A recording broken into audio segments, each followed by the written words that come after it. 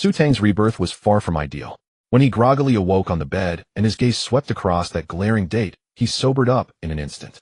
June 18, 2024, Modu Fondo Residential Compound. The college entrance examination had just ended. There had been no runaway dump truck, no breakup with a girlfriend, no parents tragically dead. Nothing had changed. He had been reborn.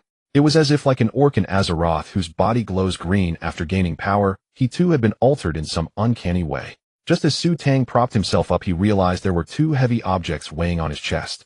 This isn't right. There's something wrong with this rebirth.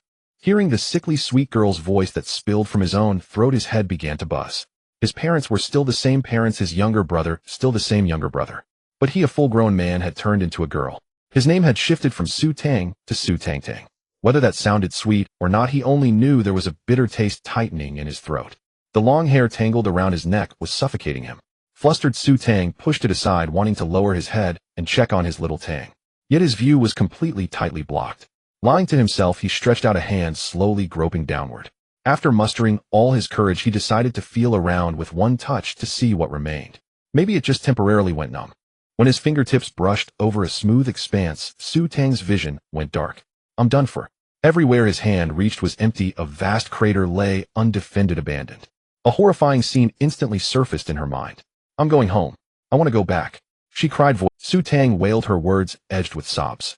She had always thought rebirth was a blessing that only happened in dreams, an opportunity to mend regrets, hone her aim, and stride to the pinnacle of life. Yet no one had ever told her that after being reborn her gun would be confiscated and she would be forced to surrender. At that moment, a crisp electronic chime rang out in her mind. Gun Girl system activated successfully. The system will help you become a top-tier figure in the professional scene, making you a true queen of gun girls. Potential value unlocked to professional level. Special care gift pack, complete guide to female physiology, 1 recommended for immediate study. Study my ass. I want a refund. Su Tang cried out in anguish, feeling she had suffered a massive loss. As the saying goes, when there is no woman in your heart, you naturally draw your gun like a god. As for whether the gun could still be drawn, well, best not to ask. And now, just for a few paltry rewards, they wanted her to sacrifice her own little Tang. It was simply treating her brother like a joke. Kind reminder, as long as the host completes the system missions and becomes a top star in esports, you may obtain a gender reversal potion. You mean I can exchange for something else? Hearing there was still room for redemption, Su Tang blurted out eagerly, give me a mission now. At this point, she would gladly even turn into Wu Yanzu if it meant getting things back. She roughly understood the system's functions, 3 simple points. Complete missions to earn star coins, use star coins to buy badges, use badges to become stronger, and complete more missions. It formed a closed loop. Becoming a top name in esports was merely incidental. She had always wanted to go pro anyway. Ding, badge chest pending. Open to activate the mission system. Within the virtual light screen, dozens of player avatars floated and rotated in blue beams of light. Su Tang's very DNA began to stir. Wasn't this exactly the case opening interface from CS2? Every time she saw some passerby posting a video of their godlike luck, she would daydream about turning into a veritable koi, leaving behind a legendary record of 5 cases and 3 golds. From the initial, I'll just open one for fun, to the unwilling, I'll top up 3 more spins, it would always spiral into the madness of I've already sunk 200, might as well go all in. Until bullets and funds were both exhausted, her wallet and mentality exploded together. Staring at a warehouse full of blue-tier skins, she donned the figurative clown mask and became a smurf, silently weeping in the sea of C rank. Su Tang drew a deep breath, trying to shake off the misery of the past. She looked at the chest before her, its surface glowing with enticing golden light, as if whispering a demon's temptation. It was offering far too much. Things have come this far. I'll just open one. After silently mourning her lost little Tang, for 3 seconds, Su Tang clenched her teeth and slammed the open button. Watching the cards of professional players slide rapidly past her eyes with flashes of purple light now and then, even this seasoned case-opening veteran felt her nerves tighten. The roulette slowly came to a stop and a blue card emerged depicting a long-haired boy with a bright, innocent smile. Badge acquired. The more capable, the more you do. LV. 2. Badge effect: when all 4 teammates have negative scores, your own base attributes increase by 10. Badge note: when you've tried your utmost, yet still failed to turn the tide, you recall your 18-year-old self, only to realize you're still 17. Dunk. Although she hadn't drawn a golden tier badge, Su Tang was still overjoyed. This boy was a real-life Dragon Aotion protagonist. In his rookie year, he shattered historical records, claimed the annual top 1 spot, led his team to a major championship, and was crowned MVP. It was akin to clearing the entire game the moment he debuted. If he were written as the lead in a power fantasy novel, it would be the sort of story that makes readers line up to scold the author for going too far. Naturally, his badge's effect was immensely powerful. Su Tang hurried to equip the more capable the more you do badge. Ding. Newbie mission activated. Mission win 1 ranked match platform unrestricted. Mission reward random badge 1, Starcoins 500, unlock attribute panel basic. Easy. Where's my computer? Su Tang looked around the room, itching to get started, then suddenly froze. It was right after the college entrance exam. With a father who believed children should be raised in austerity, how could he possibly have bought her a computer? Just as she was fretting, a sudden flash of inspiration struck her. At this time, shouldn't her unfortunate little brother already have a computer? Speaking of that kid, he was quite ruthless in his own way. When their father refused him money, he actually went out to work as child labor, scrimping and saving to buy a second-hand computer and start streaming. Their old man, seeing this, was left speechless and merely restricted his game time, letting him carry on. Su Tang wanted to borrow her younger brother Su Mo's computer, but given her current situation, it felt more than a little awkward. Compelled by some strange impulse, she walked to the mirrored wardrobe. She brushed the messy strands covering her eyes back behind her ears and began to carefully examine her current appearance. In the mirror, a girl with waterfall black hair and a delicate porcelain-like face stared back at her. She wore a loose crew-neck t-shirt, its cotton fabric rising and falling with her breath pushed into a blush-inducing curve. Below the hem, 2 legs white to the point of glowing extended down lines, smooth and long, following that line of sight upward. What the? Su Tang instinctively thought. She wasn't wearing any pants. She yanked the hem down in a panic, but in doing so tugged the neckline lower, revealing a glimpse of pale pink shoulder strap. She snatched her hand back as if burned, her face flushing hot, and immediately began rummaging through drawers. In a rush, she pulled on a pair of denim shorts and a high-collared sweatshirt. Only after scrutinizing herself left and right in the mirror did she finally exhale in relief. This is going to be the death of me. Su Tang tiptoed to her brother's bedroom, door hesitation written all over her.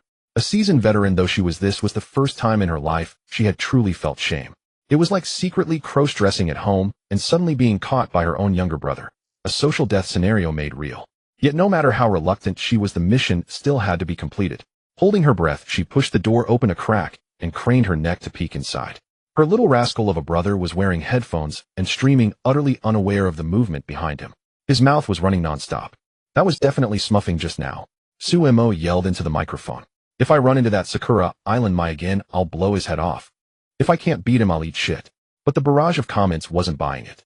Still scamming food and drink off the brothers. When are you paying back those 300 gene of crap you owe us? Seeing this, Su Mo hurriedly set up a new flag to divert attention. If I lose this next game, I'll cross-dress live for you guys. The old Go seniors in the stream perked up immediately. The barrage visibly thickened. Cross-dress. Cross-dress.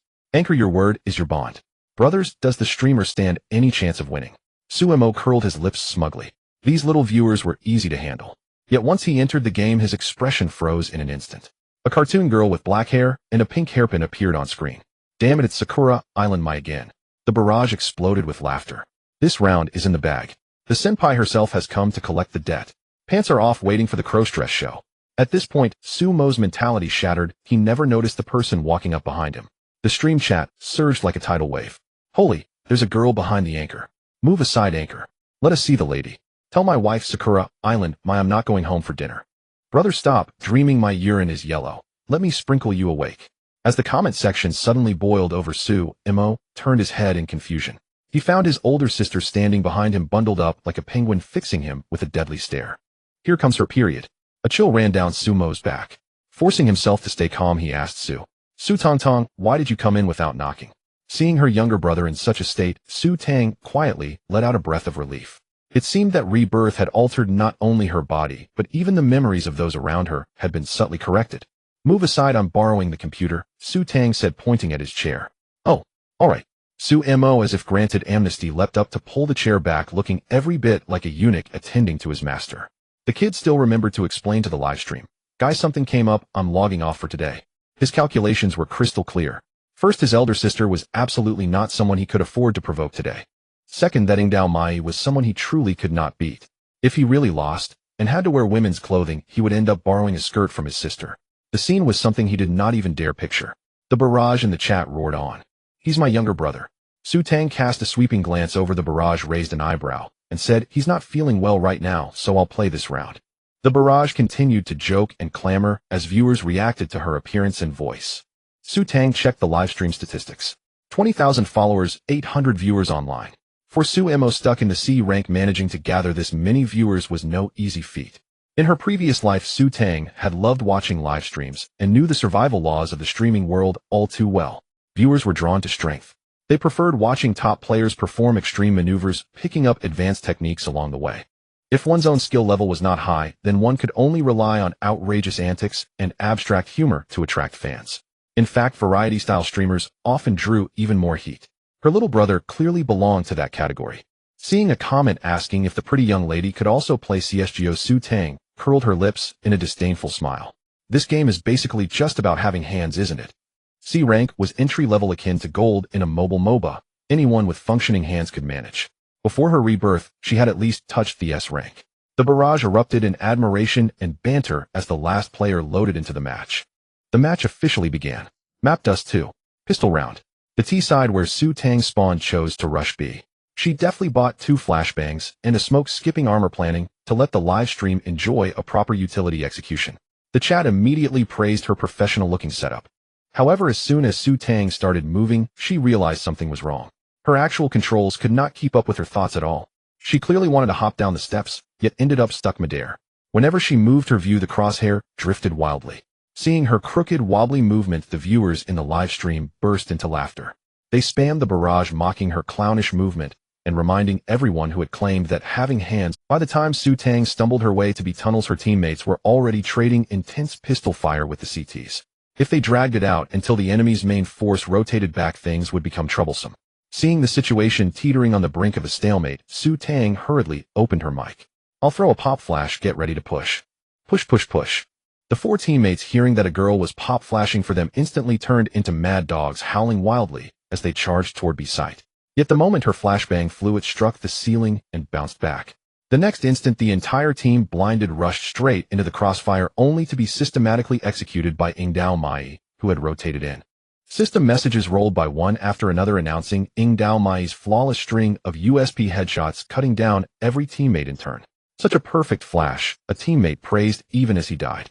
The viewers were laughing so hard they were practically rolling on the floor. Su Tang stared blankly at her own gray death screen and muttered, "How did I become this bad?" The viewers urged her not to lose heart and joked about asking Su Mo to avenge her. Thanks to the spectacle she had just created, the audience grew even more excited. With such a pretty young lady playing CS for them, who needed anything else? Compared to run-off-the-mill technical streams, Su Tang's genuinely terrible, yet honest gameplay actually made for better entertainment. After all, not everyone possessed high-level competitive talent. Watching her fumbling moves gave the audience a stronger sense of resonance, because this was their daily reality too. "Sis, how about I take over?" Only Su Mo's expression had darkened, almost dripping with gloom. Seeing his big sister knife down, his fists had clenched rock hard. Even if he could not win, he would put on women's clothes and fight Ingdao Mai to the end. "No need," Su Tang replied, shaking her sore arms. This body was still not used to the wide, sweeping motions of arm-intensive aiming. She tried adjusting her grip, attempting to recover some semblance of muscle memory. The barrage joked about feeling dizzy from her shaking and how oversized her crosshair had become. Seeing the teasing comments, Su Tang pulled a mischievous expression. Then, suddenly realizing that the viewers were making her the butt of the joke, she instantly switched faces and refused to play along. "Damn it, don't you dare drive your filthy jokes onto my head. If you keep it up, I'll cut off all your manhood." Her fierce outburst left the live stream abruptly silent. Although they had lost the pistol round and Ingdao Mai had secured an ACE, Su Tang's teammates were unexpectedly full of fighting spirit. In CSGO, an ACE generated a perfect moment highlight clip. In other words, they had just been turned into unwitting background props. Who could tolerate that? On the other side, Ingdao Mai arrogantly typed in chat inviting them to count their sins one by one. The barrage exploded with outrage.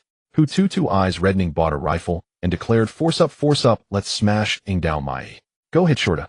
Teammate Neo Yi took the lead, rushing out of T-spawn only to run straight into 2 CTs, pushing up mid. Both sides immediately engaged in a fierce exchange of fire. Neo Yi, still vigorous despite age, snapped 2 heads in quick succession before facing Ingdao Mai on short. A crisp headshot rang out. Neo Yi collapsed without a struggle. A follow-up spray cut down Su Tang and the others in one merciless sweep.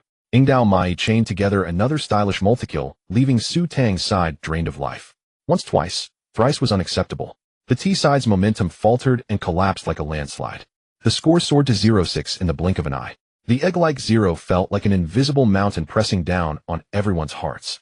Even the usually relentless Neo Yi finally could not hold on and slumped in defeat. The situation looks grim. Su Tang opened the scoreboard. Every teammate was deep in negative stats. At such a moment, a hero needed to step forward. A soft chime sounded. The badge, the Able Bear More, level 2 activated. Its effect when 4 teammates had negative scores, her base attributes increased by 10%. Su Tang drew a deep breath, suddenly feeling her body much more coordinated. The barrage reassured her that the opponents were smuffing and told her to keep going. It's fine, she said, I hereby declare that their noon has arrived. Su Tang flashed a confident smile. Everyone smuffed sometimes, didn't they? She bought an AWP, leaped down that side slope, and set up to hold the cross at mid-doors. On Dust 2, CTs wanting to defend B must cross mid-doors, while T-Spawn could see through the crack of those doors perfectly. With the enemy already far ahead in score, they made no preparations for mid, treating it like a stroll through their... The CT guarding B strutted across. A thunderous shot rang out. Art Academy's first gun girl used her AWP to blow esports Lin Pinru's head clean off. Su Tang ducked back into cover to cycle the bolt, then swung out once more. Seeing his teammate pay the toll, the second CT tried to jump past the door gap in a bid to dodge the fare. Su Tang had already anticipated that move. Another resounding shot. Art Academy's first gun girl landed a doorbang headshot on Maoming Grind. Sick AWP, bro. Insane. B is clear, hit B fast. Hututu shouted excitedly, calling teammates back to rush the B site. CTs tossed a smoke at mid to try to cut off any further sniping. With blood-hot, Su Tang moved along short, ready to jump into CT spawn at any time to stab rotating defenders in the back. Neo Yi dutifully carried an AK, sticking close to protect her. Just as they turned the corner, a black figure suddenly lunged out, wielding a PP Bison as muzzle flashes erupted. Startled, Su Tang whipped her mouse violently. A shot thundered. Such a fast AWP. Neo Yi crumpled instantly. System messages announced Art Academy's first gun girl had AWP headshot Neo Yi, followed by Chuntian Huahua, using the PP Bison to finish off Art Academy's first gun girl. The viewers cackled at the brutal team damage and counterkill. They hailed her wild 180-degree flick shot, while joking about Neo Yi's misfortune. The viewers laughed until they were nearly doubled over, especially at Neo Yi's calm encouragement even after being killed by his teammate. It was pure comedic gold. It's fine, this trade isn't a loss. Senior Go was simply too gentle. Despite the mishap, thanks to Su Tang's 2 crucial kills, the T side miraculously took the round. The score shifted to 1-6.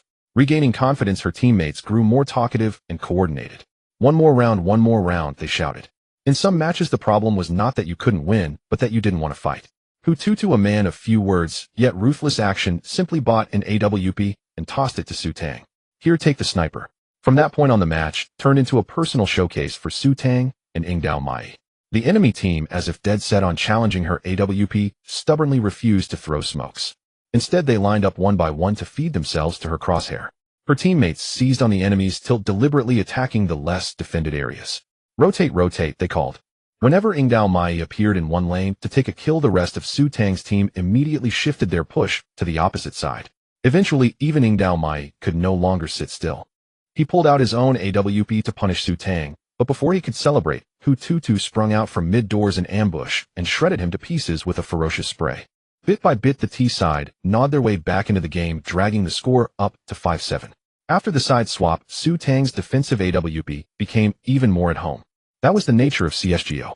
A defensive sniper only needed to hold an angle, while an attacking sniper had far more factors to weigh. Ingdao Mai was repeatedly executed by Su Tang and finally tilted beyond repair. He began flaming his own teammates in public chat and accusing Su Tang of being a Memento of Enlightenment kid. So-called Memento of Enlightenment kids performed poorly most of the time, only to suddenly explode with skill out of nowhere when the team was on the verge of losing. Such phrases were often used to sarcastically accuse others of cheating. He's panicking, look at him panic. Blaming teammates when he's the bad one. If I were his teammate, I'd have cursed him out long ago. Neo Yi and Hututu, seeing a Smuff daring to slander others for cheating, refused to indulge him even a bit. They immediately joined the verbal war, one dripping with sarcastic yin-yang tones, the other poking at every crack in the enemy team's relationships.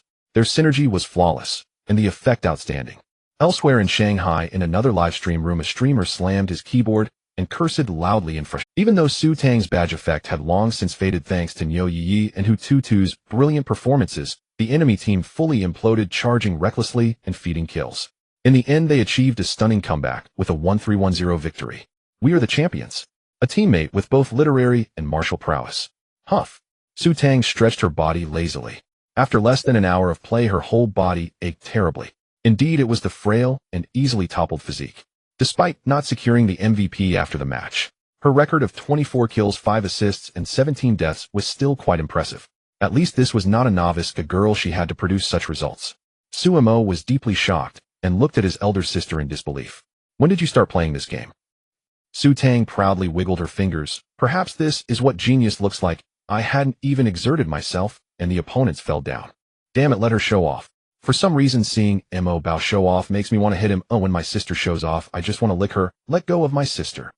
Let me do it. Look at Mo Bao's expression. Haha, I'm dying of laughter.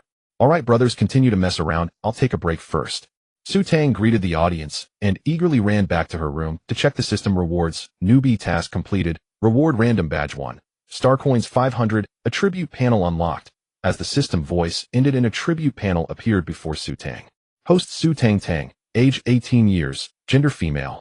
Potential professional level. Overall strength 35. Body compatibility 30. Badge, the more capable the more work. LV. 2-inch. How much? Su Tang stared at the system panel, her eyes widening in disbelief.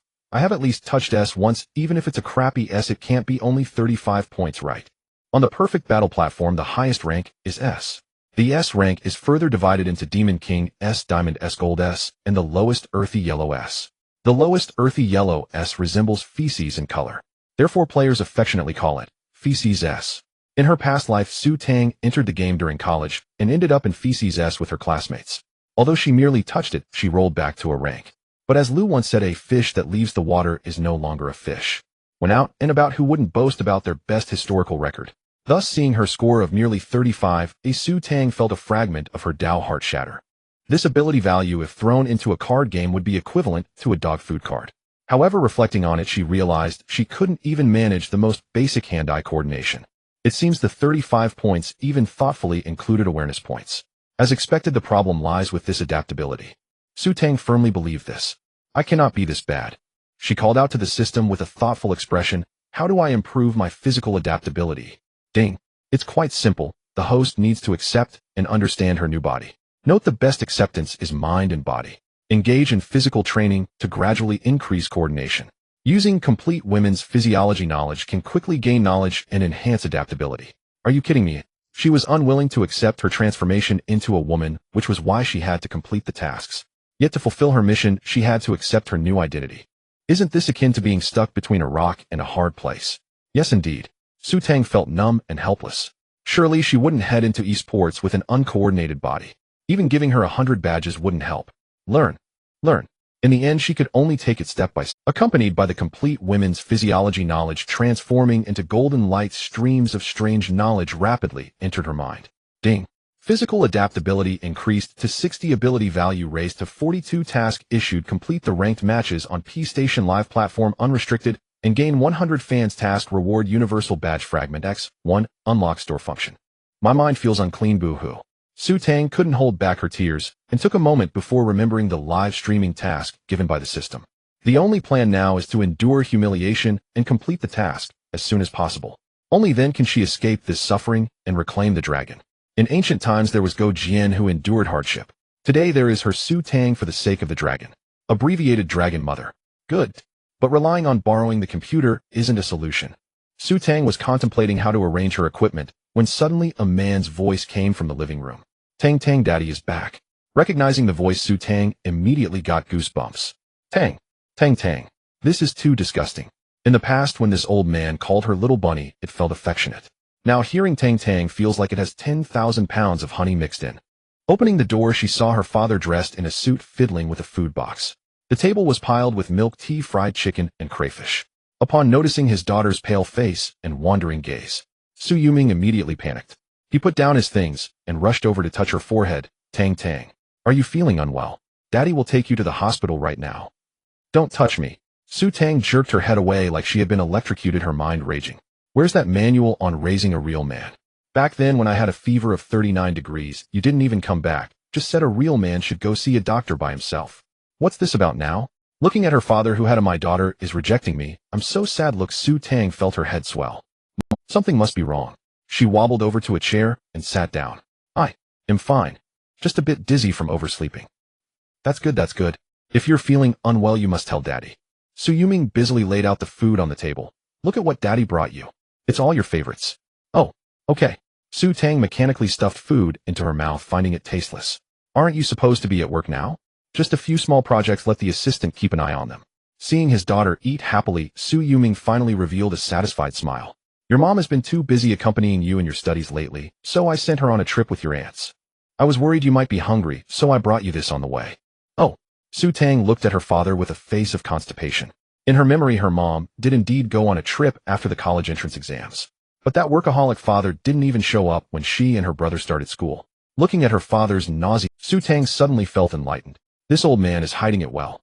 Remembering the system's notion of mind and body unity, Su Tang cautiously spoke, "Dad." She found her voice trembling slightly out of nervousness. "I want to buy a computer." Su Yuming, busy peeling shrimp for his daughter, didn't even look up upon hearing this. "Buy it." "Of course buy it. Whatever Tang Tang wants, Dad will buy for you." Su Tang's lips twitched. This old man wasn't saying this before. She remembered it clearly. After the college entrance exams in her past life, she had asked this old man for a computer, and he didn't even lift his eyelids, saying, "Buying a computer? Sure, go work a summer job, don't expect me to do it." And now, what brand does Tang Tang like? Alienware. Rog. Dad knows their boss will buy it for you right now. Su Yuming's face was filled with affection, and he even pulled out his phone to contact his acquaintances. "Su Tang, you're being way too double standard, aren't you? This old man, since you're not benevolent, don't blame the child for being unfilial. Give me coins." Just as Su Tang was about to continue speaking, a door was suddenly pushed open with a bang. Su Mofeng rushed in, directly heading for the dining table. "Dad, why are you back so early?" "Sister, why didn't you call me when eating?" Su Tang looked up at him and nearly lost her composure. "Little brother, do you know how loud your calculations are?" "I'm starving." Su Mo sat down heavily, reaching for, but he hadn't even touched it before being swatted away by their father. "Have you washed your hands?" "No manners." Su Yuming frowned and scolded. Su Mo looked aggrieved. "But I'm hungry." "Hungry for what? Your sister hasn't finished eating yet." Su Yuming glared, then turned back to Su Tang with a gentle gaze. "Tang Tang, what else do you want to eat? Dad will bring you more." Su Tang. "Goodness, how did I never notice before that my old man is quite protective?" Su Tang admitted she felt a strange sense of pleasure. She looked at her father with a gaze mixed with gratitude, as if she was meeting him for the first time in her life. Receiving his daughter's grateful gaze, Su Yuming felt as if his heart was melting.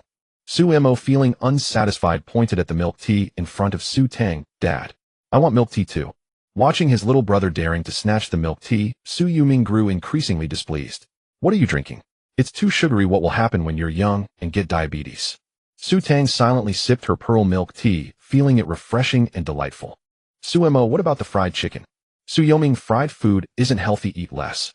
Su Tang calmly gnawed on her chicken wings, finding them crispy and delicious. "Su Mo, this life is unbearable." He looked at Su Tang with deep resentment, his eyes filled with stories. "Sister, you've changed, you weren't like this before." Su Tang, feeling guilty, averted her gaze. "Don't look at me, I'm just as desperate. In the past, we two brothers could share a steamed bun when things got tough. But now your brother is no longer your brother. Your dad will always be your dad." Seeing his older sister ignore, Su Mo couldn't take it anymore and slammed the table. "Dad, I'm going to college too, I want to buy a computer." Su Tang burst out laughing. "You little rascal, the truth is finally out." This little guy was eavesdropping at the door. Seeing that their father was willing to splurge, he wanted to seize a share of the spoils. But Su Yuming retorted, "What are you buying? Don't you already have one? You bragged to me about how capable you were back then." Su Tang. "That computer is as outdated as a tractor, right?" Su Mo cast a resentful glance at Su Tang. Su Tang's lips curled up wildly. "Being a girl, Dad, my graphics card is just a 4090 Raptor, it barely works, and the processor is just a 14,900K to make do." Su Yuming didn't even furrow his brow. "Alright, let's also get a gaming chair. Girls need to pay attention to their lumbar spine." Su Tang. "I might need a slightly inferior one for streaming." "No way." Su Yuming waved his hand, typing quickly on his phone. "No compromises. They'll directly get you 3 of the best ones set for each brand, and have backups if one breaks." Su Mo's pupils trembled, suddenly realizing the disparities in this world. Where is Earth, where is his home, and where is he? He looked 10 years older. He could already graduate from college. The computer and gaming chair were delivered the same day, and the broadband was also immediately upgraded. Even the mouse and keyboard were configured exactly according to Su Tang's requests. Experiencing what it was like to have a gold mine at home for the first time, Su Tang nearly laughed out loud with joy. But upon reflection, she finally understood her father's good intentions. Their family conditions were quite good, but allowing children to have whatever they wanted at a young age would indeed make them lose their sense of financial awareness. After all, he hoped his son could be more pragmatic in the future when inheriting the family business. Dad, this set of equipment must cost at least several tens of thousands, right? Suemo was still struggling. Last year when I wanted to buy a second-hand Switch, you didn't agree. If Mom finds out you're spending like this. He deliberately emphasized the words Mom. You little rascal, don't you dare threaten me. Su Yuming carried large boxes into Su Tang's room. I've already informed your mom about this. She told me to buy a few more sets as backups. Oh. Suemo was instantly petrified. He stubbornly pointed at Su Tang. But Su Tang doesn't even need such a good computer. She probably wouldn't even know where the power button is. Goodness, are you kidding me? Su Tang immediately got into character. Oh, this keyboard is so heavy. Their father immediately rolled up his sleeves. Leave it to me. You go take a break. Thank you, Dad. My years of being a backup has not been in vain. For these few things she really could pull it off. Oh, my foolish little brother. Do you know what great price your brother paid to earn today's benefits? Su Tang indulged in the feeling of being a precious pearl for a moment, then generously gestured to her unfortunate little brother. Take whatever you like, but don't say your brother didn't take care of you. Really? Really? Suemo immediately turned from sadness to joy. He didn't even notice the oddness in Su Tang's words. Long live my big sister. Suemo was overjoyed and rushed over for a bear hug. Get off. How disgusting are you? Su Tang struggled for all she was worth to break free. Looking at her little brother, who was a whole head taller than her heart was bleeding. Damn it, my 1.8-meter tall figure is just gone. But what about Dad? Suemo looked at their father, who was busy in the room, suddenly feeling timid. Su Tang was also feeling bold, mimicking her father. She waved her hand. It's okay, I'll talk to that old man. Sure enough, having a little cotton-padded jacket was effective. Under Su Yuming's stern warning, Suemo took a computer under the pretext of helping his sister adjust the equipment. Su Tang also specifically reminded him to cherish it, and not to let the computer down. This was a benefit she had earned through painful sacrifices.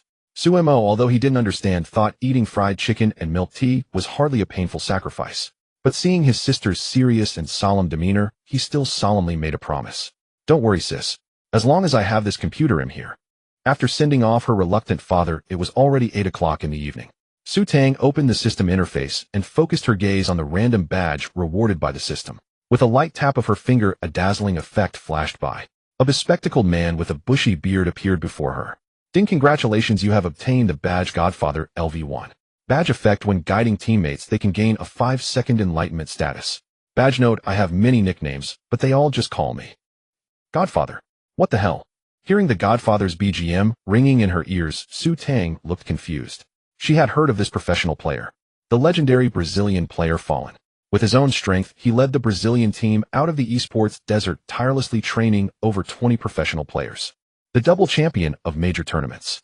A man revered by fans as the Godfather. But no matter how impressive he was, what practical use could this mystical enlightenment have? Su Tang scratched her head, unable to make sense of it. Adhering to the principle of not missing out on free benefits, she equipped it without hesitation. Coupled with her improved physical coordination, her strength further recovered. Host: Su Tang. Age 18 years. Gender: female. Potential: professional level. Overall strength: 45. Body adaptability: 60. Badge: diligent worker LV. 2. Godfather LV. 1. Having taken care of the badge rewards, Su Tang began to fiddle with her streaming equipment, preparing to complete the system's live broadcast task. While organizing, she discovered that old Deng had not provided her with a camera. She wondered if old Deng had hidden intentions or simply forgotten. However, this suited Su Tang just fine. After all, the system only required her to stream the ranked matches and did not specify that she had to show her face. She didn't want to be in the spotlight. Even more so, she didn't want some creepy guys imagining strange things. Thinking about how the barrage had just mocked her, Su Tang felt a bit uncomfortable. People are just strange like that. They can play recklessly with others' lives. But when it came to her own situation, she wished she could just slap their mouths crooked. Most importantly, she had never been teased by anyone in her life. This was truly a novel feeling. It felt like wearing women's clothing and running into a group of South Tong people. Taking advantage of the break in the P Station's live streaming review, Su Tang began to explore the gaming platform. Due to the poor official matchmaking experience of CSGO, most players chose to play on third-party platforms. The more well-known competitive platforms are 5EB5 and Perfect. Each of the three platforms has its pros and cons. The ranking system is calculated separately, and the match data does not interconnect. Among them, the Perfect platform is the national server agent. Not only does it have a large player base, but it also frequently hosts semi-professional leagues. Considering future developments, it naturally became Su Tang's top choice, as she had also played on this platform before her rebirth. After toiling for a good half hour completing registration verification, the live streaming review was just approved. Su Tang took a deep breath and solemnly pressed the broadcast button. CSGO. I'm back. The moment her fingertips touched the keyboard, memories from her past life surged back like a tide. Although her skill level had not been high before her rebirth, every time she saw professional players creating memorable moments on the highest stage, she felt an indescribable longing. She not only envied them, but also deeply desired to be the one standing in the spotlight, now having lived again with the help of the system. Even though there were a few unexpected turns, this hidden competitive spirit began to ignite. From today onwards, bro or sis, they too will have a system. 8 o'clock in the evening is the golden time for live streaming. Office workers might have just finished their overtime. Students have also completed their homework. People in different cities reclaimed their time. Due to a certain hobby, they gathered in the same live room to chat. This is a wonderful fate. Most CSGO players would watch retired professional players or famous commentators' streams on platforms like Douyu or Cattooth. Those platforms are lively and fun, making them seem more bustling and cheerful. In contrast, the CSGO section of the P Station is relatively quiet. However, the niche has its own advantages. The P Station's support policies for new streamers are quite decent. Before long, several viewers drifted into Su Tang's live room. However, when they saw that there was neither a camera nor any exciting gameplay in the live room, they quickly scrolled away. Welcome Lu Leoi to the live room. Welcome Ashan to the live room. Seeing the situation was not right, Su Tang began greeting each passing viewer. They say enthusiasm is the best wine, and if it's not enough, add some sweet girls. The retention rate in the live room noticeably increased. Found a wild Geo schoolgirl. Newbie streamer get fresh out of the factory. Seeing the barrage starting to scroll, Su Tang said half-jokingly, brothers, if you don't like it, you can also call me Go Senior. Ha, the girl is so funny. Love it, love it.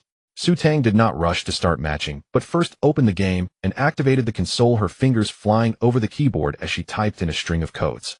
In CSGO, besides basic game settings, more advanced options need to be adjusted through the console.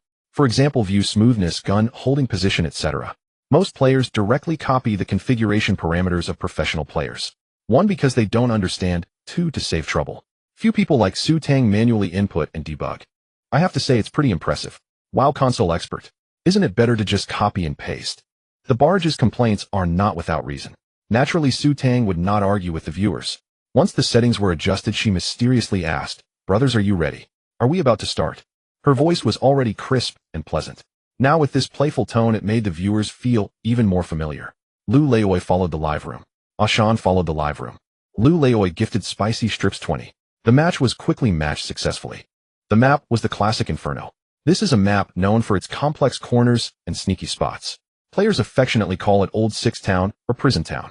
Su Tang started as the attacking side. During the warm-up phase, she actively communicated via microphone. In this game that emphasizes teamwork, having teammates who are willing to communicate means you've already won half the battle before it even starts.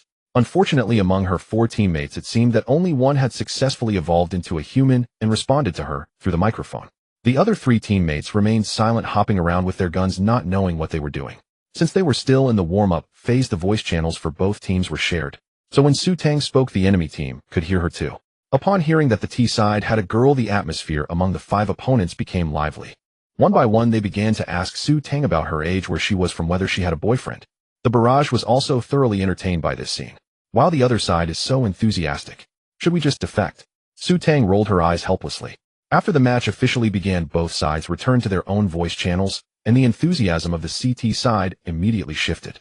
There's a girl on the other side, what do the brothers say? What else can we say? The 5 CTs unanimously discovered the ultimate joy of the game. Beat up the girl.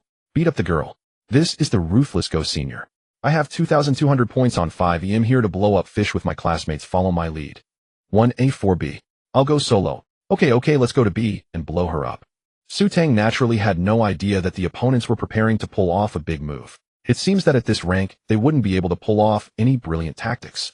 It's basically all about brute force and mindless rush B. If they went the opposite way and focused their forces on A, it might yield surprising results. Let's fly A2. Su Tang suggested. Okay, I'll get the utilities. The only teammate willing to communicate responded. Seeing someone responsible for buying utilities, Su Tang confidently bought half armor. In CSGO, both sides start with only 800 in funds. Buying utilities means you can't afford armor. Without armor, not only is your health more fragile, but the screen also shakes violently when hit, severely affecting gunfights. However, after the start, plans couldn't keep up with changes. During the actual operation, the 3 self-isolated teammates suddenly rebelled and ran straight to the B site with their pistols. Utility guy looked confused. What's the plan? We're bringing the bomb and continuing to fight. Su Tang couldn't be bothered with these rebellious kids. Sure enough, they hadn't run a few steps. The two heard a deafening explosion coming from the banana on the B site. A wave of grenades flooded the screen. The 3 self-isolated kids were instantly sent to the afterlife. Ha ha ha, this is the price of rebellion. Besides, I endured firepower that this rank shouldn't have. After counting the number of explosions, Su Tang instantly deduced that the opponent had a 4B opening, meaning there was only one person defending a point. Just fly to the bomb site directly. It's a 2v1 advantage for us. You throw the instant flash, and then go to the bomb site. I'll fly to the big pit first. As soon as Su Tang finished speaking, the item guy asked in confusion, what's an instant flash? When you see the gap at the second floor exit, crouch by the railing. Without stopping, Su Tang quickly taught aim at the beam above the exit, press the left and right keys simultaneously. This was indeed a bit challenging for others. The instant flash as an advanced skill requires precise control of positioning and aiming. Regular flashbangs have a clear trajectory, allowing enemies to turn and dodge. In contrast, an instant flash detonates suddenly in the enemy's view after precise calculations, leaving no time to react. Teaching this in just a few words is indeed unrealistic. Most importantly, Su Tang herself couldn't throw it either. She had only seen tutorial videos and remembered roughly how to throw it, but the precise points were not in her memory. When the item guy asked, she casually mentioned the principle and approximate location. If I can throw an instant flash, I'll eat shit. Looks like it will bounce back and flash myself. The viewers in the live stream clearly didn't believe her. I'm heading out from the second floor, you can throw it whenever. Su Tang dashed out onto the balcony, only to find the big pit empty. Just as she turned her gun, a CT suddenly poked their head out from the wall of the big pit. Oh no. Su Tang hurriedly pulled back her aim. Ding. Almost simultaneously, the flashbang exploded behind her. Holy crap, instant flash.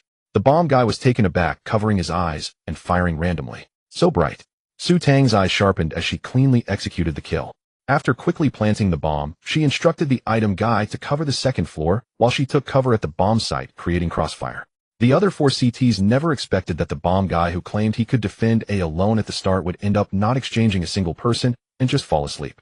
To make matters worse, they had all bought grenades at the start, and none of the 4 had any armor. The only option was to group up and counterattack using the advantage of having many flashbangs. Amidst the chaotic rain of flashbangs, both sides began to race. Su Tang and the item guy, one at the bomb site, and the other on the second floor, surprisingly executed a perfect 2v4 defense. This really works. This item guy must be a smurf. How can someone who shoots so well not know about instant flashes? Are you kidding? The viewers in the live stream were completely dumbfounded and expressed doubts about the item guy's skills. Su Tang, also bewildered, asked, can you throw instant flashes? Strange. I clearly can't. The item guy also looked a bit confused. After you explained it, I could do it, but now it seems I've forgotten. Su Tang's gaze fell on the glowing Godfather badge, her brow slightly furrowed. The badge effect clearly materialized before her eyes. Godfather LV1, when guiding teammates, grants them a 5-second enlightenment status. Come on, let me teach you a few more items. In the following match, Su Tang seemed to have discovered a new way to play. She took on the role of the Vanguard. After being eliminated, she locked her perspective on the item guy and transformed into the command center. Yes, this position is about right. It should be here. Aim at the eaves, left click to jump, throw. Perfect smoke for the study. Come on. Aim at that broom. Do you see that antenna? Throw. Perfect smoke for the archway. Su Tang's teaching became increasingly outrageous. Some positions were even described with vague hints like aim at the clouds in the sky. The viewers in the chat were completely shocked. Can you aim like that? My head's itching. I feel like I need to grow a brain. How is it even possible to learn this? The chat was full of complaints about not being able to learn. Only the item guy seemed to have an epiphany. No matter how ridiculous Su Tang's guidance was, he could always adjust his position accurately. Even the item, which had an extremely low margin for error, could be successfully thrown on the first try. This is just absurd. Truly, one dares to teach, while the other dares to learn. Most importantly, he can actually learn and come back. Su Tang even made a show of playing the Godfather's BGM in the livestream. Coupled with her melodious voice and slow-paced teaching, the viewers expressed that they were feeling the vibe. They frantically clicked to follow. During this process, Su Tang gradually figured out the effect of this badge.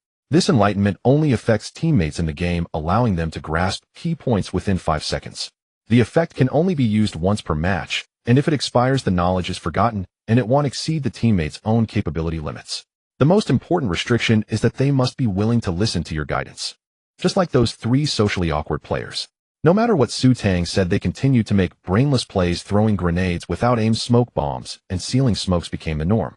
After so many rounds, the opposing team also began to realize that something seemed off. Is there a pro on? I've only seen many of those items in high-ranked matches. That balcony fire was just too outrageous, they burned it all together. Damn, their flashes are simply toxic. I switched positions 3 times and still got flashed. The grand declarations made by the CT side at the beginning had long since disappeared. In ranked matches, it's not the fear of being outgunned, but rather the fear of being crushed by items. Because if you're outgunned, you simply get killed. If you're unhappy, you can still complain about the other side cheating. But if you encounter a team that has crushed you with items, you really can't vent at all. Because even cheating can't produce items. Imagine you're eagerly looking for someone to shoot at, and suddenly a flashbang comes flying in. Your screen goes white. Then you die? The despair of feeling powerless is even worse than watching someone else kill you. Skill is inferior to others. I humbly accept my defeat. I suddenly feel so strong. The item guy was already hyped, charging him like a bulldozer. Whoever touches him dies. After testing the badge, Su Tang stopped bothering him and began providing item support. In the end, with the item guy's extraordinary performance, Su Tang easily secured her first victory. After finishing the battle, she received friend requests from the bomb guy and the item guy. Su Tang thought for a moment, since they had made her their test subject for an entire match, it would be a bit rude not to add them. So she agreed to the item guy's friend request. After leaving him a message to solo queue first, Su Tang took the opportunity during the matchmaking gap to respond to the chat. The live stream was no longer as quiet as it had been at the start, with 15 people online and over 20 followers. For a newcomer who just started streaming, this conversion rate was already quite good. However, she was still far from the system's requirement of gaining 100 followers. For those who haven't followed yet, please hit that follow button. And for those who have followed, please unfollow, and then since Su Tang didn't exert much effort in this match, she wasn't too tired and planned to complete all 5 placement matches in one go. She was also quite curious about what rank she could achieve now that she had a system. Unfortunately, the subsequent matchmaking was not as smooth as the last match. Placement matches are notoriously mixed with extremely unique situations. There are players who've returned after being banned, and others from different platforms, the extraterrestrial demons. More were local players like Su Tang's teammates. Those who lost the pistol round bought full armor and Desert Eagles, pretending to be big shots. Those who won the pistol round clutched their broken armor USPs to save money for a big sniper. Winning the matches was tough, but losing was straightforward. After 5 rounds with a record of 3 wins and 2 losses, it was already close to midnight. Su Tang's shooting skills weren't as sharp as they had been at the beginning. Thanks to her decent competitive attitude, regardless of winning or losing, her performance was firmly locked within the top 4 of her team. While she didn't come last, logically performing well should earn more points. Su Tang exited the game rubbing her hands together in anticipation, eager to see what rank she would finally be placed in. The result on the settlement screen left her speechless. Her ID user 4399 was followed by a big C. The score was 1412. She was just a step away from falling into the C rank. Although it was already past midnight, it was summer vacation, and there were still quite a few night owls in the live stream. Many viewers started donating snacks like spicy strips and sunflower seeds. Hearing her deeply disappointed sigh, they began to comfort her. While responding to the chat, Su Tang began to do some stretching exercises. Her snow-white skin shimmered in the air, exuding a faint fragrance. Just as she was about to chat a bit more before ending the stream, she suddenly heard the system notification. Ding. Task completed. Complete placement matches in the P platform live stream, any platform, and obtain 100 followers. Store function has been unlocked. Reward Universal Badge Fragment X1. Universal Badge Fragment can be used to upgrade badges LV. 1 LV. 2 1 piece. LV. 2 LV. 3 10 pieces LV. 3 LV. 4 50 pieces. LV. 4 LV. 5 100 pieces. Probability of obtaining universal badge fragments upon winning matches. It turns out she had unknowingly accumulated enough for 100 followers. Good times are always fleeting. See you tomorrow. Su Tang stretched lazily, tucking her flowing black hair behind her ears. Since her task was complete, Su Tang decided not to force herself to continue the live stream. After bidding farewell to her viewers, she lay barefoot on her bed, swaying back and forth as she began to examine the system's rewards. The only upgradable item at the moment was the badge Godfather. However, this badge did not directly enhance her combat power. Based on her previous experiences with mobile games, Su Tang decided to save up universal fragments for now. Later she could upgrade when she encountered a more suitable badge. She then opened the system store, where the dazzling array of products left her feeling overwhelmed. 1. Purgatory Town Badge LV. 2 2. Random Skin Claw Blade 3. Human Limit Badge 4-4. Universal Fragment X15. Tyrann's Banana. From maps to accessories, and from badges to the 3-flavor bookstore. Wait, what is a banana? Su Tang noticed that each item was kindly marked with different discounts. When she saw the striking 30 off label on the golden badge, Su Tang felt an excitement bubbling within her and immediately clicked to purchase. Upon seeing the discounted price, which was still more expensive than her life, Su Tang's mouth dropped open, leaving her speechless. Black mobile games. How could she possibly afford this? Her mind felt a bit dazed. The system seemed to have heard her grumbling and timely provided a hint. The host can earn star coins through fan donations. The system store refreshes automatically every day at 6 p.m. Star coins can be used for additional refreshes. Isn't this just the black market in mobile games? Su Tang couldn't help but complain. Following the system's guidance, she finally located her star coin balance in an inconspicuous spot. The reason it was inconspicuous was because her balance was too low. 537 coins. Excluding the task reward of 500 star coins. The donations from her fan club were indeed not as substantial as the captain's. Fortunately, star coins were not 1-1 with real-life donations, otherwise the amount she earned in a night might not even reach 5 coins. Due to the host's concerning money-earning ability, a special poverty alleviation package from the store is provided open-close. There's such a good thing. Su Tang's eyes lit up, and without hesitation she chose yes. This dog system has rare moments of conscience. Received student loan guide X1 effect can pay after purchase in the store. Su Tang stared at the system prompt, suddenly feeling a bit trapped. At this moment, she deeply realized that the father who let her take out loans was no longer her father. But perhaps everyone could be her father. Isn't this just a classic campus loan trap? She felt like a college student who had just entered society, still clueless about the ways of the world, yet already drained of her resources by capital. Calming down, Su Tang began to carefully calculate. Let's use this pay after delivery option, although she would ultimately have to pay anyway. As long as she spent the money wisely, like purchasing items that could enhance her game strength, she could improve her abilities, reach higher ranks, and quickly gather more fans. With more fans, she would receive more gifts and repaying her debts would be faster. This is a very virtuous cycle. Otherwise, by the time she had money, she might not even need this ability. Time waits for no one. Missing the opportunity would be a loss. Her gaze fell again on the shining badge, Human Limit. Just by looking at the badge's name, she had already guessed which player's ability it was. The man who created the operational limit for humans. That legendary player, a 4-time major champion, with 18 MVP medals in hand. Known for his handsome appearance as the esports Tom Cruise, the Danish sniper Dev1C. By. Received badge, Human Limit, LV. 4 badge effect, sniping ability, 15 comment, Denmark's most tender-hearted, but watch out for bad women.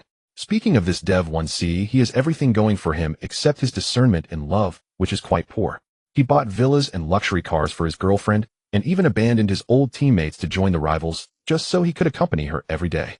In the end, all he got was repeated infidelity from her during his matches. After returning, he was already suffering from depression and in a poor competitive state. Su Tang really liked this player and felt a lot of sympathy for his plight. However, she was still a bit uneasy and cautiously confirmed with the system. Wearing this badge won't make me get cheated on, right? Not at all. The badge does not affect the host's fate. Hint: the host is currently a girl, so you can cheat on others. Thank you very much. Su Tang rolled her eyes. In a sense, it was somewhat comforting. Powerful badges often only require simple stats to match. Just after equipping it, Su Tang's ability value skyrocketed from 45 to 55. In a 2K game, she could still barely sit on the bench and act as a water cooler manager. She excitedly rolled around on the bed, but suddenly frowned and sniffed the collar of her hoodie. Strange, why do I feel like my sense of smell has become more sensitive? In the sweltering heat, she was still wrapped in a long-sleeve hoodie. No wonder she was sweating profusely. How about I take a shower first? She rummaged through her wardrobe for a few lightweight summer outfits. To be honest, if it weren't for the fear of indecency, she would have preferred not to wear anything at all. It was just too hot. The kind of heat that even the air conditioning couldn't save. She nostalgically longed for the days when she could enjoy the air conditioning in her birthday suit. Su Tang locked the bathroom door, staring at her reflection in the mirror, feeling a bit dazed. Why do I look a bit alluring? In the mirror, the girl had slightly damp black hair, and her cheeks had a faint blush due to the heat. Bathed in the warm yellow light, her skin seemed to be coated in a soft glow. She lowered her gaze to her heavy chest, unable to resist reaching out to poke it. This thing turns out to be so troublesome. She sighed and reached for the clasp, only to find nothing. What the hell? Why is this so hard to deal with? She tried reaching around with her other hand, but her arm twisted like a pretzel, still unable to reach. Wasn't it easy to unhook a bra before? Why is it like defusing a bomb when it's on me? If it weren't for the fear that her brothers would migrate to Germany overnight, she would have called Sumo in to help. After struggling for a long time, she finally felt the clasp, but when she pulled too hard it snapped open with a pop. Hiss, Su Tang gasped, feeling like she had been slapped hard. Finally, she could take a shower in peace. Thankfully, her lessons from comprehensive knowledge of female physiology were not in vain. Although complications arose later, especially during washing her hair, which caused Su Tang significant trouble, she eventually managed to complete the major task of showering. After leaving the bathroom, Su Tang's face was flushed as if she had just gone through a prolonged battle. Before the shower, she had been thinking about playing a couple of games, but now she was too exhausted to do anything. Ding. Mature women should understand how to take care of their bodies. Congratulations, host, for completing the hidden cleaning task. Reward body adaptation 10. This is possible. Su Tang wore a look of disbelief. Suddenly a strange shout came from outside the door. Su Tang, you've ranked up to C. Su Tang was taken aback, then realized that this little brat must have secretly checked her record. She yanked the door open and glared at Sumo. Did you come into my room? Sumo looked innocent upon seeing his sister in disarray. He quickly turned his head. No, I just saw you finish your live stream, and went to search your ID on the perfect platform, and then I found out you finished your ranking matches. You actually watched my live stream. Su Tang's blood pressure skyrocketed. I just clicked in to take a look. Sumo shrank his neck, quickly changing the topic. You did pretty well in your ranking matches, 3 wins and 2 losses. Your score is almost catching up to mine. Su Tang scoffed, crossing her arms habitually, realizing that it felt a bit awkward, so she switched to hugging her stomach. Surpassing you is a piece of cake. This is just the tip of the iceberg of my abilities. Sumo argued. That was because my teammates were too bad. You got lucky and matched with a prop guy, otherwise you'd definitely lose. Well, that's because I trained him well. Su Tang proudly raised her chin. Su Tang. Sumo suddenly leaned in, asking mysteriously, weren't you the one who never touched a computer before? How did you suddenly become so good at CSGO? Su Tang's heart tightened. Why is it not acceptable for me to have exceptional talent? Sumo stared at her suspiciously, and after a long while he finally managed to stammer out. Did you secretly evolve without taking me along? As if I'd do that. Su Tang slapped his back of the head. Hurry up and go to bed. Sumo covered his head, looking aggrieved as he slipped away. Su Tang returned to her room, letting out a long breath. It seemed she had to be more careful in the future to avoid letting this brat discover any clues. After all, the idea of being reborn with a system sounded too absurd. Even if she encountered someone with strong acceptance, and a twist of becoming a girl, no one would believe it. She lay back on her bed, opened the system panel, and looked at her body adaptation rate, which had risen to 70, feeling complex emotions. At this rate, I might just adapt to this body. By then her attributes would surely increase, and with the badges provided by the system, she might truly be able to reach professional status. She also knew that for girls entering professional gaming the challenges would be even greater, but since she had been reborn and had a system, what was there to be afraid of? The urgent task was to diligently complete the system's missions and become stronger. This doesn't make any sense. At this moment, Sumo, who was fighting hard in his room, had just finished a round. He stared at the data, 1221. On the screen, and glanced at Su Tang's performance from last night, wondering if something had gone wrong. She must have evolved secretly without me. Damn it, why? My computer has been upgraded, yet my performance is still as terrible as ever. He kicked the old computer, gathering dust in the corner, starting to question his life. Early the next morning, Su Tang was sound asleep when Sumo pushed her awake. Su Tang, wake up. Look, I brought you breakfast. Ugh, just 5 more minutes. Sumo instinctively tugged at his precariously balanced clothes. The messy strands of hair swayed like antennas as Sumo shook his head. No way, while the night owls are still awake, we need to finish breakfast and queue up for a duo match. Su Tang, still groggy, finished washing up and munching on the buns her brother bought. In her dazed state, she was pushed in front of the computer. Where am I? She jolted awake, thinking she had been reborn, only to realize she was kidnapped by the computer. Soon a dragon's roar echoed from Su Tang's room. Sumo, are you trying to die? How dare you? Mission has been released. Mission content: achieve perfect platform B rank, gain 1,000 followers. Mission reward: random badge 1 star coins 1,000, unlock daily missions. Go. Sumo entered the private voice chat with enthusiasm, continuously responding to the bullet comments. I'm fine, really fine. I just played too late yesterday, and my eyes accidentally got swollen. No one hit me who would dare to hit me. Thank you for your concern, brothers. Yes, I'm about to team up with my sister.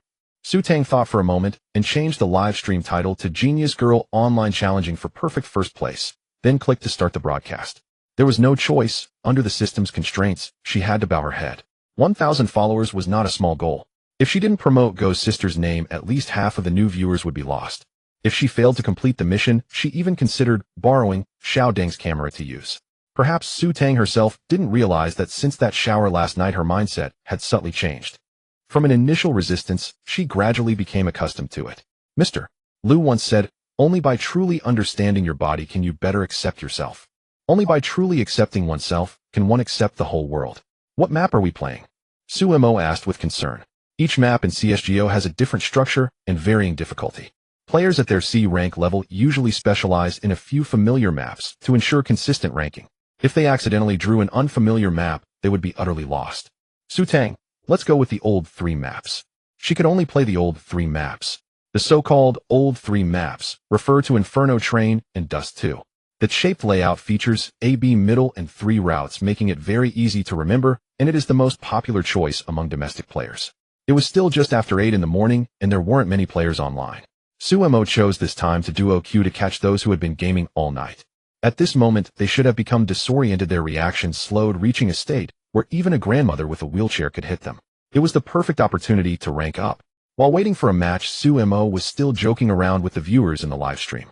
Su Tang glanced at her live stream, which was cold and empty, with only a few robotic messages appearing and disappearing.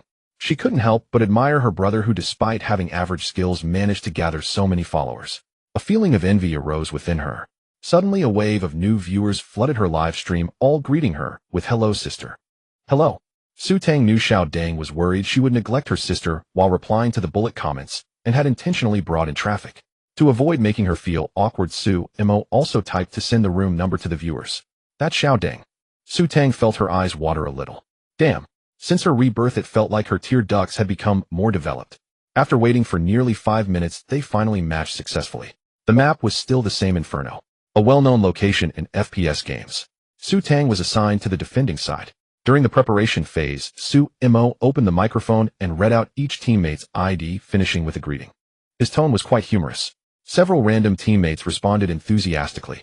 Before long, the entire voice channel felt quite lively.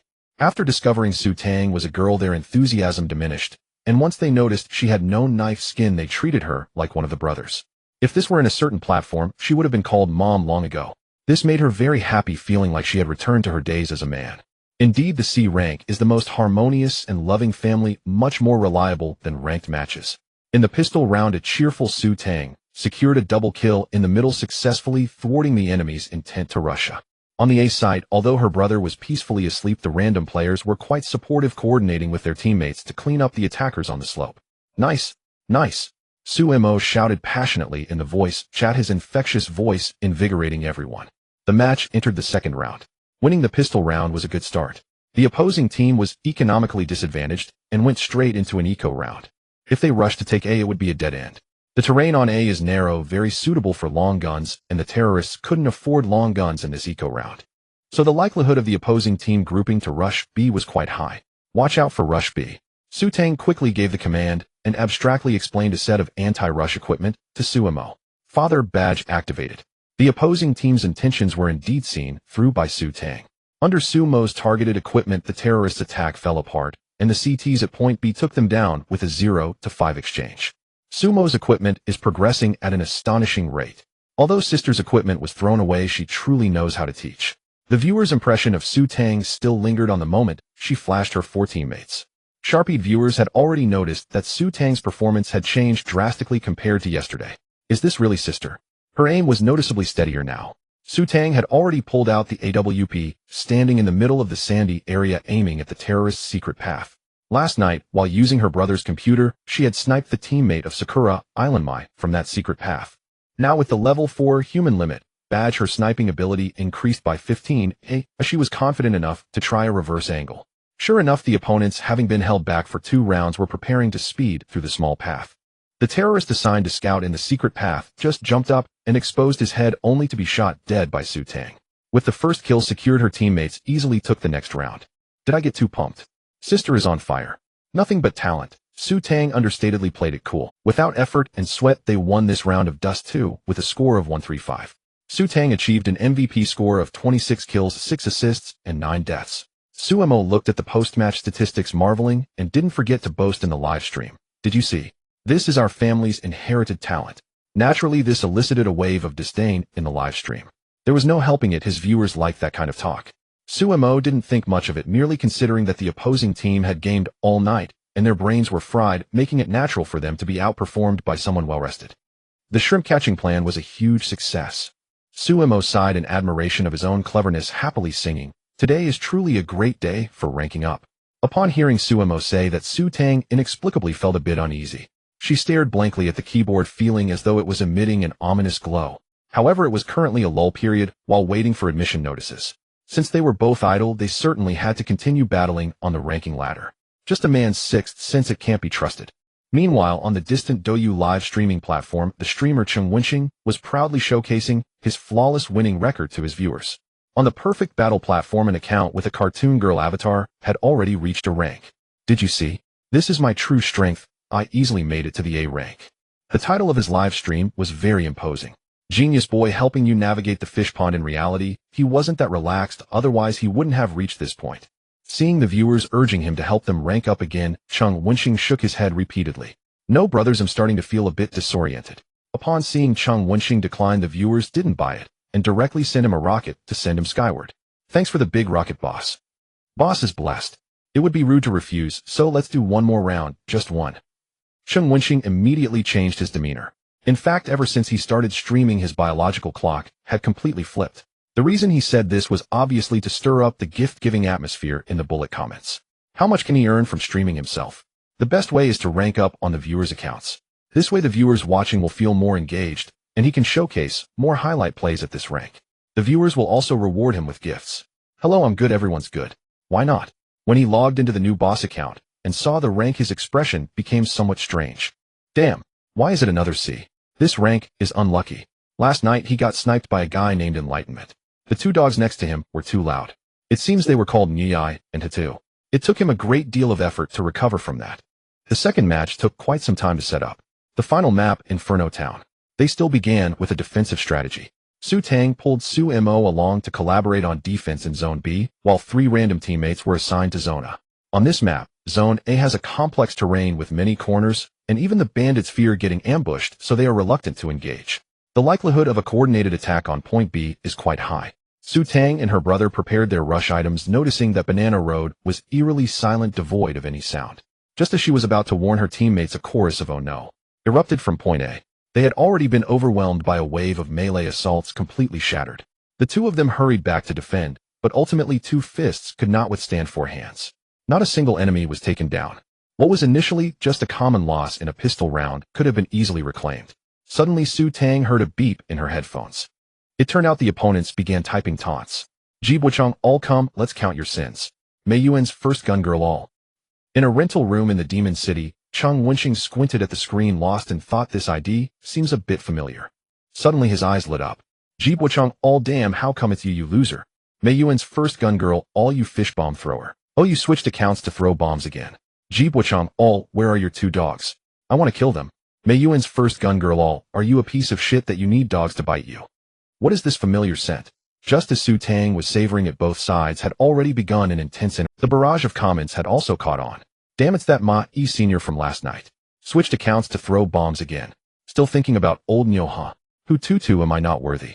Old Nyo's real damage is still too much. What a coincidence on the road of enmity." Su Tang's fingers lightly tapped the keyboard, a smile curling on her lips.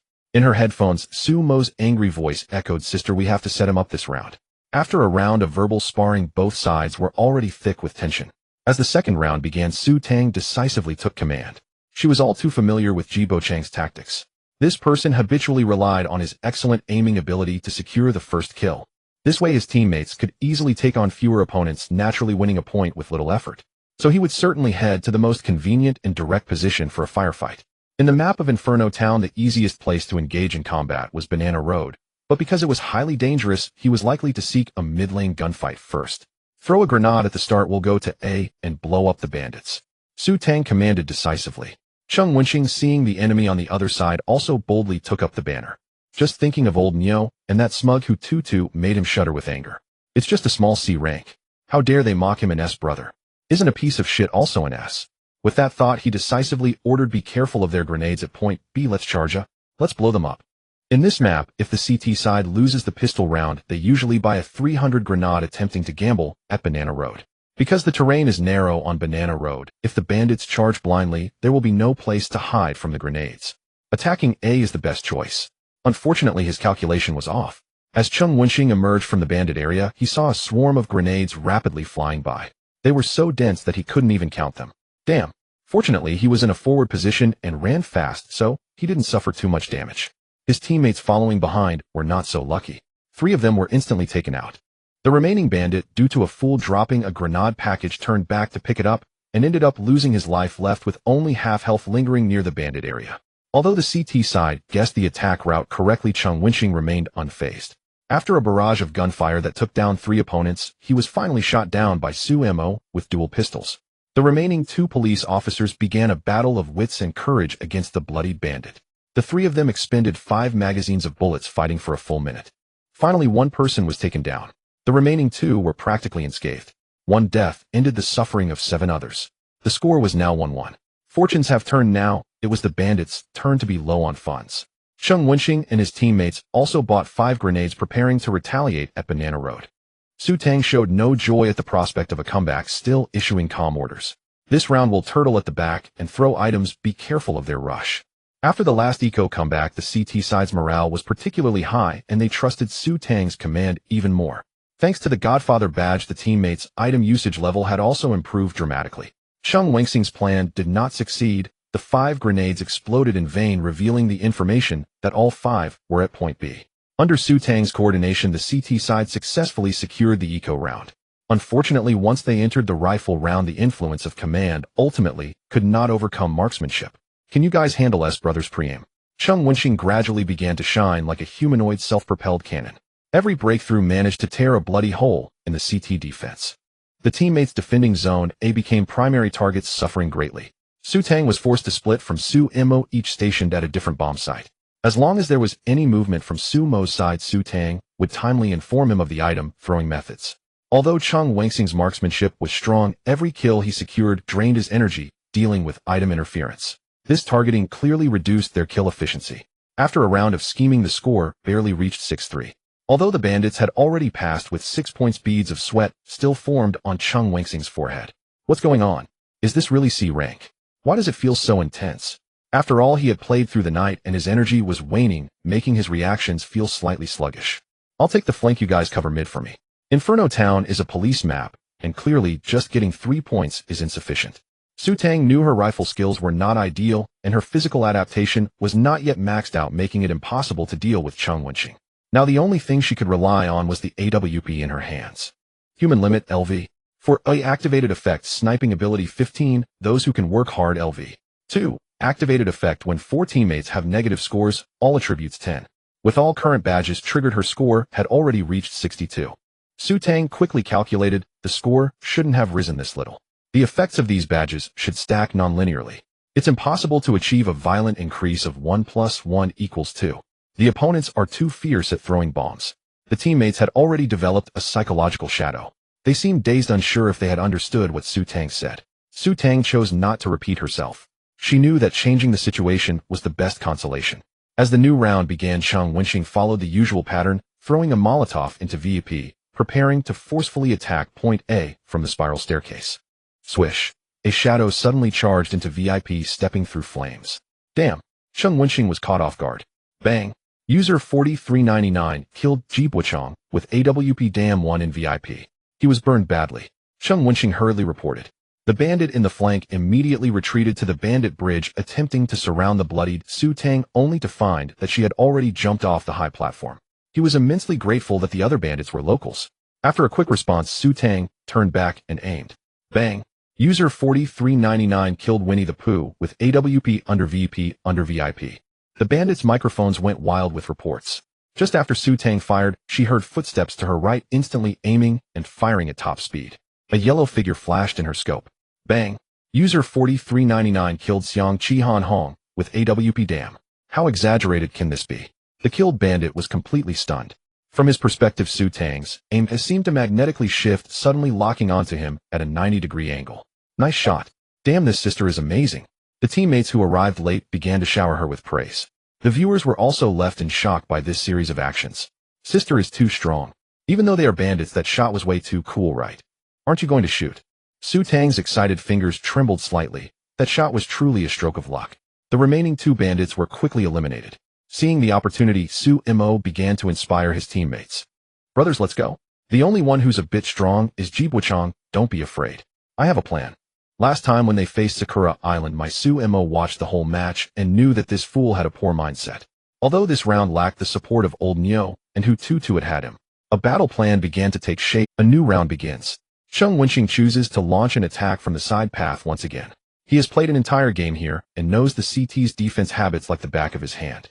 It's impossible to stop the threat just because Su Tang made a spectacular shot with the sniper. However, this time, he played more meticulously, deliberately delaying for an extra second after throwing the VIP fire. Only when the flames had fully spread did he feel safe to advance to the spiral staircase. Just in time, he saw someone in the A2 corridor peeking. He dashed forward and executed a sudden pull. Headshot. Just when he was relaxing his guard, a CT quietly approached from behind him, gripping an electric gun and pressing closely against him. Only when he pulled out the item did he realize a fly head was proudly standing in front of him. The first gun girl from the art academy uses an electric gun to kill Jibuchang. Damn. Cheng Wenxing let out a painful howl. The first gun girl from the art academy, all Picadu, all well cooked on the outside and tender on the inside, it belongs to him. In the world rules of CSGO, being killed by a knife is already a great dishonor. But in terms of humiliation, the electric gun is considered the ultimate punishment. The victim lets out a heart-rending ah at the death location, the level of discomfort akin to being blown up in the rear. Cheng Wenxing's mindset broke at that moment, and he could even hear his teammates snickering on the mic. A scream rang out and laughter erupted from 3 live streaming rooms. Cheng Wenxing's cheek twitched slightly, and only when he saw the gift effects appearing continuously did he suppress his anger and continue the game. Money is hard to earn, and it's tough to eat shit. I really have it tough. He also knew that fishing would easily lead to criticism, but as long as he could earn money, it didn't matter how much the haters complained. The more they criticized, the greater his popularity becomes. Only making money is eternal. Cheng Wenxing fixed his gaze on the screen, his fingers subconsciously switching weapons on the keyboard. After pondering for a long time, he still felt that strength in numbers was impactful, so he opened his mic and said, "Brothers, let's rush B together." To be safe, he intentionally fell half a step behind, planning to provide fire support for his teammates.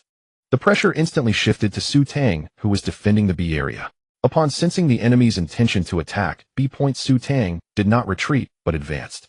"I'll grab a shot and run." She stepped on a Molotov, rushing to the wooden barrel, and as she aimed, she saw a terrorist charging toward her with an AK. At the same time, a flashbang exploded, and Su Tang's screen instantly turned white. With muscle memory, Su Tang adjusted her crosshair and abruptly pulled the trigger. Bang! After firing, she immediately retreated, jumping back toward the bomb site. "Whoa, awesome. A double kill." The teammates' exclamations startled Su Tang. Once her vision cleared, she was surprised to find that her previous shot had fortuitously resulted in a double kill. One of them included Jibuchang, who had been loitering around the terrorists. "Throw a flash, and we'll take it back." Seeing that the enemy's big brother was down, Su Tang became arrogant and turned to push back. Just as she spotted a Kalami jumping behind the stone slab to observe, she unhesitatingly aimed at the stone slab and fired consecutively. After 2 shots, another terrorist fell to the ground. Faced with the CT's defensive gadgets and ambush, the remaining 2 terrorists met their swift demise. "That sniper is too cool. Keep it up, and get another point. Everyone communicate more if you can shoot." Seeing Su Tang's sniper had such a deterrent effect, the teammates' morale surged, and they all felt they had a chance to turn the game around. Once confidence was established, and with a big brother holding the fort, their mentality became fearless. In several rounds, they could even take down Jibuchang by themselves. The score caught up to 6-6, and both sides switched sides. Su Tang's side maintained their momentum. In contrast, Cheng Wenxing, who became the defender, seemed somewhat overwhelmed. Even if he played exceptionally well, achieving several triple kills, Su Tang's teammates were still executing Su Mo's strategic goal. That is, electrocute Jibuchang. This has become a staple of every round. Even knowing they would lose, the teammates would abandon, saving their guns to accomplish this sacred mission. Although the effect was minimal, it put immense pressure on Cheng Wenxing. "If I get electrocuted again, it would truly be a disgrace." His playing style unconsciously became a bit cowardly. He felt that every corner was fraught with danger, and a flash of electric light could strike at any moment. After a fierce struggle, the score reached 1-1. Su Tang held the match point, winning one more round would secure victory. She raised her sniper as she approached the terrorist position, aiming down the CT's middle route. Jibuchang cautiously smoked the middle route, preparing to quickly jump across the dangerous area and rush to VIP. "Middle route is smoked, be careful of VIP." Su Tang unwillingly fired a shot, and turned to leave, unexpectedly killing Ji Buchang through the smoke. Whoa, amazing. Ji Buchang all. Are you not acting anymore? User 4399 all. The first gun girl from the art academy, all. That's what happens when you do too many unethical things. Suemo mocked before urgently advising her teammates. Don't mess around, brothers. We must secure this point. If we tie, we won't go to overtime. If we lose in overtime, it would be too embarrassing. After acting tough, running away is the key to victory. With a numbers advantage, let's regroup for an attack. The enemy's big brother was eliminated at a point from the start, increasing the pressure in a zone. The CTs will definitely send people back for defense. Su Tang decided to gather for a push at the area, with 5 of them rushing, and they believed they could take it. The teammates quickly tightened their formation to avoid unnecessary gun losses. However, what they feared came to pass. In desperate situations, heroes always emerge. Although the terrorist side only had Ji Buchang as the big brother, it didn't mean the others didn't want to win. The consistently low-performing Winnie the Pooh seemed to have suddenly awakened from the score slumber. With an A1 in hand, he coordinated with a teammate's flashbang and managed to withstand the assault of 3 terrorists. Seeing 3 teammates fall one after another, Su Tang quickly retracted her gadget to eliminate him. The situation had already taken a sharp turn, becoming a 2v3. Let's keep fighting, no turning back. Su Tang could only press on relentlessly. Teammates who fell on both sides dared not easily open their mics, fearing they'd disturb their teammates' operations. They are attacking B. The CTs at the rear, having thrown flashes, were very cautious. Upon seeing the terrorists still intent on advancing, they immediately retreated to the church for defense. He wanted to wait for his teammates to regroup, at which point they could launch a 3v2 counterattack. 3v2, the advantage is mine. While he anxiously waited in the church, a bullet suddenly shattered his plans. User 4399 utilized an AWP blind, firing through a wall to headshot someone trying to eat Han Hong's nose booger. Ji Buchang all. Trying to eat Han Hong's nose booger all. The first gun girl from the art academy all. Everyone was shocked by this absurd shot. This is too fake. Even acting is too much effort. The water friends were frantically spamming question marks in the comments. Su Tang hurriedly typed a few words. User 4399, I hit the keyboard. Trying to eat Han Hong's nose booger, you bastard, are you fooling around? I Winnie the Pooh, you cheater, go. The opposing side, embarrassed and furious, launched a heart challenge, and the chat was instantly filled with asterisks. The first gun girl from the art academy all, if you're bad, practice more. The first gun girl from the art academy all, easy recruiting disciples, seeing her brother had already taken over the lane. Su Tang confidently threw a smoke grenade at the police house, asking her teammates to cover her while she planted the bomb. I'm planting the bomb, let's rush out together. The CTs on the counterattack reacted quickly. Hearing the bomb plant sound, they immediately threw grenades into the smoke. The explosion effect of the grenades could briefly disperse the smoke. At this moment, the terrorist planting the bomb could not move, making them a living target. The 2 of them rushed out, and only 1 terrorist was aiming, giving them a significant advantage. Oh no! Su Tang heard the grenade land and knew something was wrong. She quickly retracted the bomb and pulled out her sniper, but it was too late to aim. The 2 CTs, seeing Su Tang draw her gun from the water tank, immediately began firing. The terrorist teammate quickly turned his gun around. Su Tang jumped and dodged bullets, blindly firing a shot. Bang! Along with the gunshot, Su Tang and a CT fell almost simultaneously. Su Tang's teammate also successfully completed a 1v1 elimination. The score settled. The match screen froze at 1311. The side teammate excitedly shouted in the voice chat, "Awesome. So cool, bro. What a comeback." From the initial numerical advantage to the later being reversed by a triple kill to Su Tang's miraculous 2 blind shots. She ended the game with a series of outrageous plays. Trying to eat Han Hong's nose booger all. Report Ji Buchang, all, you wait for me. Once again arresting Ying Dao Mai. Ha ha, reported the opposing side. Is it okay to blow yourself up and then report others? Mo Bao seems to be having a blast. After the match, Su Mo leaned back in her chair, hands behind her head, smiling with her eyes half closed, as if she had ascended to heaven. Her old cold legs shook back and forth, and she exclaimed, so satisfying. Not only could she avenge herself, but she could also passionately enjoy the thrill. Just thinking about the opposing side's dismay after their loss made her burst out laughing like a pig. Play more CSGO, prolong your life. Su Mo exclaimed. This round was too thrilling. Indeed, Su Tang felt her heart racing, enjoying the exhilarating surge of adrenaline within her. During the match, her teammates were primarily using pistols, saving up for her to buy a powerful sniper rifle. This unconditional trust not only alleviated any pressure, but also immersed her in a profound state. The limitations of scoring and coordination seemed to vanish, leaving only the pure desire to win. She noticed the comments still questioning that miraculous blind shot. Su Tang felt a bit embarrassed. If I say I accidentally hit the keyboard and fired, would you believe me? The unfortunate opponent was indeed confirmed to be at fault. What's the big deal? My cat has once stepped on my mouse and caused me to shoot my teammate. The viewers in the live stream didn't think much of it. Throughout the match, they watched closely, witnessing Su Tang's brilliant commands. In many rounds, her strategies at the start proved to be highly effective. The insights were beyond what a hacker could ever possess. Because hackers lack intelligence. After a brief rest, the two continued to duo queue. The subsequent matches felt like mere minion stages after defeating a boss. They no longer encountered anything strange, just a chaotic brawl among 10 locals. Both were happy to rake in some points. As the saying goes, some rejoice while others worry. After waking up, Cheng Wenxing started his stream only to be bombarded by comments berating him for his previous poor performance. Some even mocked him for being devoured by a fish after trying to fish. Taking a step back made him even angrier. While managing the comments, Cheng Wenxing typed to his assistant, "So how's the investigation going?" As a streamer with 2,000 followers, he certainly didn't reach this point solely by relying on fishing.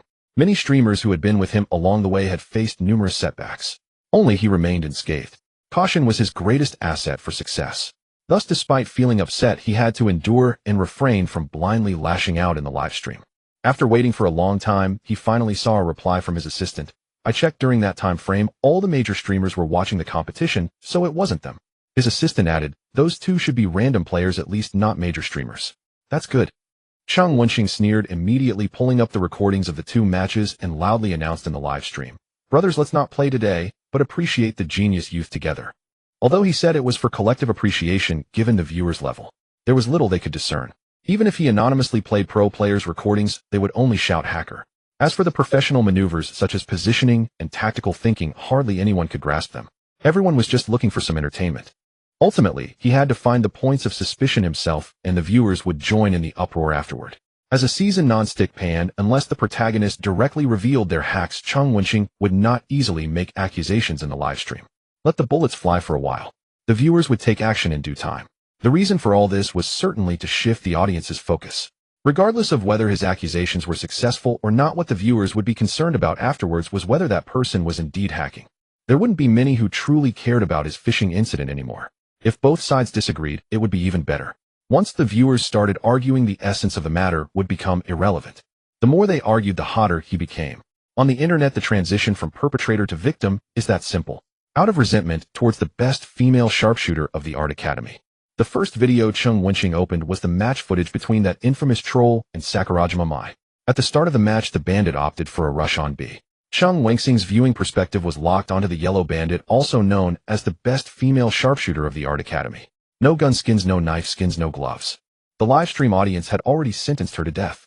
When he saw her stuck on the steps like someone just learning to walk, Cheng Wenxing's eyes were filled with confusion. "I was broken by something like this last night. What is this thing? This perspective is making me 3D. Did this guy invest all his skills into his voice?"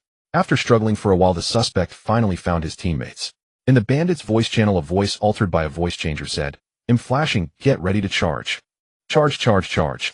But the flashbang blinded their own teammates, and several bandits fell instantly under the CT's gunfire. This flashbang must be an insider. Haha, the voice changer warrior is hilarious. The comments erupted in laughter. Cheng Wenxing was also dumbfounded and directly dragged the progress bar to the later stages. After the suspect picked up the sniper rifle, the shaky movement of the perspective remained, clearly showing it was the same person controlling it. But the kill efficiency skyrocketed. After watching a few rounds, Cheng Wenxing's expression grew serious as he slowed the playback speed to 0.25x. This sniper is a bit too fast. In the slow-motion replay, the victim merely exposed her armor and the suspect's gun had already. Cheng Wenxing then restored the speed to normal. At normal speed, as the person was just preparing to come out, the gun had already fired ahead of time. "Brothers, I don't need to say much, right?" Cheng Wenxing shook his head, a mocking expression on his face, and pointed out several key kills. "Look, this person always knows where opponents will appear. He also knows that moving will affect his aim the entire match. He has been holding angles. Do you see him daring to move? This is definitely a hacker. How can someone who can't even move properly have such good awareness?" In CSGO, player skills are usually developed in a balanced manner. Someone who can't even manage basic movement cannot possibly have good aim or awareness. This kind of knowing the enemy's position but still missing is a typical characteristic of a novice hacker. It's truly laughable. This already basically confirms that this novice is hacking. Cheng Wenxing noticed that the comment rhythm was almost set, and he was ready to deliver the final verdict. Just then he noticed his assistant's messages continuously flashing on his phone. "Brothers, wait a moment. Cheng Wenxing paused the recording and opened the messages sent by his assistant, which had several entries. Xing Ge, the person you're analyzing now, is a small up on P Station with about 20,000 followers. This match was played by his sister as a substitute. Apparently, she is a newbie. The livestream clip has already gained some popularity on P Station. I just came across this video, you can take a look. A video link was attached at the end of the message, and once sent the person disappeared. Cheng Wenxing, what is this? His assistant did not reply again. Just a small up, does it really matter? Cheng Wenxing was confused and curiously clicked on the link only to be overwhelmed by a flood of comments as soon as the video started. Within 24 hours, I want all of this girl's information. The entire internet is bounty hunting for this girl's livestream. Cheng Wenxing's gaze froze as if his soul was pulled away by the girl on the screen. He even forgot to respond to the comments in the livestream. The girl with black hair on screen, despite the blurry lens, remained stunningly beautiful. No exaggerated filters, no deliberate makeup. The pure natural beauty revealed a charming face, striking like a refreshing stream crashing into his heart. Seeing the girl's adorable expression when she was killed by him, Cheng Wenxing unconsciously grinned. Xing Ge's expression is off. Why does it smell like a lovesick fool? Watching the video without me, huh? Xing Ge, wake up, you're still streaming. His assistant sent several voice messages, finally bringing him back to reality. Cheng Wenxing cleared his throat. Brothers, there's insufficient evidence, no way to pin it down. After saying that, he tried searching for the account of the best female sharpshooter of the Art Academy on P Station, confirming it was indeed her, and quickly followed the account before returning to the livestream. Let's continue targeting that user, bro. What on earth is going on? This is already confirmed beyond doubt. Not cover-up. A cover-up. In Geneva. Refund our money. And though the audience had no idea what had transpired, they clearly refused to accept Cheng Wenxing's anticlimactic performance. Cheng Wenxing's decision to spare Su Mo wasn't entirely due to Su Tang. Just as he prepared to add Su Mo as a friend, he scrutinized the account's match history and found it awash in crimson losses. And he realized perhaps that he had truly misjudged him. In this game there are always prodigious youths, and clumsy in gait, yet astonishingly swift in reflex. When fortune surges, one might indeed pull off divine feats, hitting targets precisely where one aims. And to verify cheating, one must examine replays, not condemn a player outright based on a single match. Besides, the fellow was his younger brother-in-law, and he displayed Su Mo's match record to the audience. Look, this clown posts negative stats in every round, win or lose. A pure freeloader. Probably just got lucky this once, a brief burst of brilliance, and a mouth warrior, nothing more. And meanwhile, Su Mo, cooking in the kitchen for his elder sister, suddenly sneezed, sensing someone speaking ill of him behind his back. Cheng Wenxing noticed the chat had shifted entirely toward debating cheating accusations. Few now mocked him for smuffing. And satisfied, he located Su Tang's platform account. Her ID had changed from user 4399 to sugar, the English word for sugar. And well, she even renamed herself. He leaned lazily back in his chair and opened Su Tang's match history, where question marks began flooding in smuff account, in either a booster or a cheat. Non-perfect platform, a rating above 1. 2 already marks 1 as elite within their tier. A newly registered account boasting a rating of 1. 35, rocketing straight into B tier with an immaculate streak of victories. Neither a cheater or a celestial demon from beyond the mortal realm. Let's uncover her true nature. And to avoid controversy, Cheng Wenxing deliberately skipped the match where he directly faced off against Su Tang. Instead, he carefully selected one of Su Tang's highlight matches for analysis. And the map remained Dust 2. In this suspect's gameplay proved markedly superior to the previous one. Her movement and aim resembled those of an ordinary player. Her utility throws were passable. And even her voice, heard over comms, belonged to a young woman far more melodious than the earlier distorted audio. Oh, a sharpshooter girl, and Cheng Wenxing didn't dwell. He fast-forwarded the replay straight to the fire. In a long-range rifle round, as she pushed out from a main, she froze, motionless for several seconds, before abruptly peeling out. A chaotic spray of bullets followed. Then she was swiftly eliminated. The chat erupted with laughter. And something's off. Cheng Wenxing, however, furrowed his brow, rewound the footage, and activated the X-ray overlay. Everyone rewatched this moment. In with X-ray enabled player silhouettes glowed brightly during combat. A built-in replay feature offering near-perfect spatial awareness. From the X-ray perspective, the suspect hadn't been idling inside a door. And she was micro-adjusting her crosshair, locked onto the counter-terrorist holding a main, through a solid wall. Viewers who grasped the implication immediately delivered their verdict. And holy. What, and if I can kill you through walls, how will you respond? Carry her away. Next case. The ensuing 1v3 clutch, her rifle play remained abysmal, costing all her teammates their lives. After planting the bomb, she picked up a fallen teammate's sniper rifle and retreated toward the sniper position. And suddenly she halted, turned sharply toward a short, and instantly dropped the counter-terrorist who'd strayed into her crosshair. Wait, is that spider sense? And it's her breathing. She heard his breath. And breathing. Ha ha ha, absurd. And of course CSGO has no breath mechanics. This jab mocked alleged cheaters. Once safely positioned, she didn't settle into static crosshair control. Instead, she swayed side to side, glancing alternately at a main and the short corridor, radiating palpable tension. The two remaining counter-terrorists huddled beneath the CT spawn. Now, after losing a teammate, they grew markedly cautious. Aware she wielded a sniper, they opted to advance together. A sniper fires once before reloading, so if both rushed simultaneously, she couldn't land a second shot. One CT leapt upward to scout the bomb site. Once he pinpointed her approximate location, they'd launch a coordinated whirlwind assault. But that single leap granted her the opening she needed. In a flash of reaction, she scoped and fired. An impossible headshot, clean and instantaneous. She then aimed at the slope during her reload cooldown. And the last CT panicked, spraying wildly while kneeling, hitting nothing but air. And bang, not blind shot felled him. Whoa, insane, and damn, cheater alert. In both teams' voice channels exploded in stunned disbelief. N666, she's definitely cheating. She's the reincarnation of simple and warning word. Yexe detected. And forsaken kids, I'm watching the chat flood with unanimous condemnation. Chung Wenxing's smile deepened. This was undeniable. With his expertise, he could discern far more. So he adopted a tone of calm rationality and brothers, hold on. This isn't inexplicable. And he rewound the replay to the first kill of the clutch, disabled X-ray, and slowed playback to minimum speed. And after planting the bomb, a counter-terrorist had darted a fleeting glance down the short corridor. At that instant, the suspect was sprinting toward the sniper perch.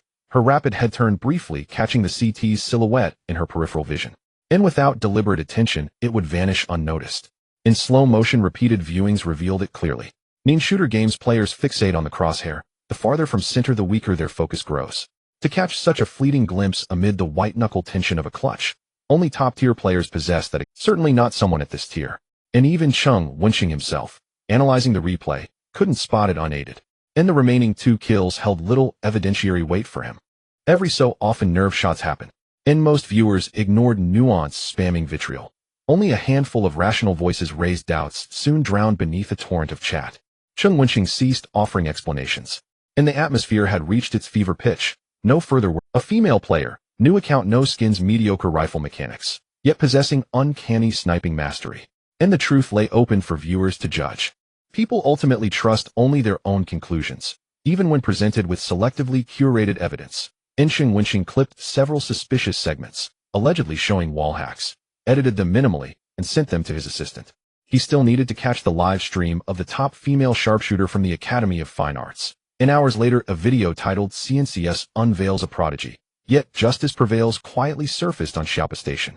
At that moment, the video's protagonist lay curled in agony on her bed. Mo stood helplessly beside her, uncertain whether to offer support or keep his distance. Mo, I knew it. You little brat have been plotting rebellion against me all along. Tang lay pallid and doubled over, clutching her abdomen. Even in excruciating pain, her tongue remained razor-sharp. What did you put in that dish? My stomach feels like it's tearing apart. Sister, you know me. Heaven bears witness. I washed every vegetable 3 times and cooked them thoroughly. Mo wore an expression of utter innocence. His mind raced through a montage of cooking details, until suddenly a blinding insight struck him. An ancient weathered gate swung wide open. And sister. And he smacked his thigh. In Yuri, not possible. Having that time of the month. In which one? Mo scratched his head, stammering, the one. Speak human words to me. Su Tang gritted her teeth. If it weren't for the pain in her waist, she would have definitely pried the S and B keys off the keyboard and stuffed them into this fool's mouth. It's just Aunt Flo. Mo shrugged carelessly. The scientific term is menstruation. Haven't you learned that in biology class? Su Tang instantly forgot about her abdominal pain, and a single thought began to loop frantically in her mind. I'm getting my period. I'm getting my period. He's getting his period. Su Tang felt as if struck by lightning, trembling as she pointed at Mo. If you dare to lie to me, watch me not kill you. You have cat disease. Mo rolled his eyes and casually grabbed her water cup to fill it with hot water in the living room, adding a thoughtful comment before he left. Drink more hot water. I'll drink your grandpa. What good does hot water do? Su Tang didn't expect that one day she would hear this, so angry that she grabbed a pillow and threw it at the door. Hurry and buy me some ibuprofen. Of course, the medicine was never bought. Relying on medication for a long time would alter her botus hormones, causing worse pain next time. Su Mo, still somewhat conscientious, made ginger soup and prepared a hot water bag for her. Not bad, not bad. Su Tang squinted her eyes, slightly humming in comfort. Though she was currently injured, she had never enjoyed such royal treatment from her little brother in her past life. No wonder in her past life this kid had a girlfriend as soon as he entered college, while she, being so handsome, was still single. It seems this little brother still has his merits. After a while, seeing that Su Tang had calmed down, Su Mo returned to his room to play games. With nothing to do, Su Tang nestled in bed and browsed her phone. After half a day of duo queuing with Su Mo, her followers had surpassed 1,000. As long as she raised her rank to be, the system task would be completed. Through continuous battles, she gradually discovered that her current physical talent was quite impressive. With reflexes and concentration far superior to her past life, combined with her understanding of the game, even without badges, reaching around A was just a matter of time. Currently, the main thing she needed to improve was her botus coordination and stamina. If her coordination didn't improve, playing games would feel like having a sandbag tied to her arm, making it impossible to aim where she wanted. Stamina related to her gaming energy, but once her stamina dropped, her whole body would ache and her attention would scatter, making it impossible to hit anything. The sniper still had a level 4 badge to help cover her, but once she switched to a pistol or rifle, her true form would be revealed. Su Tang suddenly remembered something. System, there was a reward for the last shower. This time I might bleed profusely. Is there a reward? Warm reminder: menstruation does not involve bleeding, so the host need not panic. The host will receive a reward of coordination 10. You silly system. Su Tang smiled widely in satisfaction. With this, her coordination had reached 80, allowing her to exert 80 of this botus strength. The attribute bonuses from the badges would further increase. After all, you can't give a person with a broken leg a 2,000 speed boost and expect them to outrun Bolt. Wait. Su Tang's mind suddenly hung a question mark. Why did her coordination only reach 80 after experiencing menstruation? Was there something she hadn't experienced? The remaining 20. Su Tang's mind suddenly erupted with a terrifying guess. Damn it, you broken system, you're so bad. No way. She would never sell her soul to become stronger. You dog system, you won't get away with this. Fortunately, the system didn't make things absolute. As long as she trained her body, she could still gradually increase her coordination. No need to rely on such crooked paths. Su Tang intensely brainwashed herself, equipping herself step by step with the knowledge learned from the manual. After finishing, she turned over and continued to scroll through her phone.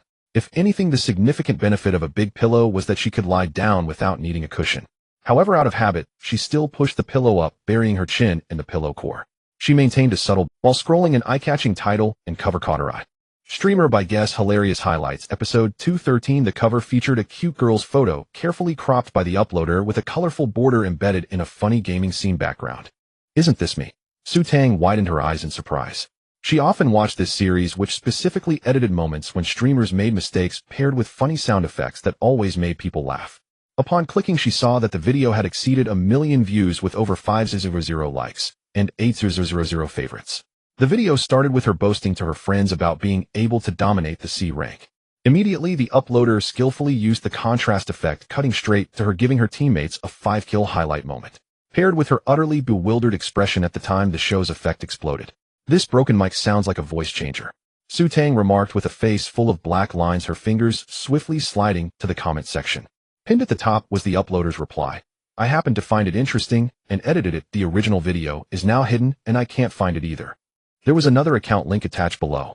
Scrolling further down, all the hot comments were asking for the girl's live. Su Tang clicked on that link and discovered that the account had cleared its content and set to private. She guessed that it might have been recorded by Su Mo's fans the last time she went to his live stream, and then hidden the original video due to being bombarded with private messages. What she didn't know was that after Su Mo learned about this from his fans, he specifically communicated with the person and had the video taken down. Unfortunately, it was too late. The submitted clips had already been included, leading to the current situation. Some sharp-eyed yet stubborn fans were already searching for the #1 gun girl from the Fine Arts Academy on various platforms. Little did they know that Su Mo was quite clever. Upon noticing that his fans were inexplicably increasing, he immediately chose to change his name. Except for those who reacted early, the other fans all found their way to the piracy side.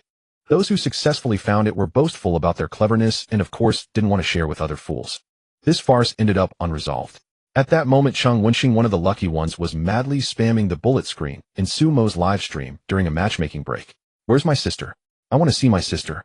The one in front. I am your sister. Come, let sister love you. "Ha, what a male mommy." Suemo looked at the bullet screen in the live stream, and among 10 comments there were always 2 or 3 asking for a sister. He couldn't help but feel grateful for his cleverness once again. If he had reacted even a moment slower, his live stream would have been taken over.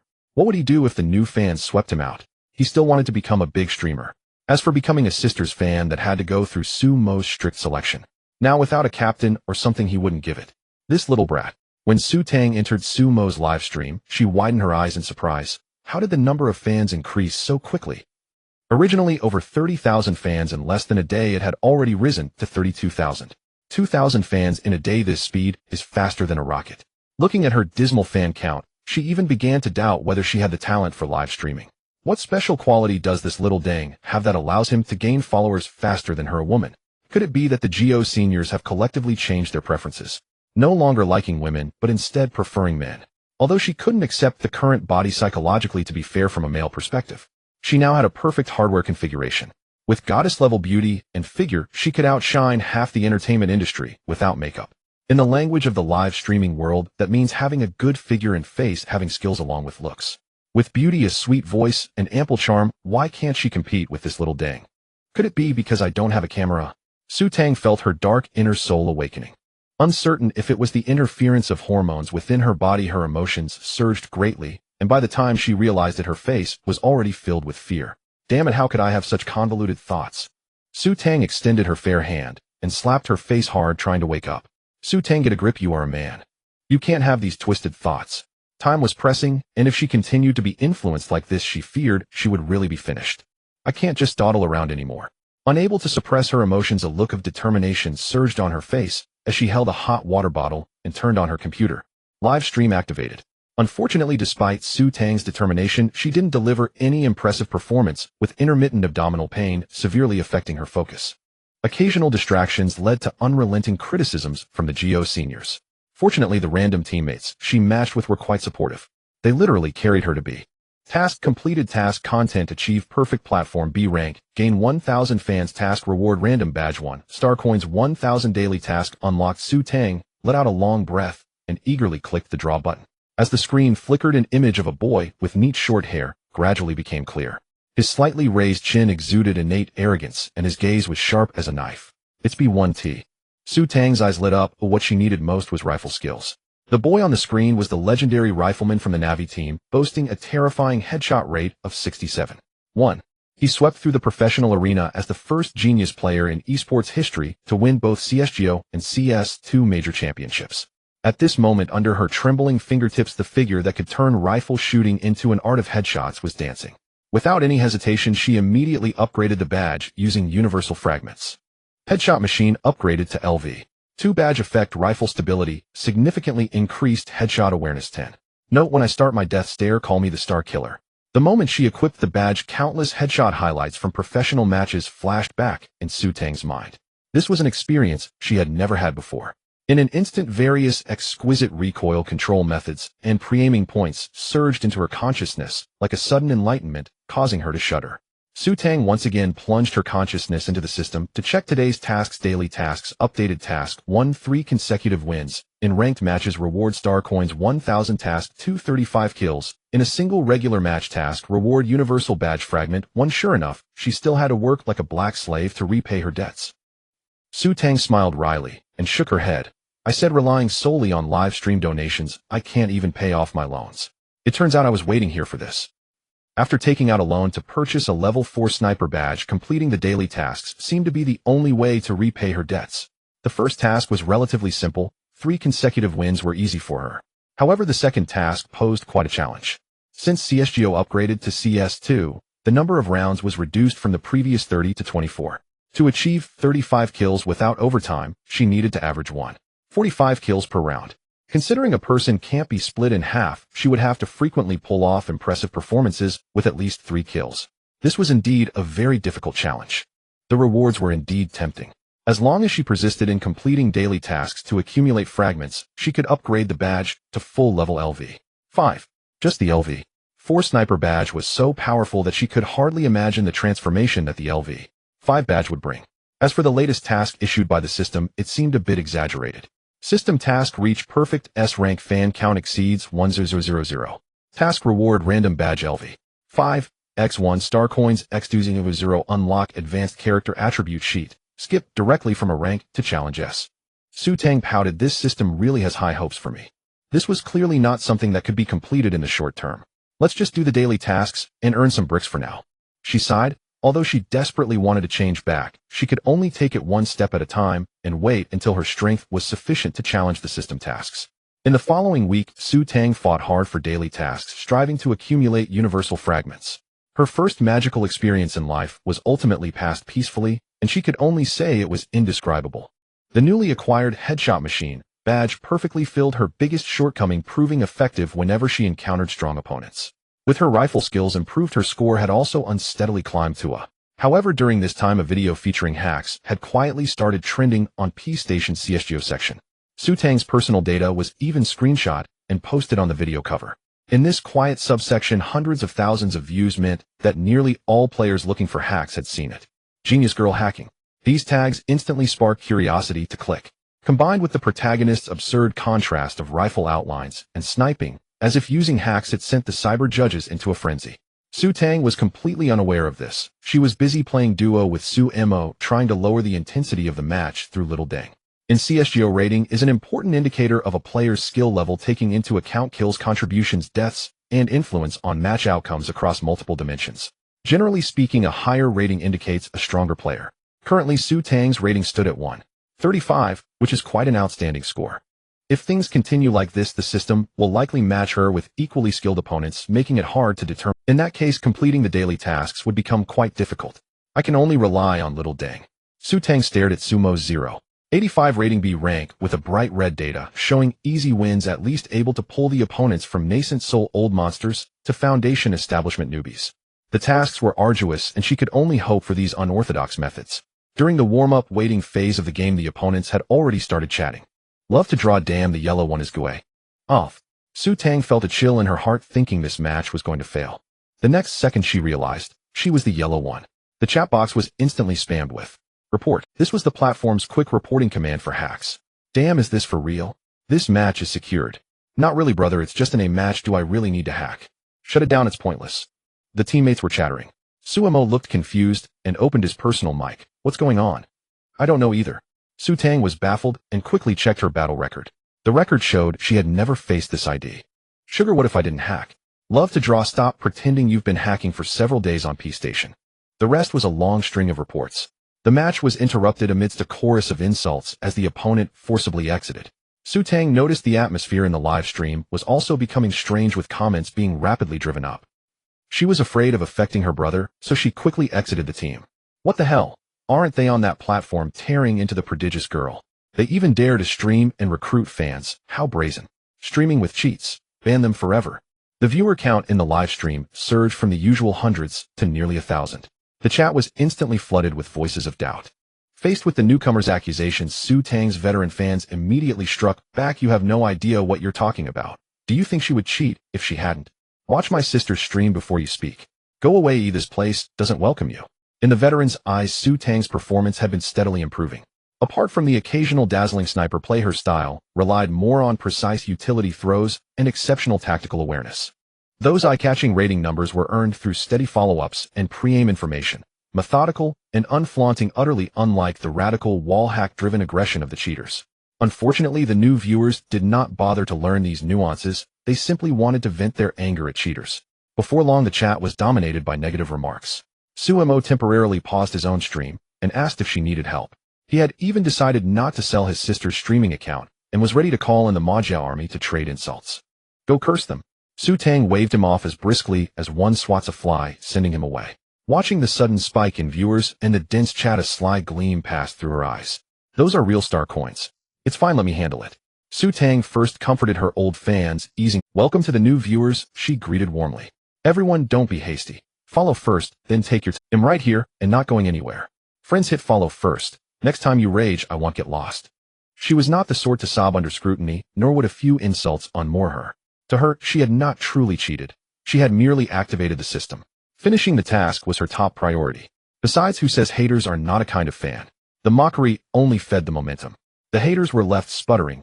Meanwhile, the follower count did indeed climb steadily.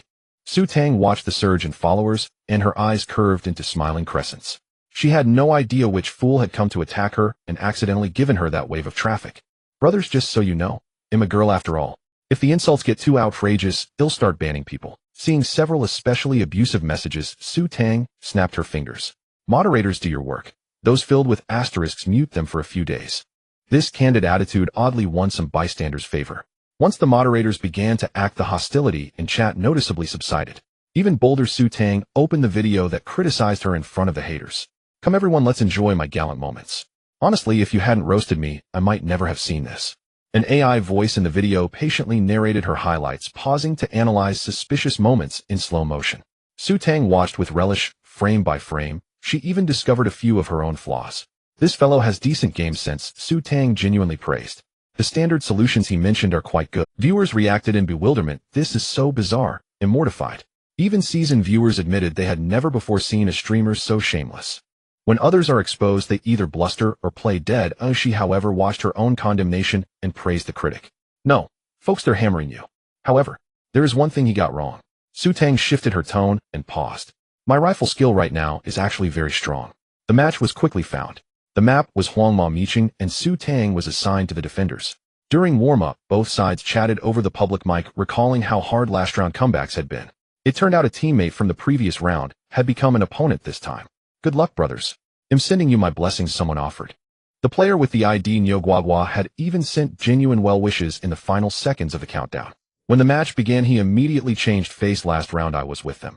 Hit them hard. Be careful of a fake B to steal an A plant. In the pistol round, the CTs adopted a 2A 2B1 mid opening. Su Tang bought half armor and a USB crouching near the long A box to watch along. Two other teammates defended mid from the arch and VIP. Soon cries for help came from BB's side. Is overwhelmed. Fall back, fall back. The two CTs in mid abandoned their posts and rushed to B. Su Tang prepared to rotate, but keenly noticed that the bomber's red did not appear on the minimap. In this game, a planted bomb, if spotted, will show a special icon on the minimap. They might actually be faking B to steal an A plant, she thought. Recalling Nyogwagwa's opening warning, Su Tang deliberately made retreating noises to feign departure while secretly squatting near the CT spawn line in wait. Sure enough, within 3 seconds, she heard the soft beep of a bomb being planted. The chat instantly accused, that's so staged. How did you know the bomber was at A? Didn't you hear the teammates' opening reminder? Just because they stole last round doesn't mean they'll steal this one. Su Tang ignored the jeers and announced confidently over voice, I declare this person dead. Yet when she exposed herself and fired several shots, failed to stop the planter. Instead, the enemy turned and secured a headshot. The chat ridiculed her. Haha, is that all? With that skill you still dare to stream cheats?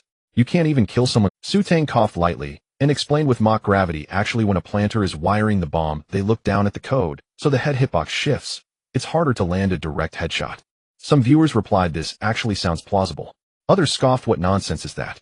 I almost Elsewhere, Su Mo watched his sister handle the match with ease and finally felt his worries ease. Yet the sporadic vulgarities drifting across the chat still tightened his brow. Viewers asked, why isn't Mo Bao playing? He seems upset. As others expressed concern, a glaring golden, paid message suddenly streaked across the screen. Su Mo suppressed his annoyance and replied curtly that his sister was busy and could not play, asking the donor for understanding. Over the past week, that ID had intermittently surfaced to assert itself and then disappeared. In recent days, it had escalated from ordinary chat to paid messages. How annoying.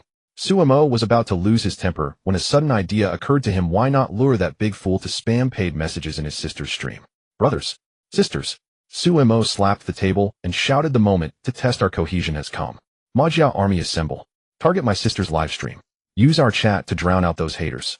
Su Mo thought Su Tang only said not to flame back. She never forbade countering with messages. Although he told himself so, Su Mo still felt a sting. This wave would likely cost them some captain earnings. A small loss, he thought. Slightly short on profits, slightly rueful, he committed anyway. Erase my plan. Su Mo meticulously analyzed the public relations crisis currently facing his elder sister and deployed a strategic operation to his viewers. Once inside, follow the live chat to question every move she makes. But remember, Su Mo raised his index finger. Under no circumstances use profanity. Avoiding accidental bans is our top priority. Once she delivers an exceptional play, we'll subtly praise her, acting as though we're genuinely stunned into changing our stance. Understood. The live chat flooded with replies. Got it. Got it. Got it. First doubt, then genuine admiration. The classic fake hater turned true fan trope. Excellent summary, exactly right. Su Imon nodded approvingly, then added, everyone act within your means. Never force yourselves. Elder sister despises fans spending recklessly. Let's move. At that command, over 400 viewers instantly flooded into Su Tang's livestream. Foremost among them was Brother Xing, Cheng Wenxing, who had long camped in Su Mo's stream. How dare anyone slander my goddess? Cheng Wenxing shared the collective outrage. Recalling how close he'd come to attacking her himself, guilt washed over him. Yet so did profound relief. Thank goodness the junior assistant intervened in time. Otherwise disaster would have been inevitable. Fortunately, he realized his error just in time and braked decisively. Earlier he'd also misjudged Grandpa Nyo, but upon closer inspection it became clear while Goddess's reaction speed was indeed swift, her kill-death ratio remained perfectly reasonable. Any player sharp and focused could replicate such performance. Someone actually dared to attack her for this. She's still a novice. That approach is utterly childish. As Cheng Wenxing tapped the livestream link shared by Su Mo, he muttered to himself, a debunking video from me would be far more efficient. Anticipating the sight of his goddess streaming, a smile involuntarily curved his lips upward. Yet upon opening the stream he felt a pang of disappointment. No camera feed. Meanwhile the gameplay reached a tense 1 versus 2 endgame. There she was. Goddess executed a flawless flickshot, eliminating both opponents in rapid succession with surgical precision. How's my rifle handling, guys? Her familiar voice echoed through his headphones. Cheng Wenxing froze rigid in his chair. That voice. His brow twitched, his gaze locked unblinkingly onto the player ID displayed on screen. She was his second target, the very goddess he'd condemned. Now it clicked, of course no one else would dare accuse her of I. Struck as if by lightning, Cheng Wenxing's chest heaved violently, his breath grew ragged. He sat motionless, hands clutching his head, voice trembling. I truly deserve to die. He didn't understand, yet somehow he did. Of course, it's perfectly natural for elder sister to play on her younger brother's account. No wonder they were queued together. Such a simple truth. Why hadn't it dawned on him sooner?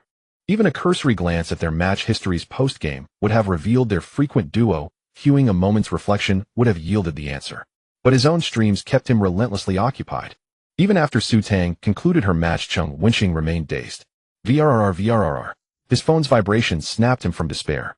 Opening it, he saw a voice message from his friend Chen Feiyu, a fellow Douyu streamer. Quick, watch my stream. I've queued with that prodigy girl. Cheng Wenxing glanced glumly at his screen. You're duoing with EE. Oh, you're watching my stream right now. Chen Feiyu sounded both surprised and touched. You wouldn't secretly follow me every night after going offline, would you? That line of thinking is dangerously close to obsession, but hey, not entirely impossible. Cheng Wenxing retorted dryly, get back to your game. Jealous. Chen Feiyu grinned mischievously and declared with conviction, the cheater you mentioned is actually my teammate. Looks like EE's promotion match is secured. You said. Those 3 words tightened Cheng Wenxing's chest. He protested hastily, no, I didn't. Don't make things up. That rumor spread across the stream. I even defended her myself. Seizing a convenient excuse, his tone lightened instantly. Exactly. I spoke up for her. It was the audience spreading baseless rumors. I knew immediately she wasn't cheating. Meanwhile, matched into a new round, Su Tang didn't rush into the game. Instead, she proudly dissected the previous in-game strategy for her viewers. Cheating. Could anyone possibly think as clearly as I do? Whether captivated by her performance or not, the stream's atmosphere noticeably improved. Even those who'd led the fiercest trolling now showered her with effusive praise. Legible comments gradually multiplied. Many who'd accused her of cheating began recognizing, through her explanations, that this female streamer possessed genuine substance. At the very least, her grasp of the game surpassed that of most viewers in the stream. Yet once branded a cheater, shedding that label proved extraordinarily difficult. Even when she delivered dazzling, irrefutable plays, offensive remarks still sporadically flashed across the chat. Though she'd hoped for waves of admiration, glimpsing such barbs inevitably stirred quiet disappointment. She knew resolution wouldn't come easily, just as San Yi, China's top-tier sniper, had endured relentless suspicion and vitriol until securing a spot in the professional league, finally clearing her name. Legends like ZYW, Simple, and Rops all forged their paths amid torrents of doubt. Su Tang harbored no grand ambitions, as she simply sought to leverage this opportunity to grow her following and strengthen her capabilities. Should things truly spiral beyond control, or should her fanbase dwindle severely, she'd always retain the option to prove herself later. Authenticity would reveal itself in due course. Without sufficient skill, even extraordinary beauty would render her little more than a decorative prop. What if she unveiled herself precisely at the peak of controversy? Wouldn't that deliver maximum impact and astonishment? Perhaps this resilience marked her greatest distinction from other girls. After all, she'd once been a man, and understood patience intimately. For now, what mattered most was steadying her spirit and continuing the stream, drawing skeptical viewers deeper into the channel while ensuring loyal fans didn't drift away due to toxic ambience. She consciously adjusted her mood, lightening her tone. The average rating for this round is remarkably high. Map Dust 2. Su Tang studied the pre-match analysis. Average score 2,320 a map, win rates hovering near 60, average rating 132. This placed them squarely in the steer bracket, a high-caliber match. Who she wondered was enduring this promotion. Other players were already queued as Uncle Gio awaits his grandson. As Su Tang entered, the countdown to match commencement began instantly. Hello everyone. Are all mics on? Communication weighed heavily in high-rank matches, so Su Tang routinely initiated contact with her teammates first. In response to her greeting, accompanied by polite hellos, came an untimely quip. Well, if it isn't the prodigy girl herself. This round's guaranteed victory. Oh, isn't that the genius girl? This round is definitely ours. Chun Feiyu's voice was particularly grating in the chat, his tone dragging on, as if he feared others wouldn't catch the nuance. Who are you, a Inyang person? Su Tang's fingers paused slightly on the keyboard as she glanced at the player ID, her brows furrowing. Come on brothers, let's do our best. This match is my promotion match, and I don't want to lose. A sweet voice suddenly rang out in the chat. Can this segment still rank up to a female streamer? Damn, it's Brother Fei from the Go region. Quickly unleash your wrath and take down this cheating streamer. Brother Fei is carrying a girl. Seems like it's E from the dance area. Impressive, Brother Fei. You can even bring a noob like her to a... That's it. Brother Fei needs to maintain his image and won't trash talk anymore. The chat instantly erupted in excitement. Don't worry, with the cheater around, we won't lose. Chun Feiyu replied with a smile. I don't expect any cheater to help me rank up. He deliberately emphasized the word cheater, as if to cover up the fact that she was being carried. What the hell? Is there a cheater in this match? Who? The other two bystanders were confused, their hearts racing. They only knew that when two girls appeared in a match, it was highly probable that they would lose. Su Tang took a deep breath, adjusted her headphones, and said, It's me, how do we play this match? No one noticed that her voice was slightly lower than usual, as if suppressing something. The match began, and the T side attacked first. Two of you follow me out the A door, the other two used the small path to apply pressure. Without a second thought, Chun Feiyu took command, not consulting his teammates. Su Tang wanted to suggest a mid-B flank, but the words caught in her throat. In a pistol round, being adaptable is key. Since someone was leading, she didn't bother to speak up.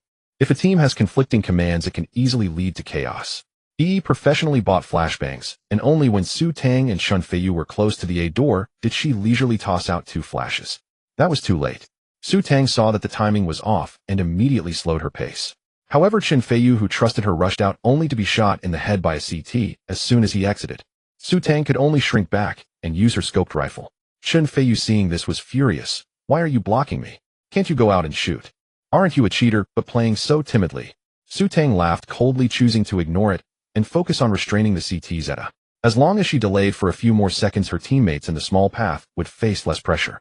Once her teammates reached the site to plant the bomb, she would wait for the right moment to act. The CTs at A would then be in a dilemma. At that moment, the trolls in the live chat saw Brother Fei starting the offensive and immediately followed suit. With this skill, you dare to stream? You talk a big game, but when you meet someone like Brother Fei who is skilled, you go silent. Isn't this how female players usually are?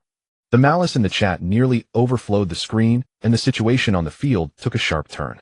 Despite Su Tang's efforts in the A area, her teammates managed to plant the bomb, but facing a counterattack from grouped enemies, the planting teammates were quickly wiped out. Helpless, Su Tang rushed out of the A door for support, but fell under the CT's gunfire.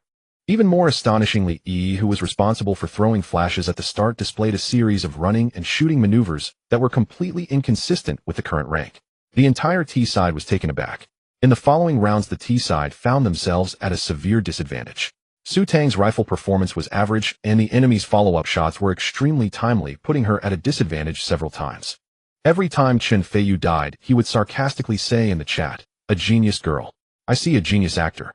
Where's your miraculous snipe? Why aren't you performing anymore? E, be careful, don't let this cheater drag you down." E stuck closely to Chun Feiyu, occasionally letting out exaggerated gasps. Brother Fei is amazing. Wow, that headshot was so cool. Completely ignoring Su Tang's impressive. Whether these disgusting comments affected Su Tang is uncertain, but the two bystander teammates were indeed driven to the brink of explosion. With two female players, it was already difficult to play, and now they were arguing. Moreover, they were trailing in score. The two could already see their scores waving goodbye. With this mindset, their performance became even more dismal. The score quickly reached 0-4 with the T side not scoring a single point. In the fifth round, it was time for the long gun round. Su Tang's palms were sweating as she knew she had to do something to turn the tide. How about we try hitting B, she suggested cautiously. I'll throw a quick flash for you all. Can a cheater even throw utilities? Chen Feiyu snickered. Just don't screw us over. Let her give it a try. E suddenly chimed in, her tone teasing. Who knows, she might really have some skills. Su Tang ignored their mockery and quietly purchased flashbangs. To her, pointless exchanges were just dogs biting dogs.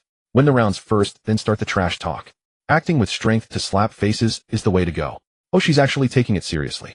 Chen Feiyu continued to output as he had made a promise to Cheng Wenxing that he would absolutely crush the competition.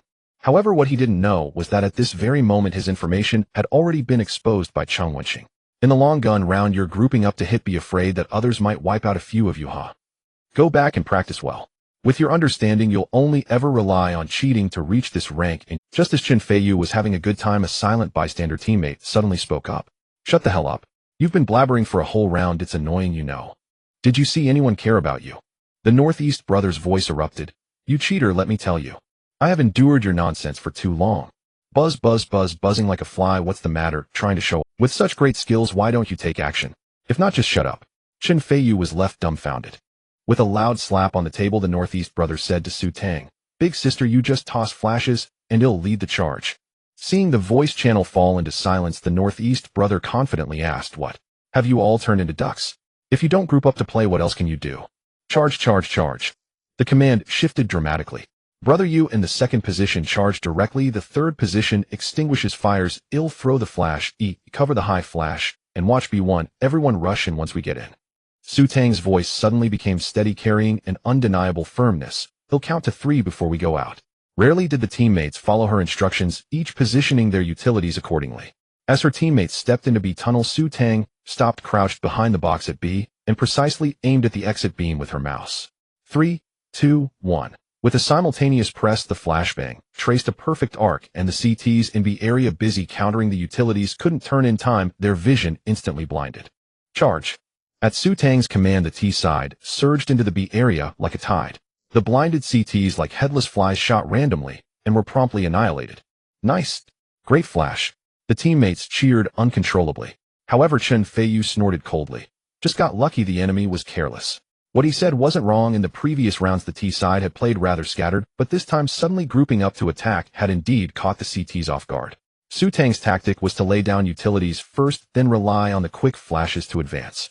If the opponent had distributed their gun lines well and prepared for the flashes, they wouldn't have lost the site so easily. This was also the limitation of the tactic, as the preparation time was too long. The quick flashes had to be thrown close to the B box, making it easy for the opponent to react. As the match progressed, the teammates gradually found their rhythm. This was originally a high-rating match. The players present were typically at a high level. They had purely been mentally crushed by Chen Feiyu. Thanks to the Northeast brother silencing Chen Feiyu, Su Tang was able to focus and perform. The match finally returned to the intense battle it should have been. When the score was narrowed to 3-4, a crucial in-game situation emerged. The story begins with the opening move. Su Tang initiated a default strategy of 131. She deployed more troops in the mid lane to ensure a swift encirclement and point transition. The execution of the strategy was quite precise. Surprisingly, when E wandered in the middle lane, her ignorance turned into bravery, and she managed to push through the mid lane, perfectly timing her attack as a CT returned to the home base to retrieve equipment, seizing the position without taking damage. Seeing the situation, the CT could only retreat and watch from the home base. Su Tang noticed that the mid lane was safely occupied, and with 3 players hunkered down at point A, she decisively issued the command to pinch B from the sand area. At this moment, all that was needed was to throw a smoke grenade at the home base. The mid lane bandits could then work together with the B2 lurking teammates to ambush B point. However, the smoke grenade, E casually tossed, missed a small gap. Seeing the smoke, the other bandits confidently rushed out.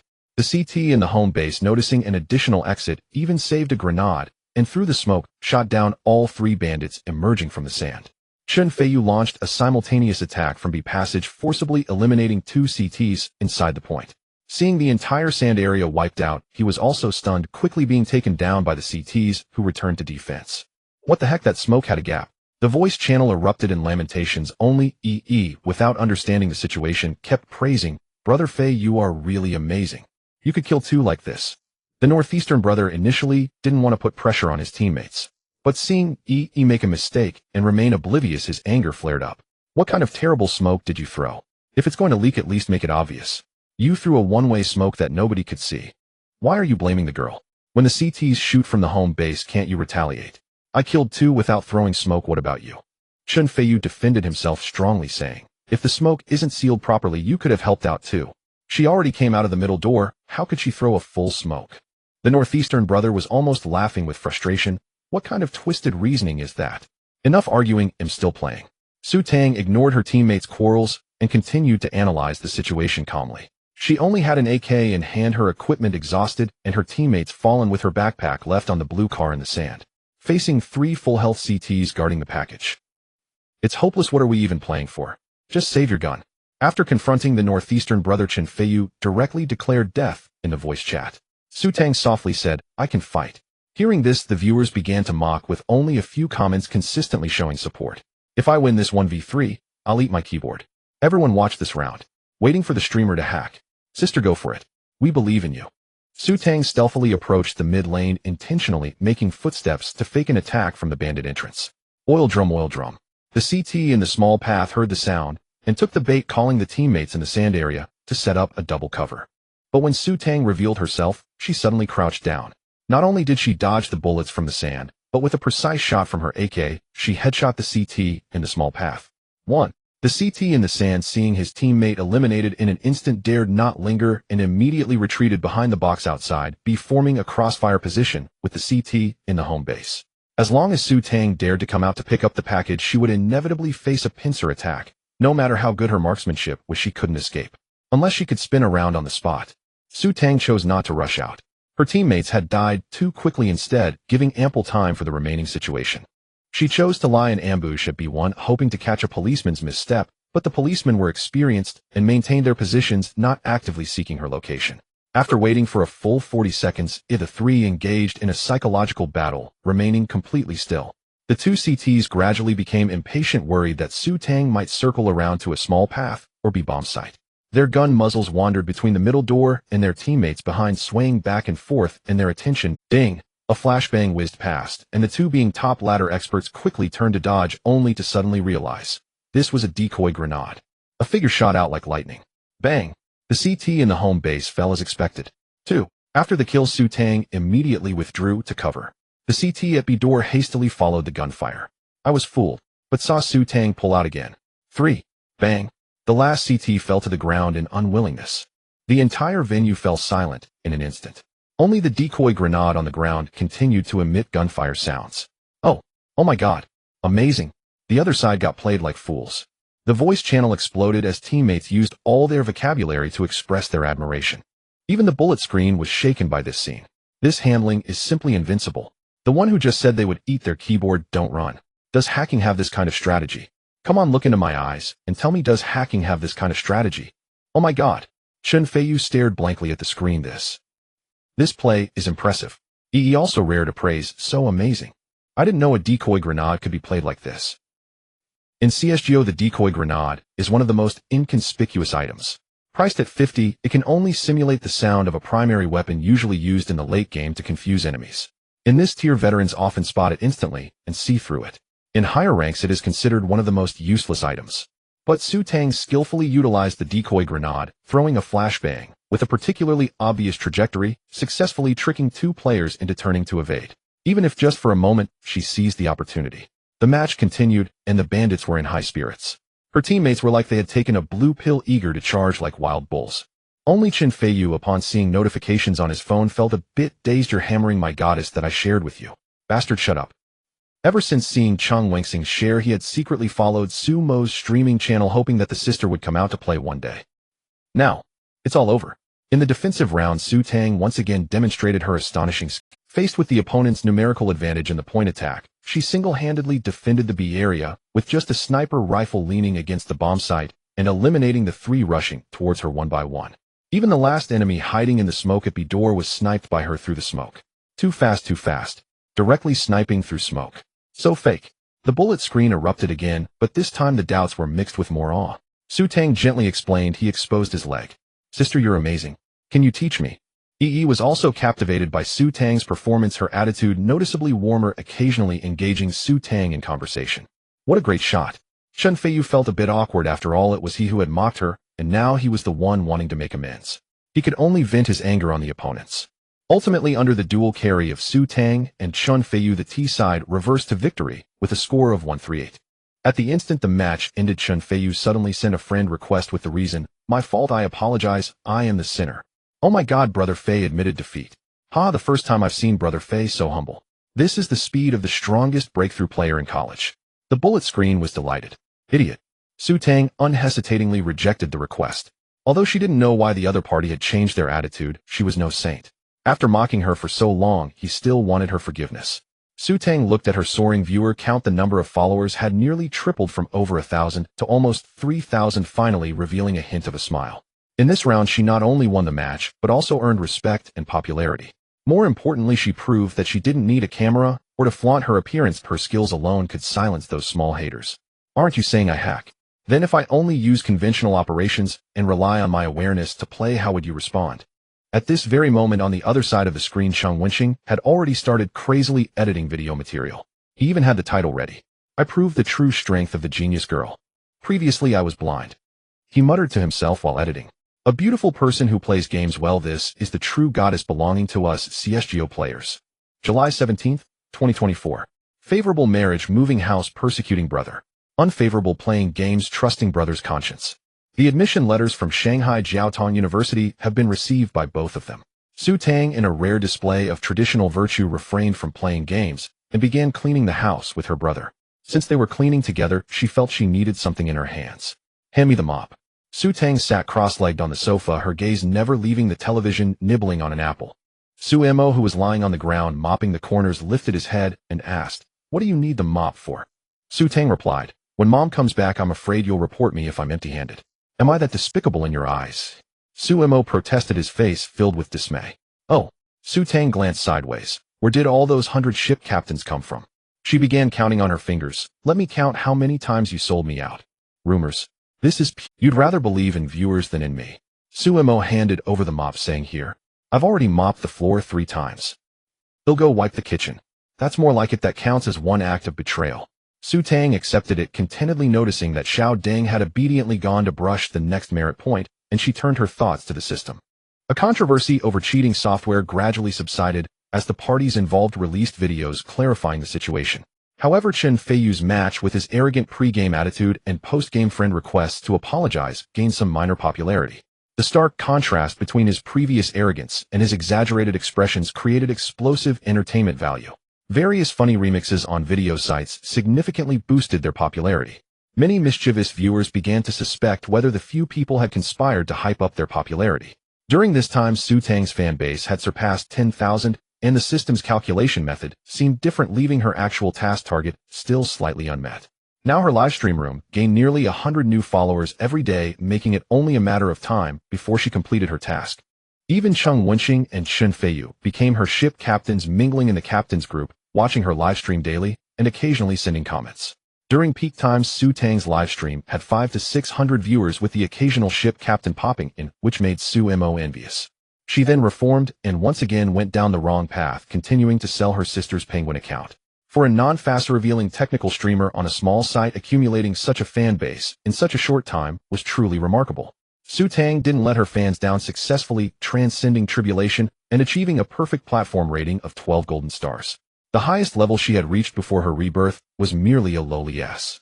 Upon discovering that his sister had reached S rank, Su Mo clung to her leg, crying like a 250-pound child.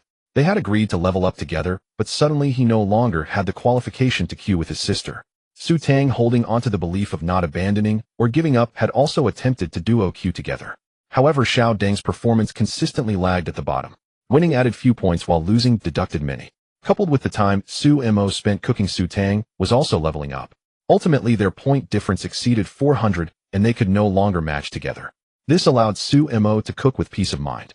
Su Tang also shed her burden and soared to 12 stars in the S rank. On a perfect platform, those who can gather more than 10 stars are either Sailor Moon or skilled players capable of executing M87 beam. In S rank matches, individual skill has less impact on the outcome than in lower tiers. Everyone knows how to play and seldom gives you opportunities, relying more on teammate communication and item coordination. Su Tang could no longer swim freely in the matches. Her thoughts were often seen through by the opponents. It was like a mouse encountering a cat, fully aware of being toyed with. As someone who had once been bullied, she even began to suspect others of cheating. Truly, it was 30 years in the East River, 30 years in the West River. The trolls who had been holding back in her livestream finally had their chance to vent, to the point that she had recently grown somewhat weary of ranked matches, as every game felt like it drained her mind and energy while psychologically tormenting her. She finally realized that her abilities had hit a bottleneck. Even if she could improve a little more, it would only be a back-and-forth struggle at this rank. It was futile. The dream of becoming a professional player was completely out of reach. Relying solely on the shooting skills granted by the system badge is no longer enough. Even if the system gives me a level 5 badge, my current awareness can't fully leverage its effects. Su Tang bit into the apple hard. I still rely too much on the system. Besides the hard skills improved by the system, I should actively enhance my awareness level. She felt it was time to start watching some professional players' demos and learning their strategies. If only the system had a feature for quickly learning other professional players' demos. Click. The sound of the door lock turning suddenly snapped Su Tang back to reality. A clear female voice accompanied the sound of a rolling suitcase from the entryway. I'm back. A fashionable woman in a beige long dress entered the living room with light steps, her silver suitcase trailing behind her, drawing an elegant arc before stopping in front of her. Children, did you miss me? With a well-maintained face showing no signs of age, only the smile lines at the corners of her eyes revealed maturity. It was their mother, Gu Manling. Mom. Su Tang stared blankly at the familiar, yet unfamiliar. This was the first time she saw her mother since she had crossed over. The smile on her mother's face, identical to her memories, made her nostrils tingle. In her past life, while studying in Hangzhou, she had quarreled with her father over the elusive dream of becoming a professional, not returning home for 3 whole years. Now seeing her mother again felt like a lifetime had passed. She was very glad to be a girl choosing to study locally. Mom, I missed you so much. Su Mo rushed out of the kitchen, holding a dripping rag, eagerly helping with the luggage. He held the suitcase in one hand, while lifting the rag high with the other, splattering droplets on the floor with cheerful splashes. Did the sun come out from the west today? Gu Manling, noticing the rag he was waving, raised an eyebrow at the shiny floor tiles and furniture, saying, Good job, kid. Your mother will reward you generously. Until she caught sight of the mop in her daughter's hand, her gaze suddenly sharpened. She grabbed her son by the ear, saying, You let your sister mop the floor, and you wipe the table. The steamed persimmons have always been like this. Mom, I'm wronged. Sumo's face fell as he saw his mother questioning him with a raised eyebrow, saying, Huh. Immediately corrected himself. I'm not wronged, I was wrong, I don't want the reward anymore. Only then did Gu Manling let him go, kicking the suitcase with her high heels, signaling him to bring out good stuff. After dealing with her son, she approached the sofa and rubbed Su Tang's little head, saying, Little beauty, why do you look so dazed? Are you not going to recognize your mom? Su Tang shook her head. Mom, I missed you. You silly. Gu Manling chuckled softly, gently hugging her daughter. I was just out playing for a little while. Why does it feel like years have passed? I feel like I had a very long dream. Su Tang's voice was muffled. Gu Manling stroked her daughter's soft hair, her fingertips carrying a familiar warmth. Has my little beauty woken up from her dream now? Yes, I'm awake. Su Tang nodded in her embrace, her hair brushing against her chin, tickling her. It seemed that since middle school she hadn't hugged her mom again. As a man, he always felt that this was very awkward and sentimental. But now, she slowly extended her hand, cautiously returning her mother's embrace. She just wanted to hug her mother and tell her that she was home. Even if she accidentally changed her gender, at least now she could freely express the love in her heart. All right. Gu Manling slowly released the hug. Your dad is on a business trip and won't be back for a few days. Tonight, how about I cook braised fish for you? That's what sister loves to eat. Ooh, I want sweet and sour ribs. Su Mo interjected. Shut up. The mother and daughter spoke in unison, then exchanged smiles. Mom, why did you bring me so many things this time? Su Mo asked, his mouth full of sweet and sour ribs, his words muffled. It felt like a dream to him. There's everything to eat, and all the gifts are for himself. In addition to his beloved Gundam, there are even matching watches and clothes. Of course, what he really wanted to know wasn't this. Isn't school starting soon? Gu Manling served him a bowl of soup and said, I figured you'd eventually charm some girl, so I dressed you up nicely to save face for me. She flicked her fingers against his forehead. Quick, say it. Is your mom good to you or not? Okay. Su Mo pouted and couldn't help but ask, what about my sister? You brat. Gu Manling, with an understanding expression, pushed a small velvet box in front of her daughter. Your sister doesn't have such flashy hobbies. A few practical gifts will do. No, you should buy her something. Su Mo glanced at the small box, estimating it could only hold a piece of jewelry. It's perfectly normal for girls to wear jewelry, and he finally felt relieved. Su Tang opened the box, and a car key lay quietly on the black velvet pad, glowing warmly under the light. Inside the box lid was a handwritten note in elegant script personally written by her mom. Wishing the little beauty a wonderful college life. Your mom loves you forever. Mom, I don't need a car. Su Tang said, confused as she held the key. Whoa, a Porsche. Su Mo exclaimed, stretching his neck and suddenly standing up when he saw the key in Su Tang's hand. Mom, I protest. Gu Manling pointed at the stack of Gundam boxes in the corner. Protest, denied, go build your toys. I want a sports car too. Su Mo pounded his chest in sorrow. This wasn't about making him build models, it was about shattering his heart. What do you need a sports car for? Isn't your robot able to fly, eh? Gu Manling looked at him mischievously. Do you want to see your sister in college riding someone else's bike? Su Mo opened his mouth wide, wanting to retort several times, but finally managed to say, Mom. That's called Gundam. All right, Gundam Warrior. Gu Manling pointed to the dishes. Go wash the dishes. We need to get out soon. Ooh, I want to prepare college supplies for you too. Su Tang originally disliked shopping, finding such activities a waste of life. However, seeing her mom so excited, she ended up shopping for several hours. When everything finally wrapped up, the clock had quietly ticked to 10 o'clock in the evening. Su Tang also received a notification from the system. Daily task completed, task content cleanup to welcome mom rewards coordination 5. Coordination is now at 85. Su Tang stared at the system panel with a complex expression. Just 15 short of fully adapting to this body, after which she would seem like a complete girl. With a bitter face, she opened the live stream, and as soon as she started, many student fans flooded in. Why are you so late today? Can sister still rank up today? Su Tang began live streaming only after finishing her college entrance examination, and many of her fans were students. Let's give it a try. I've been struggling a bit lately. Just as she was about to start matching, a barrage suddenly caught her eye. If you can't rank up, just get a SMUF account. It seems your recent carry hasn't had time to take orders. What SMUF account? Su Tang furrowed her brows, her finger hovering over the match button. Through the barrage of heated discussion, she finally understood the situation. The incident traces back to 3 days ago when the League of Legends female streamer Little Lamb Tang Tang was caught by Sharpied viewers for using a SMUF account during her live stream. The so-called SMUF account refers to a streamer who only appears on camera to showcase their looks while letting high-level players play the game in the background. Initially, a few fans noticed that her hand movements didn't sync with the game footage when she was playing. Given her fanbase, it shouldn't have caused much of a stir. But this female streamer's gameplay was outrageous. When viewers raised doubts, instead of explaining, she directly posted a video mocking them. Practice more if you're bad. Don't be jealous that my sister plays well. You losers will always be like this. Such arrogant remarks offended many unrelated onlookers who began analyzing the footage frame by frame. With the help of a group of dedicated viewers, they not only verified the smuffing, but also revealed that she couldn't even recognize all the game heroes. She played an entire match as Yasuo, thinking she was playing as Yon. She even asked viewers why she couldn't fly. She actually asked viewers why she couldn't deal damage. After all this, she didn't know if she was in pain, but her fans' hearts definitely hurt. As the situation escalated, Little Lamb Tang Tang finally softened.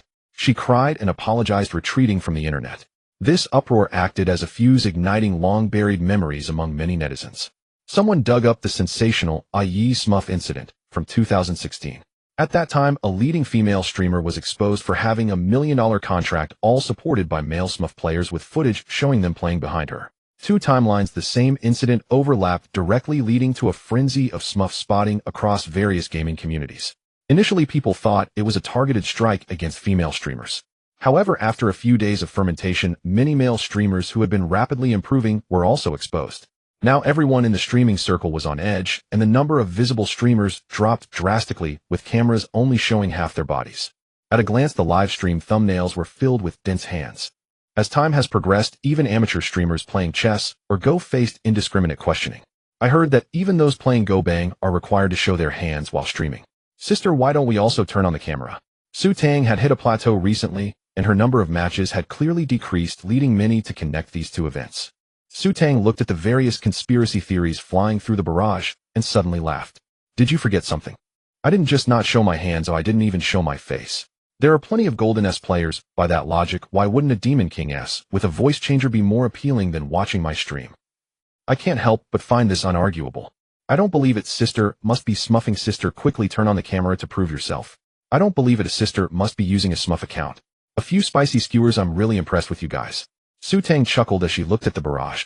With her small number of fans, she had nothing to worry about. If someone were to hammer her once more, wouldn't that just bring her a fortune? So-called asking for a hammer means receiving a hammer. just as she was happily boasting with her viewers about ranking. A passing righteous knight, seeing that the live stream was flooded with accusations of the streamer smuffing, couldn't help but stop and lurked in the stream to assess.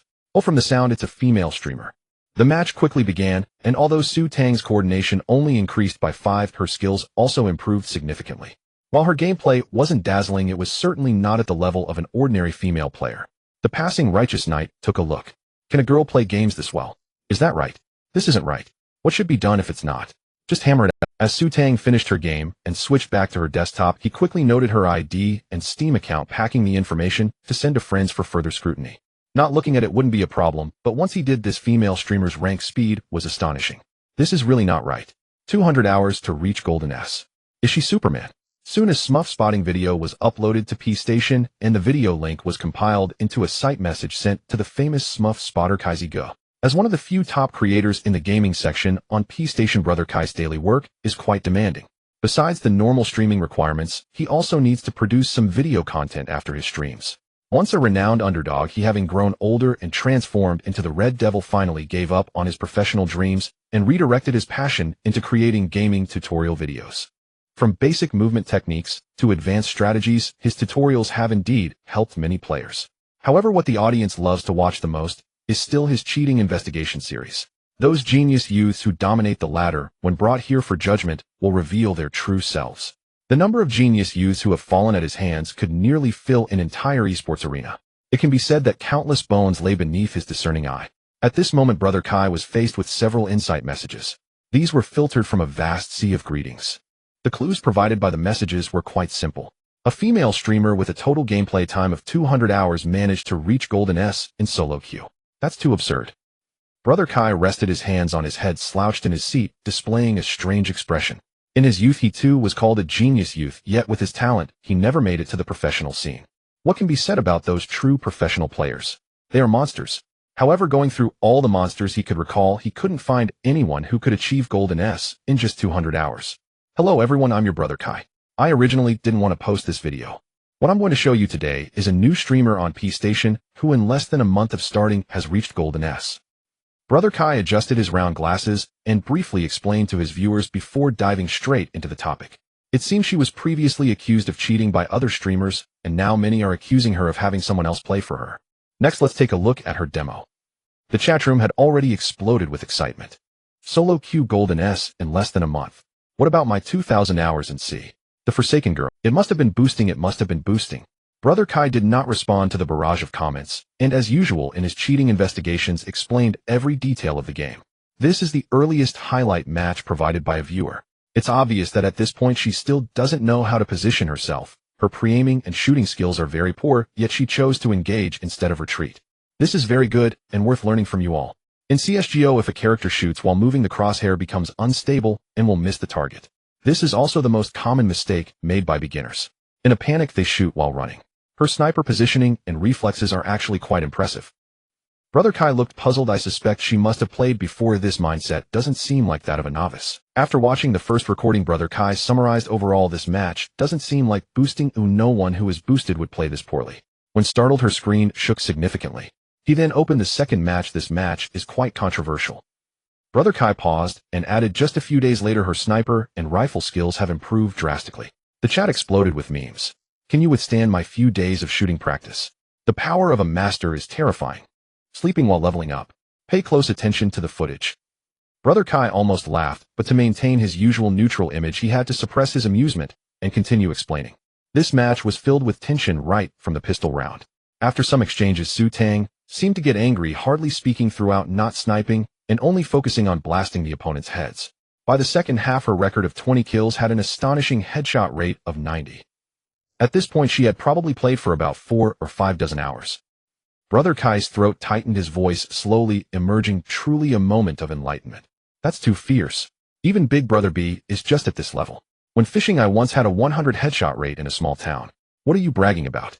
When you had 50 hours, you probably couldn't even hold a wild boar steady. Brother Kai gently rubbed his chin with his fingers while repeatedly watching Su Tang's triple kill footage. He analyzed from the slowdown. Her crosshair shows adjustment corrections. It should be confirmed. She isn't using DMA or similar hacks. At this point, a curious viewer sent a message asking, what is DMA? Isn't that the kind of cheat that involves plugging in a USB drive? Brother Kai explained patiently even professional players when aiming at enemies cannot avoid over-aiming or failing to aim accurately. In such cases, quick corrections to the crosshair position are necessary. The so-called aiming talent refers to this. Using DMA to cheat means that as long as the parameters are sufficient, the crosshair will lock onto the enemy mechanically, as if magnetically attracted, but careful observation can still reveal it.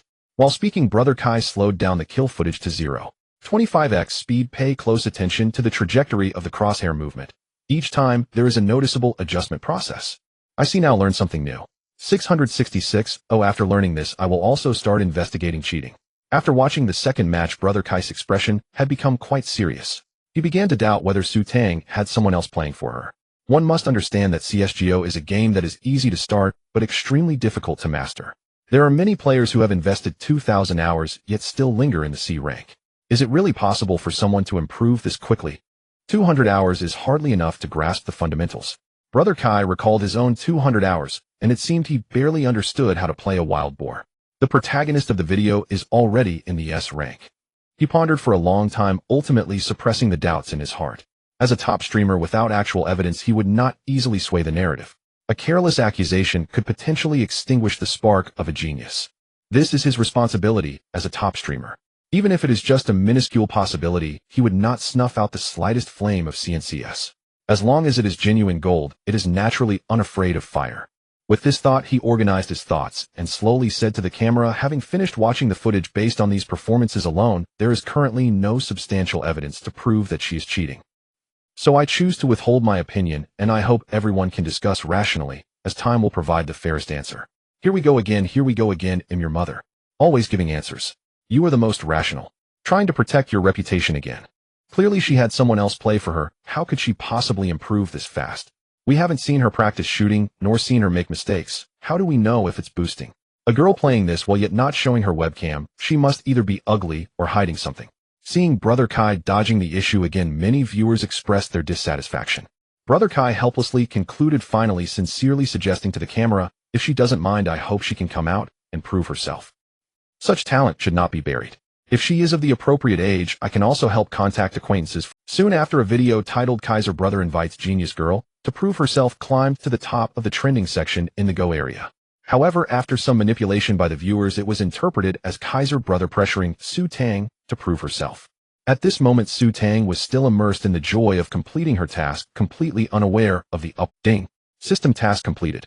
Reached perfect platform S rank golden S with 15 stars. Fan count surpassed 100,10520. Reward random LV. 5 badge 1 star coins 2000. Character attribute panel advanced unlocked. Finally completed. Su Tang slumped back in her gaming chair. After casually turning off the stream, she stretched like a lazy cat and curled up into a ball. From a distance, she resembled Stephen Hawking. Realizing that this pose might damage her image, she quickly pulled her skirt down and checked the newly unlocked attribute panel. Host Su Tang Tang. Age 18. Gender female. Potential professional level. Marksmanship 7,290. Reaction 8,690. Stamina 5,570. Items 5,890. Agility 6,090. Tactical awareness 6,590. Coordination 85. Overall strength 5,666. Note: physical coordination effects, scoring base, stamina, status effects, strength, lower limit, badge triggers, effect, strength, upper limit. Badges, hard workers get more LV. 3. Godfather LV. 2. Human limits LV. 4. A headshot machine LV. 4. So I just rely on a strength of 66 to reach golden S. Su Tang chuckled in anger, furiously arguing with the system. Do you know what CS is? Do you understand what real strength is? Especially when she saw that her most proud attribute, awareness, was only rated 65. She nearly jumped out of her chair. What frustrated her even more was that her item score was only 58. This attribute panel is simply filled with flaws. What advanced version? I see it as a brain-dead version. Ding detected the following issues with the host's item usage. 52 of current items cannot be used in professional matches. 72 of all map items will not be utilized. Is there really that much? Seeing the system so professional, Su Tang's momentum weakened a bit. She had to admit that her item usage was merely pedestrian and not professional. As a longtime player of the third-tier game, she was also clueless about the advanced items on other maps. Then what about my awareness score? Ding evaluation basis: host professional match experience is 0, familiarity with opponents is 0, tactical reserves are 0, After comprehensive amateur scoring, the index is 65. I won't look anymore. I'm going to sleep. Su Tang pouted and flopped onto her bed, only then remembering that the system had gifted her a broken badge that she hadn't opened yet. Ding. Awarded badge responsibility LV. 5. Badge effect in the endgame personal status adjusts to 100, not exceeding ability limit. There is a chance to trigger spider sense during solo action. Badge note: the greater the ability, the greater the responsibility, the louder the sirens of 911. This badge, modeled after Rops, also replicates the traits of this god of responsibility. As one of the recognized best lurkers, Rops is known worldwide for his elusive sixth sense. He has also developed countless outrageous item-throwing methods. Whenever the team is in dire straits, he always rises to the occasion, using his big heart to turn the tide. With the badge effect of hard workers get more, this life can be considered accomplished. Su Tang pursed her lips, appearing somewhat disappointed. This sacrificial playstyle of becoming stronger as teammates become weaker really does not fit her style. After spending time exploring the system shop, she had figured out the types of badges. One type includes attribute-enhancing badges like Headshot Machine and Human Limits, which can permanently improve. The other type includes trigger effect badges like Responsibility and Hard Workers Get More. Although they perform excellently in practical use, they do not enhance panel ratings. So even though Responsibility is a LV 5 badge, Su Tang's score did not increase at all when equipped. Only when triggered would her score temporarily rise. Overall, this badge is a bit disappointing for me. Compared to trigger-type badges, she prefers straightforward and brutal stat enhancements. Even getting Rop's item badge would be nice. That night, Su Tang, realizing her own weakness, tossed and turned, unable to sleep. Finally managing to fall asleep, her dreams were filled with scenes of being beaten by professional players mocking her for her overestimation of herself. Sis, something big has happened. The next morning, Su Mo urgently burst into her room, shoving her phone in front of her eyes. Sis, Kaiser Brothers' video is going viral. The whole internet is discussing you. Su Tang sleepily snatched the phone, her messy hair shaking with anger. Su Mo, how many times have I told you to knock before entering? Do you believe I? The more she thought about it, the angrier she got, shouting, "Mom, Mom." The power of maternal love always arrives promptly and forcefully. A moment later, Su Mo, sporting panda eyes, sheepishly retreated from the room. Su Tang, feeling refreshed, cuddled a pillow on the living room sofa, lazily beckoning, "Bring it here." Su Mo immediately handed over the phone submissively. On the screen, the topic 220 hours to S had already surged to trending status. The most popular video had over 10,000 comments. Esports genius girl or stand-in queen. Kaiser brother invites you to prove yourself. This progress is too fast. Suggest a thorough investigation by the platform. Can a female streamer have this kind of strength? Waiting for a flip. I've seen my sister's stream. Her attention to detail cannot be faked. Although Kaiser Brothers' original video was just an objective analysis after some edits by certain individuals, it had seemingly turned into a solid accusation against her for stand-ins. In the comments section, the tide of skepticism rose higher and higher, with only a few fans struggling to defend her, while more had already gone wild with insults. Interesting. Su Tang stroked her chin, not expecting that the flag she raised yesterday would be fulfilled today. But this situation was completely different from the previous accusations of cheating. Cheating was at most a moral flaw. No matter how much the viewers criticized, as long as there were people watching, she could still shamelessly play. Perhaps one day, if she improved, the audience might even praise her for finding her way back. Stand-ins, however, were blatant fraud, akin to chatting for years with a beautiful streamer only to meet a greasy old man in real life. The anger from being deceived was enough to destroy any streamer's career. What was even more troublesome was the platform's attitude. If she wasn't careful, her streaming room could be reported and banned directly by angry viewers, with the best outcome being to retreat from the internet. Then how could she complete her system tasks? Ding, special task has been activated. Public opinion crisis orange. Task content: complete a live stream to prove yourself within 24 hours. Reward: unlock Super Dream training room. Is this Super Dream? Is it serious? This unreliable system has yet to provide the next main quest, and instead suddenly pops up a special time task. Su Tang stared at the flashing countdown on the virtual panel, the 24-hour deadline ticking away second by second. It seems this incident is indeed a bit serious. Just as Su Tang took out her phone to look for news, it lit up and immediately started vibrating wildly, making her hand feel a bit numb. Opening her phone, the inbox on P Station had already exploded. TSK. I've never seen a 99 notification in my life. Su Tang gazed at the screen filled with constant message alerts, her finger hovering in the air, hesitant to click. Sis, how about we don't look at it for now? Su Mo cautiously handed her a cup of cola. It's just a bunch of meaningless chatter. Su Tang took the cup, suddenly recalling something, and asked, "How's your live stream?" It's blown up. Su Mo scratched his head. I originally planned to fish early, but now I'm hesitant to go live because of all the backlash. An expected outcome. Su Tang took a sip of the icy cola, feeling much more alert. Bring over the camera, Su Tang suddenly said. Are you really going to show your hands? Suemo was taken aback. Sis, are you sure? Su Tang shook her head. This time not proving myself won't work. Suemo hesitated, but proving yourself won't really help. Even if you show you didn't have someone play for you, they'll still question your progress speed. But as family who grew up together, he knew better than anyone that his sister had never played this game before. A complete novice reaching Gold S in such a short time. It's something I wouldn't even dare to dream of. Others would surely think it's some kind of new cheat, right? Waiting for her was only one self-proving moment after another. Even he began to doubt whether his sister had some system enhancement or had simply been reincarnated. First, secure the live stream room and let them shift their target. Su Tang interrupted his worries, her gaze suddenly sharp. Wait until I win the major championship, and then we'll see if they still have anything to say. Huh? Suemo nearly choked on his own saliva. Win the major? Su Tang, you really? Looking at his sister's resolute side profile, Suemo felt his mind racing. What to do? My sister has evolved into someone I don't recognize. No wonder mom and dad have always treated her so well. Turns out she's an once-in-a-century genius. Did they pick me up? What are you still doing? Hurry up and get the camera. Su Tang pushed him away, took a deep breath, pulled out her phone, and sent an internal message to a certain account on the P platform. Meanwhile, Brother Kai was also in a bit of a predicament. At this time, he should have been peacefully sleeping, but was awoken by the incessant vibrating messages on his phone. Upon checking the captain's group, the messages had already exploded. When he learned that his video was being turned into a spectacle, he felt completely unwell. This group of people, he irritably raked his hair until a particularly concerning private message popped up. After reading the content, he abruptly jumped up from his chair. Half an hour later, Brother Kai urgently uploaded a new video. Tonight at 8. Genius girl Sugar proves herself. Live all the way. Brother Kai's popularity goes without saying. The news spread like wildfire, and fans flocked to Su Tang's P platform account, eagerly awaiting the live stream. In the evening, after learning that her daughter would be live streaming, Gu Manling called Su Tang over and carefully, while combing her daughter's hair, sensing her tension, Gu Manling softly said, when I participated in the piano competition back, then your grandmother also combed my hair like this. Do you know what she told me then?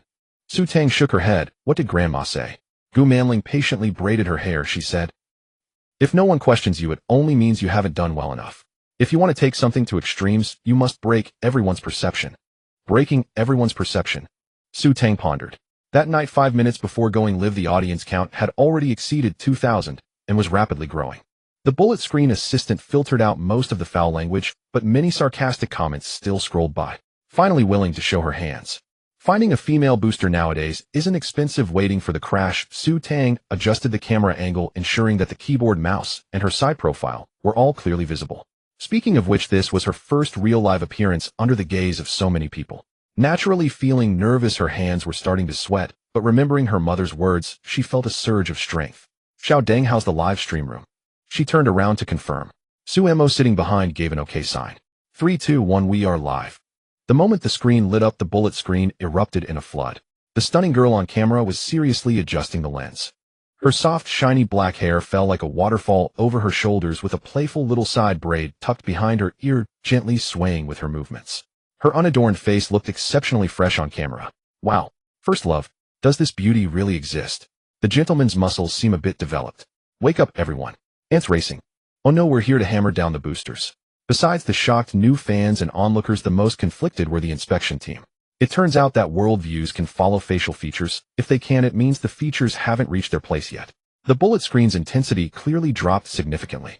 The old friends in the live stream room, based on their absolute trust in Su Tang, didn't shy away from the chaos and began to thank the inspection team. It's not easy finally seeing what my sister looks like. Thanks to Brother Hammer for the reveal benefits.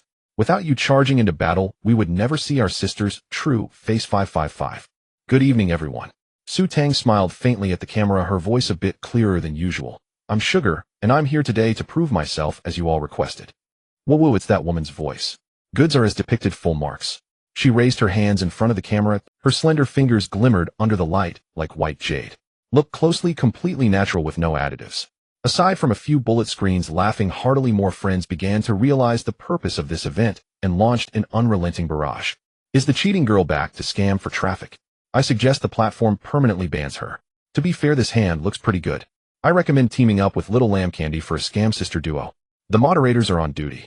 Su Tang commanded, anyone cursing will be permanently banned. After a round of bans, she emphasized again. They'll say this once more in my live stream room. Everyone can express their thoughts with their skills, but if you curse and teach bad behavior to children, then don't blame me for being ruthless. She coldly made a slicing motion across her neck. Whether she looked frightening or not was uncertain, but she definitely resembled an emotionless assassin. Dealing with the audience, she had gained experience. The more aggressive the insults, the more she would ban, but as long as she set a few examples to deter, limited the conditions for output, and provided them with a means to vent, the rational majority would gradually take over. Su Tang then opened the perfect platform. Tonight, I will show my hands throughout. My brother will be filming from behind, and friends with conditions can go to his live stream for split-screen viewing, which will enhance the viewing experience. After speaking, she turned to give space, and Su Mo cooperatively leaned and waving to signal. Brother is so handsome. What kind of divine sibling looks is this? A few smart ones seem to have discovered the blind spot. Solve the case. It must be the brother playing for her. Confirmed. Siblings teaming up to scam. Sumo's fans don't need to say much about their fighting power. Seeing someone diss their Mo Bao, they launched a counterattack. How could this useless guy play for his sister? Mo Bao is a tough, see, even flattering him won't get him to S right. If he can reach S, a live stream eating my keyboard. Are you really my fans? Sumo's face turned red, shrinking behind the camera. The advertisement he had prepared was completely swallowed back.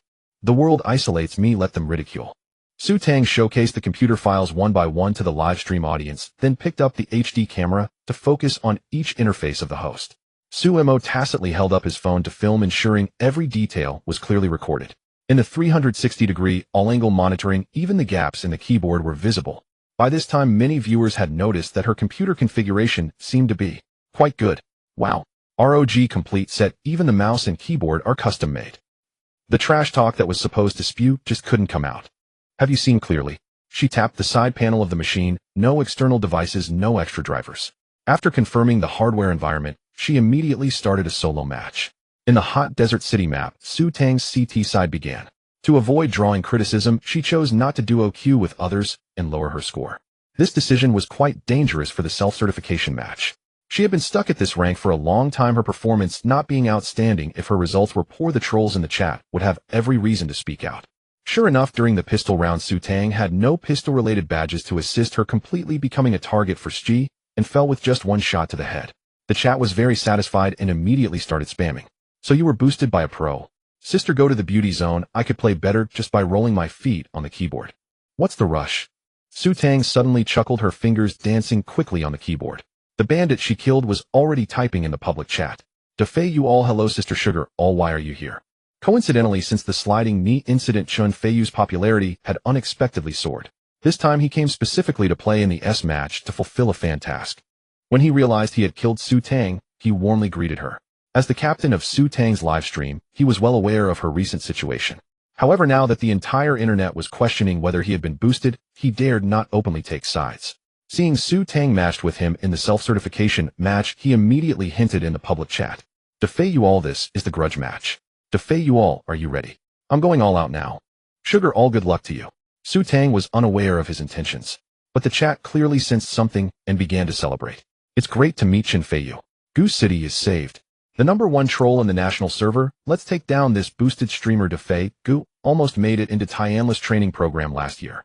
In the second economic round, the CT side chose to be aggressive. Su Tang bought a small B and guarded the B area alone. She did not directly hold B tunnel, but chose to crouch at the car position to gather information. This position could prevent her from dying instantly and allow her to hear the enemy's attack direction quickly, while also utilizing the close-range advantages of the submachine gun. The sound of explosions quickly came from the B point. Su Tang turned to dodge a flashbang while calling for support from the middle. However, her teammate on the sand side fell right at the door. In a moment of desperation, Su Tang swung her hairdryer to shoot, but accidentally collided with the enemy's bullet, her mind going blank. Is G playing too? This is just too ugly. What are you even playing for if you can't kill anyone? Is this how you throw away a game? I wouldn't throw like this even if I was C. Actually, running and shooting with a hairdryer isn't impossible, but the chat didn't care about that as long as they could vent they were satisfied. Su Tang seems to be in a bad state today. Su Mo gripped his phone, worry etched on his face. Even if he couldn't understand the high-level match, he knew she was playing a bit too hastily. The score quickly reached 0-5. Su Tang's record was stuck at a glaring 15. She supported her chin with her hands, her fingertips turning white from the pressure. Though her expression was calm, her body was trembling uncontrollably. This was a pressure she had never experienced in her past life. The more anxious she was to play while the more likely she was to mess up. Just as the chat continued to bombard her with insults, the live stream suddenly dimmed, and a golden airship burst through the screen. Governor boarding. Love Tang has activated the governor. Go Tang Bao, don't be nervous. Wow. Governor. Sumo's hand shook, nearly dropping his phone. Is this the governor? I've never seen this effect. The governor's full platform banner immediately attracted a large audience, and the chat was instantly flooded with "Boss is generous." Of course, there were also many comments saying the boss is confused. Thank you, Love Tang. The lifelong boss of the governor. Su Tang was taken aback. She had never revealed her name in the live stream. Taking out her phone, she saw a message from her mother. Tang Bao, good luck, Mom believes in you. Mom. Su Tang's heart trembled, and she closed her eyes, taking a deep breath. When she opened her eyes again, her mindset had returned to calm. The new round began, and the CT side chose a 3A2B defense. I'll take the sniper this round. Her voice steadied, and without hesitation, she bought an AWP. After communicating with her teammates, she decided to take the sniper to contest a door, while a teammate would provide flash cover from behind. As long as the bandits dared to rush a door, they would definitely take a shot first. Regardless of whether she hit or not, she would retreat to save herself. The intensity should be just about right. Chen Feiyu also pondered silently. If this continued, the chat on Su Tang's side would probably explode. It was time to stir things up. Based on his captain-level understanding, Su Tang's rifle skills were not great, and with money this round, she would definitely take the big sniper. If she takes the big sniper, where would she go? After thinking for a while, Chen Feiyu decided to call for a rush on her. This way, no matter where Su Tang was, as long as she didn't die immediately, her big sniper would have ample room to perform in such a long-range position. Brothers, we can hit her from this position. You throw your flashes on the ground, and I'll give you the signal. His fully trusted teammates immediately gathered at a door. Su Tang aimed her weapon all the way, and upon reaching the designated position, she turned to scope in just in time to catch a glimpse of a bandit rushing out. The enemy's flashbang exploded slowly at this moment, blinding her. Clearly, it was already too late. Bang! Sugar used AWP to kill Hujiang Xingxiaorong. Wow, he just gave me the kill. Hujiang Xingxiaorong immediately put on a pained expression and hurriedly reported to his teammates. A big sniper, he ran. Chase! Chase! Chase! Several bandits showed fierce expressions, brandishing AKs to take revenge for their teammate. Little did they expect that they had a traitor among them. Chen Feiyu, with few gadgets left, followed the main force. He quickly threw his gadgets, a blue car fire smoke at the point and a flash at a big, each thrown perfectly. Before long, he had exhausted all the gadgets in his hands. The CT side used just one smoke at A to firmly trap the bandits in the pit, rendering them unable to move. It seems like we don't have many gadgets left. The bandits began to count their remaining gadgets. Besides 2 fire grenades and 2 smokes, the flashes had been nearly exhausted when testing A. Without flashbang cover, it meant they could only grit their teeth and face off against guns. But the opponents had a big... Chen Feiyu quickly analyzed the situation. We can't delay anymore. It was supposed to be a rush A. Other points haven't been controlled, and switching points poses too great a risk. Let's go straight in. Without gadgets, we have no choice but to play like this. We started with fewer people, there's nothing we can do. Other bandits found this very reasonable and nodded in agreement. Only Hujiang Xingxiaorong felt a bit uncomfortable. He was the first to die at the point, and his teammates had inadvertently stabbed him in the back. By the time the smoke had dissipated, the bandits sealed off their last gadget, only to find the CT side countered with another smoke. Killing the heart. Wow. I still have a flash, let's throw it together and rush through the smoke. The bandits showed a tragic expression, having no choice but to force their way through the smoke, launching a desperate charge. As Chen Feiyu emerged from the smoke, he collided with Su Tang's crosshairs. Bang! The sound of the AWP rang out like thunder. Su Tang, with her astonishing reflexes, dodged the flash, turned, and locked onto the bandit at the blue car, killing him with one shot. Immediately following, a beautiful blind shot took down the enemy rushing towards her. Other CTs also firmly took down the last bandit. Wow, that reaction. Those who said she was boosted should come out now. This sniper shot was too fast. Did you see her arm? It was about to break. The chat instantly erupted. Seeing Su Tang's fluid 4-kill performance, the atmosphere in the chat reversed in an instant, and many gift effects flew up in the live stream. The live chat had shifted from mockery to awe, yet scattered doubts still flickered across the screen. Su Tang's extraordinary performance in a single round could not reverse the tide. Chen Feiyu could not overtly throw the match. Though he was playing as a terrorist, if his acting became too transparent, his teammates would inevitably call the police. With a razor-sharp double elimination push, he shattered the Ashort site. The terrorists seized the platform and swiftly planted the bomb. Rushing to counter-defend, the CTs were ambushed in the sandy stretch. Su Tang reacted instantly with follow-up shots, yet the situation had already collapsed into a desperate 2 vs 4 standoff. Her teammate guarding a main hesitated at the Aduer, refusing to rotate, clearly prioritizing weapon preservation over defense. A renowned breakthrough player from the Collegiate League is joking with you. Do you really think he's just some random player? Su Tang took a deep breath, and suddenly warmth spread through her limbs. Her mind sharpened with crystalline clarity, her fingers and mouse fused into a single seamless instrument. She felt utterly invincible. Glancing briefly at her interface, she saw a gleaming golden sports car emblem pulsing brilliantly on her personal dashboard.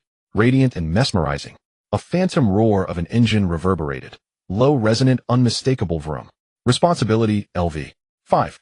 Affecting clutch situations. Personal condition is optimized to 100, capped by innate capability. And when operating solo, spider sense may trigger probabilistically. And overall capability has risen to 66. I see. Su Tang rotated her wrist lightly, a faint, enigmatic smile curling at the corner of her lips. Team, let's try something bold this round. She decisively abandoned rejoining her main teammates and advanced alone with her sniper rifle toward Ashort. Just rounding the corner, an inexplicable wave of danger surged through her.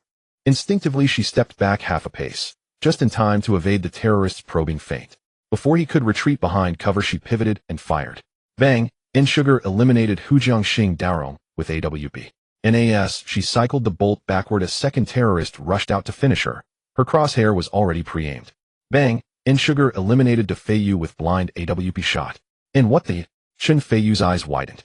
He hadn't eased up. Not a single step betrayed him. His trigger finger had nearly pulled before she even moved. Yet Su Tang seemed to know a second attacker lurked in the alleyway, anticipating his path, retreating precisely to avoid his preemptive burst. Even her blind aim point had been preset.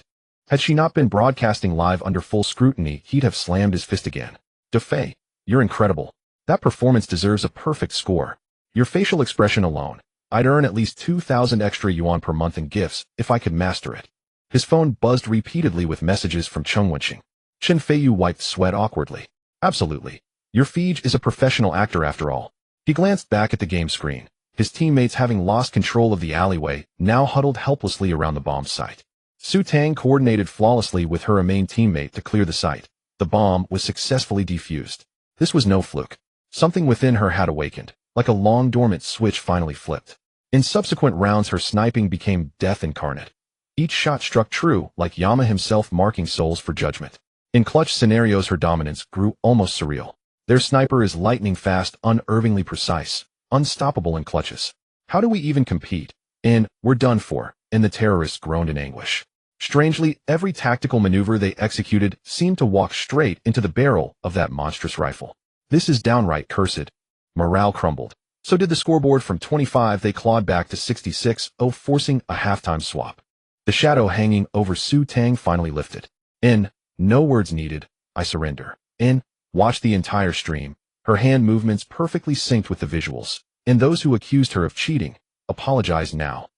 Longtime fans, long suppressed, finally stood tall. The chat's tone underwent a total reversal. She's unstoppable. I'm on my knees. Can a girl really play this well? China's CS scene is about to birth a prodigy. Our Go senior brother finally has his own mother. Each of Su Tang's kills triggered cascading gift animations. Her live audience surged toward 5,000, an exceptionally rare feat, even among top-tier site streamers. Su Tang's follower count officially surpassed 20,000 and continued climbing. In the second half pistol round, she switched to terrorist side. Relaxed and unburdened, she astonishingly sprayed down 2 CTs in what was usually her weakest phase. Her kill count soared. Final stats: 18 kills, 10 deaths. Her team's morale blazed. In rifle rounds they stormed sites with unchecked audacity, unstoppable. Their playstyle grew bolder, their execution more flamboyant, even deploying stun grenades with reckless acrobatic flair. Even Chen Feiyu's competitive fire ignited in response. She truly doesn't see me as human anymore. With Su Tang's performance already stellar, and as a semi-professional player himself, he still possessed pride and dignity. In the following rounds, Chen Feiyu carried with fierce determination, vowing to defend his honor to the last. Though his rhythm remained elusive, his raw fundamentals held firm. Charging forward with brute force, he proved just as unstoppable to the opposing side. The score tightened to 11-11, a razor-thin edge where psychological advantage decided everything. Crucial round. We'll flank via the alleyway. Su Tang gripped her AK, eyes alight with unwavering confidence. I'll hold mid alone. You 4 push a main aggressively. I'll rotate through Ashort to support when the moment is right. Her teammates cooperated without hesitation. Every prior solo push she'd attempted had yielded spectacular results. On terrorist side, Su Tang abandoned her sniper role entirely, embracing the free-roamer position akin to a MOBA jungler demanding both experience and tactical intellect. Free-roaming meant operating independently, requiring exceptional self-preservation, exploiting weak flanks to generate pressure, diverting maximum enemy attention, and creating numerical advantages for teammates. A poorly executed free roam invites instant blame, either dying first or contributing nothing. Yet Su Tang wielded the emblem of ROPS, one of the world's greatest free roamers. Her sporadically triggered spider sense dramatically increased survivability. Even Shin Feiyu, actively trying to counter her, found himself increasingly powerless. Damn, what's happening? I can't get a read on her anymore. Shin Feiyu was drenched in sweat, not because he held back, but because he genuinely couldn't match her tempo. If he spent too much time hunting her down, his teammates would already be overwhelmed by sheer aggression. Yet ignoring her allowed her to slip behind lines and eliminate others silently. Worse still, Chung Wenxing kept delivering surgical commentary. Fiji's acting is absolutely explosive. That synergy deserves full marks. You deliberately turned your back so sister could shine. Adorable, I'm smitten. Chun Feiyu nearly crushed his mouse in fury. I swear, I'm not going easy on her. When backstabbed once more, he finally snapped. I'm literally giving it my absolute all. And bro, I totally get it. Chung Wenxing chuckled warmly. I'll definitely learn from you. I'll eat gambling profits until I'm full. And wait, dude. Tears of humiliation welled in Chun Feiyu's eyes. Trembling, he typed into global chat, into Feiyu, all GG sister, is legendary. I yield. And sugar, all well played. The final score locked at 13-11. Under full public scrutiny, Su Tang delivered an MVP-worthy performance. 28 kills, 15 deaths, and a staggering 168 rating, towering above all others. Once the replay uploaded, Su Tang began analyzing the decisive clutch round for her viewers. The cardinal sin of free roaming is blind, isolated pushes. And, observe the final round. If I'd stayed entrenched in B1, threatening from the rear, the enemy's alleyway player would have remained paranoid, reducing resistance for my teammates advancing onto the platform.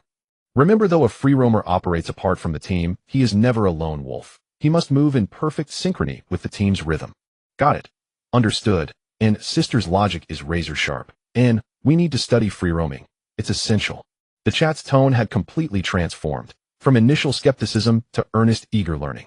Go senior brothers were above all passionate learners. Su Tang's follower count officially breached 30,000. Screen flooded with gift effects, chat dominated by 666, and heartfelt apologies. Sister, I'm deeply sorry for my earlier rashness, and I shouldn't have doubted a goddess. I'll redeem myself with a Fleet Captain subscription, and I've been your fan for 10 years. Thank you all for witnessing this moment. Su Tang smiled warmly at the camera. Reaching Steer in 200 hours is undeniably difficult, but not impossible. She gently stretched her slightly sore wrist. As for why my progress accelerated so rapidly, and silently she thought, nothing more, just the system. Brilliant play. Check your DMs, by Kai Zeich. In Kai Zeich's SC notification drifted across the screen, sparking collective astonishment. Both principals were now fully engaged. Thank you, Kai Zeich. Su Tang responded warmly, opening her private messages, where Kai Zeich's sincere, humble apology greeted her immediately.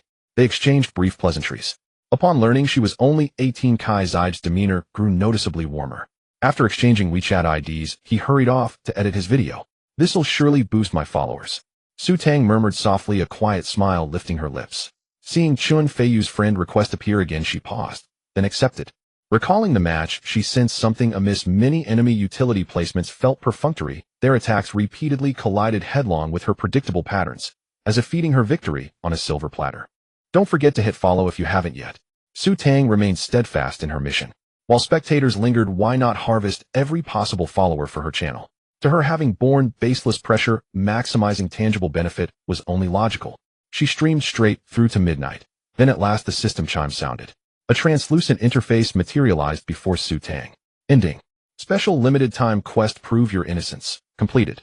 In Hyperdream Training Room unlocked. In Hyperdream Training Room, purchase elite player cards from the system shop to immerse yourself in iconic pro moments. Enhance muscle memory and tactical cognition via neural mapping. In first-time Hyperdream experience grants one random emblem from the selected player. Subsequent attempts yield emblems probabilistically. Grants access to the designated player's abilities. Su Tang immediately perked up. After savoring her mother's loving midnight snack, she stretched comfortably in bed and opened the system shop. The system shop had undergone a complete overhaul. In addition to the exorbitantly priced badges, it now featured an array of new elixirs, and most notably newly unlocked Ultra Dream fragments available for purchase. Her livestream gift revenue had steadily grown, accumulating a substantial sum of star coins.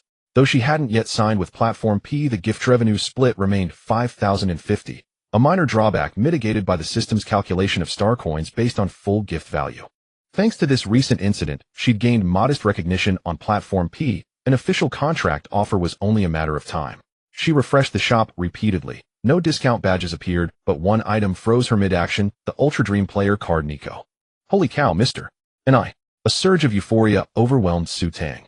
She never imagined her luck would be so extraordinary, drawing Nico's Ultra Dream player card on her very first try. This player was legendary. Even casual CSGO players knew his name. The world's foremost rifleman. The unrivaled Desert Eagle Master. Human embodiment of pre-aim precision. Nightclub Prince. Final round falterer. These monikers alone testified to his immense popularity. A Bosnian elite who under the reign of two CSGO deities carved his way into the top 3 as a pure rifler. Nico stood as the undisputed first among mortals beneath the gods. And now, this legend's training fragment had surfaced after merely 2 refreshes. What unbelievable luck. She instantly checked the price, 60% off, yet still costing 3,000 star coins. Without hesitation, Su Tang confirmed buy it.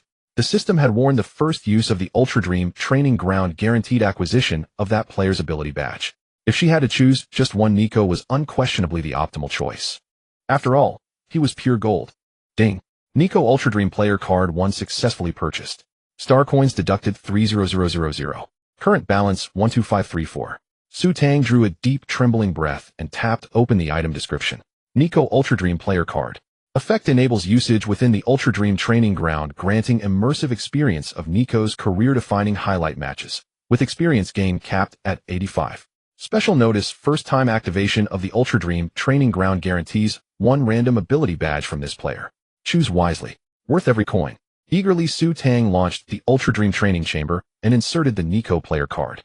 A dazzling flash erupted, and her consciousness plunged into absolute darkness. When she opened her eyes again, her perspective had shifted entirely, to match footage. Holding an AWP, she stood guard in the K1 zone of Nuke. A torrent of match data flooded her mind, allowing her to instantly grasp the situation. It was the decisive second half round. Nico had just cleared the outer site, and was preparing a solo push into K1, coordinating a pincer movement with his teammate at Iron Gate. She faced dual threats: Nico advancing through K1, and an enemy poised to drop from the pipe at any moment. So, I'm meant to experience the victim's perspective. Su Tang quickly realized the irony, and chuckled softly, but the system seems to have overlooked one detail. Badge, activate. Human limit sniper proficiency increased by 15. Responsibility, personal performance elevated to peak capacity during solo operations. Though her overall combat rating stood at only 66, her sniping capability far surpassed that figure. I'm not necessarily the victim here, Su Tang declared, brimming with confidence. Then, an inexplicable sense of danger prickled her spine. A faint smile curved her lips. So, the spider sense triggered too. Sorry, mister. And I've got cheats. She held her breath, crosshair locked unwaveringly on K1's entrance. At the exact instant Nico breached the threshold, she fired without hesitation. Goodbye. Her screen abruptly turned black. How is that possible? Eyes wide with disbelief, Su Tang gasped, I did pull the trigger. I definitely pulled the trigger. The system ignored her protest, rebooting the match seamlessly. Once more, Su Tang gripped her sniper rifle, standing at Destiny's crossroads. This time she abandoned bravado, refusing to hold the entrance hidden. Instead, she crouched like an ostrich at K1's right flank. Yet the outcome remained unchanged: instant elimination, without ever spotting her assailant. Again, her cheeks burned crimson, her entire face flushed like a scalded prawn. She trusted her reflexes implicitly, but no matter how laser-focused she became, nor how perfectly her badges activated, Nico still flicked out a single shot and eliminated her instantly. Not until she retreated near the double doors, crouching low, patiently setting up her snipe, did she finally glimpse Nico alive. Nico darted across her field of view in a blur. Her bullet whistled harmlessly past. Instantly, he reappeared and delivered a ruthless headshot. Wait, does he dodge like that? Su Tang completely broke down. Is this even human? Are professional players this terrifying? Her Dao heart shattered utterly. She felt unworthy, forever disqualified from pursuing pro play. Only then did the system release her. transitioning into the instructional phase, replaying the match frame by frame. The Ultra Dream Training Chamber's playback function was astonishingly powerful. As the replay began, Su Tang's consciousness fused seamlessly with Nico's. Every micro-movement, every flick of the wrist felt as though executed by her own nervous system. Through Nico's eyes she saw how, long before initiating his advance, he had already calibrated his crosshair precisely. A simple horizontal flick sufficed, no correction needed. Her head would land dead center in his reticle. Meanwhile, Su Tang herself, within that same perspective, stood motionless, inert, as if asleep, offering zero reaction. Unbelievable. She wasn't incapable of pre-aiming, yet hers paled beside Nico's like silver deer versus the ultimate champion. He moved with machine-like precision, positioning flawless focus, unbroken aim, trajectories smooth as silk, sweeping the map clean corner to corner like a meticulous street sweeper. Peerless movement control, superhuman patience and concentration. Su Tang could only marvel. When the system finished the playback, her perspective snapped back to training mode. This time, however, she wasn't assigned defense. She stepped into Nico's shoes, assuming the role of the attacker. Staring at the rifle in her hands, doubt crept in. She nervously confirmed, system, is Nico not defending on the other side? The opponent you face is an AI generated from your defensive habits, fully replicating your capabilities. That's fine then. Wait, hold on. Su Tang suddenly caught on. Does that mean the AI has my badges too? The AI inherits your full abilities and combat style. A chill ran down her spine. I'm doomed, absolutely doomed. Wasn't this tantamount to facing a version of herself, equipped with spider sense, wielding an AWP, operating at peak capacity? Just fighting myself. No need to panic. She took several deliberate breaths, straining to recall Nico's pre-aim rhythm. One misstep, and her own AWP would obliterate her without mercy. Mimicking an ICO, she pressed close to the wall, sliding toward the corner crosshair, settling on a dark spot. That should be the spot. Go. As she flicked out, her first pre-aim point was empty. Before she could shift to the second, her AI counterpart stood squarely in the center of the road, aiming directly at her. Bang! The sniper report thundered. Su Tang collapsed instantly. Su Tang shattered composure that defies physics. I'd never stand there. Detected, this position matches your 5th defensive stance. She stammered, speechless. I died so many times. I don't even remember. Cause of death: excessive exposure, failure to cover non-preaimed angles.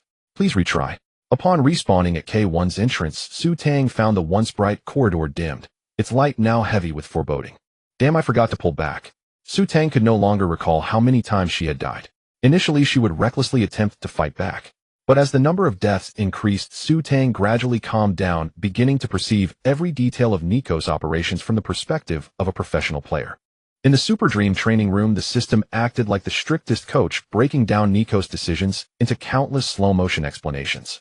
She noticed that after pre-aiming at a spot, Nico maintained an incredible level of focus, moving the crosshair to the next pre-aim point, while always controlling his position within the smallest range of being hit. This almost instinctual muscle memory allowed Su Tang to witness the terror of top professional players for the first time. So this is how it is. After countless failures, Su Tang finally grasped the key. Simply put, it was about breaking down the dangerous large areas into individual pre-aim points and gradually maneuvering with small positional adjustments. After pre-aiming at one position, she had to pull back to ream at the next, thus increasing the safe angle. Plus, being able to choose when to fire gave her a proactive advantage, making it difficult for the opponent to react in time. This was also why Su Tang appeared clumsy from Nico's perspective. Once she had this epiphany, she could finally secure steady kills against her opponents. The system then switched to other maps. To her surprise, Su Tang's pre-aiming skills remained stable across. This sense of integration boosted her confidence immensely. As she reached the final stage of training, she used a Desert Eagle to take down a CT on the 3rd floor with a single shot.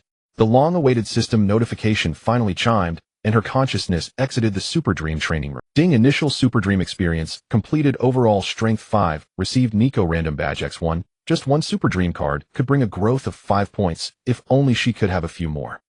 Su Tang couldn't hide her excitement, happily kicking her feet on the bed. She eagerly opened the badge she had just received. Give me the pre-aim of Nico. Ding. Received badge. Hello Nico LV. 4 badge effect when targeted by an opponent's taunt rifle, ability 20, Desert Eagle headshot rate 20, lasting 4 rounds. Comment: when this incantation rings out, someone is destined to become the Nico of the major finals. Huh. Upon seeing the badge's attributes, Su Tang's face instantly fell. Nico has so many powerful abilities. Oh, why was this the one? To trace the origin of this badge, one must go back to the Blast Group stage in 2023. At that time, Nico's performance had hit rock bottom, and the entire G2 team seemed to be sleepwalking, bound for elimination. His opponent, the EG team, after scoring match point, arrogantly initiated a taunt, "Nico, hello." This phrase was like a whisper from a demon awakening the slumbering beast. Nico went berserk on the spot, taking down EG, and then leading the underestimated G2 team, they stormed through to ultimately lift the Blast Autumn Championship trophy. From then on, this greeting of hello became the death incantation in the professional circle. No matter how great the team's advantage, as long as someone dared to utter these 5 letters, they would inevitably lose the entire map in a crushing defeat. Su Tang felt a bit of a toothache. Why did I get a trigger-type badge again? Although the badge's attributes were terrifying, who would specifically taunt her while playing the game? The Geo seniors were the ones who initiated group taunts, and it really wasn't that useful. But thinking of her gains from the Super Dream today, she felt quite satisfied.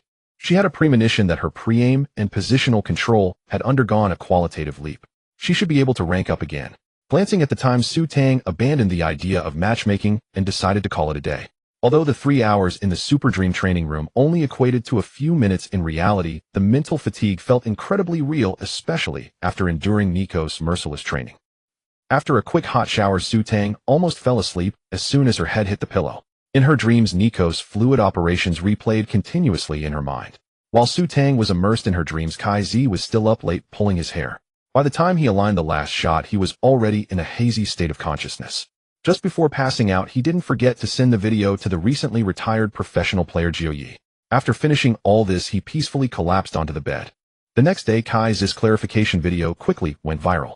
In the video, he sported dark circles under his eyes, but was extremely energetic.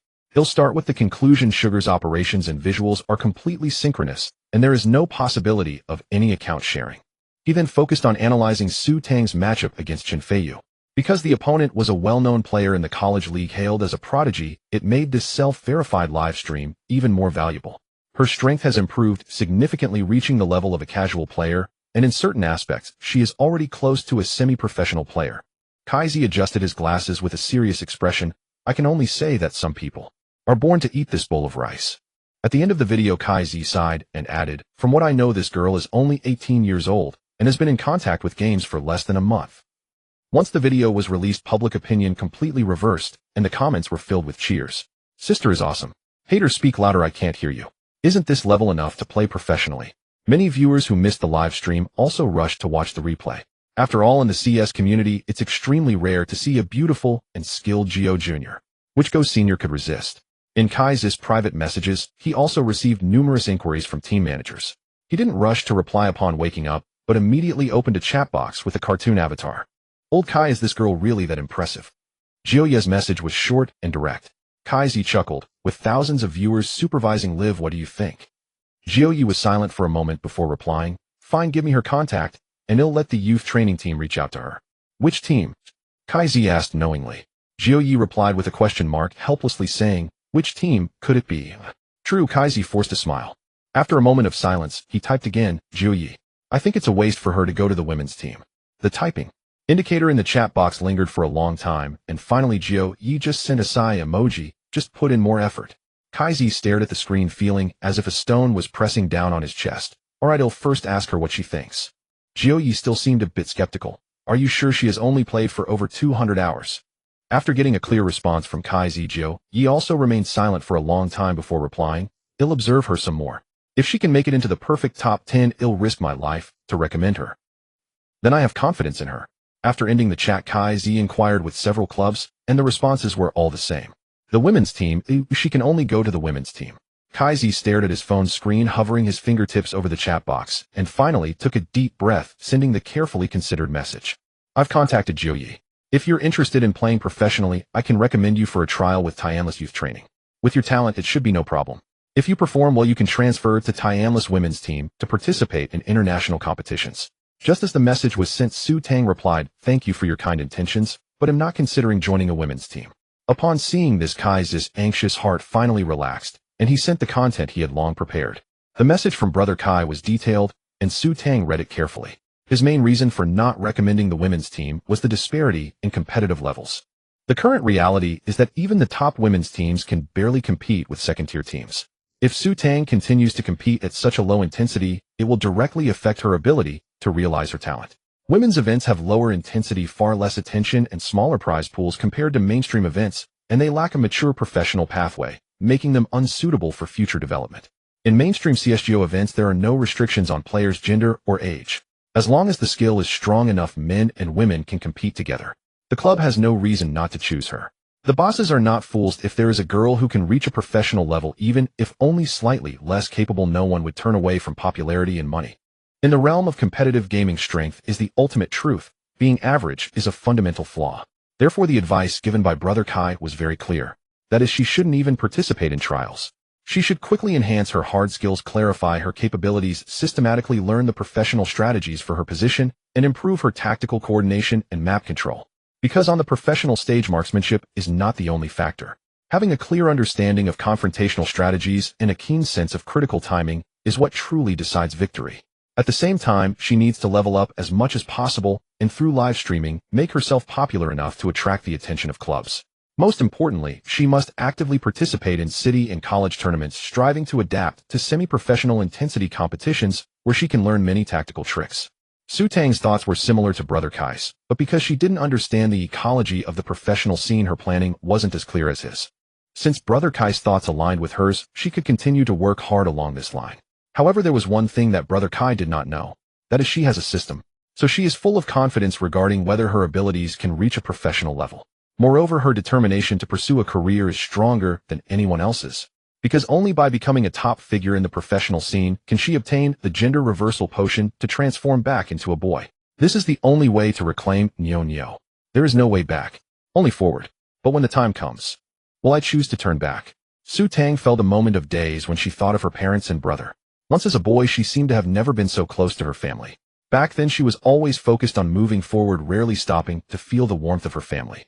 Now with a different identity, she can express her true feelings openly and experience another kind of life. Isn't this a good thing? No, I cannot waver. Su Tang firmly slapped her cheek as cold droplets of water dripped down her chin. She tried to wake herself up. No matter if I am male or female, I must strive forward. After replying to Brother Kai's message, she felt more at ease. Since I've decided not to join the women's team, I must rely on my strength to break through. School is about to start, and time is short. With the last month at hand, she plans to further improve her rank. By then, she will qualify to join the school's esports club and form a team for the college tournament. She hadn't played any games today because she just accompanied her mother on a shopping trip. She and Suemo are twins, both performing well academically, and are among the first students to receive admission letters from Magic City University of Transportation. Her mother, Gu Manling, held the admission letter like a treasure, refusing to let go. Today, she specifically prepared a large spread of dishes, and after eating, they spent the whole day shopping. By the time she returned home and dealt with Brother Kai's message, it was already past 7 in the evening. The long-awaited system task finally rang out. Ding! System task release. Task content reached the top of the perfect platform ladder and exceed 100 fans. Task reward: random LV 5 badge 1, random purple gold super dream player card 1. Top of the ladder. Su Tang frowned, realizing that the system had leveled her up again. But she had long since gotten used to it. Looking at the purple gold super dream player card and the level 5 badge reward, a strong desire surged in her eyes. There is no hesitation, just charge forward. She opened the live stream, and the fans who had been eagerly waiting instantly flooded in. Tang Bao is here. You look even prettier today. Did you see Brother Kai's video? He said you have professional level skills. I saw it. Thank you for your support, brothers, but I'm still far from being a professional. Su Tang smiled. Since her mother made her a governor, she occasionally comes to send some gifts and chat. The bullet screen friends also started calling out for Tang Bao. While logging into the gaming platform, she adjusted the camera angle. Raise the camera a bit more. Exactly, don't just film the hands. Su Tang had genuinely intended to raise the camera, but after the reminder from the bullet screen, she immediately reacted. Damn, I treat you all as brothers, and you want my body, right? Su Tang pouted, angrily pointing at the camera. The bullet screen filled with declarations of justice. After a cheerful interlude, Su Tang directly entered the scoring mode. After a day of not playing games, returning with the boost from Brother Kai, she was in great shape and couldn't wait to test the results of last night's special training. The effects were obvious. The previously challenging S-rank matches felt completely pressure-free. With the aid of the pre-aim and headshot master badge, she frequently took out opponents in her matchups, leaving them confused. At first, the bullet screen joined in the chaos, posting question marks, but soon the viewers became numb. Instead of typing, they might as well enjoy the show. After a few rounds of scoring, Su Tang relaxed her mindset and actively interacted with the bullet screen. A new match was successfully matched, and just as they entered the game, the bullet screen and Su Tang's live stream suddenly flew by quickly. What the hell? 259. Tang Bao ran into Lord Jiu. This is a real professional player. Hearing that she had matched with Lord Jiu, Su Tang was momentarily stunned and quickly greeted. Sugar, hello Lord Gio. Advent, coincidentally, I just talked to Brother Kai about you perform well this match. Sugar, okay, the game began, and the map was Helltown. Su Tang was on the T side and was attacking. This map, filled with corners, is very easy for players to hide. It is an excellent test of a player's pre-aim skills. After last night's special training, her pre-aim had improved significantly, not to mention the spider sense that occasionally triggered. She was confident she could compete with Lord Gio. In the first round, her teammates decided to rush B at the second opportunity. They'll go solo up to the second floor. Su Tang grabbed AP-250 and some smoke and flash, quickly moving to the side path to distract the opponents. In high-level matches, the banana path is very difficult to control. The T side did not compete for it at the first opportunity, hiding at the terrorist spawn, waiting until the opponents used up their utilities. The CT defending B point, having secured the barrels, found the entire banana path empty. Just as he was about to report this information, he saw a dense array of utilities flying towards him, startling him into retreat and calling for backup. On Lord Gio's side, they called for a 3A2B setup. The A area is a more aggressive opening. Lord Gio was coordinating with his teammates on the second floor for crossfire, with Lord Gio responsible for the boiler room, while teammate A handled the spiral staircase and teammate B was at the connection. Hearing the call for help from B point, Lord Gio could only signal the teammate at the spiral staircase to fall back to the bomb site. He then went to take a look at mid. If it was clear, he would rotate to the archway connection for easy support to B area. Seeing her teammate initiate an attack, Su Tang waited for 3 seconds before starting to push forward, just in time to catch a CT retreating from the second floor. After only one glance, the opponent fell to the ground. What the hell? Lord Gio was stunned. You fall back. I'll handle this. And Uncle Gio shook his head helplessly, swiftly making his decision. In less than a second after he left the boiler room, Su Tang materialized like a wraith, eliminating their teammate on the second floor. By now, one CT had already fallen in Site A. If Su Tang pinned down 2 more, the teammate defending Site B would be left utterly helpless. And if left unchecked, she could plant the bomb at Site A, and then call her teammates back to retake it. Realizing this, Uncle Gio timed his movement precisely and slipped silently back into the boiler room, exploiting a psychological blind spot. Meanwhile, combat raged fiercely at Site B. 2 CTs, reinforced by a returning teammate, held off the terrorists' assault at the cost of a 2-for-2 exchange. And the 2 surviving low-health terrorists, seeing Su Tang safely reach Site A, immediately switched tactics, grabbing the bomb and rushing towards Site A. Watch the connector and the boiler room, Su Tang warned. And she'd been tracking the firefight closely and knew one CT hadn't yet rotated back. She searched half the map, yet saw no trace of him. Unconvinced, she even doubled back to the stables for another glance at the boiler room, only to find Uncle Gio long vanished. His positioning was nothing short of artful. The moment he entered the boiler room, he abandoned any notion of clearing Su Tang, instead slipping straight into the sewer. As the 2 terrorists replenished utility at the connector, he emerged from behind them and executed a flawless double kill. How did he get into the sewer? Su Tang gasped in shock and instantly rushed mid to retrieve the bomb. Just as she pre-aimed the sewer exit toward mid, that deceptively cunning flyhead had already crouched into position mere steps away. Su Tang hadn't anticipated such an aggressive stance, and before she could react, she was eliminated instantly. An Advent headshot killed Sugar with the USP. And after securing the round, Uncle Gio typed a concise reminder. Advent, the CT on the second floor is playing aggressively. Someone's definitely covering the boiler room. Never leave the second floor unattended. Su Tang suddenly understood. She had pre-aimed the boiler room, but at that exact moment Uncle Gio had just vacated it. Only after she eliminated the second floor CT did she realize someone else lingered nearby. Yet she chose to ignore it, opting instead to push deep into Site A to clear the bomb site. In that single decision, granted Uncle Gio his opening. As a solo holding player, Su Tang's core responsibility was to sustain constant pressure, and should her teammates falter in their assault, proactively establish secure repositioning routes. By pushing recklessly into the bomb site after securing a kill, she appeared to expand her advantage. Yet in truth, she surrendered control of the second floor entirely. The CTs could easily reclaim the second floor during her brief window inside the site, severing her connection to her teammates. Into a professional player, that subtle misjudgment was a fatal flaw, especially for a seasoned in-game leader like Uncle Gio, who thrived on outthinking opponents. This was pure cerebral mastery. And within seconds, he discarded the idea of countering Su Tang directly, and instead cast a longer line, waiting for the perfect catch. He waited until she planted the bombs safely, then called her teammates back to rotate, only then striking decisively to intercept and eliminate them all. And had she refrained from calling them back, and instead coordinated with her team to flank Site B, he could have flanked through the banana alley instead, launching a surprise assault. And with both options prepared, he remained utterly unruffled. Is this what professional level awareness feels like? Su Tang breathed the words aloud, genuine awe in her voice. In subsequent rounds, Uncle Joe occasionally offered precise critiques over the public chat. His strategic insights were razor-sharp and incisive, dissecting every nuance of her thought process. For the first time, Su Tang grasped the true meaning of tactical cognition. Her desire to master professional-level gameplay deepened steadily. And under Uncle Joe's command, the CT defense functioned like resilient, responsive foam, absorbing force without breaking. Su Tang felt utterly stifled. Though her aim clearly surpassed hers, she could never fully unleash it. In this game, raw accuracy alone was never enough. Far more vital was the ability to rapidly synthesize battlefield intelligence and make the optimal decision in real time. And she'd always believed her choices were elegant. Yet each correct decision only exposed fresh vulnerabilities instantly exploited by her opponent. Doubt began to creep in. She felt utterly transparent, as if every move she made had already been anticipated, every intention calculated in advance by Uncle Joe. Though Uncle Joe wasn't renowned as a mechanical prodigy in the pro scene against casual players, he was nothing short of devastating. And his experience, utterly overwhelming.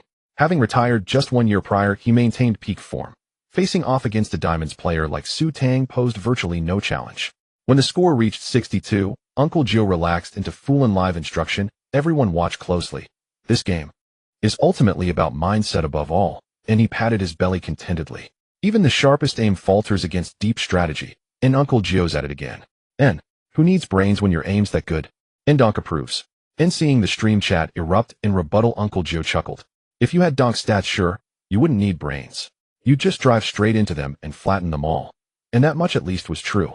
All strategy, all tactics, all utility, all existed solely to set up that single decisive trigger pull. Absolute mechanical dominance could compensate for every other deficiency. Think of B1T, the headshot automaton, or Xanter's Turkey's relentless storm, or the peerless Donk. They were beings for whom one bullet shattered all defenses. But Su Tang wasn't there, not yet. So patience. Yes, mindset must be learned step by deliberate step. With that in mind, Uncle Joe offered gentle encouragement. In Advent Sugar, you've still got work to do. Sharpen your thinking. Keep pushing forward. Su Tang knew his words came from goodwill. Yet the system interpreted them quite differently. Hello Neek, level 4 activated. Badge effect when subjected to individual taunt from an opponent. Rifle accuracy increases by 20. Desert Eagle headshot rate rises by 20. Duration 4 rounds. Truly powerful badges demanded stringent activation conditions and conferred only modest numeric. This actually triggered. Su Tang glanced sympathetically at Uncle Joe's ID.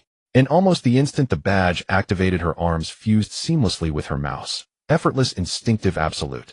Sensational control. After a calm, methodical exchange of utility and terrorists, Alan push on Site B failed catastrophically. The bomb dropped inside the site, leaving only 2 desperate terrorists scrambling to plant it. 4 CTs stood ready, poised to ambush. Uncle Joe lounged calmly behind the triple boxes, lazily firing sporadic shots into the smoke. Tat-tat. Nah burst pierced the haze. Sugar headshot killed Advent with the M4A1. Before Uncle Joe could react, his screen cut to his teammate, just in time to catch a blinding flash. After the wideout, his perspective landed on his third teammate. 2 at spawn, and he barely finished the warning before his screen went black once more. This time his view didn't even reach the 4th teammate. The round ended before it could. Su Tang unleashed a lightning-fast chain of headshots, securing a quad kill. Wah! What just happened? Uncle Joe stared blankly at the black screen, fingers tangled in his hair, motionless. The stream erupted in laughter. Whoa, what kind of reflex is that? This girl's insane. Uncle Joe's death sigh. Stare at anyone, and they're dead. Ha ha ha. The public chat flooded with question marks. When players spammed question marks, they weren't questioning themselves. They were declaring others had erred. Because Su Tang's aim had just been too precise, too swift, beyond comprehension. Having eliminated Uncle Joe, Su Tang emerged from the smoke like a phantom, leveraging just one perfectly synced flashbang from her teammate to sweep the site with breathtaking speed, landing consecutive headshots before pivoting 180 degrees to eliminate the final terrorist lurking in the banana alley. The entire sequence flowed like water, completed in under 3 seconds. Not even Uncle Joe could process it. Anyone witnessing that whirlwind rotation would be left stunned. Whoa, this is a female player's aim. Uncle Joe slowly lowered his raised hand, his expression shifting to solemn intensity. Long dormant spark of competitive fire surged within him. He flexed his wrists and typed deliberately into the public chat. Advent, now that was interesting. Shall we go again?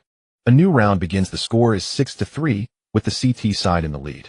Jiu calmly explains the strategy. Two people from A2 should push together without splitting up. After playing for most of the round, he is very familiar with Su Tang's attacking habits and knows that the opponents have precise shooting skills. If they split up to crossfire, it would be easy for the enemy to control their positions and take them down one by one. It's better to stick together, one in front and one in back. Oh, as long as they aren't particularly unlucky, it should be easy to cover each other. Let's bring in another person and set up a double stack with the stone slabs. Jiu buys a smoke grenade, clearly prepared to execute his signature technique, which has also been tested in professional arenas. The 259-style banana path setup with a Marasaki setup.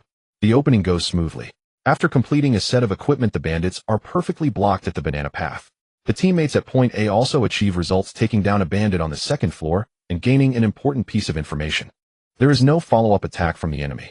Seeing this, Jiu smirks wickedly and immediately throws a smoke grenade, pretending to obstruct the main force of the bandits. In reality, there is a very inconspicuous gap at the top edge of the smoke. As long as a teammate crouches to make a ladder for him, he can step on his teammate's head and see the bandits at the banana path through the smoke. This is a very sinister tactic. This move has proven effective in professional matches, let alone in a casual matchmaking game.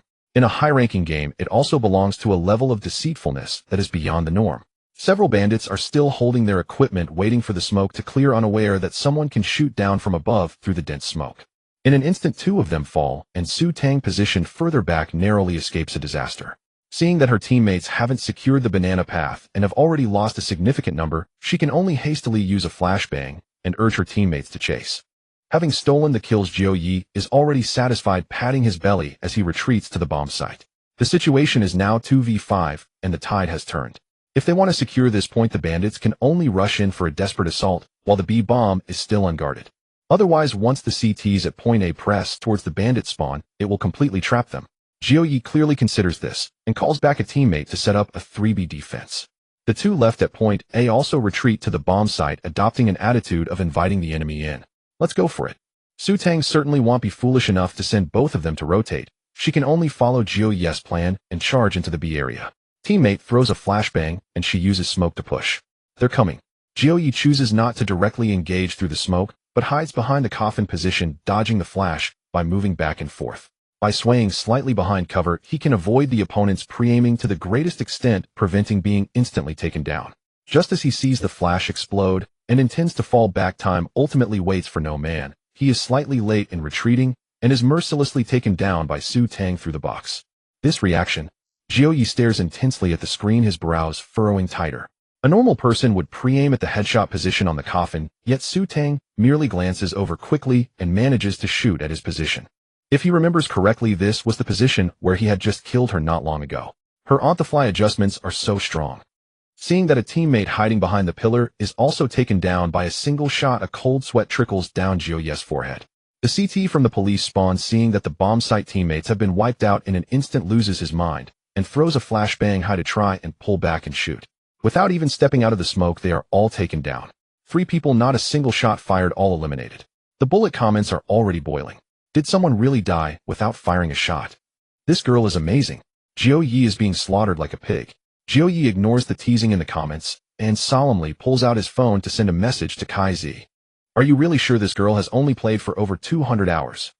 Kai Z replies instantly with smile. JPG. Fans in the live stream have already informed him about this match, and coincidentally, he had no games matched and had been spectating the whole time.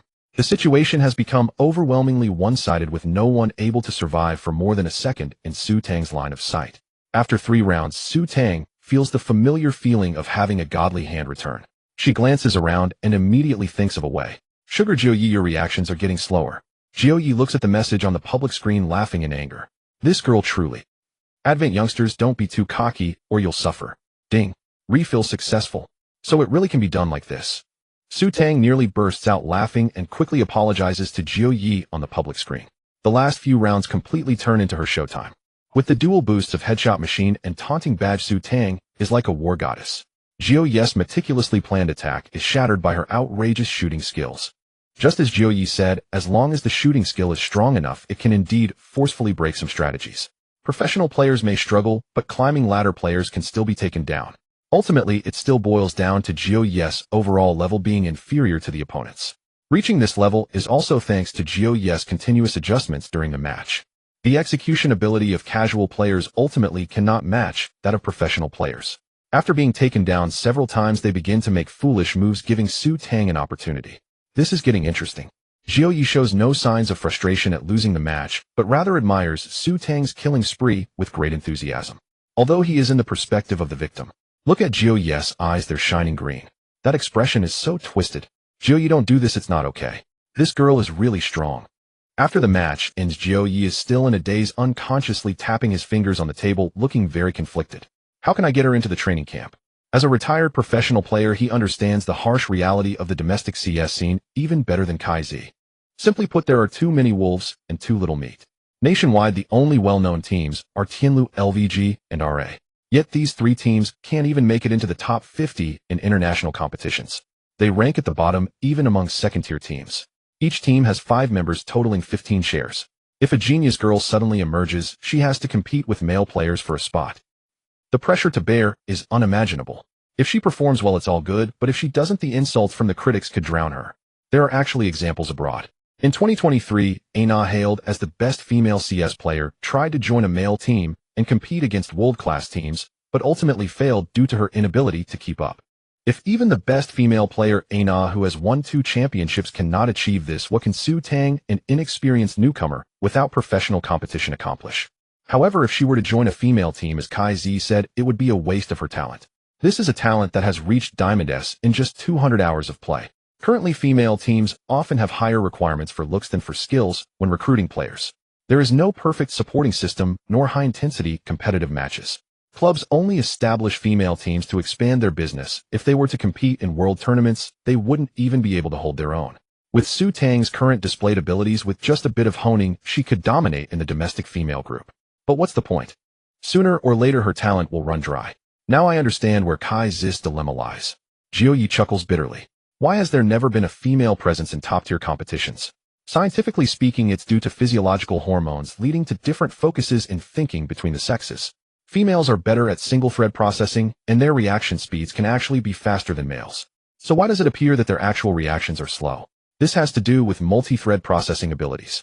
When handling multi-threaded information, females often cannot quickly distinguish the priority of tasks, causing their minds to short-circuit and their reactions to lag behind. That half a beat is an insurmountable gap in top-level competitive matches, as the time opponents give you to react is often just a moment. Even top male players can experience brain overload in highly tense scenarios, let alone female players who are not inherently adept at multi-thread processing. Whether you call it science or metaphysics, the reality is right before our eyes. Indeed, there has never been a female player who has stepped onto the top stage in any esports discipline. Jiu Yi silently adds Su Tang to his friends list. So, can you do it? Brothers, let me make a call first. Jiu Yi turned off the microphone, stood by the window deep in thought, and ultimately dialed the manager of Tianlu. Hello Lao Lu, it's like this. I found a good seed. Jiu Yi spoke slowly. She reached Diamond S in just 200 hours. What do you think? On the other end of the line, a surprised voice responded, really? How old is she? 18 years old. Jiu Yi paused for a moment and added, she's a girl. Oh, a girl. Lao Liu's voice noticeably dropped. We really lack players in the women's team. How about we let a Zhong train her in the girls' youth team first? It's not about the girls' youth team. Jiu Yi interrupted directly. I want her to trial for the boys' youth team first, and if she performs well, she'll go straight to the main team. There was a clear silence on the other end for a few seconds, and Lao Lu awkwardly said, Jiu Yi, I can't manage this either. You know female players. There's no precedent for this, and most importantly, fans might not accept it. Jiu Yi tightened his grip on the phone, also understanding Lao Liu's concerns. CS in the country is currently in a dark place, and in recent years it has been especially bleak, completely hopeless. The hearts of the fans have long been shattered. Tianlu has already received severe criticism, and even after his retirement, people still berated him in the livestream. The international ranking has fallen out of the top 100. They have just adjusted the player lineup, which is yet to gel, and at this time introducing a female player. Even if it's just to the youth training team, the fans would probably think the sky is falling. That said, Jiu Yi was still not giving up and suggested, how about we let her trial first? What if she really has the talent? Sigh. Lao Lu sighed. I'd rather she didn't succeed. If she does, then we still have to find a substitute for her. You can't expect her to play during her period, can you? Who in the country would be willing to play as a substitute? Besides, since everyone trains together and sometimes even sleeps together, it's not convenient for a girl. What he said was rough, but reasonable. In a team of 5, if someone misses training, it greatly affects the team's strength. Changing players at the last moment during a match is a disaster-level negative effect. According to what you said, she'd definitely be a big shot in the women's team. Why would she come to the main team to suffer? Lao Lu curiously asked. By the way, what does she look like? Lao Lu, don't joke around. Zhui asked helplessly. I mean, what if she grows to the level of Donk? Donk. Lao Lu laughed. Do you think Donk is just a cabbage? Not to mention Donk, even if she could make the perfect rankings, I could arrange for her to trial for the boys' team. At this point, Lao Lu frowned, realizing the situation was not simple. Old Jiu, are you serious? You think so highly of this girl? Yes. Zhui's tone was unusually serious. I've trained many professional players, and this is the first time I've seen someone with her kind of talent.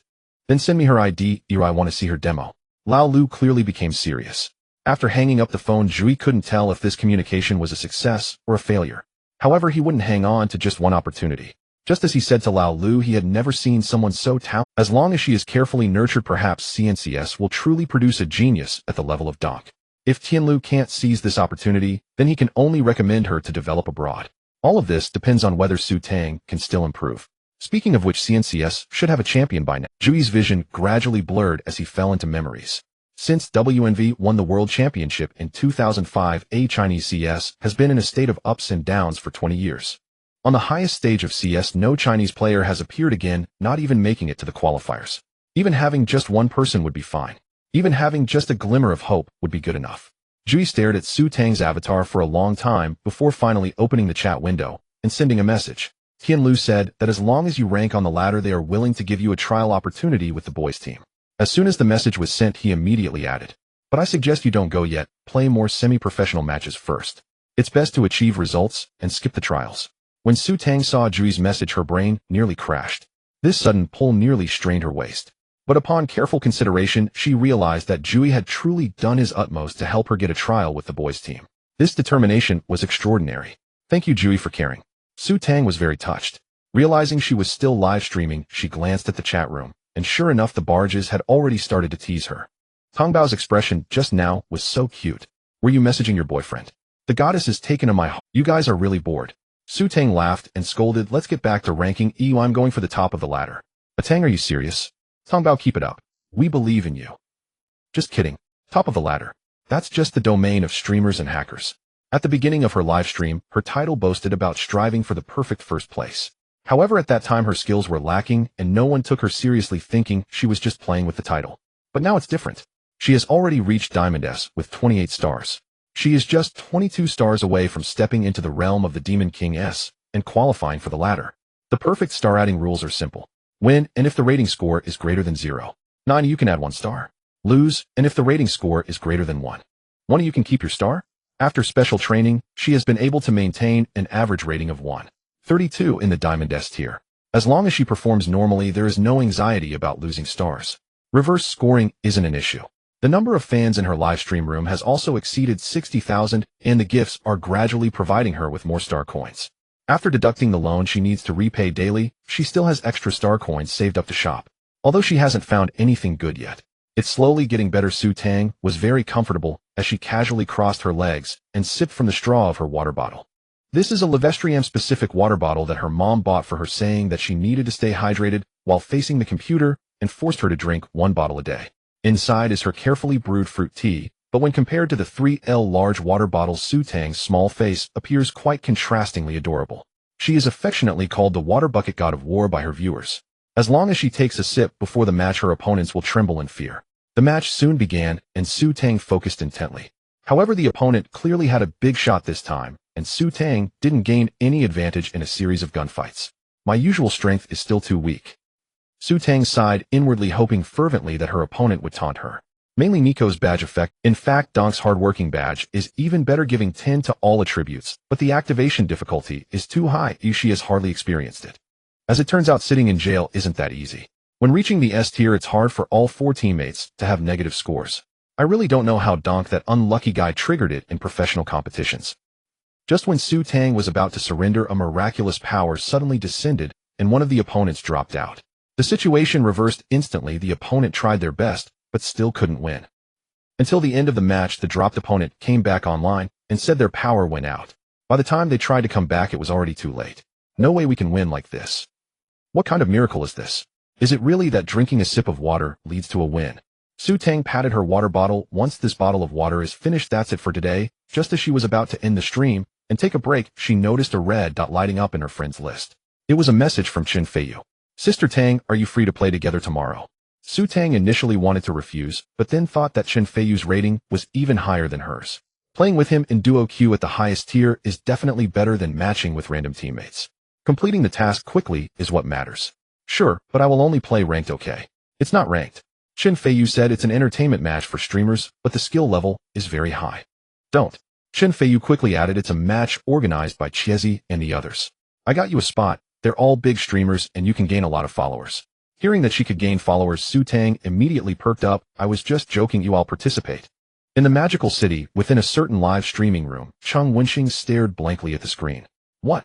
What happened? Where did my precious competition slot go? How could it just disappear? I was counting on performing well and earning more gifts. Why has everything changed? Cheng Wenxing felt perplexed, yet deeply shocked. Don't rush, even if you go, you're just a lower tier horse. If you perform poorly, you'll lose fans. Chen Feiyu had a point. In such a big streaming event, people expected him to be a top tier player, especially since he had received a special slot. Rather than bringing along a lower tier Cheng Wenxing, it would be better to invite his goddess to join. That way he could also boost her fan base. Why not?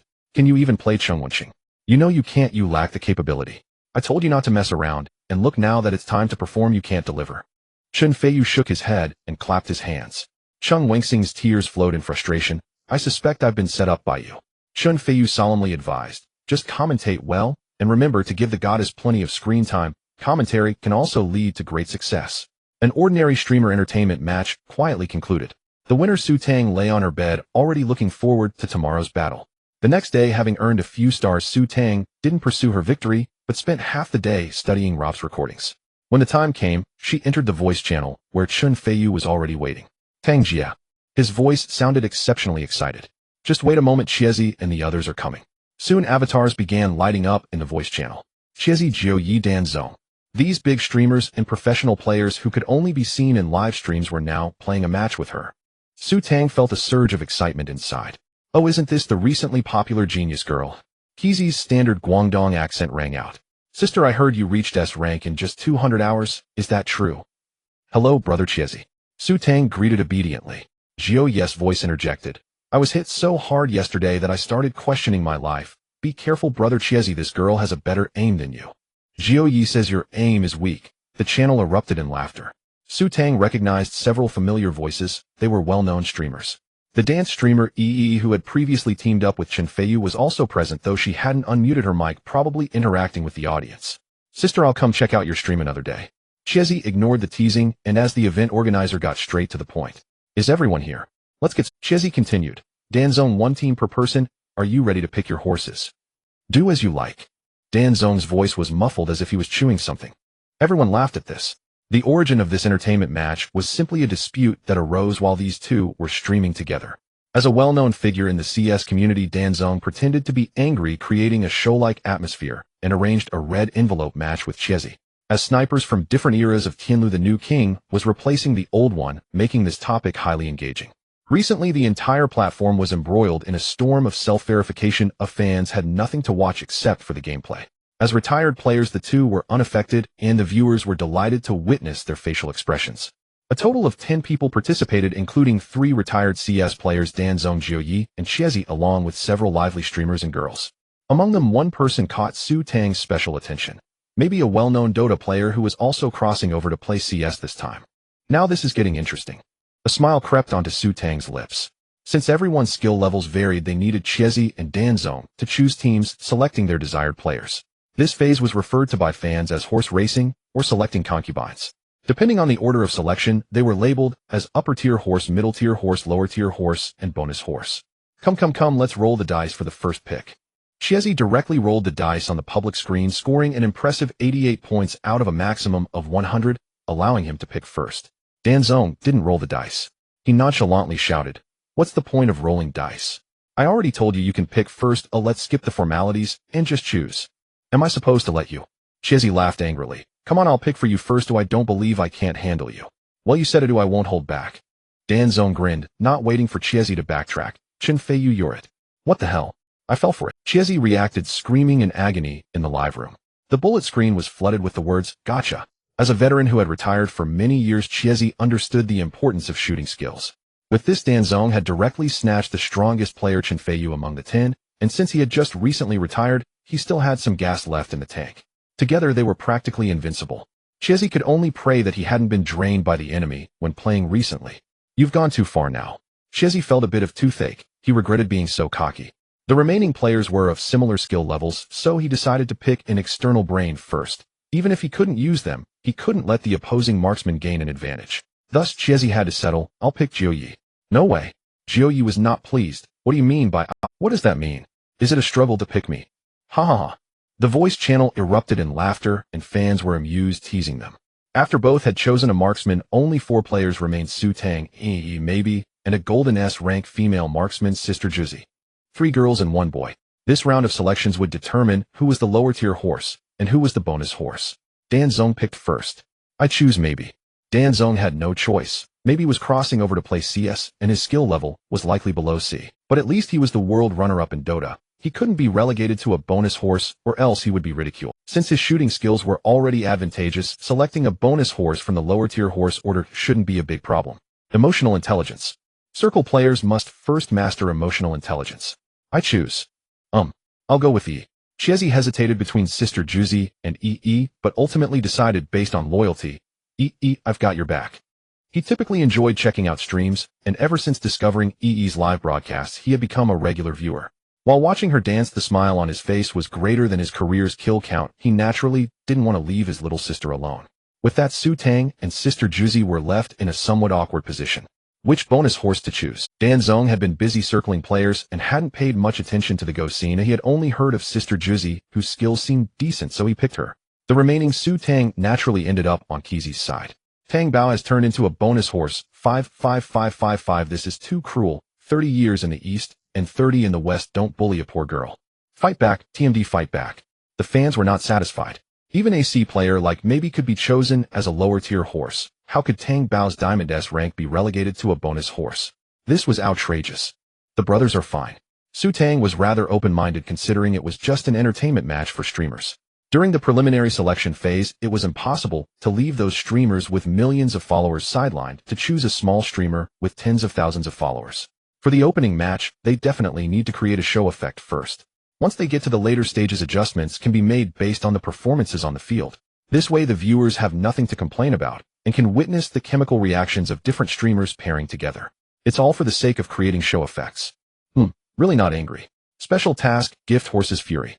Task content: achieve first place in this match and win. Task reward: random accessory X1 2000 star coins. As an outstanding gunner, you unexpectedly became a gift horse. Conquer them with your skills. With your hooves, let them feel how intense your anger is. What's the random accessory? A butterfly knife. Su Tang looked puzzled, but her attitude immediately became serious. If there's a task, then it's not just a simple entertainment match. Chiesi and Dan were still discussing map selection. Considering everyone's varying skill levels, they finally chose a map that everyone was familiar with. Fiery Sand City Sand 2. A map with a simple tactic for shooting.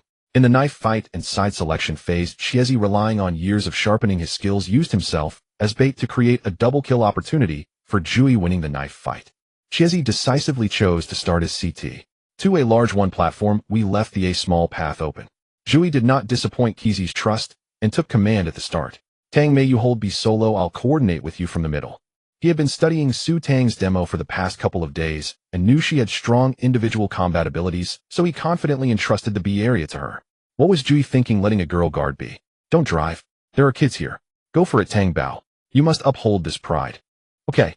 Su Tang responded obediently. She didn't think too much. Holding a half-armor USB, she began to jump around the pillar at the bomb site, observing. This position primarily aimed at self-defense. Even if overwhelmed by flashes, there would still be some room for maneuver. One in mid. Jui, who was observing mid, was instantly taken down by Chen Feiyu, who pulled the trigger from the terrorist side. Chiesi, cover Sand a large, take a look at a small. Jui calmly adjusted the formation as if the person who died was not him. Tap. The Feiyu used a Glock to headshot Chiesi. Chen Feiyu ghosted into the sand area, intercepting the returning Chiesi and killing him. The Chen Feiyu in the trough. This B doesn't even throw props. Damn it. Chiesi directly let loose. That was his signature style on stream. His death caused B area to explode. Su Tang immediately became anxious. With Jui and Chiezi down, it meant she was isolated and helpless at B point. A sky full of flashes swept the bomb site, and Su Tang could only shrink behind the pillar humbly. She didn't dare to wait for her vision to fully recover. Relying on her intuition, she shot a few bullets at the edge of the large box, just in time to blow up a terrorist. Sugar used USP to headshot Sister Juzi. The opposite side flashed back. She covered her eyes and shrank back to the pillars, suddenly pulling left. Bang. Sugar used USP to headshot Dankying. Bang. Sugar used USP to headshot Maybe. After an extreme triple kill, Su Tang was completely burned out, dying under a hail of bullets. What the hell? Dan was stunned. Did this girl just whitewash a triple kill? Maybe directly expressed confusion with a question mark. Not bad, Tang Mei. Jui was very surprised. This wave has some substance. Su Tang gave. Unfortunately, the teammates still lost a point, but the atmosphere of the team was great, just like they had won. Since CT lost the pistol round, Jury could only opt for an eco bet on B while he threw a smoke in mid. This smoke actually concealed a trick. In a typical eco round, CTs, due to insufficient firepower, would concentrate their bets on one point. This smoke is often thrown when CTs are weak in B area or directly leaving B area empty. Dan indeed fell for the trick, opening mid-smoke. They might be betting on a point. He immediately adjusted the strategy. Be careful of an explosion at A. Let's sandwich B from mid. The terrorists cautiously advanced, discovering that there were no shadows in B area, and mid was also empty. Sand area is empty. Looks like no one in B area. Hearing the teammates' information, Dan excitedly shouted, they must be betting on A charge. Chen Feiyu took the lead, charging out of B tunnel with a blower. Suddenly his camera shook. What the hell? A transformer on the left. He saw 5 CTs crouching in the corner like stacked dolls, firing their pistols simultaneously, instantly turning him into a sieve. Other terrorists hurriedly fired back, and after a chaotic exchange, the CTs managed to take 3 of the enemy's guns. This wave of fishing was played beautifully. Su Tang couldn't help but admire. Jui is indeed Jui. This tactic might not work in low-tier matches, but it becomes incredibly practical in high-tier matches. Damn it, I said this smoke was suspicious. Dan was quite frustrated. The so-called big fish eat small fish eat shrimp. He could outsmart Chiezi but couldn't get past Juri. Having won 2 rounds in a row, he felt worse than losing. Thinking about how Kizi's superior horse was already starting to affect the match, he immediately urged his own superior horse. Chen Feiyu, put some effort in. My superior horse is you. Trust me, don't let me down. Okay. Chen Feiyu was also stunned. This was a command issue. What did it have to do with him? At the start, Dan had said they might be betting on a point, so, with no one in sand and no one in B area, wasn't it natural to think everyone was at A? Who knew there was a transformer stuffed at B tunnel? No problem, Dan, I'll give you a sniper. A streamer who got a triple kill with a good economy directly bought a big sniper and tossed it to Dan, trying to comfort him. Let you witness the power of a top-tier sniper. Dan boldly picked up the sniper, firmly locking down the mid. Just then a hapless figure flew by. Bang! Danking used AWP to kill Advent. I'll be damned, there's a sniper in the secret path. Jui didn't expect that the third round of terrorists would have the funds for a sniper. Completely unprepared, he was charged to toll. Gotcha. Dan raised a proud smile, once again aiming for the mid-passage. Suddenly a fly's head bounced up below the crosshair. Bang! The Desert Eagle's imposing sound echoed. Sugar used Desert Eagle to headshot Dankying. What the hell?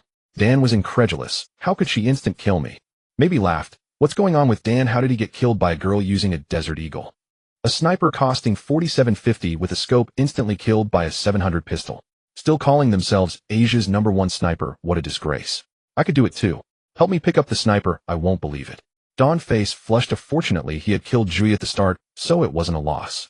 Maybe hurriedly retreated with the gun, returned to the secret path to pick up his sniper, and joined the team to attack. Just like when he and Su Tang first touched the game, he struggled to hit targets while moving, but once at the A pit position, the advantage of a professional player became apparent.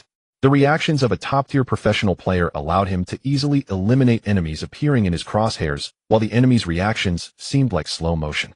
Chiezi, with a quick shake to observe, hadn't even had time to pull back when he was taken down by a single shot. Impressive, May Emperor. Dan was very generous with his praise. Su Tang started with an unarmored Sand Eagle, initially planning to save money for a powerful sniper rifle, but ended up being taken out by Jiu Yi right at the beginning. After defeating the boss, she returned home to repair her armor and picked up the M4A1 dropped by Jiu Yi, heading towards B area to defend. Just when she arrived at B point, barely catching her breath, the urgent report from Chiezi came through her headset. 3 at A, there's a sniper on the pit. Chiezi, caught off guard, was taken out by Maybe from the pit. It was truly a case of capsizing in a ditch. Once hailed as the top sniper in Maoming, he was now killed by a C sniper. Wait for me to return to defense. Su Tang decisively moved towards B2 while calling out to her teammates, defending a small, clear the middle route, there should be someone lagging behind. At mid-L position. Hearing her teammates report from a small, Su Tang immediately changed her route, accelerating forward to clear out the bandits lagging behind in the middle. Without stopping, she rushed towards a door for a flank. At this moment, the bandits had already occupied the A platform below the bomb site. Others were on the slope and sniper position guarding a small, while maybe stood on top of the A pit aiming directly at a door. With professional-level reflexes, his sniper position became an iron gate. Even Chiesi fell victim to him, and he was filled with confidence. Just as Su Tang was about to pull out from a door, her spider sense suddenly triggered, and she immediately chose to jump and shake her body. Bang. Maybe didn't expect her to jump out, and quickly retracted, raising the sniper rifle high. The bullet just grazed past her. Zinniich. Su Tang smiled slightly, and came out to fire 2 shots in quick succession. Sugar used M4A1 to headshot Maybe. One at a Maybe's fall caused the bandit formation to fall into disarray, hurriedly retreating from the platform, leaving Sister Juzi to keep an eye on her. Chen Feiyu led the charge, firmly holding back the defense at a small. During the gunfight, they lost a teammate, but they managed to clear the threat from the small path. He was also severely injured, quickly calling out for help. Juzi, quickly get onto the platform, and we will cover it together. Before the words could finish, a bad report came from Sister Juzi's side. Su Tang merely did a simple pre-aim and quickly eliminated Sister Juzi, who was hiding behind the A slope box. The situation instantly turned into a 1v1. It was the duel moment between Sigma men. Su Tang looked at her shining responsibility badge with a confident expression. Meanwhile, Chen Feiyu, due to being severely injured, naturally exuded a much weaker aura. He's heavily wounded. Chiesi exclaimed in confusion as he saw Su Tang pick up a sniper rifle. In theory, Chen Feiyu was heavily wounded. For a sniper rifle, there is no such thing as being low on health, because being shot means instant death. In that case, Chen Feiyu would effectively be revived to full health. If he used a rifle with more bullets to handle this endgame, a burst could surely hit something, making it far more reliable than a single shot from a sniper rifle. It's fine, let her handle it herself. Jiu Yi had great trust, although he also didn't know Su Tang's intentions. No way, if it goes on like this, I'm done for. Chen Feiyu's brain was racing. He was currently at a small, severely injured, and the bomb was behind a box. If Su Tang chose to defuse, he would have to run in front of her to stop her. Taking even one shot would mean certain death, and his chances of winning were not high. Better not. He quickly made a decision, pulling out his remaining flashbangs and throwing 2 towards A to delay the opponent's retreat. He immediately switched to his knife, planning to flank around A. Since Su Tang had just returned from A, she would certainly not expect him to make such a long detour to attack from behind. Awesome. Seeing this, Dan Zong immediately understood this round is secured. After quickly dodging the flashbang, Su Tang did not choose to scope in, but instead rapidly moved her position to check on the platform and the police house. When she was still at A, Chen Feiyu had already thrown his flashbang, but he still hadn't shown himself to shoot. It looked like he wanted to change position, but was afraid of revealing his footsteps, so he threw it early.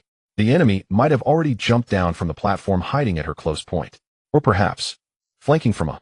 Su Tang did not intend to engage in a battle of wits with the air. She took a quick glance at the close point and directly ran up to the platform. After the teammate Chiesi had died at the bomb site, she picked up a wrench. With it, she could cut the bomb defusal time in half. There were only so many hiding spots on the platform, and this bomb site was relatively safe. It would be best to defuse the bomb directly. If that was not possible, she could also lure the enemies out to kill them, which would be much faster than searching on her own. Didi? Su Tang had felt around the bomb several times, but didn't manage to trick out even a shadow. She could only choose to crouch and defuse. Having barely started for 2 seconds, a sudden feeling of unease arose in her heart, and she immediately stopped defusing and stood up to retreat. In an instant, she flicked her scope towards it. Da-da-da. A few shots hit her previous position. Damn, a big. The CT microphone was going wild, and Chen Feiyu was about to retreat. Bang. Sugar used AWP to kill Defiu. Damn. Nice. Awesome. The microphone was filled with thunderous cheers, and Chiesi even shouted until her voice was hoarse. Su Tang was also extremely excited, feeling as though her heart was about to leap out of her throat.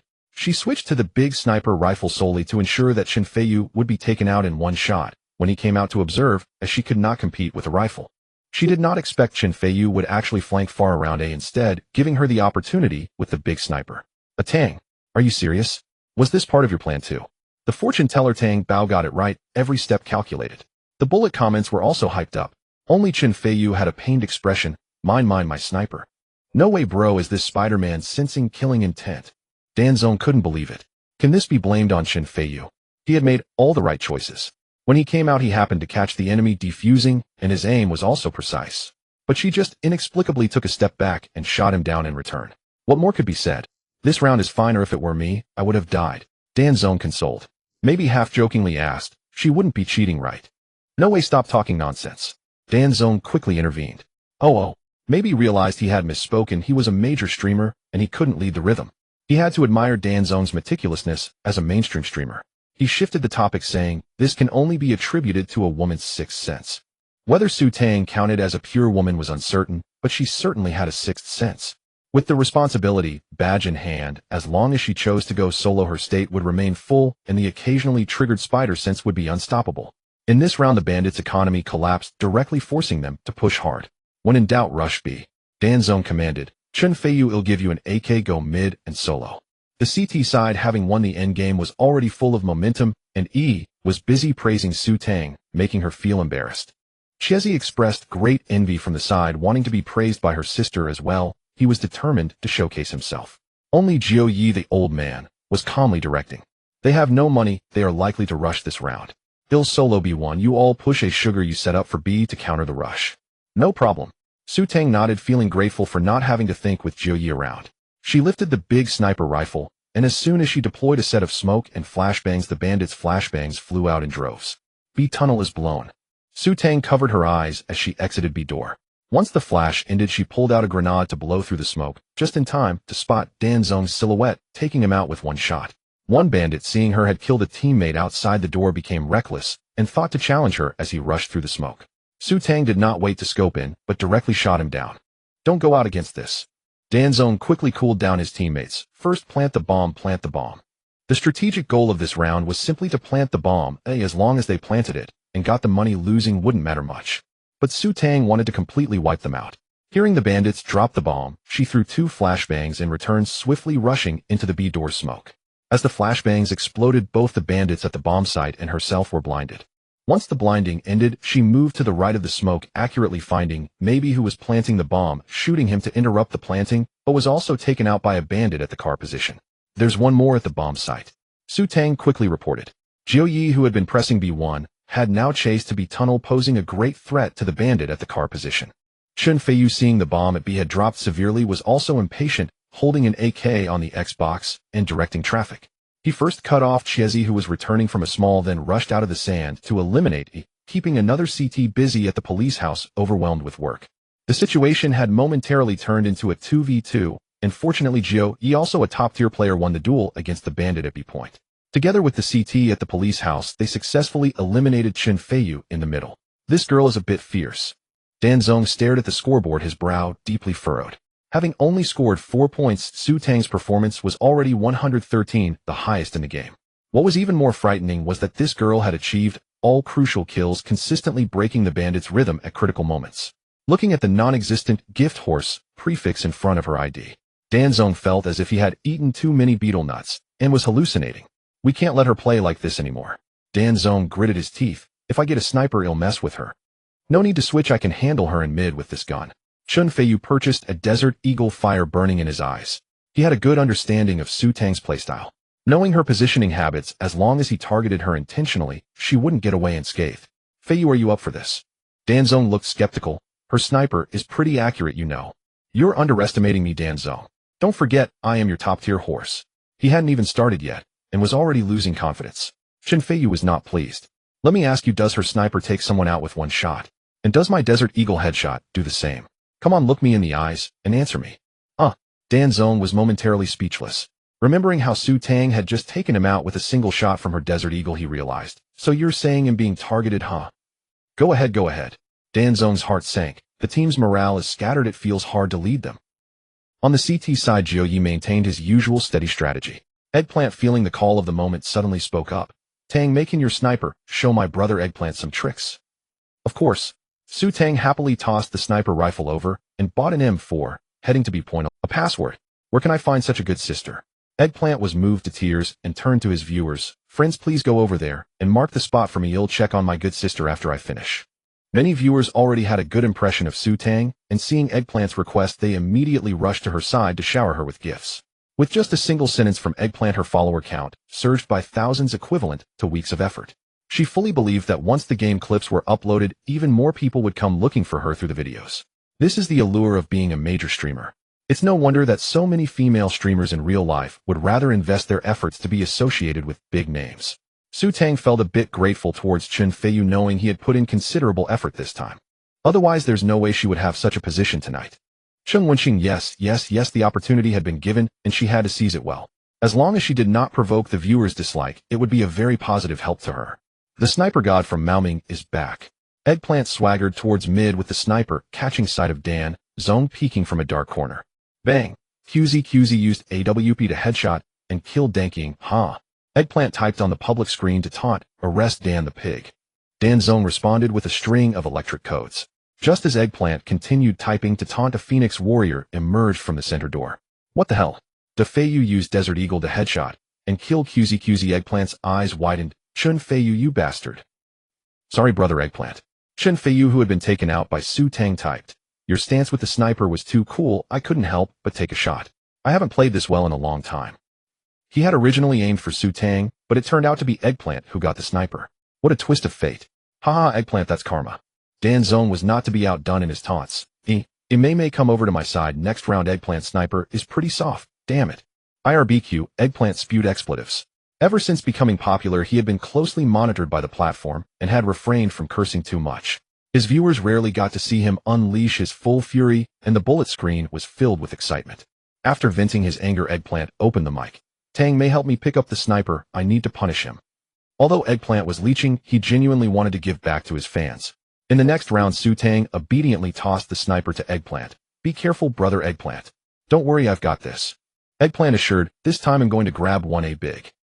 Not long after he spoke, just as he reached the corner of a big, bang. Danking used AWP to kill QZ. What the hell? Eggplant stared at the gray screen, completely stunned. Nothing went well. The feeling of arresting is just not right. Dan Zong smugly said, trying to take a big from me. Too naive. He couldn't stand it any longer. Brother Eggplant, why don't we just return the sniper to Tang Mei? Eggplant was almost in tears. This sniper. Damn it, it needs to recognize its owner. He had his reasons. He had retired for too long, while Dan Zong had only been retired for less than a year. The competition state of the two was drastically different. As Eggplant fell, they finally lost this round. Su Tang pulled out her last possessions, bought the sniper again, hesitated for a moment. How about? Brother Eggplant, would you like to try once more? No. Eggplant quickly refused. This sniper just doesn't match with me, you should take it. The bullet screen in Eggplant's live stream had already gone wild with laughter. He's been scared out of his wits. Laughing to death, he sent 2 snipers. Tang Bao is spoiling Eggplant too much, still asking if he wants it. If you ask me, just hand the sniper over to the opposing team. At this moment, the viewer responsible for scouting had also returned home, and the bullet screen began to flood. What the hell? Brothers, go check it out. Tang Mei is so beautiful. Can't come back. See you in Tang Mei's livestream. With this kind of looks, I directly defect. Eggplant's curiosity was piqued by the bullet screen, and he secretly opened Su Tang's livestream. His expression changed from shock to silly laughter, and finally, he was completely captivated, emitting his signature clucking laugh. Eggplant. The game has started. Jiu Ye's voice pulled him back to reality. Eggplant finally came to his senses, hurriedly followed Captain, and reluctantly returned to the game. Picking up the sniper again, Su Tang was no longer so easy to deal with. The badge of human limit was elevated, paired with the natural advantage of CT defense. Dan Zong felt an immense increase in pressure repeatedly being executed in the match, unable to help but lament that he was truly getting old. After switching sides, the fierce battle continued. As the attacking side, Su Tang chose not to use the sniper, but handed the burden of the attacking sniper to Eggplant. There were simply too many considerations for the attacking sniper. Eggplant lived up to expectations and was sniped by Dan Zong. Coupled with Chen Feiyu's fierce rifle, Su Tang and the others struggled to enter the bomb site. After a battle of wits and strength, the match reached a crucial round. The scores were tied at 1-1-1-1. In a critical moment, Eggplant emerged from the terrorist spawn and was once again eliminated by Dan Zong's smoke. Su Tang picked up the sniper dropped by Eggplant and reorganized the attack with Jiu Yi in mid. She understood the opposing team's defensive strategy. They were intent on taking a big. As the largest active space on the map, if the CT side lost control of a big, it would be like losing Tifa in the 3D zone. They could explode on the spot. Conversely, if the terrorists failed to take a big, their only active spaces would be B2 and mid. On the A big side, Chen Feiyu was feeling hot and clearly could not take it. Dan Zong, having killed Eggplant from above, had long since changed his position. The situation was dire. Jiu Yi with a headache commanded first smoke off the police station, throw 2 flashes, and while silently advance through the alley for a wave of flow. This tactic is to enhance the threat in mid. If we can draw the CTs closer to the police station, the success rate of the alley ambush will increase a bit. Now we can only gamble that Danzong doesn't have a sniper at a platform. Jiu Yi silently prayed. After executing the tactic, the mid teammates immediately reported, "There's a person in the police station. Go." Jiu Yi did not hesitate, first pulling out with the flash. Su Tang followed closely behind. Bang! Danking used AWP to kill Advent. It's over. Jiu Yi felt a chill in his heart. Running into this sniper was a death sentence. He unwillingly looked at the screen and saw Danzong's body halfway retracted, suddenly penetrated by a bullet. Bang! Sugar used AWP to kill Danking. What the hell, such a fast sniper? Danzong shouted. He had clearly already retracted. Damn it, do bullets curve now? Slope dog once. Chen Feiyu at a big quickly directed, immediately clearing a door. After covering his mid teammates into the alley, he returned to a big to start throwing utility to control. But the orange sister from the police station made a careless move mixing in the smoke and was sniped by Su Tang. The situation turned into a 3v3. The terrorists only had to face the defense from a big and a small, significantly easing the pressure. Danzong was also stunned from above, almost bursting with anger. Clearly he could just stay in the police station and wait for his teammates to flank. Wasn't a 4v3 quite stable? With the increased threat from the police station, attacking all 3 points would significantly increase the success rate of the defense. Why mix it up in the smoke? Helpless, he had chosen this himself, couldn't return it, and couldn't scold the girl. He could only curse internally. Damn it, they are all girls. Why is there such a huge difference? Danzong silently vowed to throw Orange Sister to the opposing team next round. With Su Tang eliminating Chen Feiyu, the first point was effortlessly secured. The economic collapse of Team Egg was evident. The overwhelming illusion of nature's revival remained vivid before their eyes. Unexpectedly, in the blink of an eye, they had to launch one last desperate charge. Ultimately, their firepower fell short, leading to their defeat. The streamers of both teams returned to the voice channel, engaging in mutual flattery. Aside from Chiesi and Team Egg still exchanging barbs, everyone else eagerly checked the post-match statistics. When they saw Su Tang's performance, even with a bit of mental preparation, they couldn't help but gasp in surprise. Sugar 28 kills, 15 deaths, 7 assists. Average damage 119. Rating 166. The statistics were invincible. The most ridiculous part was that during the game, Su Tang would often casually greet the audience in the public chat. When she killed someone, it felt like she was slapping their face hard. Is Team Egg really that easygoing? If he doesn't retaliate, how can he maintain his dignity? So every time Team Egg won a match, he would immediately throw back some taunts. Strangely, Su Tang would always explode back in response. It was as if there were no grudges held overnight, which was truly absurd. Tang Mei is really on fire. Arresting Chen Feiyu again. 166 dominates the entire field. Is this the value of 200 hours to reach S? Incredible. I declare that I have been a fan of Tang Mei for 20 years. Wake up in front, Tang Mei has just turned 18. The comments exploded, and major streamers also tacitly displayed the post-match statistics in their live streams. Taking advantage of their boasting moment, countless viewers rushed to P Station to find Su Tang's live stream. Her fans surged from 6000 to 8000. Thank you. Su Tang secretly sent a message to Chen Feiyu. He replied with a heartwarming smiley face. Tang Mei is so impressive.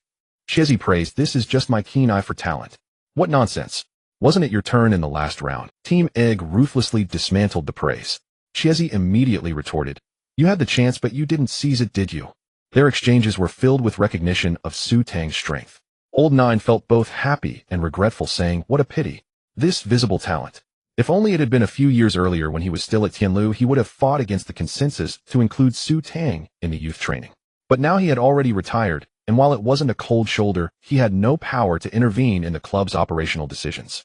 Tang Mei, I will definitely choose you first this time. In the chaos, no one heard who shouted, and both sides began the second round of draws. With the divine performance in the first match, Su Tang had already become a top-tier player in the minds of Chiesi and Team Egg, akin to Chen Feiyu and Old Nine. Su Tang also showcased her emotional intelligence. Since her task was complete, she didn't deliberately steal the spotlight from others. Sometimes she even created some show effects, giving others a chance to shine. As time passed, she quickly blended in with everyone. Several peripheral streamers also liked her, exchanging green bubbles after the match. After 3 matches, all the games with Su Tang ended in victory, earning her the title of the event's lucky charm. Ding. Special task, gift horses fury, completed task, reward random accessory, X1 2000 star coins. Su Tang chose to directly open the accessory. After a dazzling effect, a lifelike, koi earring appeared in her hand out of nowhere. Obtained accessory lucky koi, stud accessory effect luck 15 accessory, note little goldfish red sweater, given away after losing everything. What on earth is this earring? Su Tang was shocked. This was the first time the system had given a physical reward. The items from the system were becoming increasingly baffling. It provided no help to her gaming skills. Tongzi, how do I use this stud? Su Tang asked. Effective upon wearing accessory effect can enhance luck in lottery-type behaviors applicable in both real and game scenarios. Su Tang's eyes lit up. So powerful. This is ridiculous. With this badge, why bother with a profession? Just go buy a lottery ticket instead. Isn't that more appealing than grinding in a profession? But to be serious, this thing was most useful for opening boxes in the game. Looking at her default skin in the game, which was bare and unadorned. Comparing it to the cool knives and gun skins in Kizi's hands, Su Tang suddenly felt a strong urge to open boxes. After checking the revenue share in her account, although the platform contract hadn't been signed yet, and the cut was high, she still had a few $1,000s credited. How about opening a few boxes to try? Su Tang felt tempted, as if the hands that had been cut off in her previous life were growing back. Actually, many fans wanted to gift her skins, but she had refused them all. Fans also struggled to earn money. If it weren't for completing the task, she wouldn't want a penny from her fans. Besides, as a streamer, asking for things from fans was simply unacceptable. There were countless incidents of backlash, and she still needed to rely on fans to complete tasks, so she naturally wouldn't mess around. If she damaged her reputation, completing system tasks would be impossible for a lifetime. Hey, wait a minute. Su Tang held the stud for a long time, suddenly realizing a serious issue. I haven't pierced my ears. She instantly recalled a painful experience from her childhood. Around middle school, she and Su Mo watched a movie called Blood and Passion. It fired her up, and she declared that she wanted to become a crow. She rushed to tell her mom that she wanted to get her ears pierced. Her mom's face changed drastically at her words. That night, she called back her father for a mixed double team. The most infuriating part was that after beating Su Mo, her father also took the chance to discipline her. Some birds are destined to not be caged, but letting them out to play is still acceptable. This incident left a significant shadow on the two siblings, and they never dared to emulate any delinquent behavior again. But times have changed. She was now reborn with a brand new look, and her treatment was incomparable to what it was back then. It's perfectly normal for girls to get their ears pierced. Su Tang glanced at the clock and quietly approached her mother's bedroom door. Mom, are you sleeping? Come in yourself. Gu Manling was engrossed in watching a short drama, not lifting her head as she said, Little beauty, what brings you here to see your mother at such a late hour? Su Tang hesitated. Stop watching those melodramatic dramas, they make you look foolish. Hey, I'm just passing. Gu Manling shifted her pillow. This drama is quite interesting. The heroine is a snake demon seeking to repay a debt only to be thrown into a snake pit by her husband and bitten for 7 days and nights, and even her child was taken. Gu Manling wiped her tears. Are you hungry? Let me make you some late-night snacks. Mom, Su Tang gathered her courage. Can I get my ears pierced? Piercing ears. Gu Manling's expression turned strange. Does our little beauty have a crush on someone? What are you talking about? Su Tang couldn't help but laugh and cry. I wouldn't look for a girlfriend among guys, okay? Then why the sudden desire to get your ears pierced? Gu Manling scrutinized her daughter suspiciously. At this late hour, just finishing a live stream, and you bring this up. Suddenly she widened her eyes. Is it because a rich person in the live stream wants to support you? Mom, where is your mind wandering? I'm just simply wanting to wear a stud. Look. Fearing her mom wouldn't believe her, Su Tang pulled out the koi stud from her palm. Look how beautiful this is. Gu Manling took the stud and examined it. This little goldfish is quite exquisite. Wait. Suddenly recalling something, she rummaged through a dusty jewelry box. I have a set of ancestral ear-piercing tools here. After a little while, Gu Manling produced a long needle, seemingly one that had been ground down like an iron pestle. Su Tang regretted it. To hell with the luck. Men's fear of needles stems from psychological reasons. As a mischievous child, she had been pricked by her mother many times. Seeing Aunt Rong made her feel like the shadows were flying everywhere. Mom, although I don't know much, I remember there being such a thing as an ear-piercing gun. Su Tang felt she had been tricked. This looks unreliable. What are you afraid of? Gu Manling picked up the tool and seemed to transform into a different person, speaking boldly. Your grandma used this to pierce my ears back in the day. Suddenly lowering her voice, she said, It's just that your mom is a bit timid and didn't dare to try. Today I can finally fulfill my wish. Su Tang. After undergoing a series of professional procedures like disinfection and positioning, Su Tang's earlobe had already been stretched long by her mother. This is cruel. Su Tang looked at her mother, who was staring at her sternly, and couldn't help but breathe quickly, her heart racing. As a strong man, he asked himself if a knife could pass through his heart without changing his expression. In the past, He wouldn't even frown at small bumps. However, the ear area untrained felt very uneasy just being pinched. 3, 2. Before Gu Manling could finish counting, she suddenly jabbed. With a scream, Su Tang's left ear was successfully pierced. Gu Manling hurriedly pressed down on her daughter. Don't move, there's still the right side. Mom, wait, I only have half an earring. A second scream startled Su Mo from next door, and he peered in fear over the door frame. What are you guys? Oh my gosh. Su Tang was already slumped on the bed, utterly resigned, while Gu Manling still held a long needle, as if she were an executioner cleaning her tools. I'm out of here. Su Mo recalled his unpleasant childhood memories and completely abandoned the thought of getting his ears pierced. Remember to twist them every day in a week, or so you should be able to wear them. Gu Manling stroked her daughter's sleek hair with satisfaction, her fingertip brushing the freshly pierced earlobes. Tongbao, will you watch dramas with Mom tonight? No. Su Tang's words cut off as her earbone throbbed as she gasped. She checked the newly donned koi earrings in the mirror, their luster soft and pearly beneath the light. Having confirmed with the system that the koi studs wouldn't cause an allergic reaction, she let her mother finish the piercing. The other ear held a treasured silver pearl stud from her mother's collection. This is a blood sacrificial consecration. Su Tang rubbed her ear and muttered, if it doesn't bring me anything good, it won't be worth the blood I shed. Back in her room, the live stream chat had erupted into a game of werewolf. What was that noise just now? Was someone slaughtering pigs? Is Tang Bao being assaulted? Guys, call the police. The streamer is being... Brothers, I'm back. Su Tang found a comfortable position and slumped in her chair like a beached salted fish. I just equipped an epic item. Let me perform a little metaphysical unboxing for you. She pointed to the tiny koi on her earlobe. She had bought 10 cheap weapon cases and opened the game to buy 10 keys. 17 yuan a key. That pale money simply flowed to Valve. So you were getting your ears pierced just now. Tongbao, don't be foolish. You can't outplay G-Fat with superstition. If you want it, I'll gift it. You could buy it outright. Opening cases is a ripoff. Tangbao looks like a case-opening novice. This crate has a very low drop rate. Don't say that. Su Tang smiled mysteriously and touched the still warm earlobe. One should always have dreams. What if they come true? The viewer's jibes echoed a thought she once shared. But now it was different. She had been blessed by the lucky koi. Even a nearly impossible chance box did not make her panic. Watch closely, brothers. Su Tang inhaled deeply and opened the first case. A rapid cascade of skins rolled by, finally stopping on a blue submachine gun. PP buys a night riot heavily worn. First drop, blue quality. The chat called it satisfying. The price guy jumped in immediately. Market price 167 yuan. She opened another, again blue. 5 pulls in a row yielded nothing but blue. The chat brimmed with light-hearted banter. The price reporter dutifully read prices: market price 0. 89 yuan, market price 0. 56 yuan, market price 106 yuan. 17 yuan ago, returning only a few jiao each time. The losses were staggering. This can't be right. Su Tang touched the koi earring and frowned. How was a 15 luck stat so useless? The system didn't even display a luck attribute. What if she were simply born unlucky? If her base luck were 0, even 200% would still be nothing. Am I really that jinxed? Su Tang refused to believe it and clenched her teeth to open another case. See you on the rooftop, Tongbao, someone teased. With just 10 keys, what can you possibly get? If it's not blue, I'll eat my hat. As viewers furiously set their flags, a red square flashed across the screen. Holy, Black Phantom. Su Tang's smile lasted a scant moment before collapsing. The red square shot past and landed on another blue quality gun. Market price 167 yuan. Oh, someone posted. Haha, false alarm. Scared me into thinking I'd eat dirt. Going red never loses. Su Tang stared at the screen for a long moment, then ground her teeth. One more? I don't believe it. Her fingers trembled as she clicked to open another case. Skin spun by at breakneck speed. The chat went silent for a few seconds. A familiar red streak appeared.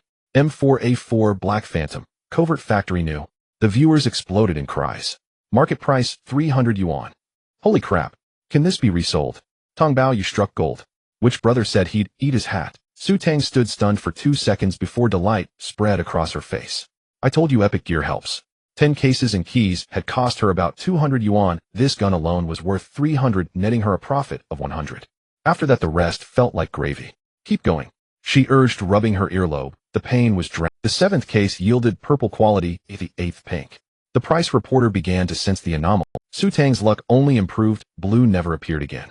On the 9th case, a golden coin gleamed before her eyes. Su Tang snapped upright. Sport gloves. Miami Knights field tested. The chat detonated.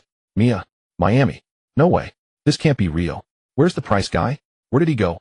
The price reporter finally returned belatedly. Market price over 28,000. How much exactly? Su Tang knew the gloves were pricey but didn't know the exact figure. In her past life, she had never pulled a gold item, so she dared not even check prices and could only envy from afar. Oh my, I accidentally pulled one. Su Tang's grin stretched nearly to her ears. Basic operation basic. I'm so jealous I could scream. Why is she like Mo Bao? I'm furious. 10 cases, and you pull Miami. What are my 500 cases then? Is this newbie benefit luck? Why didn't I get any? The chat's sourness warmed Su Tang with a cozy thrill. She exhaled, sliding back into her chair like an emptied sack, hands cradling her head, chest rising full, and content a satisfied smile, softening her closed eyes. As the chat spammed her stream's viewer count soared, many came running to witness the lucky girl. I am satisfied. She gleefully pulled on the newly acquired gloves, took a photo with her phone, and sent it to She lounged lazily against the chair back and absent-mindedly opened the final case. The last one doesn't matter. If another comes, great. You want peach? Someone teased. Greedy. Others chimed. The chat's remarks could not stop the when a second golden Miami glove flashed into being. An eerie silence fell over the room. Sport gloves. Miami Knights Factory New Wear 00631. Su Tang gaped as if she had frozen. The chat was quiet for 3 seconds before erupting like a tsunami. This must be staged. G Fat's own daughter confirmed. I'm getting my ears pierced tomorrow. I'm getting my ears pierced tomorrow. 2 Miami drops in a row. This is impossible. Price guy, you better show yourself. No matter how the chat called, the price reporter never reappeared. In this vast world, a boy who loved unboxing jewelry saw his dream dashed. It took other viewers to finally find and announce the price. A factory new pair of Miami gloves ran for roughly 140,000 yuan. Alright, I'll give you the slightly worn pair. Su Tang listened with relish to Su Mo's laments and promised that after the trade period, she would hand him the field-tested gloves. She would of course keep the brand new ones for herself. Alright brothers, good times are always short. Su Tang summed up, let's meet again next time. Good times my foot, only you're happy. We are not happy at all. Damn, I just opened 10 cases and got nothing. Here's the deal. Su Tang glanced at her follower count. When I hit 100,000 followers, I'll randomly select 2 fans for a case opening. 1 captain and 1 fan. That should be fair, right? Having painted that grand promise for her viewers, Su Tang finally ended the stream, then took a luxurious bath and went to sleep. Since Su Tang reincarnated as a girl, her sense of smell had become as keen as a dog's. A little sweat was unbearable. She had to take a shower. As she bathed, she grew fond of the ritual of soaking. The warm water enveloped her body, and her taut nerves gradually relaxed in the steam. This was a kind of mental enjoyment she had never experienced before as a boy. Now, aside from CS, her greatest hobby was soaking in the bathtub. On a hot day, the coolness was invigorating. In the past, she would have needed to pickle herself to even think about taking a shower. I have really changed so much. The girl in the bathtub lowered her head to examine herself. The waves of dripping water hung on her collarbone before slowly sliding off the light, casting an alluring sheen on her body. Her fingertips trailed down, gliding over her proud curves that were smooth and delicate, her skin possessing an astonishing elasticity, with every curve showcasing the vitality of youth. What species do I belong to now? Su Tang fell into a philosophical dilemma. If she identified as male, a body with such a devilish figure was in front of her, yet her heart felt no desire. If I identify as female, I'm still that steel-straight man at heart. After touching myself for a long time, I felt nothing.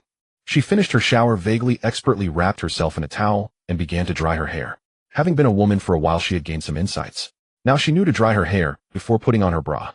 In the past, she foolishly put on her bra first, and then dried her hair, resulting in her bra getting wet and feeling uncomfortable. I must be sick. Su Tang mocked herself as she sorted her inner and outer clothing. Returning to her bedroom, she lay on the bed, mindlessly refreshing the system shop in search of gender reversal potions. Unknowingly, she fell into a dream, as if crossing into a fantasy world.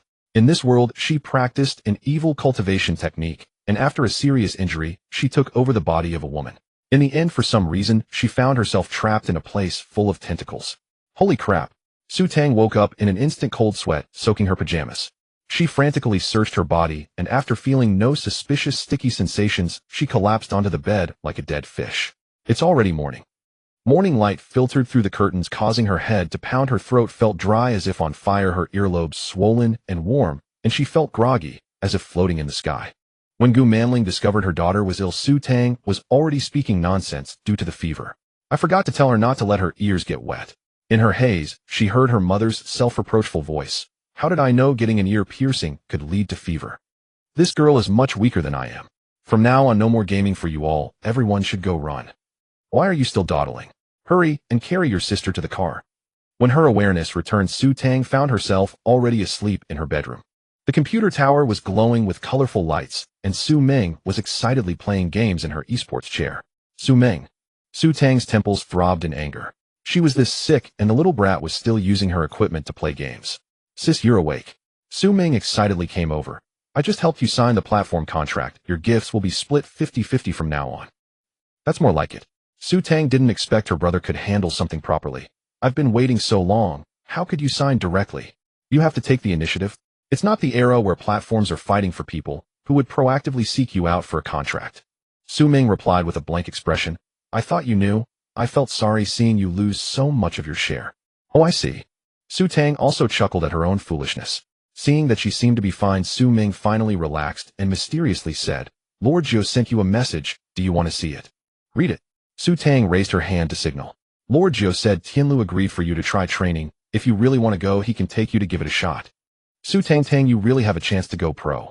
In just a month, Su Ming felt like she had been dreaming. This dreamlike summer vacation wasn't over yet. Her sister was going from a novice straight to a professional. Is that even reasonable? Su Tang was also stunned. I can go for training. Lord Zhou had mentioned it to her before, but at that time he suggested she not go for training and that it would be best to produce results directly. He probably didn't hold out much hope at the time. Unexpectedly, manager Tianlu was quite decisive and directly approved the request for training. What else did Lord Zhou say? Lord Zhou said it's best to do it in the next few days because school is starting soon. If you don't pass the training, it won't affect your studies. Okay. Su Tang nodded. Help me reply to Lord Zhou. He can arrange the time however he likes. I'm fine with anything. But you're still sick, is that okay? Su Ming expressed some concern. Su Tang shook her head. It's fine, but school starts in a month. The training results won't come out that quickly, and if I pass there will still be time to arrange afterward. Ooh, I can't afford to delay. Lord Zhou quickly replied, scheduling the training for the day after tomorrow. Su Tang took some fever-reducing medicine and discussed her future plans with her mother.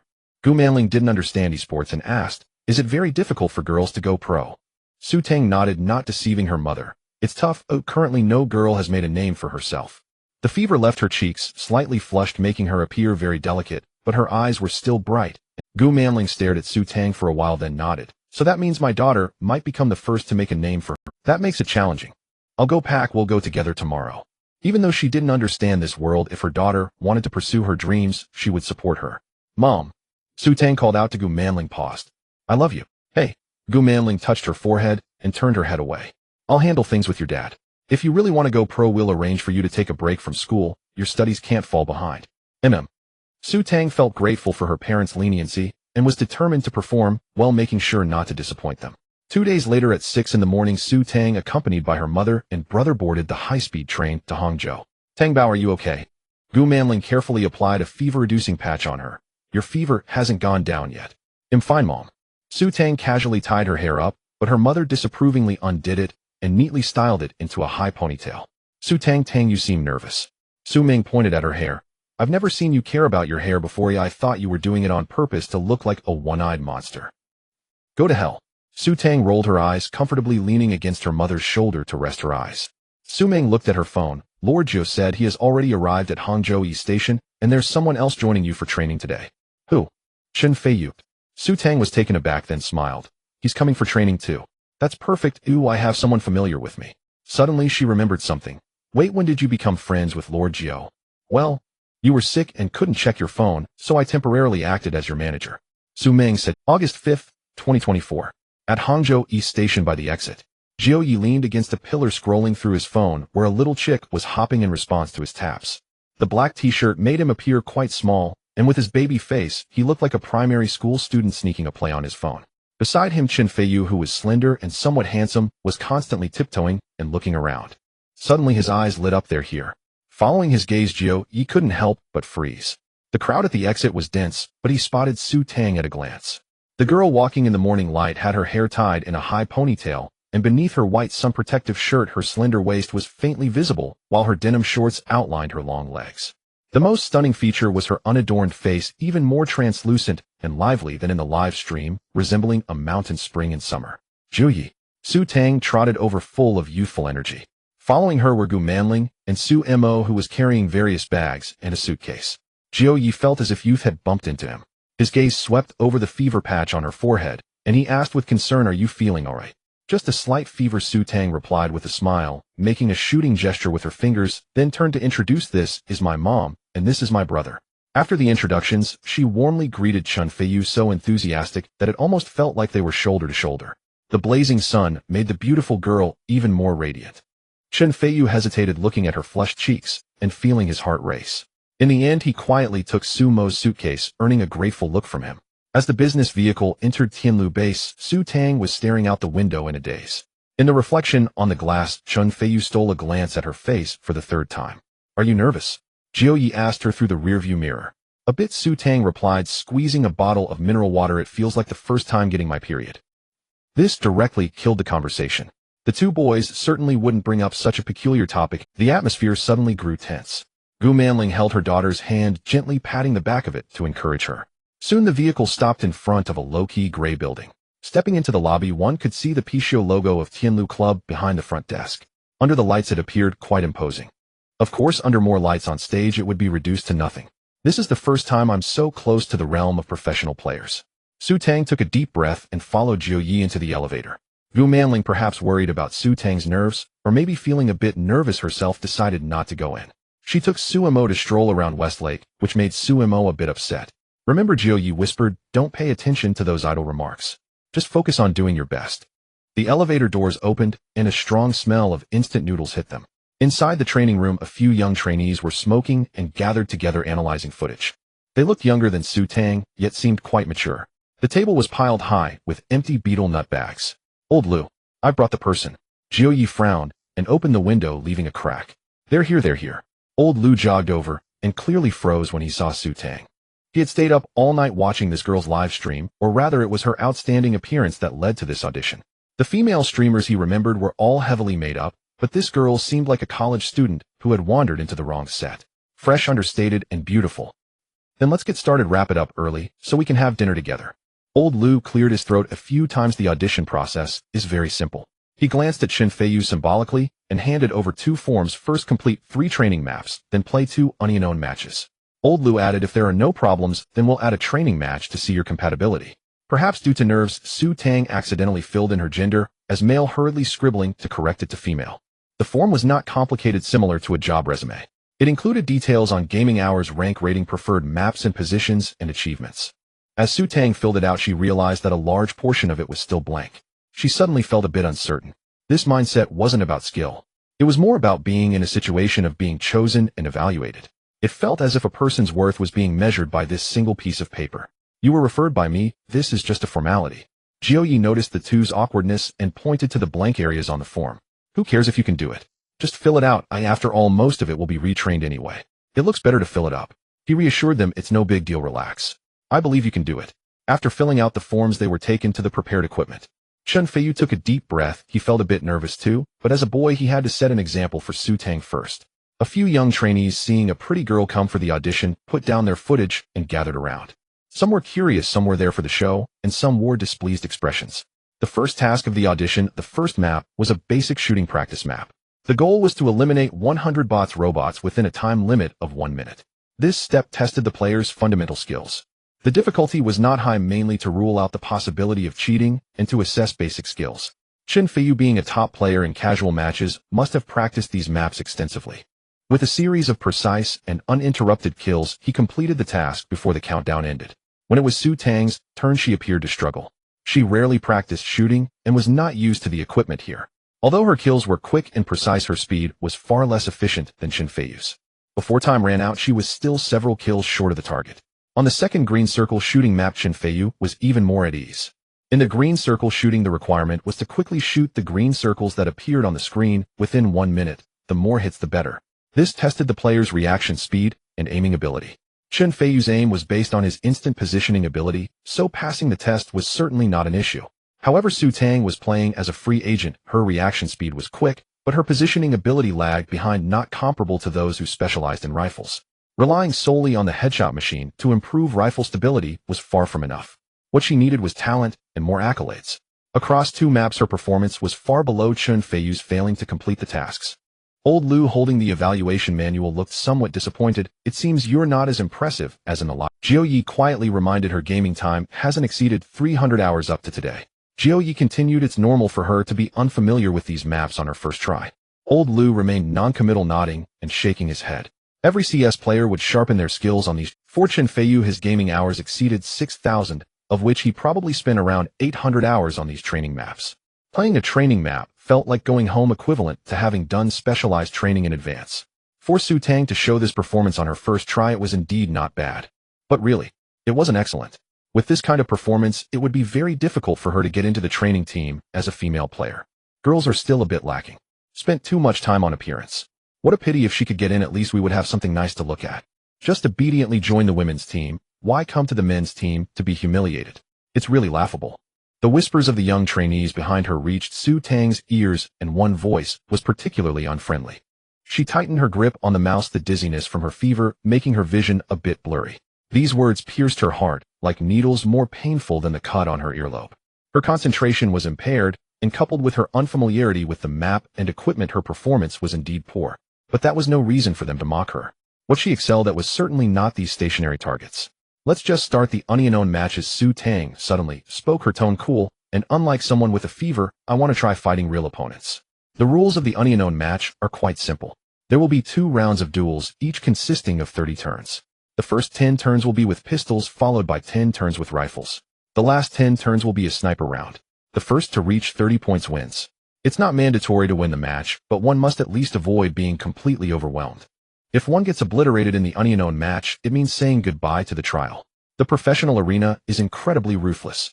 Those who make it to the professional level have stepped over the corpses of countless talented youths. This is a test for Su Tang and Chen Feiyu during the trials. What about the active players? Su Tang is fully aware of this. These youths who fight to preserve their dreams will show her no mercy. She too will hold nothing back. Can I fight? Su Tang pointed at the boy who had been sarcastic earlier. Old Lu nodded in approval. The boy smirked arrogantly, leaning back in his chair before he even sat down. He practically reclined in the chair, his posture oozing contempt.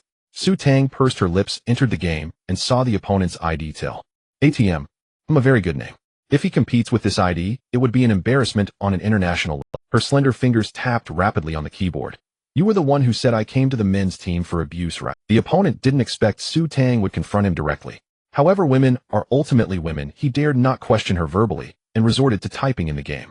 ATM smirked disdainfully, his fingers flying over the keyboard. It's me. If you're not convinced, come and try. He glanced sideways at Su Tang sitting across from him. The women's team is on the 3rd floor.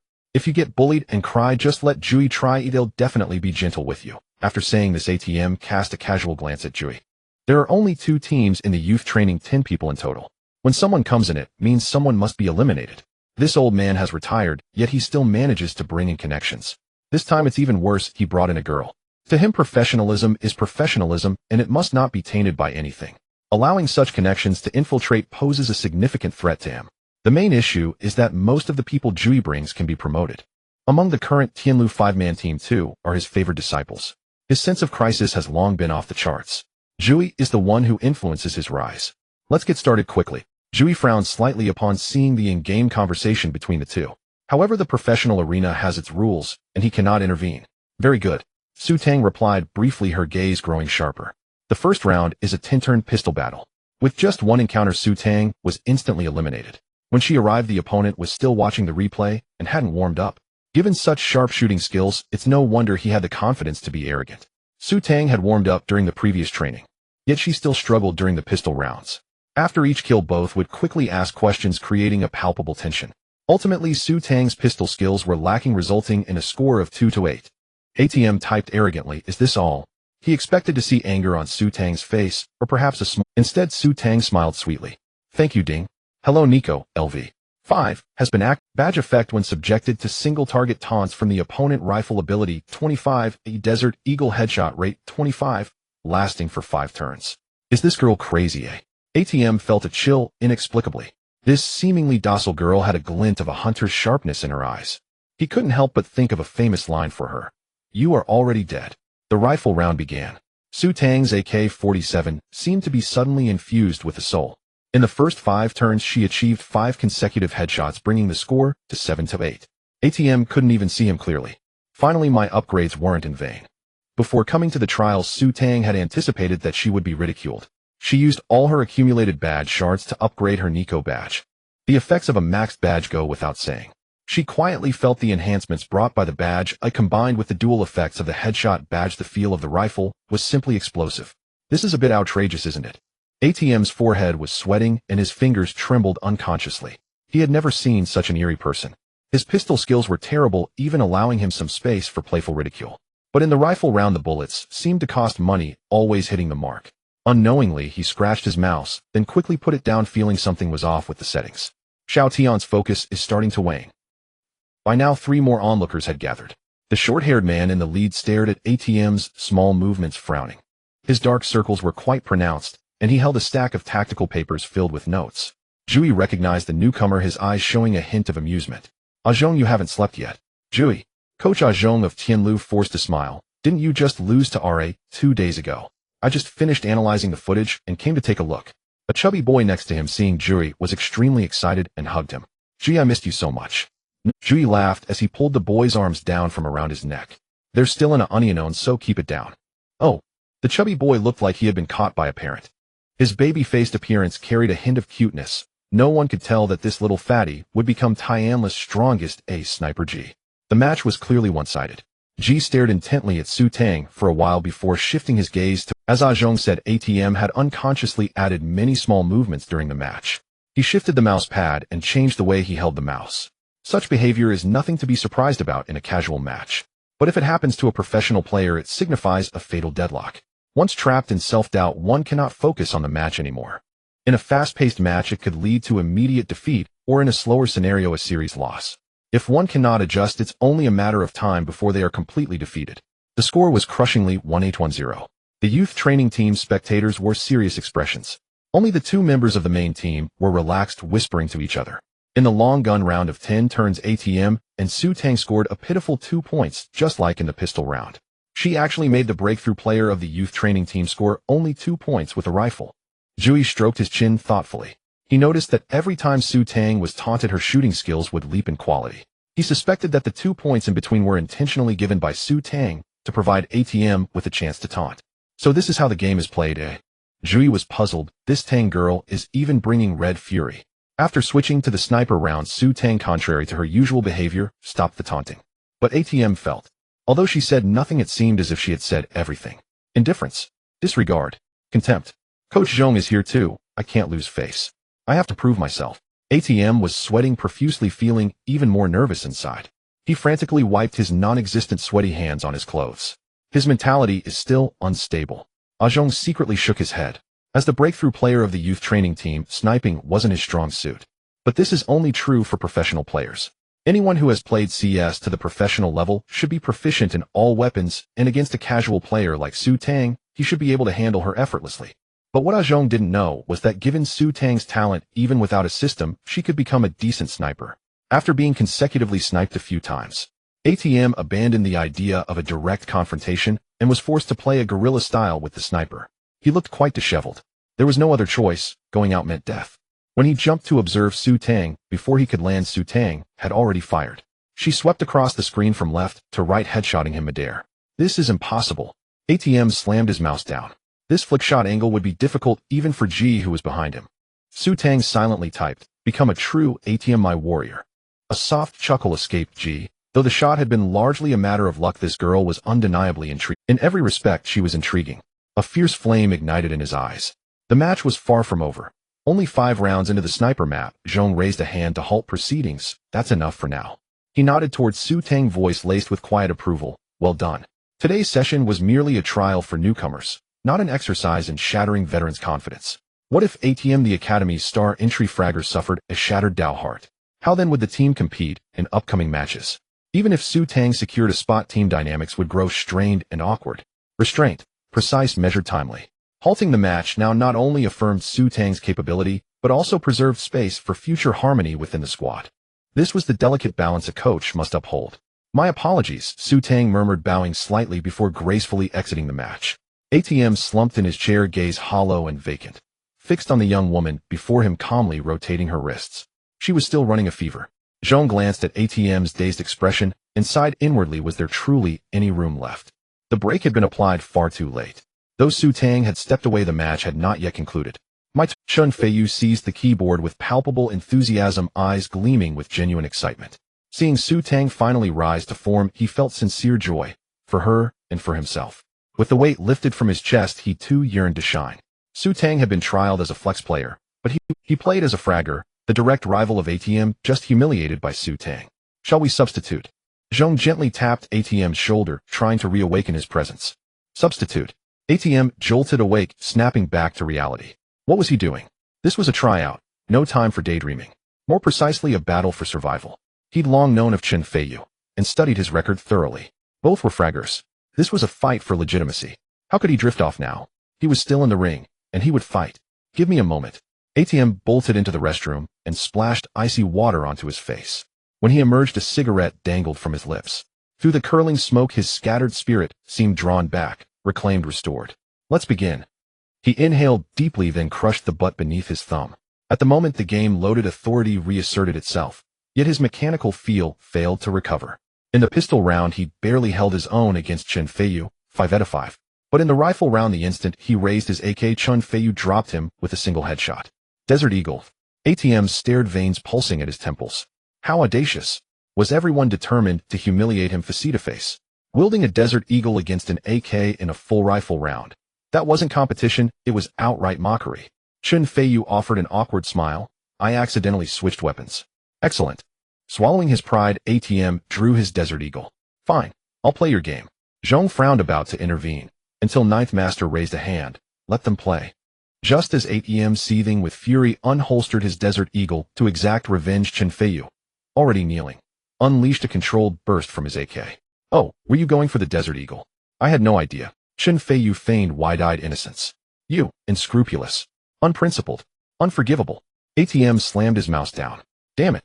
Enraged beyond reason, he insisted on avenging himself with the Desert Eagle, only to be executed repeatedly by AK fire. Adrenaline surged, scores dissolved into irrelevance. Only much later, when he finally achieved his vengeance and remembered to switch weapons, did he realize his muscle memory had fully collapsed. His composure is abysmal. Zhong sighed, shaking his head in disappointment. Chen Feiyu barely outperformed him, yet ATM self-destructed emotionally. In his notebook, he drew a bold, decisive X beside ATM's name. Turning to Chen Feiyu, Zhong added several notes: competent, but masterful at manipulating opponent's psychology. Truly inherits Ninth Master's essence. Zhong appended the line with a flourish. Su Tang observed closely. Chen Feiyu bore an uncanny resemblance to her little Deng, a refined, upgraded version of a psychological warfare virtuoso. Unorthodox tactics flowed effortlessly from him, paired with formidable gunplay, making him a rare breed, a cunning, elusive fragger, not fearing a sharpshooter's precision, but dreading one who weaponized intellect. The match ended in ATM's crushing defeat, 3-0-1-7. I lost. He crumpled like a man struck by lead, fingers slackening around the mouse, shoulders hunched, posture that of a broken stray. Silence swallowed the training room. Those who'd earlier smirked now sat mute, shamefaced and silent. Shall we proceed to the next phase? Zhong handed the evaluation sheet back, to Lao Lu, expression unreadable. Huh. Lao Lu scanned it, startled. Zhong's assessment of Chen Feiyu was unexpectedly high. Hold on. Ji suddenly raised his hand. For the practice match, Starry and I will team up. Behind him, a blonde youth nodded. Starry, Tianlu's newly signed star fragger. Fierce, aim, seasoned instincts, widely hailed as China's Nico. Ji served as Tianlu's elite sniper, renowned for lightning reflexes and peerless tactical awareness. Both had recently joined the roster, especially Starry, whose transfer just 2 days prior had effectively sealed ATM's promotion path. Their sudden arrival naturally stirred resentment among academy trainees. With idle time on their hands, they resolved to demonstrate their worth. Let those coveting their positions witness firsthand the caliber required. They exchanged a knowing glance, both smirking faintly. Zhong understood their intent perfectly. Turning to Lao Lu, he asked, shall we assign them to Academy Team 2? Su Tang and Chen Feiyu to Academy Team 1. Agreed, Lao Lu nodded. He welcomed healthy competition. It was precisely this relentless internal pressure that kept Tianlu competitive domestically. Lately, Tianlu's results had been dismal, rosters unstable. Ambition below was inevitable and natural. If you couldn't deliver, others would step forward without hesitation. You rise, if you can. You fall, if you cannot. In professional esports, this was iron law. Su Tang and Chen Feiyu locked eyes, gravity thick in their shared gaze. Zhong clapped sharply, commanding silence. Prepare for the practice match. Dust 2 best of phone. From Academy Team 1, he selected 3 players: Xiao K support, Lu Ziyan game leader, and ATM, the very fragger just defeated. Each looked grim upon being named. For ATM enduring consecutive demolitions by Su Tang and Chen Feiyu, then being forced to align with these two connections, ignited a slow-burning fury. Xiao Ke and Lu Zai meanwhile harbored deep skepticism towards Su Tang, the sole female competitor. Her strong showing earlier meant little. ATM had simply been off form. That level of performance failed to convince them. They had no desire to face Team 2. Victory brought no glory, defeat invited ridicule. Even with Ji and Starry on the opposing side, teams dispersed to their assigned rooms. ATM cast Su Tang a cold, dismissive glance, a fluke. Don't mistake luck for skill. Follow orders and stay quiet. Su Tang ignored him, silently calibrating her new equipment. Chen Feiyu, however, grinned and slapped ATM's shoulder. Brother, relax. We're teammates now. ATM recoiled, shaking off the touch. Since when are we acquainted? The match begins. Chen Feiyu will take point A. Su Tang will handle point B. ATM will play a mobile position, and I will watch the mid lane with Xiao Ke. Lu Zai as the commander has laid out a simple defensive formation. His arrangement clearly displayed a lack of trust. He firmly stationed Su Tang and Chen Feiyu at the A and B bomb sites, while he himself along with Xiao Ke and ATM occupied the more flexible mid lane positions. Point A was manageable for Chen Feiyu, at least he had teammates at the archway and VIP to assist. Su Tang needed to defend point B. Either no one would come for 4 or 5 rounds, or if they did 5, would arrive at once. Forever caught in the cycle of defense and being overwhelmed, it was a super cold feeling position. If only this mindset was applied to the game, we would have won the championship long ago. Chen Feiyu privately grumbled, but he could only obey the command. He stole a glance at Su Tang beside him, only to find her expression normal, as if she had anticipated this situation. Sure enough, Ji and Starry's attack was as swift as thunder. The moment the bomb detonated in Area B, Su Tang had just jumped to observe and was shot in the head by Starry before she could even call out. ATM arrived late from the small path and was instantly killed by Starry with a single shot after just glancing at the bomb site. Xiao Ke and Chen Feiyu returned from point A, but before they could catch their breath in the supermarket, they were taken down by Ji's Glock in a series of 2 shots. The score was 0-1, and the youth training team suffered a devastating defeat. In one round of gunfire, they lost 0-5. In the subsequent few rounds, Su Tang's Area B was heavily attacked, seemingly targeted specifically against her. Can't you even protect yourself? ATM mocked over the mic. Can't you watch while jumping? Just as Su Tang was about to retort, Lu Zai intervened to mediate. Alright, enough talk, let's focus on playing well. Chen Feiyu chuckled softly. I'm just afraid of some traitors who would rather lose to the second team than kill their opponents. Behind him, Jiu Yi smiled, but did not engage in the conflict among them. What he was concerned about was something beyond the game. Beside him, Zhong was also jotting down notes. On the surface, Chen Feiyu appeared carefree, but his thoughts were actually quite meticulous, making him well-suited to play roles like the strategist similar to Ji. Su Tang, on the other hand, remained emotionally stable and had strong pressure resistance. Even under immense stress, her thought process remained unyielding, allowing her to execute tactics calmly. Such traits are particularly rare among professional players. Personality determines a player's gaming style, and that style along with ability can dictate the ceiling of future achievements. Zhong looked at ATM. With a personality like his, if his skills stay the same, he will never achieve anything significant. Sometimes admitting the opponent's strength is more difficult than acknowledging one's own failure. The opposing team certainly wouldn't focus solely on Area B. The mid lane of Deserted City is the crux of the entire map and the easiest place for skirmishes to break out. Lu Zai entrusted the mid lane to his old teammates, believing these positions were easier for racking up stats. This can be seen as selfishness, but also as trust. However, he overlooked one point. If the opposition is too strong, those teammates in these positions can also become weak points. Starry's incursions and Ji's sniper rifle were like a sharp blade that tore through the entire defense line. The mid lane was turned into a den of bandits.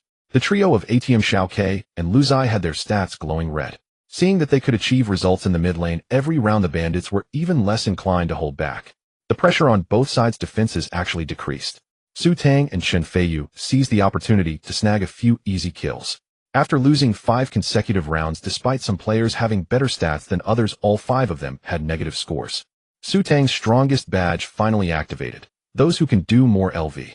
For activated badge effect, when 4 teammates have negative stats, increase basic attributes by 20, with the increase in all attributes being the basic stats coupled with other long-lasting badges. Su Tang's personal ability score had already reached 78.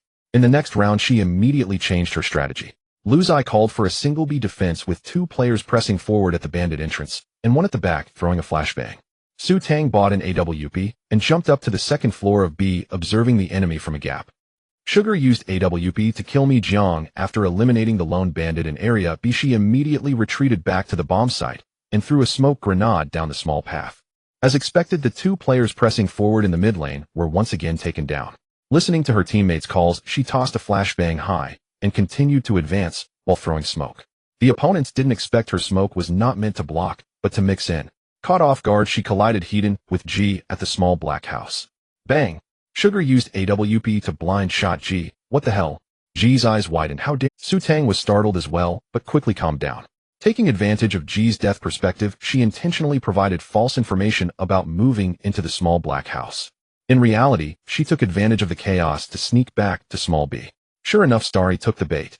He thought Su Tang had gone into the small black house, and without hesitation abandoned the encirclement, rushing towards the B bomb site. Little did he know Su Tang's sniper was already waiting for him behind the smoke. Bang! Sugar used AWP to kill Starry. Oh no. Starry was in shock. How did she get back in? Nice one, Sugar sis.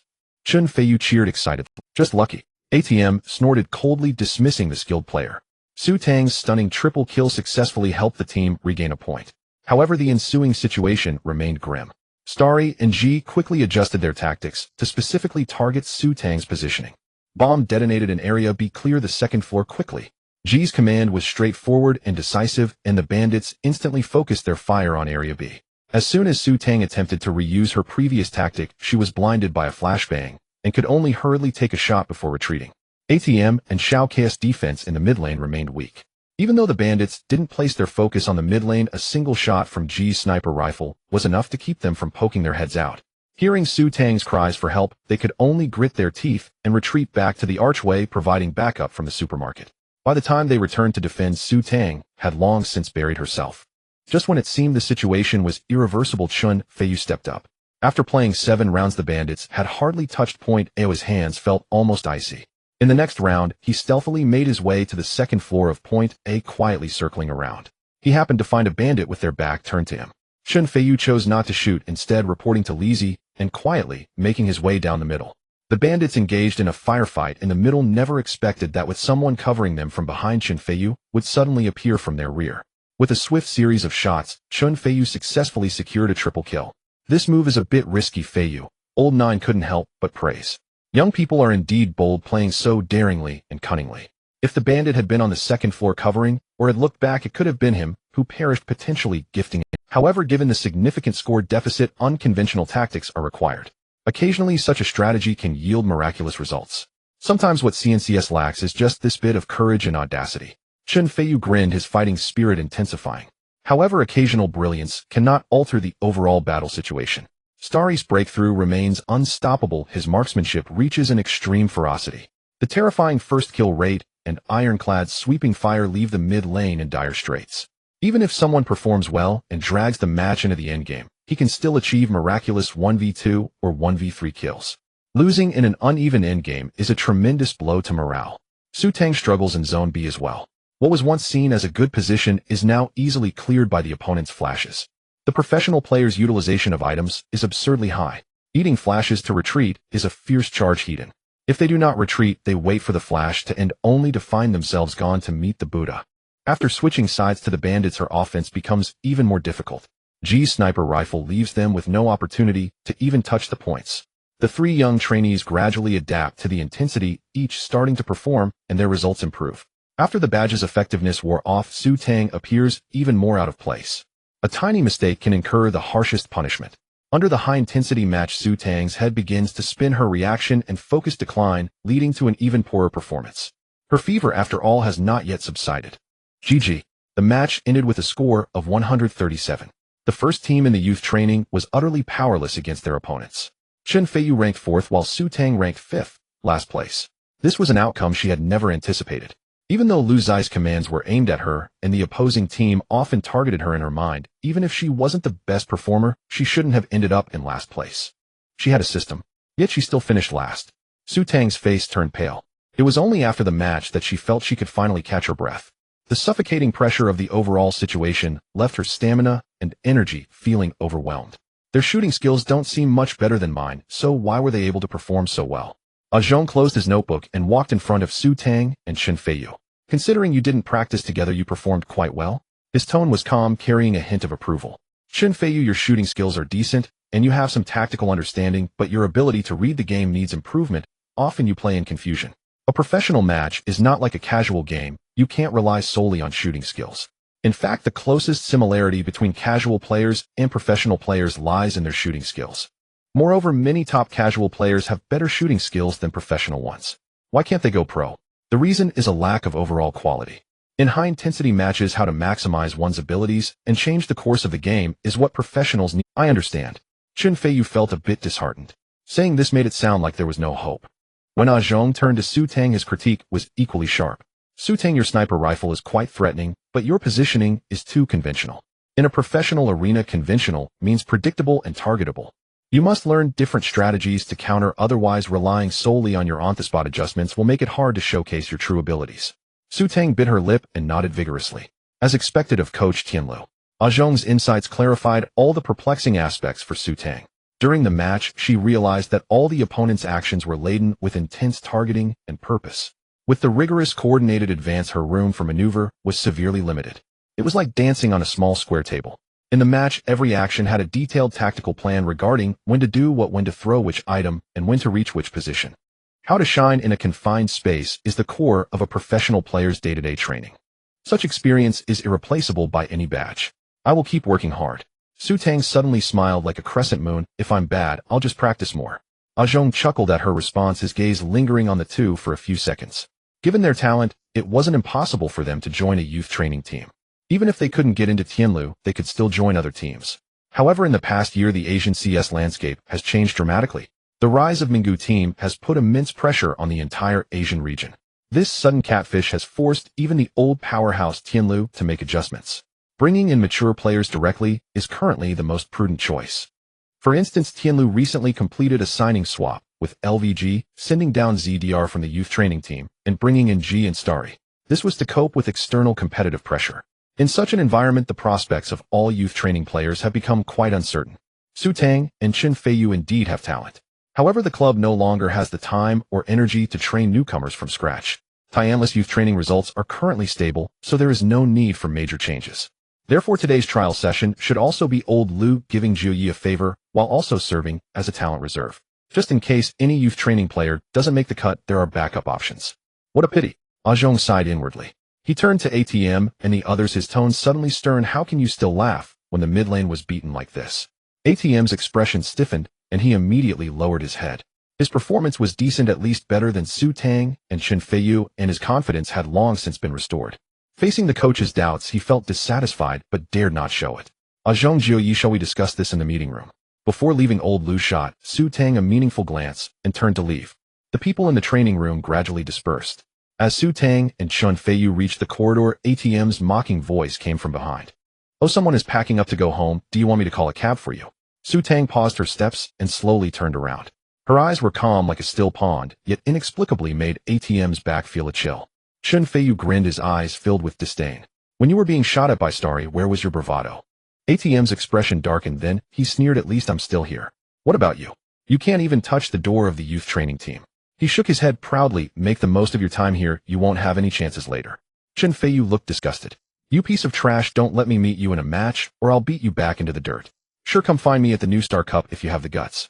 ATM scoffed mockingly, but your Magu traffic doesn't seem to qualify for the main competition, right? The only notable player from your school is Chun Yi, but he's busy delivering takeout. The New Star Cup is a secondary league for CS in the country, traditionally a battleground for youth training teams and second-tier professional teams, and the Tianlu youth training enjoys direct invitation rights.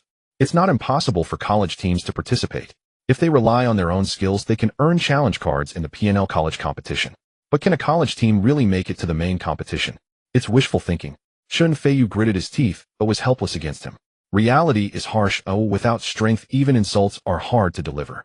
At this moment, Su Tang suddenly spoke. Please remember, today we will meet at the New Star Cup. Her voice was soft, but filled with chilling intent.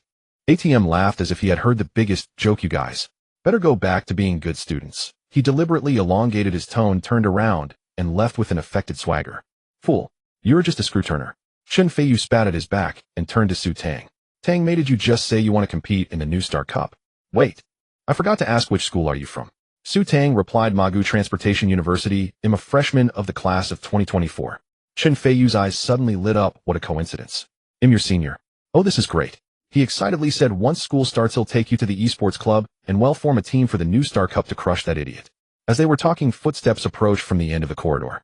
Ji and Starry walked towards them. Ji praised that Zone 4 kill you did was impressive and very clever. Chen Feiyu performed well too.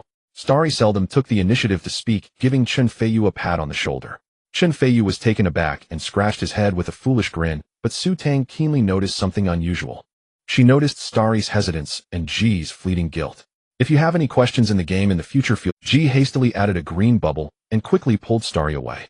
Back at their seats, Ji lowered his voice to complain, I really don't understand what old Lu is trying to do. Old Lu specifically instructed them this morning to target Su Tang, and even Zhong was left in the dark. Starry pondered, even so she performed well in her first training match. Ji replied, helplessly under the roof, one has to bow their head. Starry's expression turned serious. I can't say for sure about other things, but I believe this girl can definitely make it. You think so highly of her. Ji was somewhat surprised. Starry slowly looked at him. What were you doing when you had 200 hours? Ji recalled some embarrassing plays, scrunching his face and shaking his head in silence. Starry said, I think I was only around B level after 200 hours. Ji felt a critical hit. Not you, buddy. What do you mean by only reached B? Back then he was still charging with the invincible wild bull. The corridor returned to silence. Chen Feiyu was still enthusiastically planning the school team roster. However, Su Tang's gaze was fixed on the tightly closed meeting room door. Through the slits of the blinds, old Lu was speaking to Zhong, and Zhou Yi occasionally glancing in her direction. Before long, old Lu walked out smiling warmly. Su Tang, can we talk privately for a moment? Tianlu Club rest area. Old Lu got straight to the point. To be honest, your talent has no problem with the youth training, but you need to settle down a bit. He paused, deliberately noticing that Su Tang was calmly staring at him.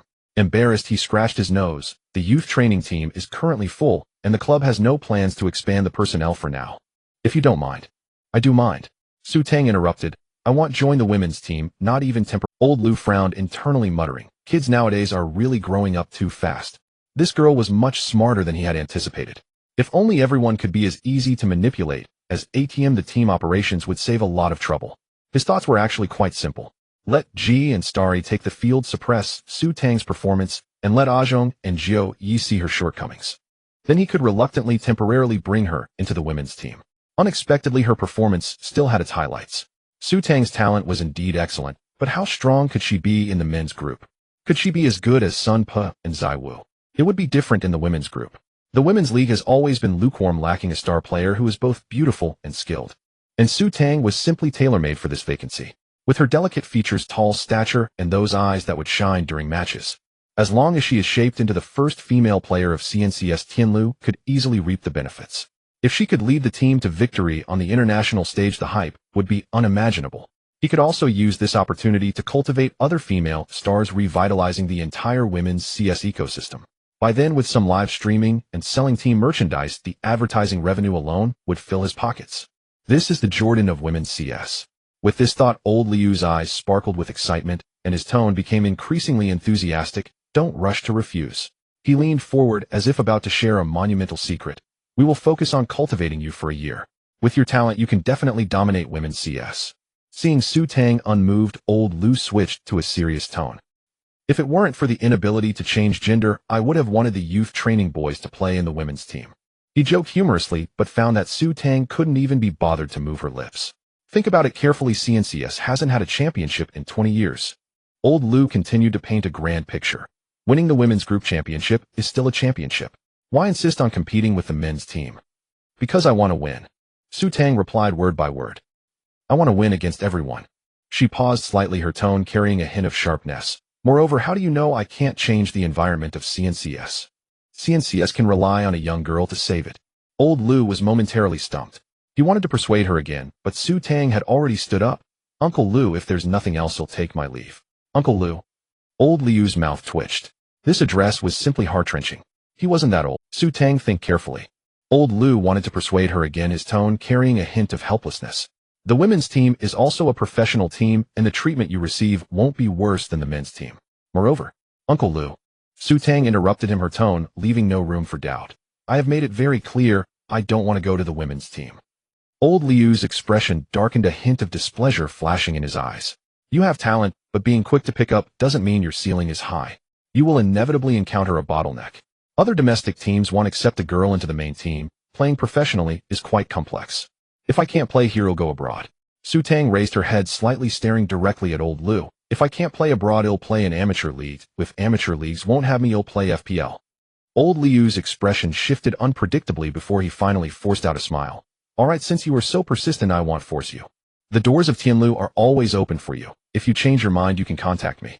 Thank you for your efforts today, Uncle Liu. Su Tang stood up to leave. She wondered why old Liu hurriedly pulled Jiu Yi and Ajong away. It turned out it was just to keep them occupied while he spoke to her alone about this matter. It seems that Ji and Starry's sudden participation was also his doing. As she walked out of the rest area, she took a deep breath, feeling both disappointed and relieved. The disappointment stemmed from the fact that Tianlu still viewed her as a female player rather than a true professional player. The relief came as her disappointment over failing the trial was diluted. Perhaps not joining Tianlu was a good thing. As long as the Green Mountains remain, one need not worry about firewood. She held back many words out of respect for Jiu Yi not wanting to go too far. But the indignation in her heart could only be expressed in the competition. We have plenty of time ahead. Su Tang fixed her gaze on Tianlu's logo, her eyes filled with determination. On the way back, Chen Feiyu and Jiu Yi walked ahead chatting. Su Tang was behind, playing on her phone, trying to reach her mom and Xiao Deng. Jiu Yi, do you think if I make a name for myself in the college league, will other professional teams be interested in me? Chen Feiyu remained enthusiastic, showing no signs of sadness from the failed trial. Jiu Yi smiled. The level of the college league is limited, but it's indeed a good stage. If you can lead the team to achieve results, clubs will definitely pay attention to you. That's great. Chen Feiyu clenched his fist, his eyes ignited with fighting spirit. I must show those professional teams that we college students are not to be underestimated. Jiu Yi nodded, suddenly recalling something, and turned to look at Su Tang. By the way, Tang Mei, which university are you from? Modu Transportation. Su Tang replied. Isn't that the same school as Feiyu? Jiu Yi's eyes widened, glancing between Chen Feiyu and Su Tang. Of course I'm her senior. Chen Feiyu said proudly. I've already arranged with Tang Mei to introduce her to the club when school starts so we can compete in PNL and the Rising Star Cup together. The Rising Star Cup. Jiu Yi pondered. I remember that Modu Transportation University's CS level is quite decent. Your team captain should still be in school, right? Yes, but this year he's in his 4th year and is busy looking for a job, so he doesn't play much anymore. Chen Feiyu looked a bit troubled.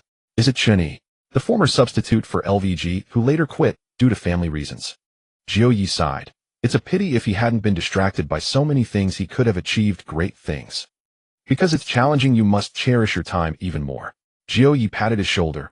Come on, if you two team up, you might really make something of it. Su Tang smiled slightly, feeling a flicker of anticipation in her heart. The sunlight illuminated her profile, outlining her delicate features. Jiu Yi looked at the two young people, lost in thought, as he saw a reflection of himself from 10 years ago. He took out 2 stacks of bound A4 papers from his bag. Practice hard, strive to give me a pleasant surprise. I'll live stream it and provide commentary for you. He handed the materials to both of them. These are what Ajong and I requested, detailing your issues. Make sure to focus on targeted training when you go back. Su Tang accepted the materials and found that not only were there detailed technical analyses, but also suggestions personally written by Ajong and Jiu Yi. They had spent so long in the conference room just to prepare this.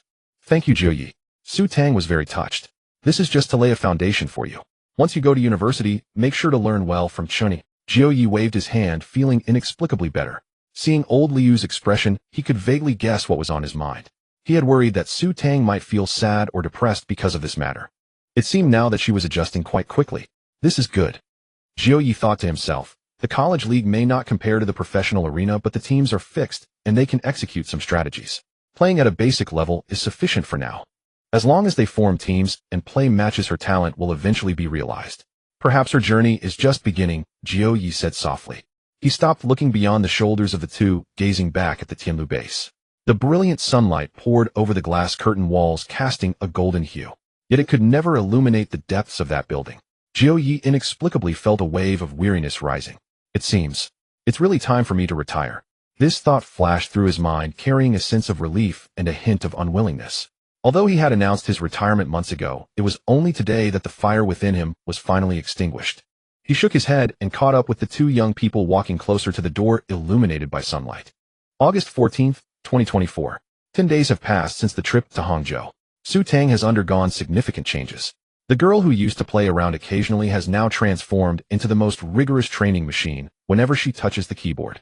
I must rank up before the new season. She rubbed her sore wrists and closed her eyes to rest during the matchmaking intervals.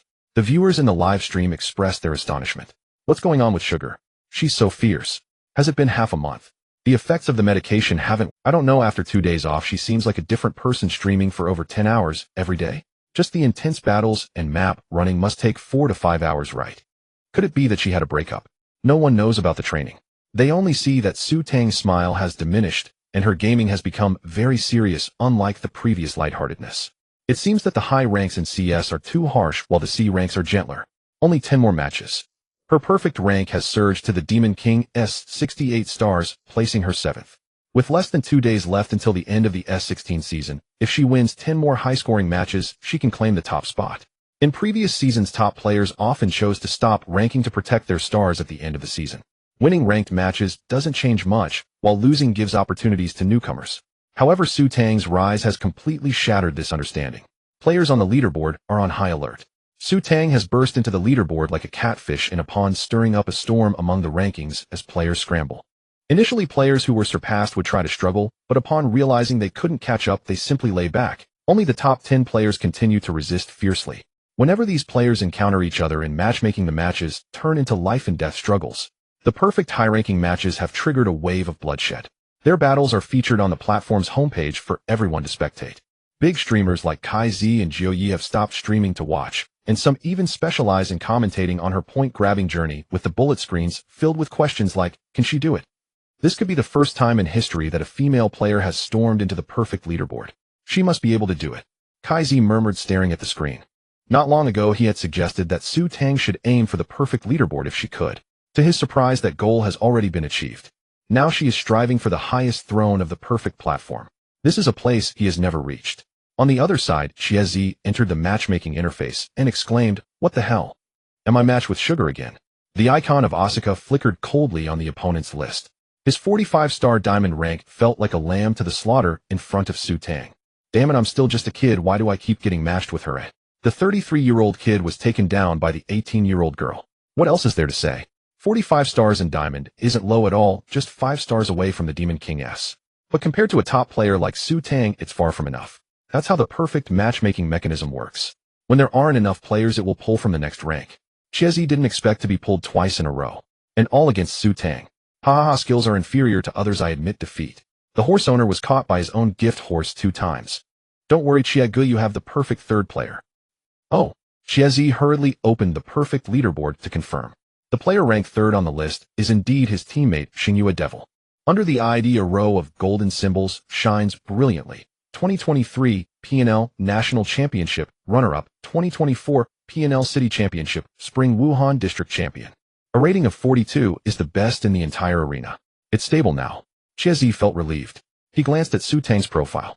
Aside from the recently acquired perfect top 10 badge, everything else is empty. Not a single golden badge. A rating of 135 is also somewhat lacking. He completely relaxed and hummed a tune from Maoming. Young people are great. Playing with young people is map Desert Mirage. As the CT side, Su Tang unusually started with 2 flashbangs and a smoke grenade heading towards the B second floor. Seeing that no one was present at the first moment, she positioned herself at the second floor window, swaying back and forth. This position primarily focuses on pre-aiming. If the enemy is too numerous, she can jump off the windowsill to save herself. The bullet screen noticed something amiss. Is Sugar being so aggressive with her positioning now? How long has it been since you last came? Doesn't Sugar look like she's on fire lately? Sugar is being incredibly aggressive now. The terrorist side chose to rush towards the B area at the start. Chiezi, who has been caught before, reminded his teammates, the CTs at B like to play solo, be careful of the front push. Xingyue Devil's voice sounded calm. It's fine, keep rushing, if she pushes forward it's a death sentence. The terrorists gathered on the second floor paused briefly to adjust their positions, and then began to explode towards the B area. Su Tang, positioned at the second floor window, immediately threw a smoke grenade upon hearing movement. At the same time, she jumped to reveal a footstep. There's one at the window. Xingyue Devil decisively ordered. Use the flash to get out of the smoke and shoot. As he leaped out of the smoke, he saw a USP shoved into his mouth, and with a shot he was taken down, followed by the USP roaring again. Bang! Sugar used USP to headshot Xingyue Devil. Bang! Sugar used USP to headshot QZ. Xingyue Devil was stunned. She pushed forward. His exclamation was drowned out by gunfire. Su Tang, with an extremely exaggerated flick of her weapon, killed another terrorist before finally deciding to jump down from the window. She smoothly threw a flashbang in midair, landed, and dashed towards the white car, throwing in one last flashbang during her run. She jumped down. The remaining two terrorists opened fire at the window. Upon hearing Su Tang throw the flash and retreat, they hurriedly leaped out of the window. They happened to get caught by the flash left behind by Su Tang, crying out as they shot frantically towards the bomb site. At this moment, Su Tang had only 2 bullets left. She didn't wait to reload and immediately turned around to pull. Like a ghost flashing out from behind the white car, she accurately shot and took down the 2 below the windowsill. Ace. The entire B area offensive and defensive battle flowed smoothly, taking only a short time. By the time her teammates arrived, Su Tang had already resolved the battle. Throughout the process, aside from a single call of "Rush B," she didn't say anything else. Silently, she resolved the dilemma. Wow, this person is so ruthless. The observing terrorists felt a bit of a chill. It's just a pistol round, or everyone stay calm. Xingyue Devil quickly helped his teammates to regain their composure. As the runner-up of the PNL National Championship, his commanding ability is beyond doubt. After finally enduring the eco round, the terrorists were all holding their breath. Let's play this round, move slowly, and control the map. Xingyue Devil adjusted the strategy, don't go to B to give away warmth. Chiezi secretly breathed a sigh of relief. He knows Su Tang too well. Once she gets her rhythm, the entire match will become her personal showcase. Playing around her is the wisest choice. It seems that Xingyue Devil is not only technically capable, but also has a good mindset and plays smartly.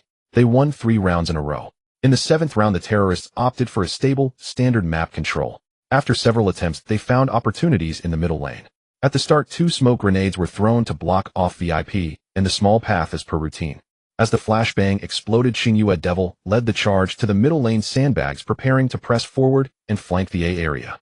However, Su Tang appeared at the B small railing and took on the role of a traffic officer. The smoke at B provided her with cover.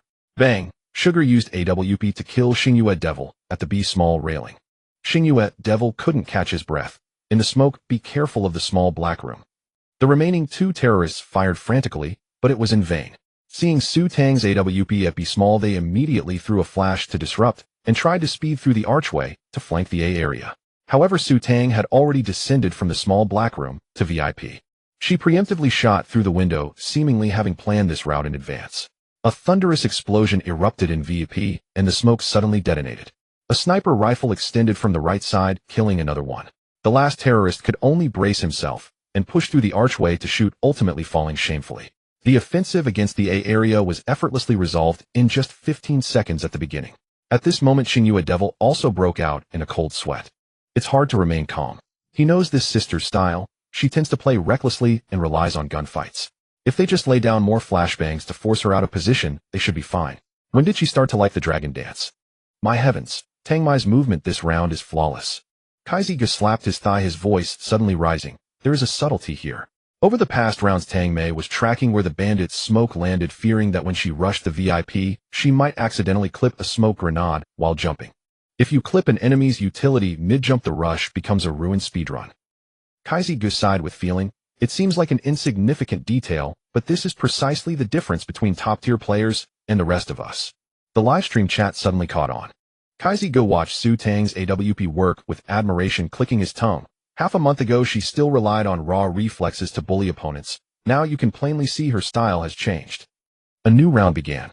When the enemy detonated smoke over the VIP, Su Tang was already leaping. Kaizi was stunned by her movement. Just a few days. She looks like a different person. His attention was quickly drawn to Su Tang's decision-making. The smoke at BS archway arrived belatedly and flashbangs rained from above. The CT, primarily defending B, panicked hastily, throwing utilities to counter while covering his eyes and calling an empty second floor. Su Tang ignored it and instead surged through the archway to rotate back to a leaving B to be solo defended by her teammates. The chat was baffled. From an omniscient vantage, they of course knew the bandits' true movement. The bandits had initially tossed their utility to BS second floor, leaving only a duo of explosives and flashes as distraction. The rest had long been in A, preparing a genuine explosive assault. In the match, Su Tang could not see any of this. Her choice surprised everyone. It was almost unervingly prescient. Brothers, did you see? Tang Mei has completely read the opponents this round. Kaizi Guest's voice cracked with excitement. Do you know why she's not rushing to help her teammates? He spoke rapidly. Because the smoke at BS small double doors detonated too early. If the bandits truly intend to hit B, they must seize the middle of the second floor before the smoke blooms. When they reach the window and the smoke bursts exactly, then they can fly through the window to set up guns and deny the CT's mixed smoke. That is the perfect offensive rhythm. Kaizi Gu, true to his reputation as a teaching streamer, displayed an almost superhuman understanding of the game. At that moment, some viewers, puzzled, began to ask questions. Kaizi Gu smiled faintly and explained, if the smoke detonates too early, the CTs can mix smoke sooner and deny the window. The attack becomes much harder. This was a targeted tactic they developed over the previous rounds based on Tang Mei's positioning habits. The goal is to pin Tang Mei dead in B, he continued. They need that time differential. When B feels pressure, the CTs at A will at least do a mid-clearance scout, won't they? A. By then A would be much easier to assault. Sure enough, when the flashes began at B, the two CTs at the archway coordinated their flashes to observe mid and to help Su Tang return to the archway. The bandits rapidly laid down utilities, pulling a main and A2 in sync. The archway filled with CTs, seeing the sky choked with utilities, they realized it had been vacated and that communication had broken down. Some chose the path of survival, keeping alive behind smoke. Others stormed through the smoke to trade shots. Xingyu Emagawa, in a near-luminous blur, swept a burst to shift attention, instantly killing the CT at long box, and then a reckless player hiding on the bench in smoke. The entire bomb site was cleared in an instant. But they had not expected Su Tang's AWP to have already arrived at her as CT pinned in jungle began to coordinate with her. There were still two at the archway. Su Tang and the jungle CT flashed and cleared. The CT bravely stepped through the smoke and executed a beautiful trade on a bandit. Xingyu Emagawa attempted a quick follow-up shot, but was immediately felled by Su Tang. Before rechambering, she pulled a grenade to lay more fire, then killed the bandit who had looted a kit. She then swiftly aimed behind her. Chiezi, who had been performing the B distraction, poked out at the archway and instantly became another sniper casualty. The last bandit, blindsided by the sudden reversal, lost all courage to attempt a smoke kill. Halfway across the jump platform, he chickened out. Cowering in the sandwich, he was driven out by a Molotov hurled from above. Su Tang leapt down, stepping through flames as if an angel descending. Bang! Su Tang's AWP felled with Chaoyuan, a Molotov she deployed, then burned another opponent. So stylish. Flame Angel. That 4-kill ignited the CT's fervor. Their voice channel erupted in howls. Xingyu Emagawa seemed staggered by the blow and played a touch-off afterwards. It was only thanks to Chiezi, an unexpected boon, that in the defensive round they managed to recover a sliver of dignity. The girl has improved again. Jiao Yi watched Su Tang's brilliant plays, grinning ear to ear. It proved she had indeed been diligently practicing after returning. Both her aim and her decision-making were faster than before. It was clear her mind was working while she played. Clumsy fraggers exist everywhere. To become a top aimer, you must modulate your play, tension, and relaxation, and keep your habits inscrutable to opponents. Chiezi had tried targeted tactics against her several times. Such methods would have worked on her before. But Su Tang now adjusts quickly, switching fluidly between aggression and caution. Always have a plan. This was Su Tang's deepest realization after failing the trial. If the opponent seals a smoke, how should I move? If they pincer, where should I hold? These matters require more than one contingency. When the moment truly comes, you will not be at a loss. This can be called counterplay awareness. It is the instinctive mindset that Jiao Yi and Chiezi as professional players have long preserved. At higher levels of play, the duel is really one of targeting and countering. Every seemingly trivial detail can become the most lethal flaw. Indecision is unforgivable. Elite players will spot those gaps and strike you mercilessly. On the match sheet, it manifests as tactical failure. Every player has inertia in their thinking. Defenders habitually hold certain positions. When an opponent throws a utility, you will instinctively make a certain decision. All of these analyses are dissected by professional team analysts and laid bare. What Su Tang previously lacked was counter-awareness. Once targeted, one cannot perform to true ability. Fortunately, Su Tang has been striving to change. In just 10 days, her style has shed the reckless label and become a little more polished. Her positioning remains imperfect, yet it is no longer the crude 3-move routine of earlier. She simply hasn't played enough. She hasn't suffered major losses yet. If Chun-Yi runs her through tactics a few times, she should improve even more. Given time, Jiao Yi has no doubt she will grow to a terrifying degree. She might be even more of a prodigy than I imagined. He suddenly savored the joy of nurturing talent. This girl will surely make me proud. Uncle Jiao's eyes crinkled into narrow slits, barely containing his urge to announce to the world that Su Tang was his sworn disciple. Yet he paused. No, discretion was still the better part of glory. He cleared his throat with studied gravity and with effortless nonchalance sent a super chat in Su Tang's livestream. Advent charge 300, well fought. You've already mastered 90% of your master's peak prowess. That claim wasn't mere bravado. Though his marksmanship at his zenith hadn't matched Su Tang's razor-sharp precision, her overall capabilities, when measured across all metrics, were already at 70 or 80% of his prime. The remark stirred no dissent among Su Tang's fans, but in Uncle Gio's own stream chaos erupted. Old Gio, stop bluffing. You haven't got an ounce of real skill. 90%. That means even at his peak, he's weaker than a chicken. How dare you imply Tang Bao is inferior to poultry? Seeing his past exposed in the barrage of comments, Uncle Gio flushed. Nonsense. I'm at least a tier 1 commander. You know nothing. The origin of the Gio is weaker than a chicken, meme traced back to a match he'd played for Tianlu. That day his aim had been ice-cold, by match's end he'd barely registered a handful of kills. Viewers mocked that his impact on the outcome was less than that of a stray chicken wandering the map. After all, a chicken could at least block a bullet.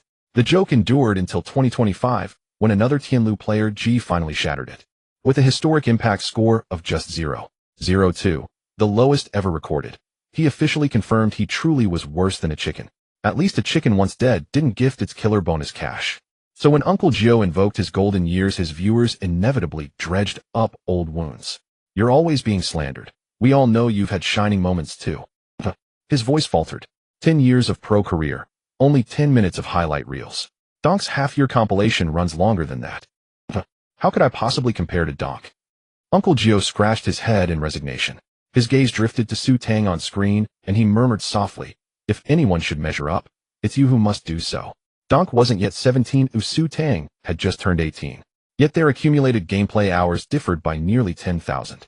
The former had already reached such heights that he could carry 4 red teammates to championship contention single-handedly, while the latter, could she ever close that gap? Uncle Gio, since when did you start poaching disciples? Huh. Kai Zi grinned as he joined the call. Poach? Not at all. Tang Mei's awareness, her playstyle. They're all shaped by my mentorship. That's not right. Kai Zi protested. Her utility usage and map mastery came straight from my tutorial series. Chat erupted, gleeful and merciless. Fight. Fight. Uncle Gio, I taught tactics. Kai Zi, I taught utility. Tang Mei, I taught myself. CSGO's rising prodigy clashes Hedon with its veteran legend. Uncle Gio's eyes gleamed. Kai Zi, how about this? You ask Tang Mei herself who she'll name as master. Fine, I'll ask. Kai Zi didn't flinch. He'd supported Su Tang extensively these past weeks, and knew Uncle Gio had too. But he'd arrived first. Sugar charged 2,000, esteemed sirs. Aren't you forgetting? I'm still just a ranked ladder player. Chat exploded in laughter. Ha ha ha.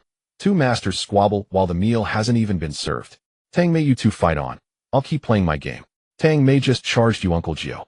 Hurry and recruit her for pro teams. A sudden epiphany struck Uncle Gio, sparked by chat. Kai Zi, look, Tang Bao may not have declared allegiance, but she charged here. Not with you. Does that even count? Kai Zi choked. How had he never noticed before? Beneath those thick, honest brows, Uncle Gio was devious. Su Tang, hearing this, immediately sent a super chat in Kai Zi's stream. Uncle Gio, as if clairvoyant, had already warned. Even if she charges your stream next, she charged mine first. I came first. I matter most. Her finger trembled mid-click. She completed the charge and vanished. These two are terrifying. Absolutely untouchable. Though she knew it was all for show, Su Tang, after logging off, sent both men a sincere message of gratitude. Uncle Gio had clarified her growth trajectory. Through his guidance, she then sought out Kai Zi and obtained invaluable, highly targeted demo reels. Their mentorship had profoundly shaped her development. Upon returning from tryouts, Su Tang discovered a practical item in the mystery shop. The Dream Recall memory card. The full set cost only 1000 star coins, remarkably affordable. Excluding gifted star coins, she needed just 2 days of routine tasks to afford it. Once activated, it granted access to Dream Recall training chambers for frame-perfect multi-angle video analysis, infinitely superior to reviewing clips on a standard monitor. With pixel-level playback and AI-powered commentary, her strategic awareness surged dramatically, and her understanding of competitive play ascended to an entirely new tier. More astonishingly, for an additional star coin fee, she could step into the recorded matches themselves, engaging in immersive real-time drills. Unlike the Dream Player card, which directly enhanced attributes upon completion, this training accelerated her battlefield instincts with startling velocity. Alas, the card was consumable, rarely restocked, never guaranteed daily. She still held a substantial archive of unanalyzed footage. Mastering every clip would undoubtedly elevate her abilities further. Su Tang reviewed her current stats. Host Su Tang. Age 18. Gender female. Potential professional tier. Marksmanship 8,090. Reflexes 9,090. Stamina 6,570. Utility mastery 7,690. Movement technique 8090. Tactical awareness 7590. Coordination 95. Overall rating 7286. Note: coordination adjusts base scoring, stamina sets performance floor, badge effects determine ceiling. Badges: Burden Bearer LV. 4. Godfather LV. 3. Human Limit LV. 4. Headshot Machine LV. 4. Duty LV. 5. Hello Nico LV. 5. I should prioritize acquiring more trigger-based badges. Su Tang stroked her chin thoughtfully. She'd studied the badge system thoroughly, though no hard cap limited total equipped badges, only the strongest effect applied among identical foundational types. For instance, Human Limit boosted sniper proficiency by 15. Equipping another sniper-enhancing badge would simply overwrite, not stack, the effect. Yet she'd observed that trigger-based badges did stack linearly. No conflict, no cancellation. Just clean cumulative amplification. That design made perfect sense. Were all core stats scalable via percentage stacking, and layered atop terrifying trigger bonus multipliers, the balance would collapse utterly. Such power belonged not to mortals, but to Trisolarans. This insight crystallized when she stumbled upon a legendary player badge in the shop. Dungeonborn LV. 3. Effect 15 sniper proficiency significantly enhances in-match adaptability. Note: child, when you debut, the dungeon itself will whisper your name. One day my baguette shall reach its destination, and you shall be crowned king. This was Zaiwa's exclusive badge, the undisputed strongest active player in CS2. Gazing upon it, Su Tang suddenly found her Human Limit badge curiously bland. She admired Dev 1C, yes, but given the choice between being human and being cheat, who wouldn't choose the latter? Human limits, after all, remain bound by flesh and frailty. Only cheat limits ascend to true transcendence. Pity the value proposition isn't compelling.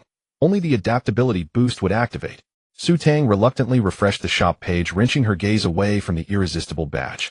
In the blink of an eye, a new day has arrived. Ever since Su Tang fell ill last time, her mother Gu Manling has strictly enforced a healthy routine plan. No matter how late she stayed up the previous night. The following morning, she must wake up at 6 for a morning run, and after dinner, she has to walk for an hour. At first, during her morning runs, Su Tang could barely run a few steps before gasping for breath, her cheeks flushed. To improve her physical coordination, she gritted her teeth and persevered, and now, without realizing it, she has reached 95. Her limbs also felt more coordinated. What she feared the most, that she'd have to sell her soul and body to achieve this coordination, has fortunately not happened. This made her breathe a sigh of relief. As her stamina and coordination improved, her performance in the game also became more enduring and stable, and she no longer experienced fatigue. In fact, within professional esports clubs, trainers also create fitness plans for the players. For example, the well-known Maoxiong Club has a legendary VP known for their muscular physique. The kind of strength that could kill a cow with a single punch.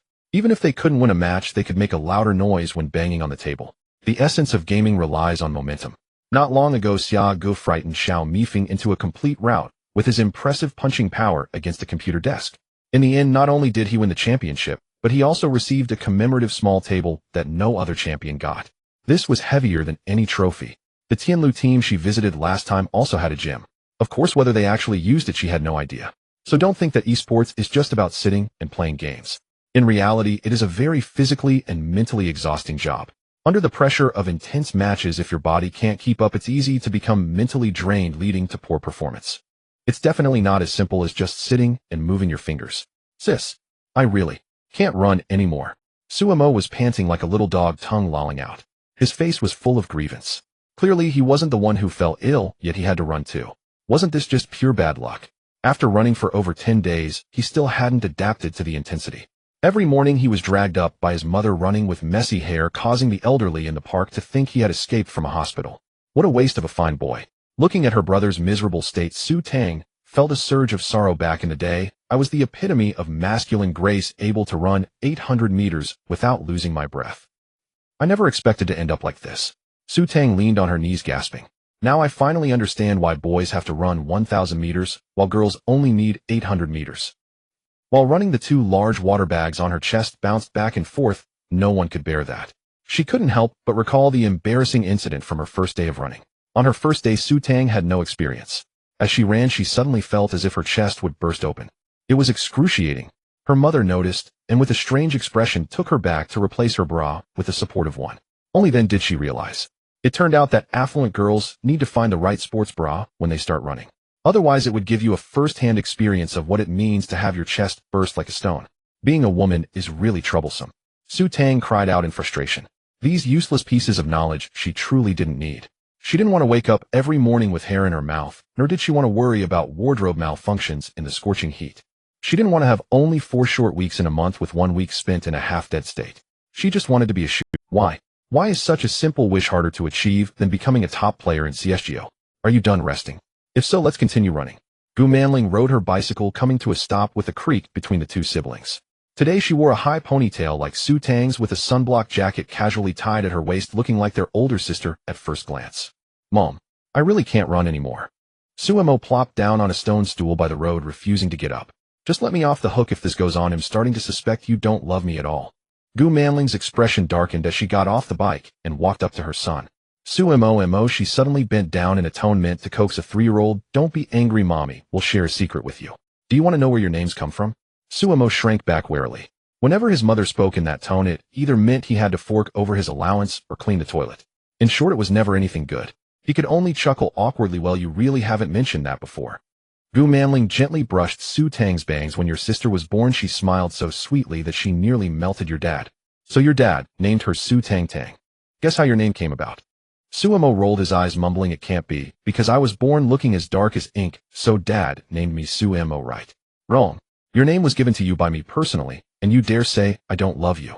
Gu Manling pulled out 2 bottles of energy drinks from the basket and handed them to her children. Then she took out a bottle for herself and took a big swig like it was beer. When I gave birth to you, I was in so much pain that I blacked out. The first thing I did when I woke up was to name you. Oh. Suemo also felt a bit dazed. Be grateful. If it weren't for your mother having some education, you might have ended up being called Suhei, so don't make me angry.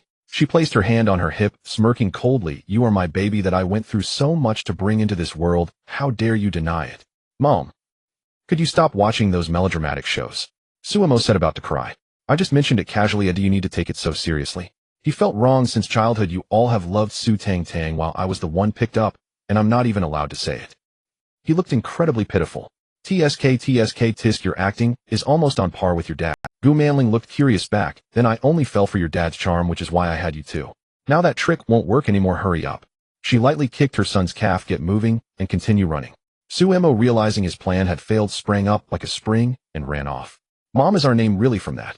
Su Tang questioned, somewhat unconvinced. She had heard from her grandmother that there was a serious situation during her mother's delivery. The hospital had to perform an emergency cesarean to save her life. This was also the reason she became the eldest. Su Tang gulped down a few sips of her drink, noticing her mother staring at her in a daze. That's how it came about. Gu Manling reached out to wipe away the sweat on her face, patting the back seat of the bicycle. All right, let's not talk about this anymore. Get on, Mom. We'll take you on a shortcut to catch that little brat. Sure.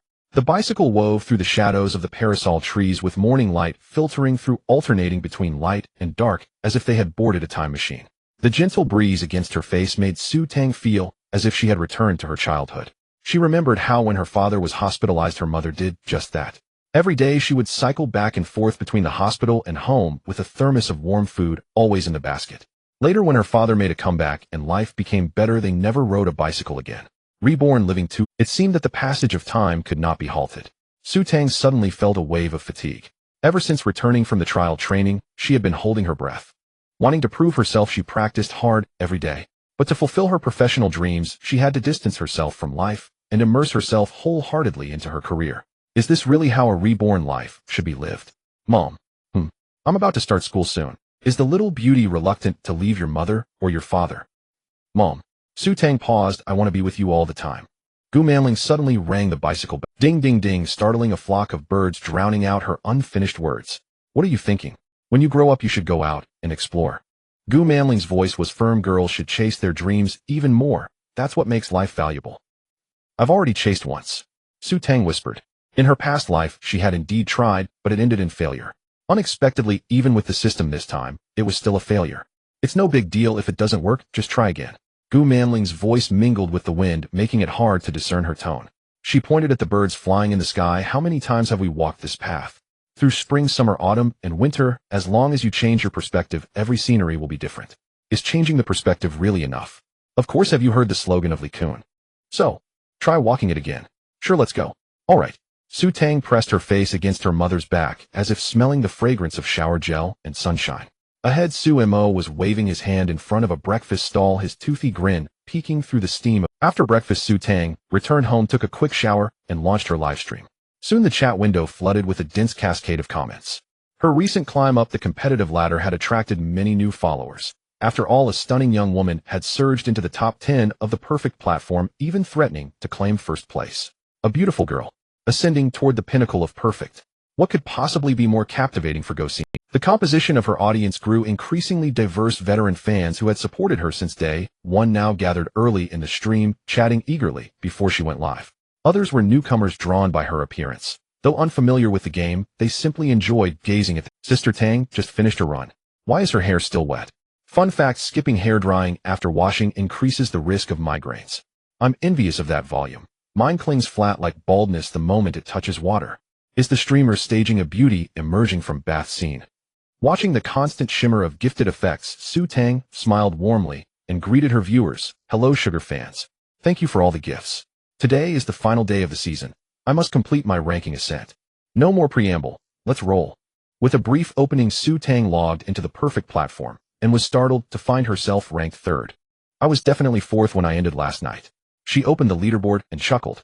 Starmoon Devil, having lost to her earlier, felt the pressure and resumed solo climbing, only to crash spectacularly and get caught. In truth, Starmoon Devil wasn't alone. Ever since Su Tang began her assault on the ladder, the entire high-tier meta shifted dramatically. Players once content to coast, stars secured season nearing its end, now realized their reserves were woefully insufficient. Surely no one wanted to be overtaken in the final hours.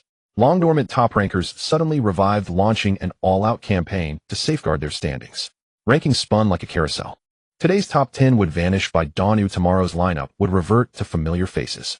By the morning of the season's final day, this fierce contest finally paused for breath. Those without hope accepted defeat outright. Those still in contention chose not to risk collapse at the 11th hour. So be it. What else could one do? Only Su Tang and a handful of others pressed on until the very last day. During early morning hours, matchmaking pools thinned sharply. When the system failed to locate opponents of matching rank, it descended the ladder to recruit lower-tier players as fill-ins. Much like her previous match against Eggplant, the algorithm intelligently assigned opponents based on rating and win rate, striving to balance overall team strength. Yet the problem lay in the elite pool itself. Who among these ladder climbers didn't boast stellar stats? To force equilibrium, the system inevitably paired them with glaringly underperforming teammates. This deterred most top-tier players from queuing during this window. No one wished to endure the agony of one god carrying 4 deadweights against 5 legendary generals. For Su Tang, however, this was her golden hour. Her 2 exclusive badges, the Burden Bearer and the Godfather, were tailor-made for precisely such scenarios. The Godfather's illuminating insight effect briefly elevated her teammates' item proficiency, enabling even these utility players to contribute meaningfully at critical junctures. Of course, not every teammate cooperated. When insubordination struck and all allies' records turned crimson, the Burden Bearer badge empowered her to deliver standout performances, securing her stars with unwavering consistency. Though not always decisive, her experience vastly outshone that of other top-ranked players. This was her sovereign time. 3 consecutive victories later, Su Tang's star count reached 70, placing her second on the perfect platform. Just 3 stars separated her from the summit. Before lunchtime arrived, she decided to queue once more. This match search dragged unusually long. 6 full minutes passed with no response, long enough for her to suspect disconnection. Viewers resorted to superstition in the chat, their theories growing eerily vivid. Quick sugar bow, cancel now. Prolonged matchmaking always heralds a disaster. Keep canceling and requeuing. It'll snap match faster. Brother, that triggers instant queue, and death is swifter.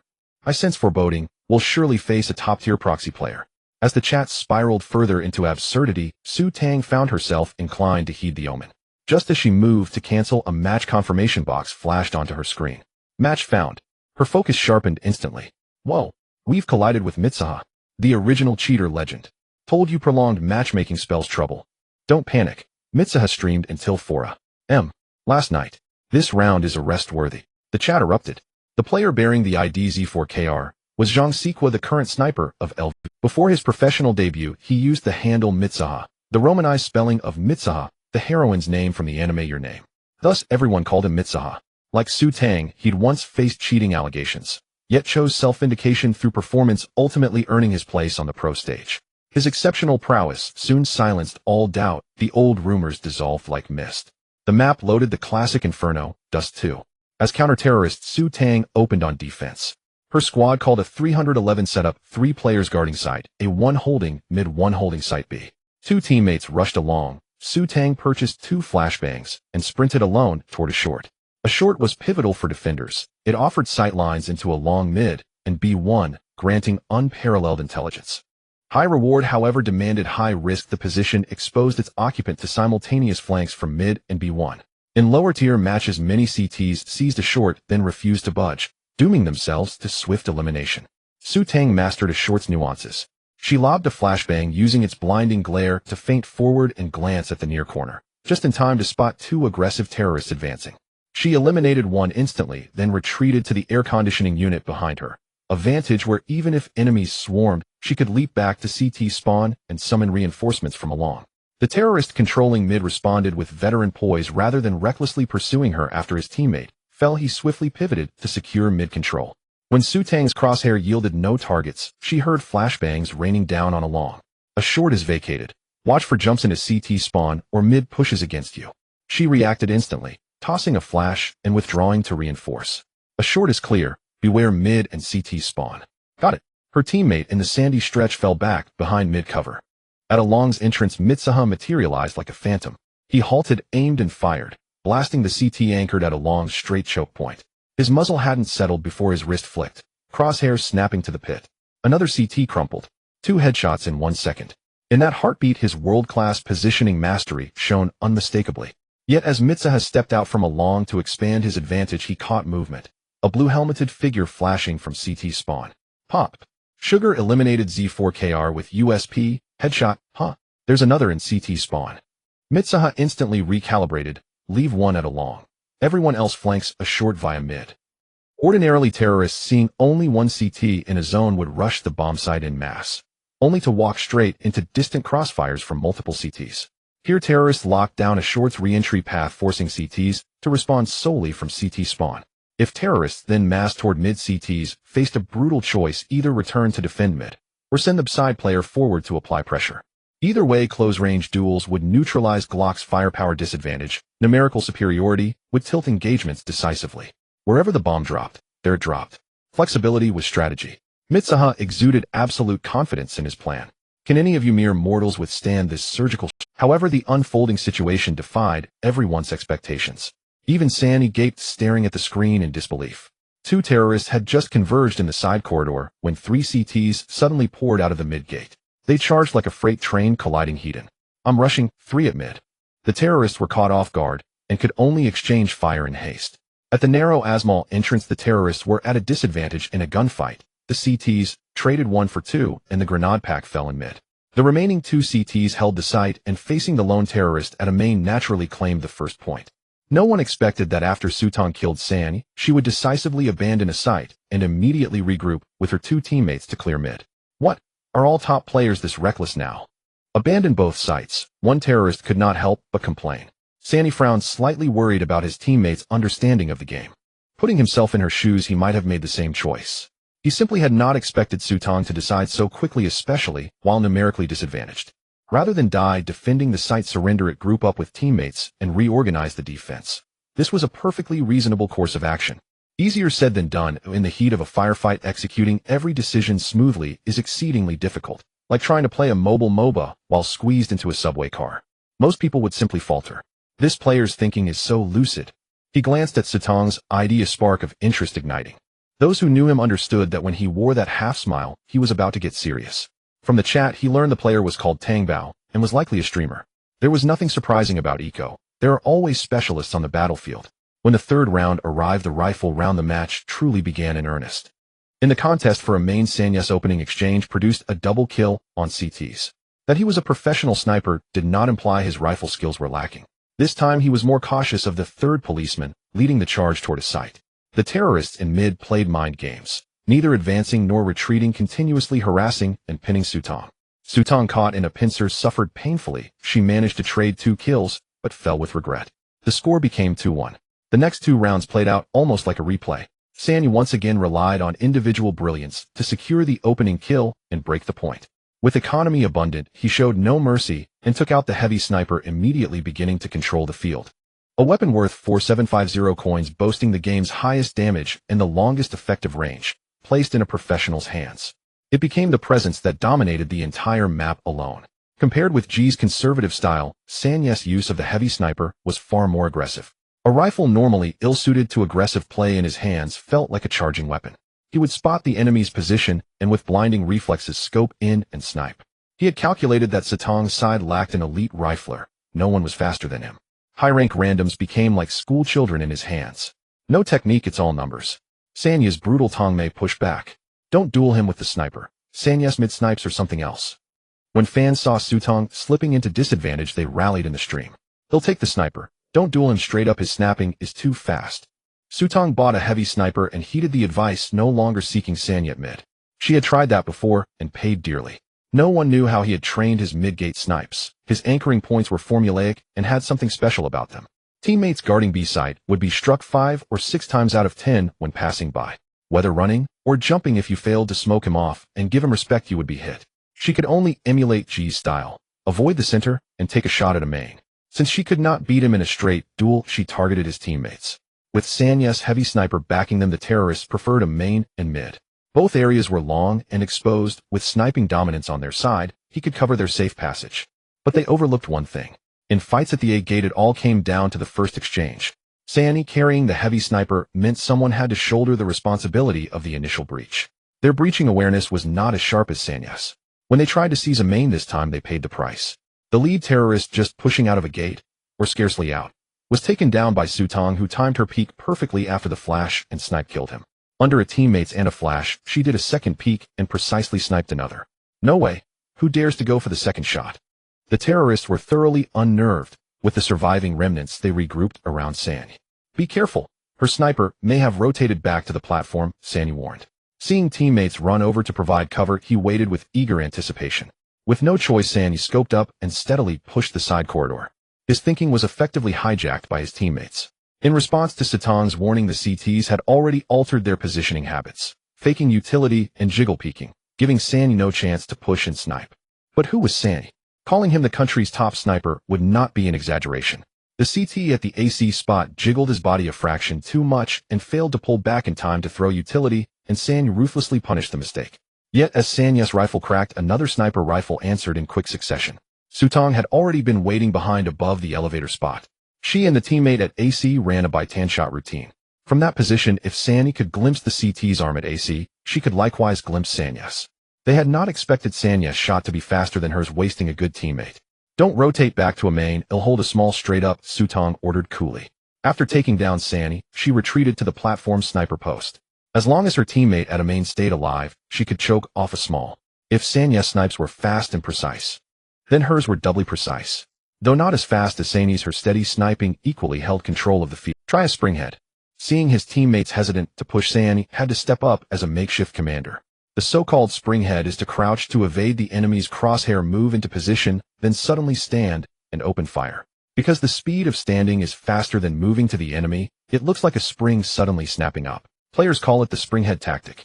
It's designed specifically to deal with enemies above the staircase on the corridor. Low attacking high is ideal for this maneuver. Most players cannot react in time. Unfortunately for them, Sutong was nearly flawless, certainly not one of the many. She had anticipated it and was holding the springhead angle. The terrorist merely lifted his head, and before he could spot anyone, was taken away by Sutong's single shot. This guy's vision is a bit poor. Sanyes side go mid. Don't hand her a pentakill. With only one teammate left, their chances were minimal. Rather than gift Sutong a pentakill montage, better to send someone to mid to challenge the CTs. The match continued with give and take, the score climbing back and forth. Sanyes's impassioned aggression and Sutong's composed positioning collided to produce dazzling sparks. Whenever Sanyes found a way to counter her, she would quickly switch tactics to respond. And when Sutong seized the advantage, Sanyes would answer with targeted plays. But the terrorist's duty was attack. Once teammates were wiped, Sanyes could not remain planted with his sniper at a distance forever. Against the CT's tight defense, even his heavy sniper could not reverse the outcome. Yet Sutong noticed one thing: regardless of how much time remained, if many teammates were dead, Sanyes would almost always choose to preserve his weapon. He never, despite his impressive stats, treated the enemy as less than human. After all, anyone might be tempted to gamble. What if a shot suddenly connected? But Sanyes did not choose to gamble. Not once. Aggressive in play, prudent in choice. That was the hallmark of this player. seemingly conflicting, yet seamlessly fused. The score tugged along to 7-5 thanks to the defensive advantage and Sutong's heavy sniping. The CTs had painfully carved out a 2-round lead. Not enough rounds, Sutong thought, as she knew such a lead amounted to little. On defense, once Sanyi hoisted the heavy sniper whichever side he held became an ironclad bastion. To truly win the match, it would come down to how the attackers managed to chip away at that defense. Let's start with the defaults. Sutong also lacked a solid tactical approach. Both sides had just switched sides and were still in the probing phase. Only after gaining a sufficient understanding of each other's habits could they naturally adapt and launch targeted assaults. Sanyi similarly set up a default 311 defense. Once the teammates in the sand area felt pressure in the middle lane, they would immediately fall back to B site. This 3A2B defense is also quite stable. One in the middle. Sanyi pulled out to a small and caught the bandit in the middle lane, saying there's no one left in the middle. His method of guarding the small path differed from Sutong's. At the start, Sanyi called on his sand area teammates to help him hold B1. Once he got a kill, they both retreated. They only aimed to speed up at the first moment. The bandit at B2, seeing the pressure on the small path, rushed into B1, wanting to avenge his brother, but ran into the CT guarding B1. After a brief exchange of fire, Sanyi quickly turned his gun and eliminated the opponent. The two brothers on the left side fell apart.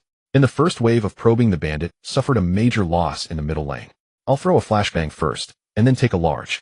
Sutong remained unfazed and continued executing the tactics. Seeing the advance in the middle lane, she did not rush to rescue. Calmly, she threw 2 instant flashes from the yellow car to cover her teammates as they rushed out of a door. The CT at the rolling shutter door, caught off guard, simply leaned against the wall and dozed off. Another CT aiming for a large, noticing that his teammate had secured a door, had returned to the platform early to prepare for reinforcements at the sand area. Now that the A large teammate was down, he naturally began to feel anxious. What should we do? I'll hold the platform. You and the sand area teammates clear the middle lane again. If no one is left there, come back. Sanyi had already formulated a countermeasure. We won't let anyone at a point, we'll just stick together and push the small path. Sutong made the same decision as Sanyi. Outnumbered, the bandits going for a large for long-range firefights would be akin to seeking death. The reason for wasting utility to control a large was simply to pressure the CT on the platform. This way, even if the CT advanced in the middle, their firepower would also diminish. Both sides encountered each other again in the middle lane. After the initial exchange of fire, both sides tacitly abandoned the middle lane as if there were dog droppings there. Now they were fighting for it again. Senior Geo was so unpredictable. Sutong's pistol was not as sharp as Sanyi's. A clash of 3 bandits against 2 officers ended up in a 2-for-2 trade. A bloodbath. Sutong pondered for a moment and chose to bring the bomb back to the bandit spawn. She got stuck at the slope position, aimed at the wires in the bandits area for a long time, and then tossed it. Looking at the flight direction, it seemed like a smoke grenade for a point. The viewers in the live stream were full of questions. What kind of smoke was that? I don't know. I've never seen it. Where did this smoke land? Just tossed it randomly. I sometimes like to throw something towards B when playing in games at a point it can trick them into coming back. With this kind of smoke, do you think others are fools and will let you trick them back? Sanyi, seeing the full smoke at a large, thought Sutong had thrown it at a door. He quickly called back his teammates. Let's go back to there are people at the blue box. In a 2-on-1 in-game situation, clarifying the opponent's position made it much safer to huddle together. In reality, at the moment this smoke exploded, Sutong had already run to the back garden. The CT guarding B had only just joined Sanyi when they heard the sound of the bomb being planted in B zone. Damn, how is it so fast? Sanyi exclaimed in surprise. Where the hell did that smoke come from? After planting the bomb, Sutong did not want to just sit at the bomb site. She prepared to make a big loop and directly flank through B1 into the middle door. She was the one who picked up the utility and had not bought armor. Facing the 2 CT's pincer attack, she simply could not withstand it, especially with Sanyi still alive. She stepped onto the big box, leaped towards B tunnel, but unexpectedly was caught in plain sight by the 2 officers at the police spawn. They're going to B tunnel. Sanyi and his teammates had communicated in advance and were ready for a double pull at B door. I can only go back. Sutong quickly adapted, immediately pressed against the fake door, crouched down, and slowly made her way back to the bomb site. Why is she crouching like an ostrich? Crouching like this, aren't you afraid the CT at police spawn will shoot you? What a newbie, the police spawn is a low slope. If Sugar's sister crouches back like this, the CT at police spawn can't see her right. Look closely, Sugar's sister is definitely going to win this round. As understood, both CTs thought Sutong was hiding on the left side and synchronized their pull. Little did they know she was actually sneaking back to the right side using the terrain difference while being locked in the CT's side. Sutong calmly lay in wait behind the big box.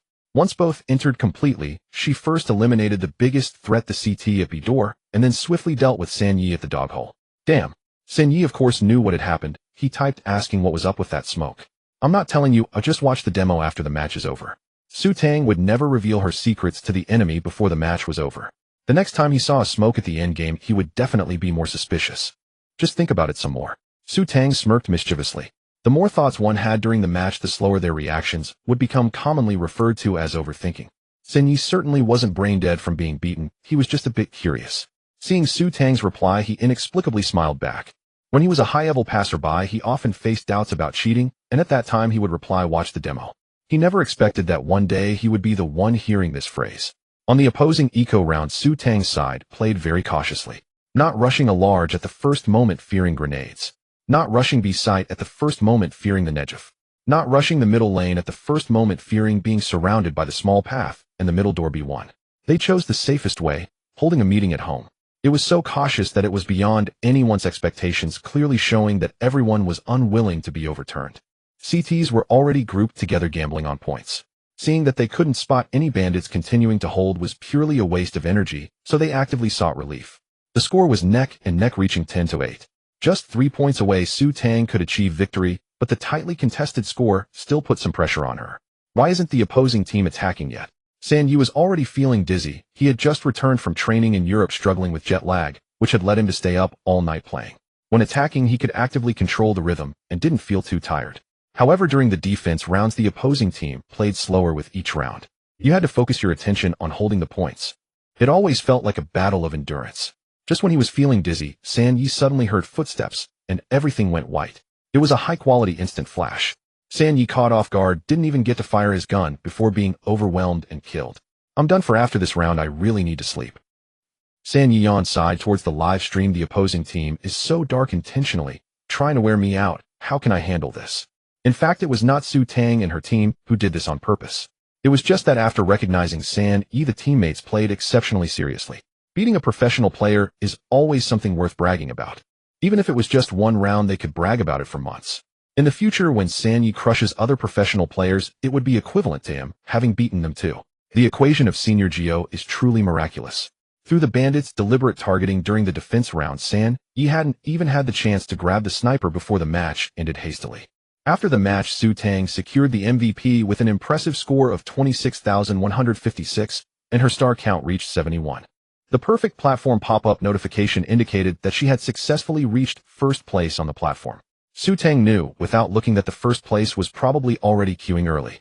But unfortunately, she crashed. She opened the platform leaderboard, and the first place was surprisingly an Asuka avatar with the ID Sugar. The long-lost system notification finally rang out. She felt like she had been working on this system task for half a century. Really, it was too difficult. Ding. System task completed. Task content reached the top of the perfect platform ladder, surpassing 1-0 fans. Task reward: random LV 5 badge 1, random purple gold super dream player card 1 rewards have been distributed. It's been so long. I see other people's systems, their main tasks are completed daily, but mine take forever to complete. Su Tang certainly had reasons to complain. She had sacrificed the dragon just to gain the system. And yet she still felt so weak. Others could get a major in 2 months, okay. Just thinking about how Donk would win the major in Magic City 3 months later with a newcomer status made her feel uneasy. She was from Magic City and wanted to pursue a professional career in CS. She also had a system. How could a boy without a system who debuted for a year snatch the major right at her doorstep? What's the difference from being a cuckold? But Su Tang also knew that with her current strength, stepping into the professional arena would be like a stray dog. Not enough. Being number 1 on the ladder is still far from enough. Watch closely, this woman is Xiao Mei. Having just finished her system task and ended her live stream, she sways her serpentine waist before a koi-fish-shaped earring placed on the table. Bless me with an exceptional badge. Upon completing the ritual, Su Tang deftly fastens the earring into her ear. 8 gates of seclusion, open. Ding, drawing badge. Acquired badge, Roaring Celestial Sovereign LV. 5. Effect when initiating direct group mockery against opponents' allies, gain an inspiration state, boosting all stats by 25, capped at base attributes for 5 turns. Note: to maximize mockery efficacy, always keep a baguette at hand, remove the tabletop, and simmer at high heat until reduced to a rich glaze. This badge is rather intriguing. Su Tang's eyes gleam. It seems I've just unlocked the art of double standards.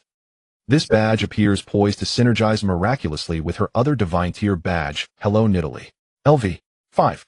Effect when subjected to single target mockery by an opponent, rifle accuracy increases by 25 points. A Desert Eagle headshot rate rises by 25, lasting 5 turns.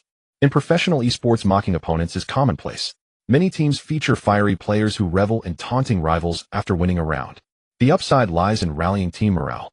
The downside, a misstep may trigger a devastating counterkill, leaving one utterly humiliated. Though irrelevant now, this could prove decisive in future matches. If Su Tang strikes first with mockery, and the opponent dares retaliate, both badges will activate simultaneously.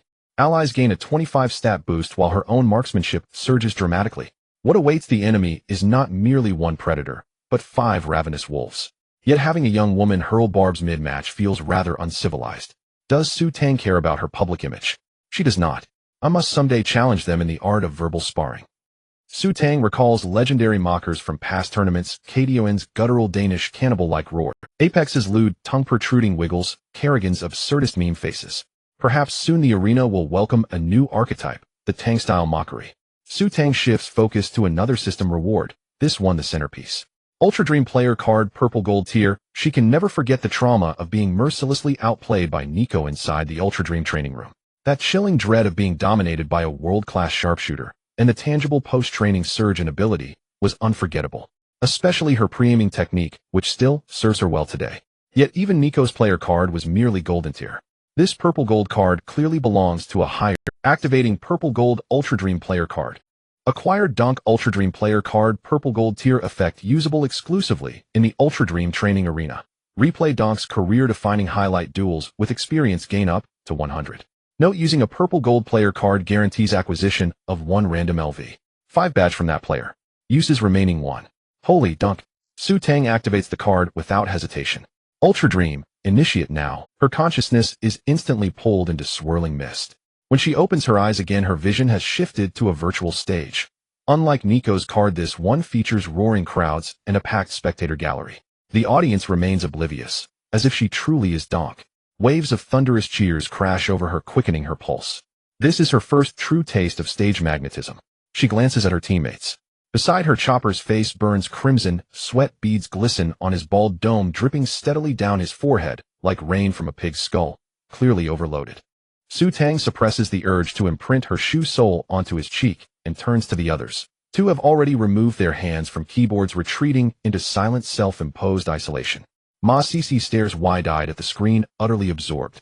A torrent of match data floods her mind as she focuses on the battlefield. The sight makes her mouse tremble.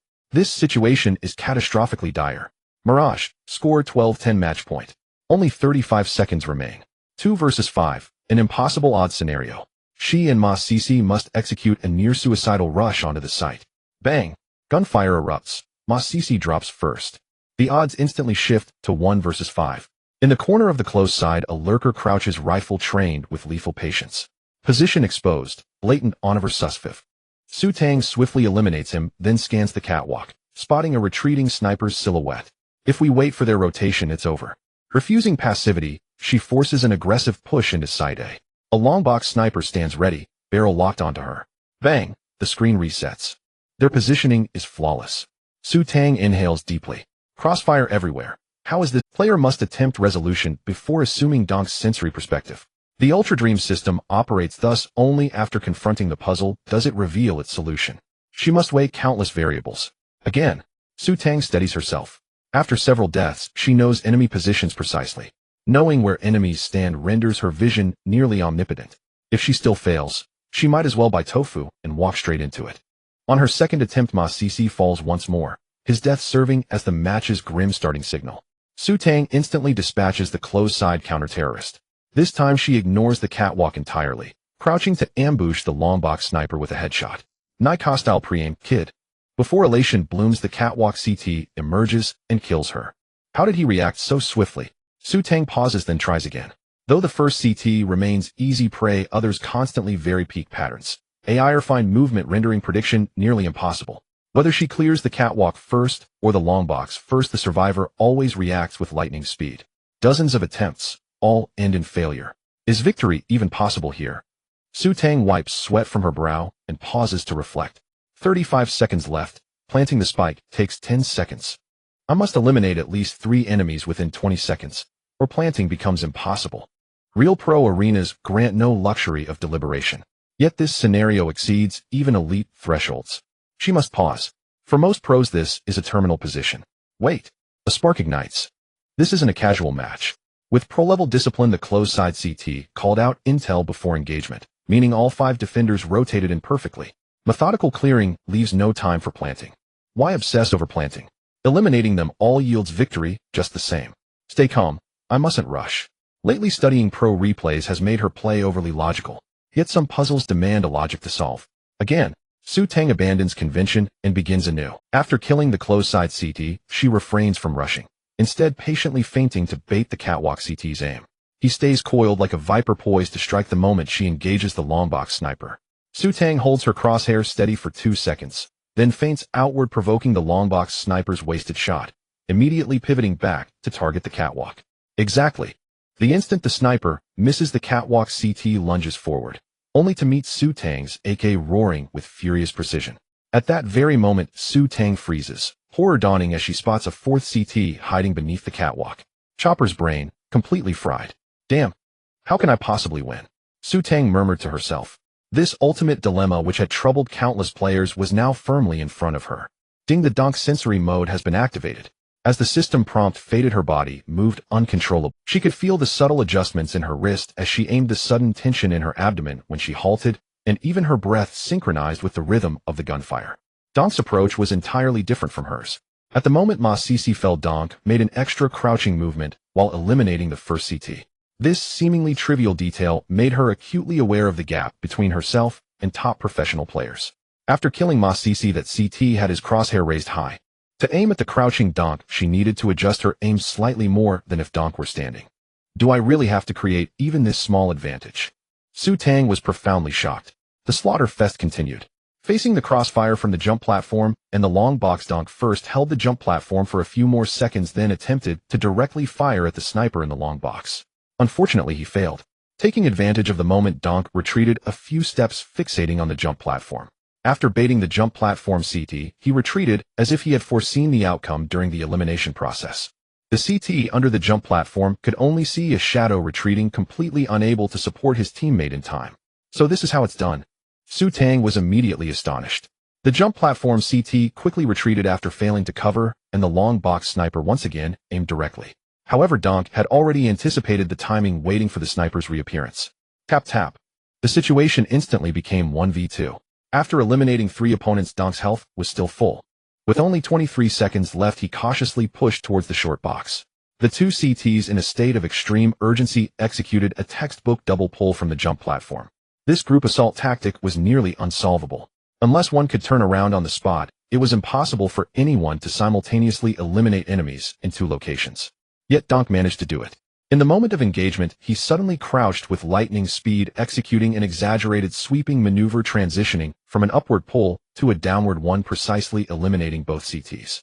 This is terrifying. Su Tang slouched in her chair, carefully replaying Donk's muscle memory.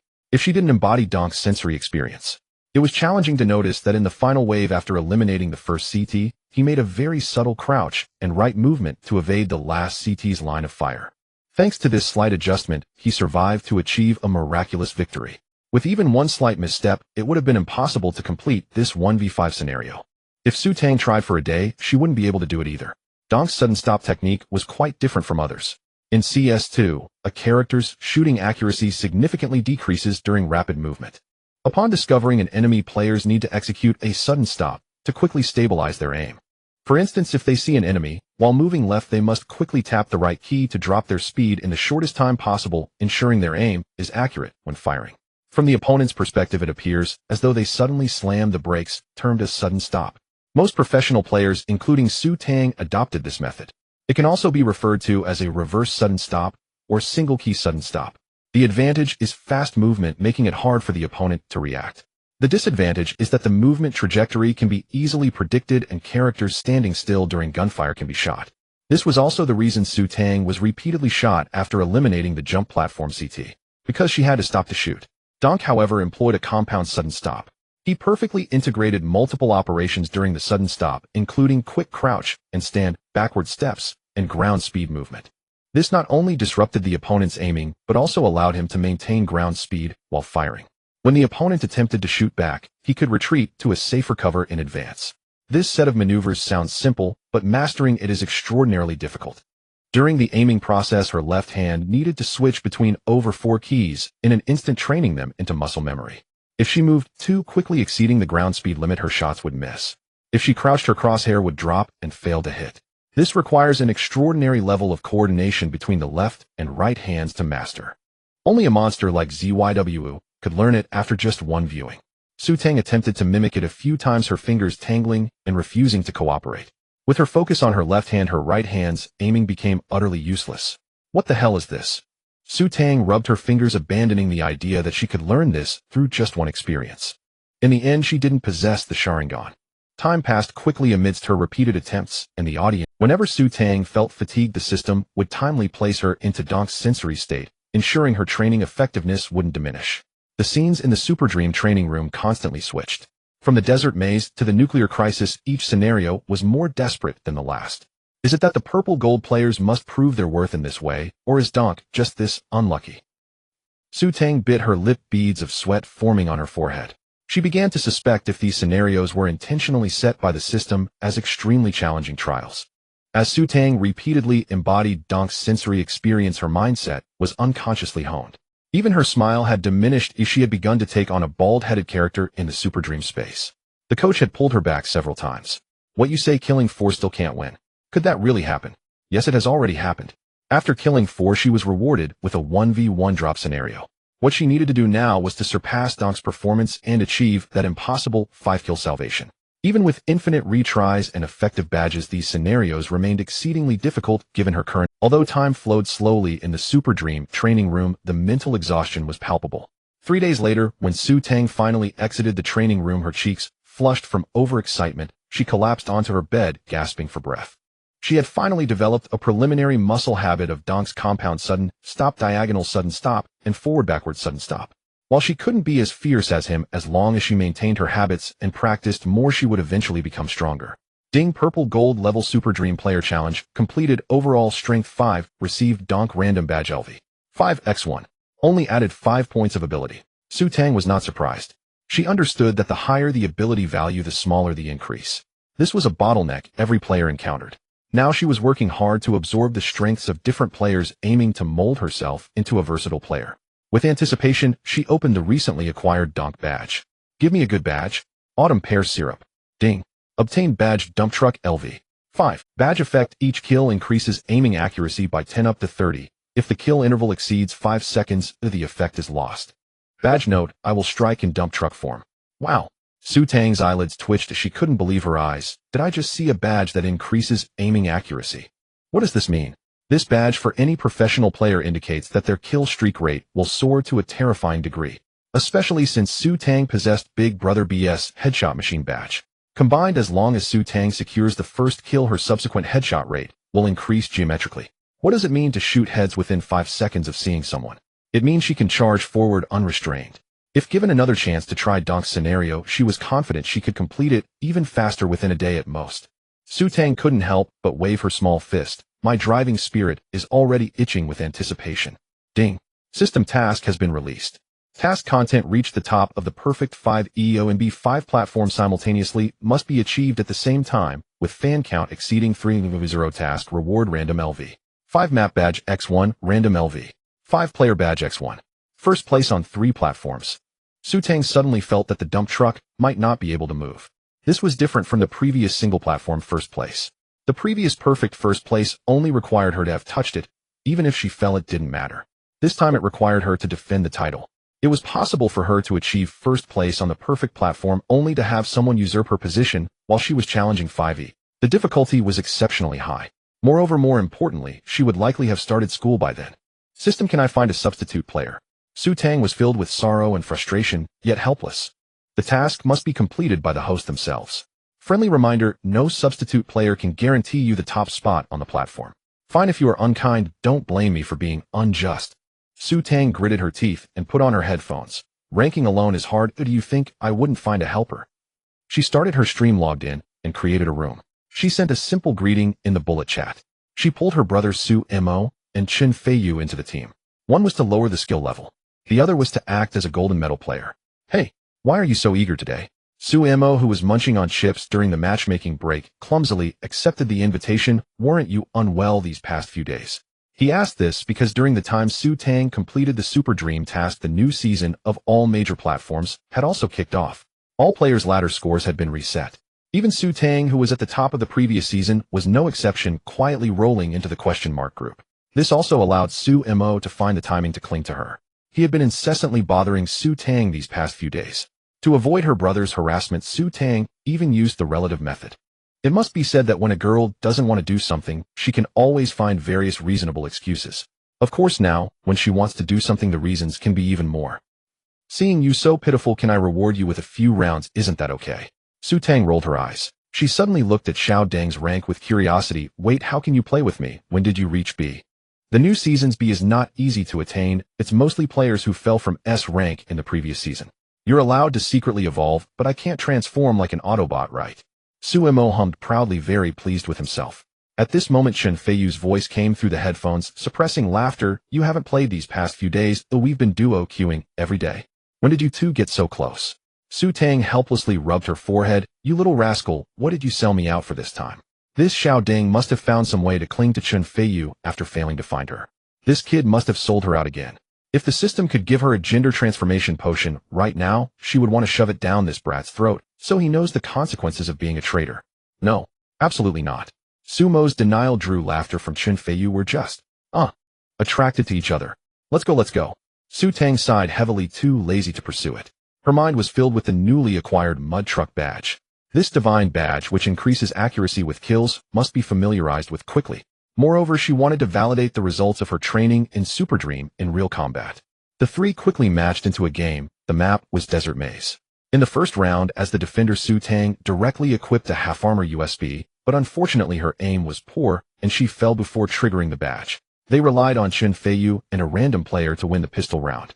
As the number one on the ladder last season, Su Tang's hidden score was likely at a perfection. Chen Feiyu was also A, and Suemo was at B perfection. The matched opponents were not weak. In the rifle round, the opposing team opened with VIP smoke and boldly charged down the middle. Who would have thought Su Tang would arrogantly stand on the B railing, acting as a traffic cop? Ding, ding. 2 precise headshots secured the first kill. Nice. Suemo, acting as the laid-back player, immediately provided emotional support. But the real horror was yet to come. The mud truck badge activated. Su Tang's aim seemed enchanted by some mysterious power. Her second and third shots became increasingly accurate.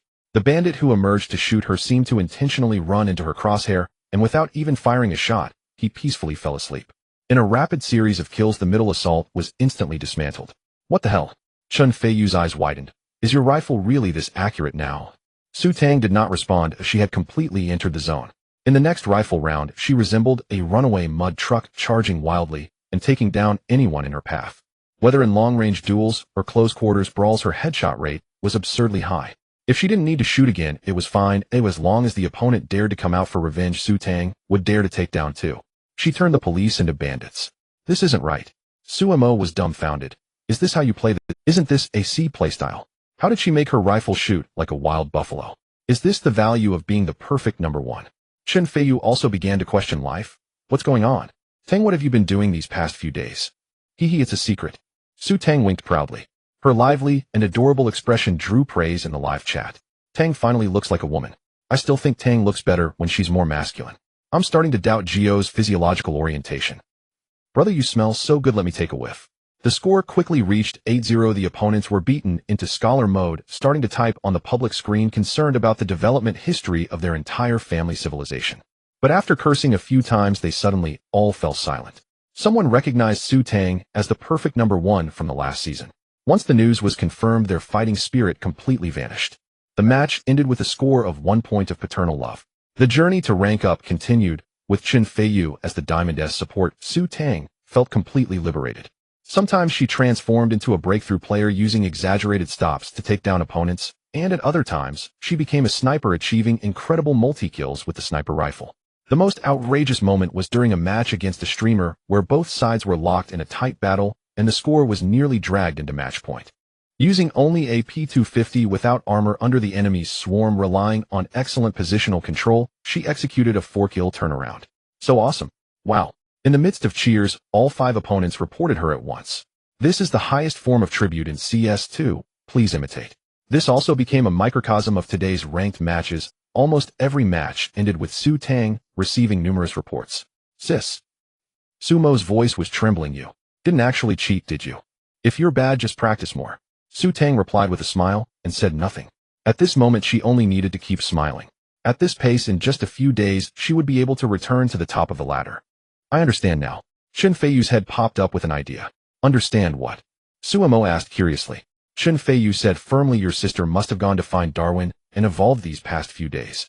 Can you not make such jokes? Sumo clutched his chest, looking deeply affected. Why am I really not blood-related? Why don't I have such gaming talent? In fact, with his amount of gaming time, his talent isn't that weak. He just didn't know the immense sacrifices Su Tang had made for CS. After 5 matches, Su Tang and Chen Feiyu had both swiftly advanced to the S rank. Only Sumo was looking quite smug. Oh no, the screen is dirty, let me wipe it. His fingertips deliberately rubbed over the rank indicator, revealing a prominent A that had already risen halfway. What a fuss is a shabby A even worth cleaning?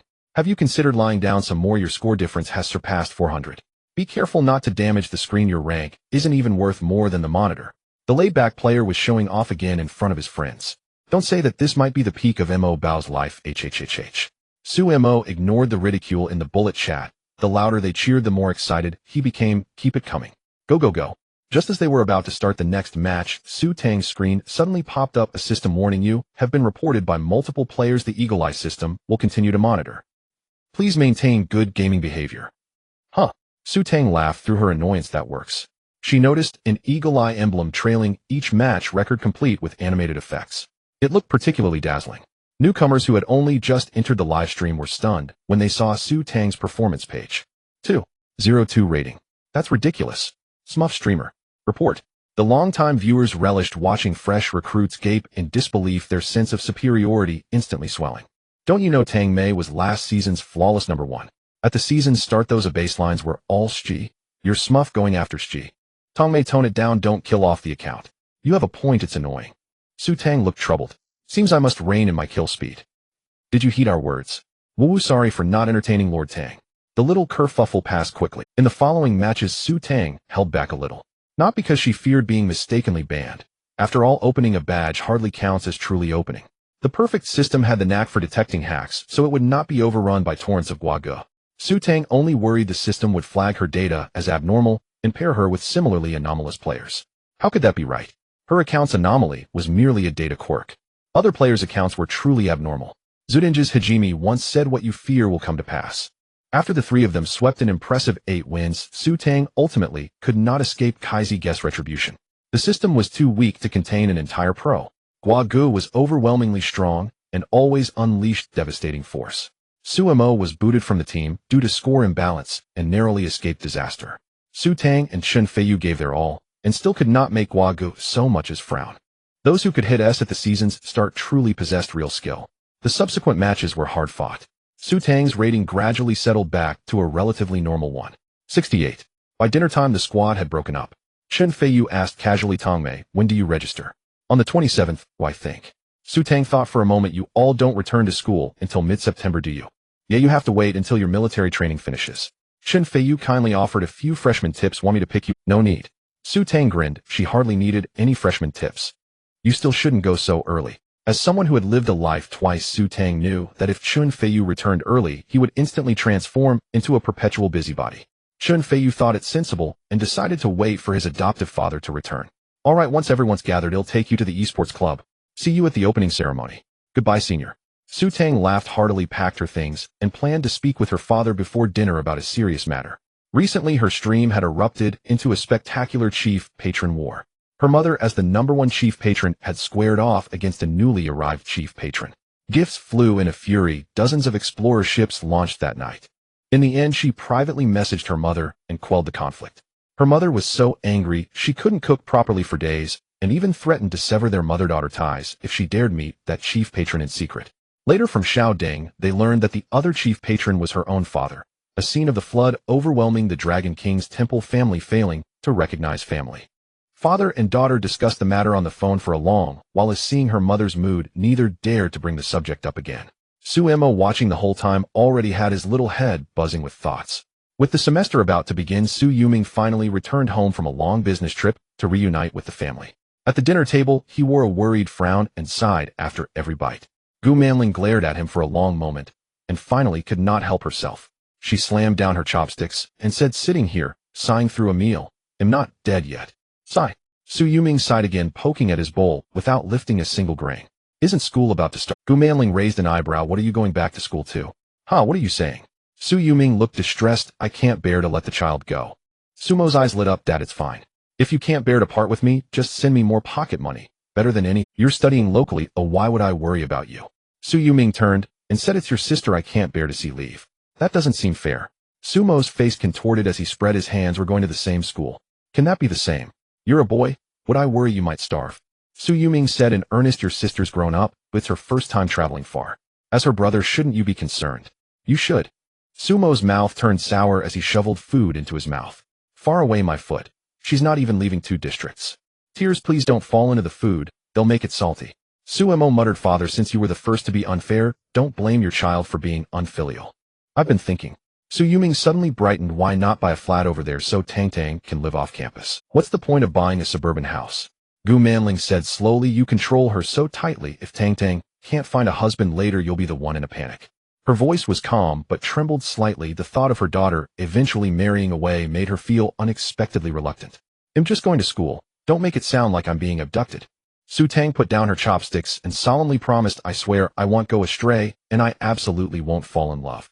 "Exactly." Sumo seized the moment to add, "Su Tang Tang's plain and fierce. Who would dare court her? Besides, she only has eyes for games." Sumo winked at loud. "Dang, rest easy, Dad. Lately there's a new chief patron in her stream who showers gifts every day, but she hasn't paid him the least attention. Just eat your meal." Su Tang kicked her brother under the table. Now that the kids are at university, they should learn to be independent. Gu Manling poured a bowl of soup for her husband without much thought. "We as parents must remain calm and always support them." Su Yuming shot Sumo a hard look, scratched his nose with 2 fingers, and said, "Yes, we must remain calm. But when I speak of this, I get furious." Gu Manling suddenly ground her teeth, nearly slipping into the local dialect in her anger. "That man is clearly no good, blowing tens of thousands on gifts and saying nothing, pretending to be deep. Does he think my daughter has never seen money? I didn't like him giving gifts to spite me. That bum even sent me a private message to insult me. Funny, isn't it? Hilarious." Su Yuming gave a forced laugh. The soup in his bowl had lost all flavor. "What are you two doing?" Gu Manling cocked her head and looked them over, tap dancing. The under-table kicking war fell silent. "Are you hiding something from me?" Sensing that something was off, Gu Manling emitted a fearsome aura and demanded speak. When the 3 remained silent, she first sneered, then her eyes immediately reddened. "Fine, you 3 Sus conspire to bully me, Gu, in your house. I will always be an outsider." "Mom, don't cry, I'm reporting." Su Tang displayed a professional reflex and instantly turned the tide. In response, she received a warm embrace. Gu Manling cupped her daughter's face and planted a loud kiss. "I knew my little beauty loved me most." There was no room left for tears in her eyes. After the kiss, she leaned on the table, half smiling and looking down at the father and son. "Now, then, which of you will confess first?"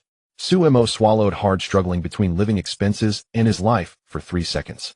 Ultimately, he chose to abandon the handsome facade to save himself. "I report you." "What the hell are you reporting for?" Su Yuming made an okay gesture and then backhandedly struck Sumo on the head with 3 fingers. "What good does adding 3,000 now do?" Sumo clutched his head in pain and said, "Dad, that governor who scolded you is the one." Su Yuming coughed violently. "I'm on business trips every day. When do I have time to look at these things? I don't understand games." A sharp gaze swept back and forth between father and son. Gu Manling demanded evidence. Sumo pulled out his phone. "I have screenshots. Dad's account, which I helped register." Gu Manling snatched the phone, her chest heaving, and indeed there were screenshots of the account registered at that time. Her voice suddenly rose by 8 degrees. "Su Ming." The phone was nearly shoved into Su Yuming's face. "What else do you have to say?" She grabbed Su Yuming by the ear. "Well, did you enjoy playing with the spaceship? Gained some skills, huh? Daring to scold your mother. Spare my life, dear wife." Su Yuming wailed. "It was a misunderstanding. I really didn't know that Love Candy for Life was you. I thought it was some coal boss with that name. You the traitor, wash the dishes." Gu Manling pointed a deadly finger at Sumo. "Once I deal with the big issue, I will come to settle accounts with you." "Oh." Sumo shrank his neck and quickly cleaned up the dishes. Gu Manling unusually handed the phone to Su Tang while dragging Su Yuming's ear into the bedroom. The living room fell silent instantly. Watching his parents create a ruckus, Su Tang felt both warm and amused. However, what truly concerned her was the content on Sumo's phone. Sister. When Sumo finished washing the dishes and came out unaware of what was about to happen, he asked, "How do you think Mom will deal with Dad?" "That depends on whether Dad is dry garbage or wet garbage." Su Tang shrugged. "This is called couples play. What do you, a little brat, understand? Mom and Dad usually enjoy bickering. They grew up amid their antics, and were already used to it." "Su Tang, you understand so well." Sumo clapped in admiration. "Don't be ridiculous." Su Tang squinted her eyes. 3,000 flew away. "That must hurt, huh?" "That's not the case."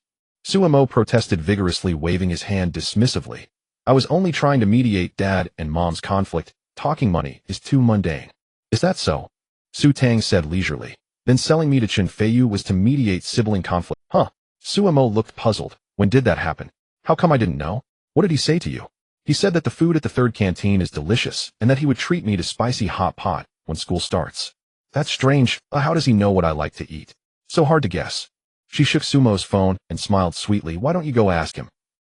"Your brother-in-law." "Sister, I was wrong." Sumo knelt down at lightning speed. "Be gentle. By the way, let me remind you. Next time when reporting someone, remember to wipe your own backside clean." Amid a chorus of cries, Sumo was dragged by his hair into the room. In Magic City, the Flip-Flower Garden 2 rooms echoed with the screams of two men. Late at night in the living room, Su Yuming huddled on the sofa with a pillow, looking pitiful and watching TV, his spirits seeming somewhat subdued. Sumo tiptoed over and offered a cup of tea. "Dad, have some tea to refresh yourself." Su Yuming cast him a resentful glance. "You dare come here? If it weren't for you, could I have fallen to such a state? Can't you ask for money privately? You stayed one night and left. How was there any chance?" Sumo awkwardly laughed a few times, pointing at the injury on his face. "I'm not doing too well either. It's all for you, Dad." I'm also resolutely unyielding. "A look at that living expenses matter." "You dare mention living expenses?" Su Yuming laughed so hard, he was almost in tears, already stretching his leg to kick him. "Hey, wait a second." Sumo struck a pose resembling Kong. He mysteriously said, "I'm in the same school as my sister, so I can always get some information. You don't want your sister to be outside." "Add 2,000. All right, let's keep it a bit less this time." Sumo beamed, and the bruises on his face looked quite comical. Suddenly Su Yuming spoke. "Sumo. Huh. Study well in college. Hey, you're still also." On the other side, Gu Manling's complexion was radiant, glowing as she applied a face mask to Su Tang. "Girls need to take good care of themselves, otherwise if they grow old and yellow, they can only go out to scavenge." Although there were still 9 days before school started, she was already packing her suitcase. It looked as if she couldn't wait to rush Su Tang out the door. Su Tang puzzledly said, "Mom, isn't there still time? Why are you rushing this?" Gu Manling did not raise her head. "Age is catching up. If I don't organize my suitcase, I won't remember what to bring." "All right." Su Tang deeply resonated. "I've placed sunscreen and cosmetics in the outer pocket for you, and the 5-piece military training set is all ready." While Gu Manling organized, she advised choose breathable underwear, otherwise military training will be too stuffy. You need to be more accommodating with your roommates. Girls' thoughts are always more delicate. Su Tang responded softly, lost in thought, returning to her past life. Back then her mother was also like this. Every time she packed something she would offer a reminder. It was just that back then she was carefree. Even though she felt reluctant in her heart, she couldn't perceive her mother's attentiveness as finely as she did now. Her reminders seemed endless. Su Tang just quietly listened, occasionally responding. Until she heard, "If you meet a suitable boy, you can have a nice relationship." Su Tang couldn't respond anymore. "Mom, can I not get married?" She stuttered, "I don't like boys." Gu Manling paused her actions. "So do you like girls?" Su Tang pondered. "It seems I don't like them either." Gu Manling asked in confusion, "Then why? Were you dumped? Hurt? In love?" "I just want to do the things I like to do." Su Tang looked directly into her mother's eyes. "I'm not interested in the trivial matters between men and women." Tang, tell Mom the truth. Have you encountered something?" Gu Manling set down the clothes in her hands and sat beside her daughter. "Since the college entrance examination, you seem to have changed completely. No one knows a daughter better than her mother." In fact, since the first day she returned home from her trip, she had noticed Su Tang's oddness, but hadn't found the right opportunity to ask. Su Tang didn't know how to explain. "It's just that I feel like it's like a dream. My thoughts are male, but my body is female." "Mom, can you understand that feeling?" "I understand that very well." Gu Manling suddenly realized, even a bit excited. "Isn't this still about lilies?" "Mom." Su Tang weakly rubbed her forehead. "You should read fewer inappropriate novels. It will make your mind strange." Just as Su Tang tried to express the idea of rebirth and gender transformation in simpler terms, Gu Manling had already pulled Su Tang into her embrace. "No need to explain," she slowly said. When you were born, we almost lost you. Your dad cried very hard. He said as long as you could survive, he would do charity for the rest of his life, to repay heaven. Su Tang was stunned. She had never thought that behind her father's busy socializing lay such a gentle promise. Even in her past life. Even when he was still a boy. Gu Manling's voice was as gentle as water, so no matter what you dream of who you become, or what you want to do, as long as you're happy. Mom and Dad will always be your allies. In August, the Magic City remained sweltering with sunlight filtering through the gaps in the sycamore leaves casting mottled shadows on the asphalt road. Su Tang stood at the school gate, gazing up at the golden letters spelling Magic City Transportation University. Under the gatehouse full of Chinese style, a steady stream of new students dragged their suitcases into the camp. Many parents were taking photos with their children, each face radiating a brilliant smile, as if all their efforts had been rewarded at this moment. Su Tang felt a mix of emotions. In her previous life, she had also entered this campus disguised as a boy, but she never imagined that one day she would return as a girl. Sister, what are you daydreaming about? A voice urged from behind. It was Su Mo pushing 2 suitcases, beads of sweat already forming on his forehead. Hurry up and take the photo, so we can check in. If we delay, we won't get a good spot. Su Tang could afford to be calm. After all, the girls' dormitory at Magic City Transportation University wouldn't be that bad. However, if she were late for the boys' dormitory, her entire university life would be burdened with the responsibilities of a modern-day Prometheus. I might have to endure 4 years of dim lights. I could also end up climbing 6 flights of stairs. For years. No rush, no rush. Let's take a few more photos. Mo Bao moved the suitcase away a bit to fit in the frame. Gu Manling had specially dressed youthful today. She wore a sea blue pleated skirt paired with a t-shirt bearing the school emblem, her playful ponytail, making her look just like a college student. She was pointing at Su Yoming, who was also in school uniform, instructing him to adjust the camera angle. Hubby, squat down a bit, and get the full name of the school in the shot. I want to post it on my social media. Got it. Su Yoming knelt on one knee, adjusting the lens like a professional photographer. Tang, stand a bit to the left, yes, just like that. Say cheese, click. The photo captured the moment when the 3 of them stood side by side. Su Tang wore a simple white t-shirt and a short skirt, her high ponytail and baseball cap, giving her a youthful and energetic appearance. Su Mo was in black casual wear with stylishly cut hair, looking handsome and sunny. Standing together, they looked like the protagonists from a youth idol drama, drawing the attention of many new students and parents. After taking the photo, Su Mo picked up the camera, suggesting that Lao Deng should also join in. Su Tang affectionately linked her arm through her father's, resting her head on his shoulder, while the touched Lao Deng shed tears of joy. Gu Manling embraced Su Tang from behind, like a sister, resting her head on her shoulder, smiling brightly. The 2 of them cozied up to Su Tang, making it obvious to passersby that they were a family of 3. Su Mo couldn't help but complain, why is it that when I'm taking pictures with you I can only stand awkwardly on the side? But at this age, hugging felt a bit strange. I really envy Su Tang for being a girl, as she can still act cute. After finishing the photos, the family walked through the school gates. In front of them were rows of simple registration tables and guiding signs set up by volunteers. New students had to complete their registration here before heading to the dormitory under the guidance of upperclassmen. Next to the registration area, many lesser-known clubs were distributing brochures, and several upperclassmen were promoting card sign-ups. Mom, we can register ourselves, you guys can go back. Su Tang took the luggage from her mother, but was pulled back by her. What are you in a hurry for? Gu Manling pulled out a sunshade from her bag and opened it. Your dad and I haven't been back to our alma mater for a long time. It's a great opportunity to explore. After the family of 4 completed the new student registration, they politely declined the volunteers' help and leisurely walked around the campus, taking photos along the way. Gu Manling acted like a professional tour guide, insisting on taking photos with her children at each iconic building, while also sharing anecdotes about those buildings and fun stories from when she met her husband. It's a pity we can't row on the lake at the start of the semester. Gu Manling expressed some regret. Back when we were students, there were often couples rowing here. She recalled a time when a junior from the technology university rowed all the way to their school and was caught by the security guard, who had to row her back. It was quite amusing. Yes. Su Yoming also looked nostalgic later as students' notebook fell into the lake, almost causing a plunge, and the school decided to fence off the area. Although Su Tang was already familiar with these sites, she found them fresh due to her parents' stories. Su Mo hurriedly followed behind, busy binding various information for himself, and Su Tang using the campus app, switching between their 2 phones. Forget about having time to enjoy the lake. He now wanted to jump into it. The changes here are really significant. Gu Manling looked around and sighed. So many teaching buildings have been renovated and the track is wider now. Back in our day, we didn't even have electric bikes. We relied on your dad pedaling a bicycle all over campus. As she spoke, she seemed to remember some funny stories and couldn't help but smile to herself. Now there are so many gifts being given away. Su Yuming kept rummaging through the welcome gift bag, which contained pencil cases, postcards, calendars, and other cultural items from the university. Seeing his dad so attached to the gifts, Su Tang let him take them home, leading to another bear hug from Lao Deng. Due to the vast campus, after visiting a few attractions, the family took a vehicle to their respective dormitory areas. Gu Manling insisted on escorting Su Tang to the dormitory, while Su Yuming took Su Mo to the boys' dormitory.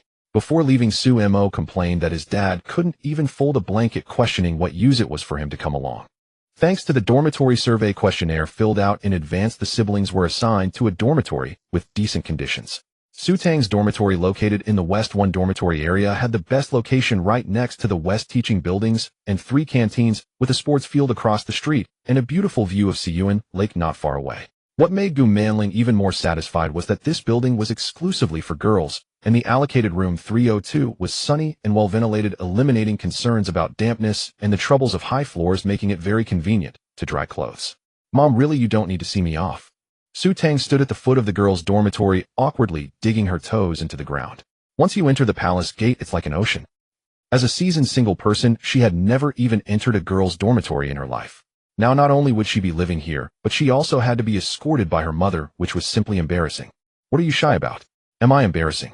Gu Manling decisively picked up the largest suitcase, saying, I was also a boarding student back in the day, and no one helped me. It was exhausting. Come on, take that suitcase with you. When the dormitory supervisor first saw the imposing Gu Manling, she thought she was a new student. Upon realizing she was a parent dropping off her daughter, she was surprised, yet warmly offered directions. Opening the door, they found a standard triple room. There was a bathroom, but no independent shower, with beds on top and desks below. Though not spacious, it was barely adequate. A plain-looking girl was already organizing her belongings from the bed closest to the door. The room was spotless. Hearing the commotion, the girl looked up and politely greeted them. Hello, I'm Gu Xiaoyu, a new student this year. Hello, my name is Su Tang. Su Tang awkwardly replied, what a coincidence, I'm also a new student. What a coincidence. Magic City Transportation University doesn't mix grades, so of course you're all new students.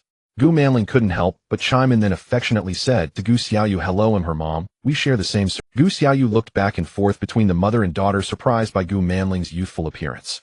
After a moment's hesitation, she quietly asked, do you need help? I've almost finished tidying up my side. Thank you so much. Gu Manling promptly pushed the suitcase to the bed by the window, saying, Tang Tang, you and Xiaogu take care of the computer and daily necessities, I'll handle the clothes. Gu Manling skillfully pushed the suitcase to the bed by the window, deftly starting to spread the bed sheets. With Gu Xiaoyu's assistance, the three quickly finished arranging the dormitory. Through casual chatting, Su Tang learned that this girl from Shanxi did not have her parents accompany her because they considered the travel cost too high. Although her simple attire indicated that her family wasn't affluent, her clean and tidy appearance left a good all done. Gu Manling elegantly flipped her ponytail, glancing at her phone. Tang Tang, mom has to go now. Take care of yourself at school, and remember to message home every day. The car is parked at West 1 parking lot. Ooh, I've booked you a year. Aren't we going to have a meal together? Su Tang was a bit surprised. Oh, we'll just wander around with your dad. You and your mom will be in the way. Her eyes sparkled like a high school girl ready to skip class for a date. Almost 20 years later today, she insisted that guy ride the bike to take her around again. Su Tang instantly understood. Looks like Lao Deng has to work hard today. Perhaps realizing her great maternal love was fading, Gu Manling affectionately patted her daughter's hair. In leaving, remember to get along well with your new friends. They helped you tidy up for a long time. Before leaving, she magically pulled out 2 exquisite gift bags from her bag, handing one to Gu Xiaoyu. Nice to meet you. Tang Tang prepared a small gift for you. Remember to take care of each other. Gu Xiaoyu quickly declined. Auntie, I didn't help much, or I can't accept this. Take it, it's just some small items. Gu Manling was resolute. Gu Xiaoyu had no choice but to accept it, carefully placing the gift bag on the desk. Just as they were saying goodbye, the dormitory door was pushed open again. A fashionable girl wearing sunglasses walked in without parents accompanying her, but carrying quite a bit of luggage. The girl took off her sunglasses and scanned the room with dissatisfaction, muttering, this room is too small. Her gaze lingered on Su Tang and Gu Manling for a moment, a flicker of surprise in her eyes, but quickly returned to her proud demeanor. Hello, I'm Fang Yan from the media department. Now you 3 beauties in the dormitory are complete. Gu Manling smiled as she introduced them. Fang Yan glanced at her in surprise when she learned that she was Su Tang's mother. Here, this is a welcome gift for Tang Tang. Please be understanding towards each other in the future. I have something to do, so I won't disturb you. Gu Manling handed the last gift bag to Fang Yan, winking. Tang Tang, I'm leaving now. The 2 of you help your new roommate organize her luggage.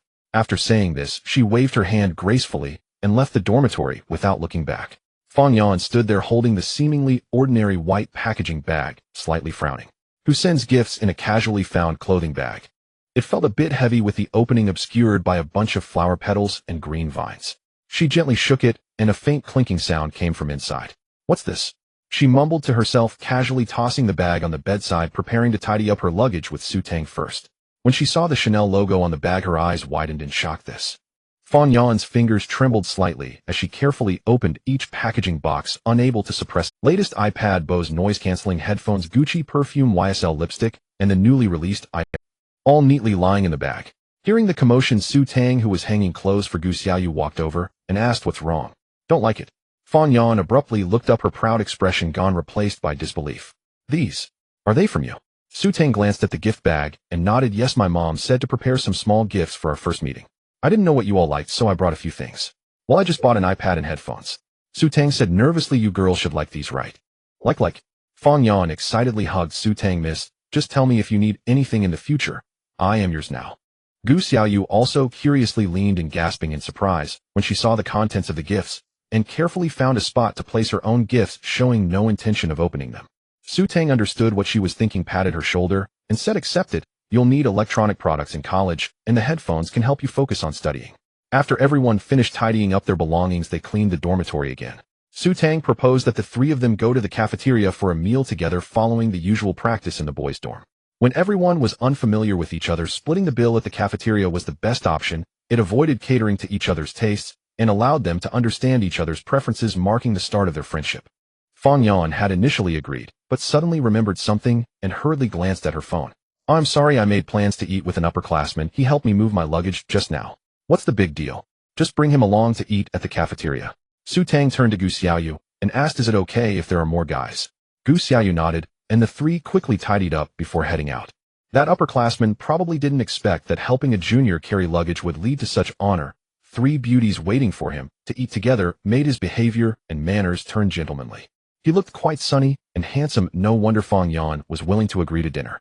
However, after seeing Su Tang, even though he was still chatting with Fang Yan, his eyes occasionally drifted towards Su Tang. The bustling third dining hall was filled with new students and parents. Fang Yan was still leading that male upperclassman, going around claiming their favorite foods with a small xiang pocket two hanging around her neck, seemingly recording something. Su Tang skillfully guided Gu Xiaoyu to order food, taking a quiet corner to wait for them, showing no sense of unfamiliarity compared to other students. Gu Xiaoyu sipped her iced lemon water and curiously asked, Tang, are you familiar with the school? Su Tang picked up a piece of braised pork and smiled. My parents both graduated from here, and I often came to play when I was young. She pointed outside. Do you see that lake? It is said to have existed before the school was established. The large stone beside it is one of the oldest landscapes in the campus. Gu Xiaoyu looked in the direction she pointed. The sunlight glistening on Siyuan Lake, stunningly beautiful. It's so pretty. Does our school have a long history? Yeah, it's been over 120 years since our establishment. Su Tang counted on her fingers. We've experienced wars and relocations, and many famous scholars have taught here. She suddenly laughed, but our campus has only been around for over 30 years, so maybe the history is not long enough, and the names of the canteens are a bit bland. Gu Xiaoyu chuckled. Indeed, I thought they would be called elegant names like Siyuan Hall or Mingda Pavilion. That's right. Su Tang nodded, recounting our school has a total of 7 dining halls named First Dining Hall, Second Dining Hall, Third Dining Hall. At this point, she mysteriously lowered her voice. The funniest part is the 7th dining hall. Students feel the name lacks character and doesn't capture our school's cultural essence, so they are determined to break this naming curse. And then what?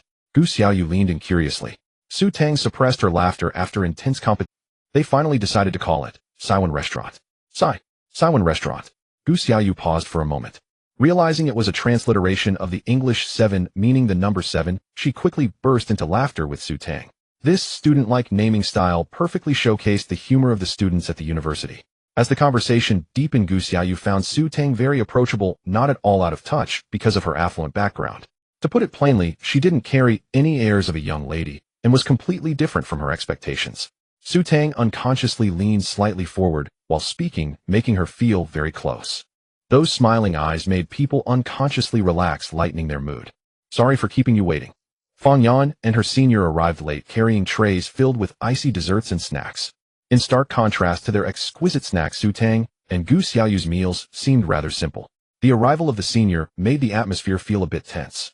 Gu Xiaoyu instinctively slowed down her chewing, and even Fang Yan restrained her smile sipping her lemonade delicately, as if she had suddenly transformed into a refined lady. Unfortunately, Su Tang soon broke the deliberately maintained restraint. Her natural and vigorous hamster-like eating style relaxed everyone around her, finally able to eat normally. By the way, Gu Xiaoyu asked curiously, Tang, I noticed you brought a lot of electronic devices. What hobbies do you have? I just play CS2. Su Tang swallowed her food and added, I occasionally go live. I might disturb you in the dorm later. Gu Xiaoyu nodded, seemingly understanding, but Fang Yan's eyes lit up. I have an account on PlayStation 2, and I currently have around 300 to 400 followers. She put down her chopsticks and pointed to the camera around her neck.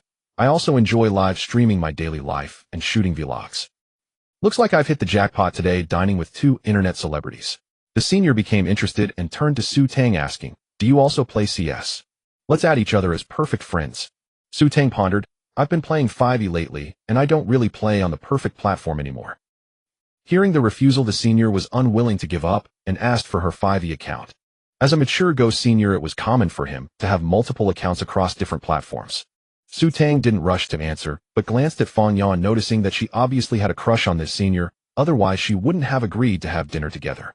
If she added the gaming friend of her crush, it would seem like the beginning of a palace drama. Of course, she still felt like a girl in this situation. If a sensitive girl encountered the senior's first glance at her, conflict would ensue. However, Fang Yan was quite graceful, smiling and nodding. Sure, let's add each other and play together sometime. Su Tang hesitated for a moment and then provided her ID. Sugar. It's the same name on both 5e and Perfect, the one with the Asuka avatar. Young man, that's not how you pursue girls. Su Tang inwardly sighed for him. The result of wanting everything is that you end up with nothing. Now she even had the audacity to teach others about dating skills. Truly absurd. The senior first added her on 5e, noting that Su Tang was still a C, and with a hint of pride he said, I don't play that much, just a B, but my roommate is a pro, and if he's free, he can carry us on his Smuff account. Oh, thank you, senior. Su Tang forced a smile and buried her face in the food. When he added her Perfect account, her smile suddenly froze. Did you get the account wrong? Is it Perfect first? Is this it? He suddenly looked up to confirm with Su Tang, and seeing her nod, his eyes widened, as if he were looking at an extraterrestrial being. Gu Xiaoyu, Fang Yan. Neither of them played games much, so they didn't quite understand the senior's reaction. The senior's voice trembled. You're the genius girl that Chiezi has been talking about. Su Tang took a sip of soup and nodded. Yes, I'm currently trying to rank first in 5e. The senior was completely flustered and never mentioned playing CS together again. The group returned to normal conversation, with the senior diligently explaining the daily life at school to the 3 girls. Students admitted to Shanghai Jiao Tong University naturally had good literary quality. The senior spoke clearly with logical coherence, explaining in great detail, as if trying to reignite his dimmed glory. Most of the time, it was the senior doing the talking, Fang Yan playing the supportive role. Gu Xiaoyu occasionally asked questions, while Su Tang remained focused on her meal like a relentless eating machine. After finishing lunch with some time before the freshman banquet, the senior suggested they tour the campus, which was something most new students did. Rather than strolling aimlessly, Su Tang preferred to stay in the dorm, enjoying the air conditioning and playing ranked games. But girls seemed to have an innate obsession with wandering. As long as the company was right, it didn't matter if they were on the campus paths or climbing a dirt slope. Unable to decline the invitation, Su Tang was dragged into this tedious charade of desire by Fang Yan. The several girls held their sunshades, leaving the senior all alone under the scorching sun, soon sweating profusely. How pitiful, being a guy is too hard. Su Tang shook her head in disbelief. Fang Yan skillfully logged into the live streaming platform, setting her phone on a selfie stick. Perfect timing for an outdoor live stream. Let the fans see our school. She playfully winked. Do you mind being on camera? It's fine, it's fine. Gu Xiaoyu instinctively hid behind Su Tang. Just don't shoot too close to my face. Since she had revealed herself before Su Tang was already accustomed to being on camera, facing tens of thousands of viewers every day during her streams made this little situation feel trivial. She and Gu Xiaoyu shared an umbrella, walking behind the kind senior, who led the way. Once the stream started, the comments quickly became lively. Fang Yan enthusiastically interacted with the fans, the camera switching between the front and back, showcasing the school's ancient architecture and the vibrant students. The overwhelming sense of vitality spilled out of the screen, causing the comments to praise frequently. Suddenly, a few comments caught her attention. Wow. Is that Tang Bao behind us? Looks like it really is. I almost didn't recognize her with the beauty filter on. Wow, I can spot Tang Bao just by randomly clicking on a stream. Tang Bao. Fang Yan had yet to react when the viewer count in the stream skyrocketed from under 100 to over 500, continuing to rise as new viewers shared the link. Paid gifts were showering and it really is Tang Bao. Wah Tang Mei has grown legs. The host and Tang Mei are alumni. Please film more. Fang Yan paused in confusion, confirming that behind her there was only Su Tang and Gu Xiaoyu who were clearly visible. Tang Tang. Fang Yan exclaimed, pointing at her phone, many fans in my stream want to see you. Su Tang leaned in, looking at the screen filled with beauty hits, awkwardly waving her hand. Hi, hello everyone. The senior also curiously leaned closer to the camera. Is Su Tang really this popular? What's your livestream ID? He didn't finish his sentence before the comments erupted with "get out of the way," causing him to quickly pull back his neck and exit the frame. Well, it's better to search for it myself. Gu Xiaoyu whispered, Tang Tang, are you really famous? Not really, the gaming streamers are quite niche. Su Tang smiled and explained, it's just that the fans like to hop around and bring people together. Go seniors have always loved to learn. Besides the main CS area, beauty, dance, knowledge, humanities, history, 3D, and 91. Cough. Are all their fields of study. After all, Go seniors are eager to improve. Today I'm showing my new roommate around campus. If I don't cheer up this stunning beauty, she won't let me stream from our dormitory. To be fair, Fang Yan possessed solid literary grounding and vivid eloquence. So much so that even Shin Feiyu, a man famously impervious to charm, found himself utterly captivated. Upon hearing the news, he rushed over, immediately tapping heart icons feverishly and inwardly yearning to fly straight to campus. Alas, Su Mo, the utter scoundrel, had abruptly cut off contact 10 days ago, growing markedly distant, though he'd still called him brother-in-law just days before. Thank you all for your attention, truly, deeply grateful. Leveraging her status as Su Tang's roommate, Fang Yan gained a substantial surge in followers. Ever tactful, she frequently relayed questions from the live chat feed, interacting with Su Tang in perfect, effortless harmony. Alright, no more nagging. I'll go live right after tonight's freshman welcome gala, okay? If I'm too exhausted to stream properly, we'll just chat a bit before bed. Sorry, Junior. I've got to step away for something urgent. The senior received a call requiring him to help prepare the freshman gala banquet, so he hastily snapped a group photo with them and departed with lingering reluctance. Fortunately, he regained his senses in time, requesting only Fang Yan's contact information. Still, in Su Tang's estimation, his chances were already slim. She was now officially a woman of expertise. Evening fell. After the freshman gala concluded, Su Tang and Gu Xiaoyu, classmates in the same department, dragged their weary bodies back to their dormitory. Gala banquets were held separately by faculty. When they opened the door, Fang Yan had long since finished washing up and was recording reflections on the day's events. Today marks my first day at university. Dorm conditions are modest, but my roommates are lovely. As she spoke, she displayed the gifts she'd received. Look, this is from my roommate. She's absolutely wonderful. Oh, you're back? Seeing them return, Fang Yan paused her recording and asked, how was the gala? Did you add any handsome guys on WeChat?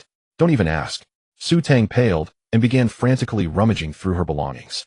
Fang Yan glanced quizzically at Gu Xiaoyu, who offered a wry smile and explained, at first I was so absorbed listening to the speeches I barely ate anything. Then during the performances people kept messaging Tang Tang nonstop. She spent the entire evening fielding advances. Her voice grew hoarse, leaving no time whatsoever to eat. Gu Xiaoyu never imagined that Su Tang, usually so poised and self-assured, would become so flustered when approached by boys. With such an ethereal goddess-like appearance, had no one ever pursued her? The boys were left reeling. Just as their enthusiasm cooled under her cool detachment, her courteous smile reignited their hopes. Like pendulums caught in a cruel game, swinging endlessly between anticipation and disappointment. Ha ha ha. Fang Yan couldn't suppress her laughter, especially when she saw Su Tang wolfing down instant noodles in utter disarray. She laughed so hard, she pounded the table. Hastily, she rummaged through her storage cabinet and handed over several snack packs. After Su Tang quickly satisfied her hunger, Fang Yan wrapped up her recording, and the three headed together to the shared hot water shower facility. Their dorm featured only private restrooms. Showers required a trip to the communal bathhouse, accessible via campus ID card for automatic billing. Fortunately, each stall was fully enclosed, easing Su Tang's concerns. Directly across from the bathhouse lay the shared laundry room, making daily life remarkably convenient. Su Tang showered far more swiftly than the others. Back in the dorm, clad in cozy loungewear, she immediately powered up her laptop and launched into tonight's gaming session. Poor Su Tang, the once peerless prodigy, had to start anew even in the 5th era, currently hovering just above 1500 points. Thus, a Sea Demon King was born. Let's keep it simple tonight. Aim for 1800. Adjusting her headset, she offered her roommates an apologetic smile. It might get a bit loud. No problem. Gu Xiaoyu waved the headphones Su Tang had gifted her. I'll just read for a while. Fang Yan, meanwhile, eagerly dragged over a chair. May I watch? I've never seen a skilled girl play before. Of course, you're welcome. Su Tang launched her live stream. Within moments, torrents of comments flooded the screen, leaving Fang Yan awestruck. When she glimpsed Su Tang's 30,000-plus followers, even braced for it, Fang Yan's jaw dropped. Tang, is this game really that difficult? It can be tricky at first, Su Tang replied, adjusting her keyboard and mouse. If you'd like to learn, I'll teach you. Let me observe first. Fang Yan's eyes gleamed with excitement. Compared to vlogging daily routines, gaming streams held far greater allure, especially since routine content often lacked immediacy and worked better as edited highlights. Gameplay streams, by contrast, moved briskly, and with female players rare in the genre, even modest charm could draw massive audiences. Simply put, Su Tang's fanbase left Fang Yan profoundly envious. Once the match began, Su Tang ceased idle chatter, her gaze sharpened, laser-focused. The map Nuclear Crisis. Widely regarded as the most complex map in the game, its intricate multi-level architecture enables dazzling tactical plays in professional arenas. Yet clearly players ranked C lacked the mastery to navigate it.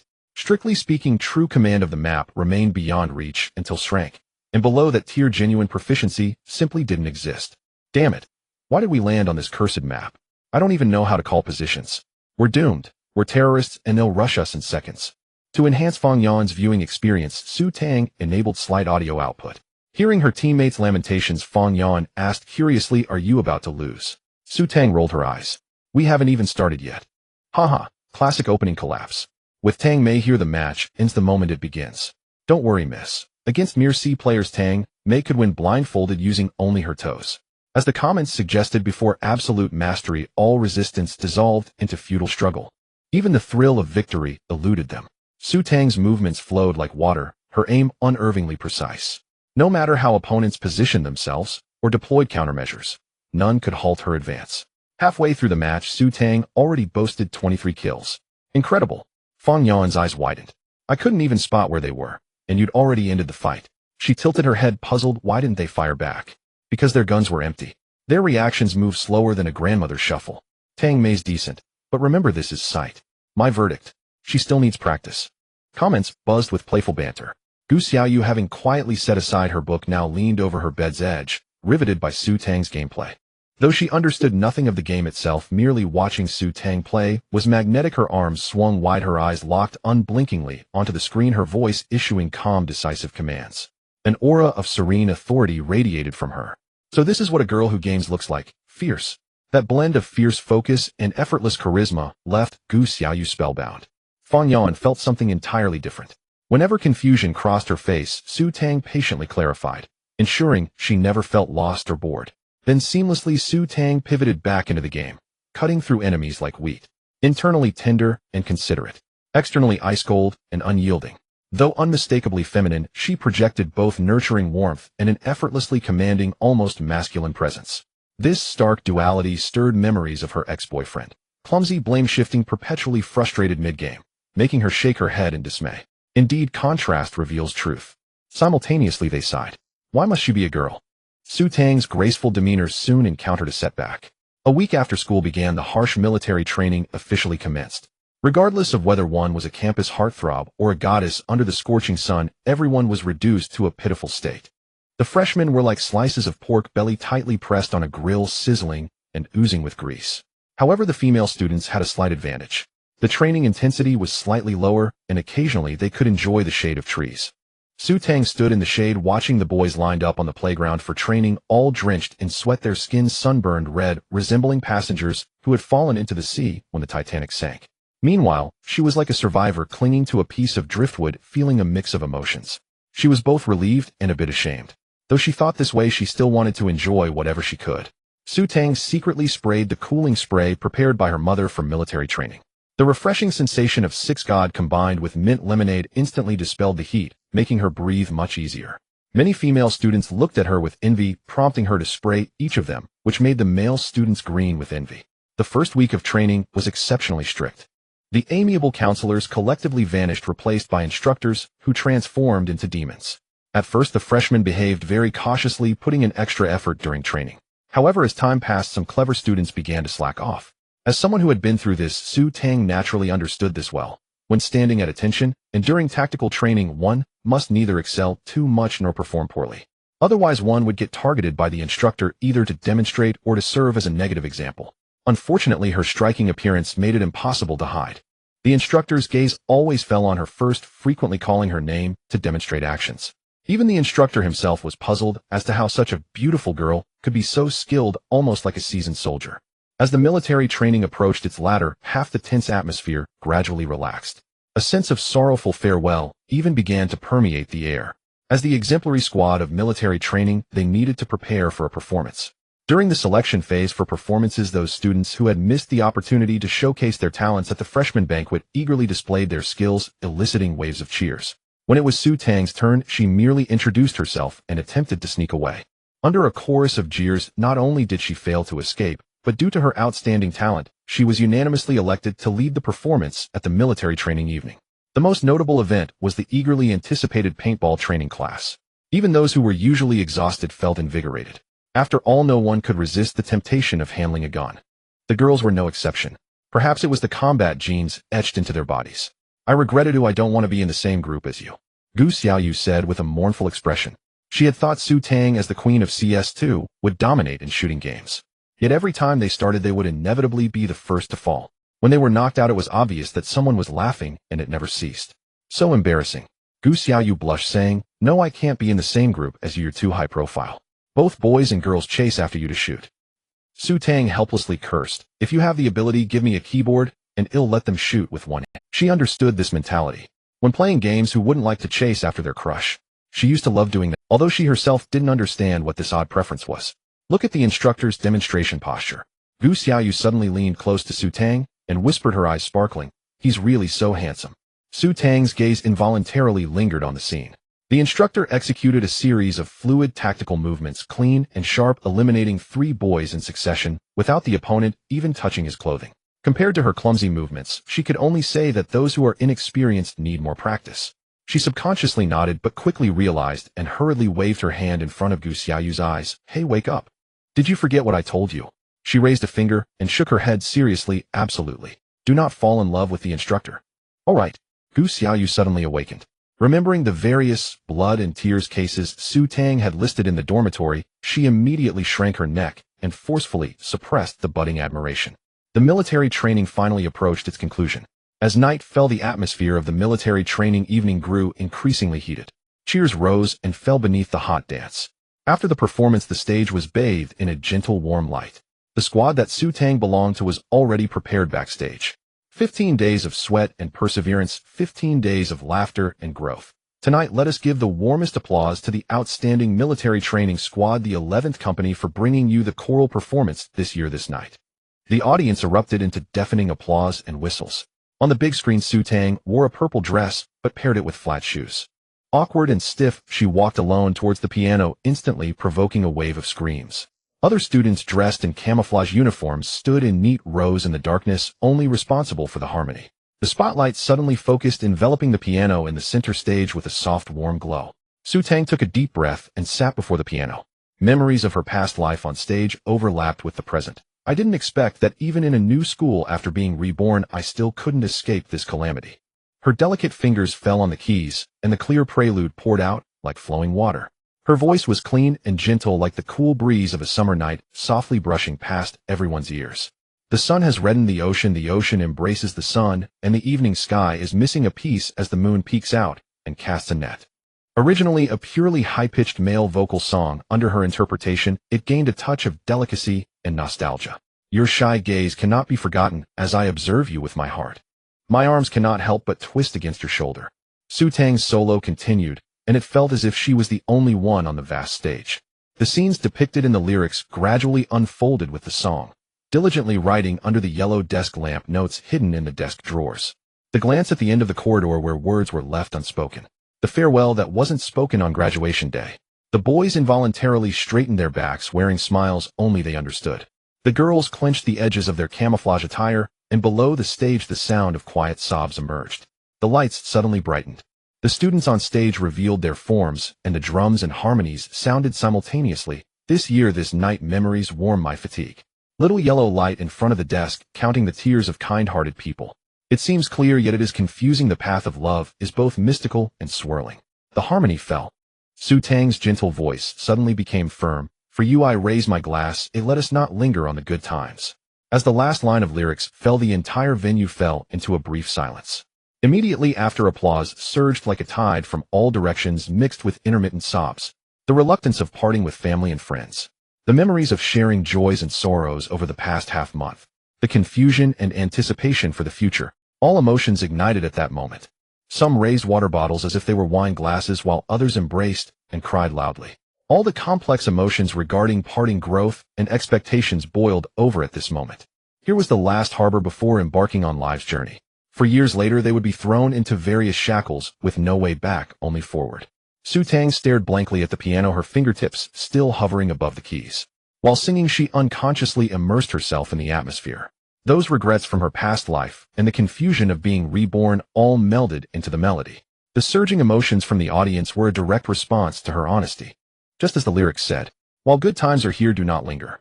Hidden mission advance 4 completed, coordination increased to 100, potential unlocked to star level, maximum score 95. As the stage lights dimmed, the applause continued to surge like a tide. Su Tang took a deep breath, bowed to the audience, and quickly retreated backstage with her classmates. As soon as they entered the break area, Gu Xiaoyu and Fang Yan rushed to her from either side and hugged her. "Tang Tang, the way you played the piano was simply radiant." Gu Xiaoyu's eyes were still red, her fingers tightly clutching the sleeve of Su Tang's dress. Fang Yan excitedly held up her phone and said, "My live stream's comments exploded. They say your level is good enough to debut." Hey, let go, you're choking me. I need to change clothes now." Su Tang smiled softly, gently pushing them away as she quickly walked into the dressing room. She could hardly wait to immerse her consciousness in the system interface and check her attributes. The coordination level that had long troubled her was finally unrestricted. Her ability values would no longer be halved. Host Su Tang, age 18, gender female, potential star level, marksmanship 89-95, reaction 91-95, stamina 70-80, items 78-95, agility 85-95, consciousness 75-95, coordination 100, comprehensive strength 80-190. Note: body coordination affects the scoring base stamina, and condition affect the strength lower limit. Badge triggers affect the strength upper limit. Badge: the more capable, the more work. LV. For prison enhancement, Godfather. LV. 3 team items, human limits. LV. 5 sniping enhancement. Headshot machine. LV. 5 rifle enhancement, responsibility. LV. 5 in-game enhancement, hello and IQ. LV. 5 taunt counter. Dumper. LV. 5 kill streak enhancement, roaring heavens lord. LV. 5 taunt enhancement. Su Tang murmured softly, "I didn't realize I had accumulated so many badges unknowingly." It's time to take a step further. After the event, Su Tang's name instantly swept across the trending lists of major social apps on campus. The seniors from the computer science department were still enjoying their vacation at home when the server suddenly crashed. They could only foam at the mouth and work overnight to optimize the server. How can school start and the visitor capacity be overloaded? It was truly a case of being at home and having work fall from the sky. There were still 3 grades that hadn't returned to school. The confession wall was completely overwhelmed, filled with sticky notes about Su Tang. Who was the girl playing the piano? I would trade 4 years of being single for her contact information. Su Tang Tang. From the Foreign Languages College. Don't ask, she's part of our group. The military training goddess. I declare the selection for this year's campus flower has ended early. Someone uploaded her performance clip to a short video platform, and the views instantly surpassed 1 million. The comments section exploded. Isn't this voice too healing? Are you sure she's not a professional singer? Reba, don't call me, I'm afraid my wife will misunderstand. Wait, isn't this Tang Mei? She can also play the piano? Who is Tang Mei? It's Tang Mei from CS2. Her livestream account is here. Is this real? Good at gaming, sings well, and is beautiful. Is that reasonable? She at least made it into the Magic Exchange. What's unreasonable about that? In this world, there are always some humans whose constructs are different from ordinary people. Once encountered in reality, apart from exclaiming that they are overpowered, one can only marvel and envy. Originally, her account's followers were mainly CS gamers. Now a large influx of campus students, music fans, and even many pure passers-by came out of curiosity. Her followers surged to nearly 4,000, showing a trend reminiscent of the legendary explosion of Bing Bing back in the day. The live stream's comments were also genetically mutated. Is Tang Mei still playing CS today? Can you sing a song first? Hi Junior. I'm from the opposite science and technology university. Can we add each other as friends and queue together? Tang Bao. I'm your long-lost husband. Countless similar messages flooded in. Su Tang was overwhelmed and hadn't dared to go live and play games during this period. Only Gu Manling and Su Yuming were thrilled, repeatedly watching their daughter's performance video until it almost became worn out. In their family chat, they were overwhelmed with praise, truly giving the couple a wave of pride. At first they only looped Su Tang's clips, but later they even had to pull up others' performances for comparison. Then they commented, "My daughter is still the best." They were so hypocritical, yet self-righteous. Suemo seemed quite composed, simply sending a blessing before disappearing from the scene. Truly the epitome of a modern university student, so calm. However, in the dark corners that Su Tang was unaware of, he was already enjoying the benefits of being the campus flower's brother. In the dorm, he was revered by his roommates, enjoying supreme treatment. Su Tang felt an uneasy premonition. Sure enough, it didn't take long before Suemo invited her roommates and his new roommate out for dinner. Under the pretext of thanking them for taking care of his sister, Su Tang readily accepted the invitation, but upon arriving at the scene, she thought, "Oh wow, what a surprise." Did Sumo's dorm have to accommodate over a dozen people? The meal went quite pleasantly. However, afterward, in a corner of the campus, Suemo was rolling on the ground with a bruised face, dragged back by his roommates. This video was captured by passers-by and quickly spread throughout the campus. Except for a few athletes who dared to approach, other boys withdrew, no longer daring to easily ask Su Tang for her WeChat. However, Fang Yan seemed quite worried about Suemo and blamed Su Tang for being too harsh, leaving her in a state of helpless laughter. A few days later, Chen Feiyu finally returned to school, and the first thing he did was take Su Tang out for spicy hot pot. Tang Meiyu really made a big splash for the school this time. As he picked the cilantro out of Su Tang's dish, he marveled, "The total views of all our school's past gala videos don't even come close to yours alone. Don't mention it." Su Tang buried her head in her food, feeling uncomfortable at first, but thinking of Su Mo's unfortunate state, she felt an inexplicable appetite. The luncheon meat in her bowl was particularly fragrant and sweet. "Eat slowly, I won't snatch it from you." Chen Feiyu grinned. "I've already printed the recruitment poster for the esports club, just waiting for you to come and support us." Su Tang helplessly replied, "Chen Feiyu, I dare not even go live now, and you want me to help with recruitment? Special circumstances warrant special treatment." Chen Feiyu scratched his head. "Our club's flagship projects are LOL and Valorant. The Mobile Legends division is almost turning into a retirement home." He lowered his voice. "The CSGO division has shown no improvement. The budget for the next quarter is going to be cut in half. You and Suemo really are a perfect match." Su Tang snorted coldly, accurately stabbing a quail egg in her bowl with her chopsticks. "So you want to use my reputation to collect membership fees? How can you say that?" Chen Feiyu waved his hand. "Upgrading the equipment is also to cultivate esports talents. You should see the mouse pads in the training room. They're almost worn out." Su Tang sighed. "I will only be responsible for recruitment in the CS division." That's fine, that's fine." Chen Feiyu's eyes lit up like searchlights. The future of the esports club has arrived. He began to enthusiastically introduce the current state of the esports club and the relevant matters regarding university leagues. In most universities, the esports club is undoubtedly a popular club. However, in a top-tier institution like Magic City Jiaotong University, the situation is awkward.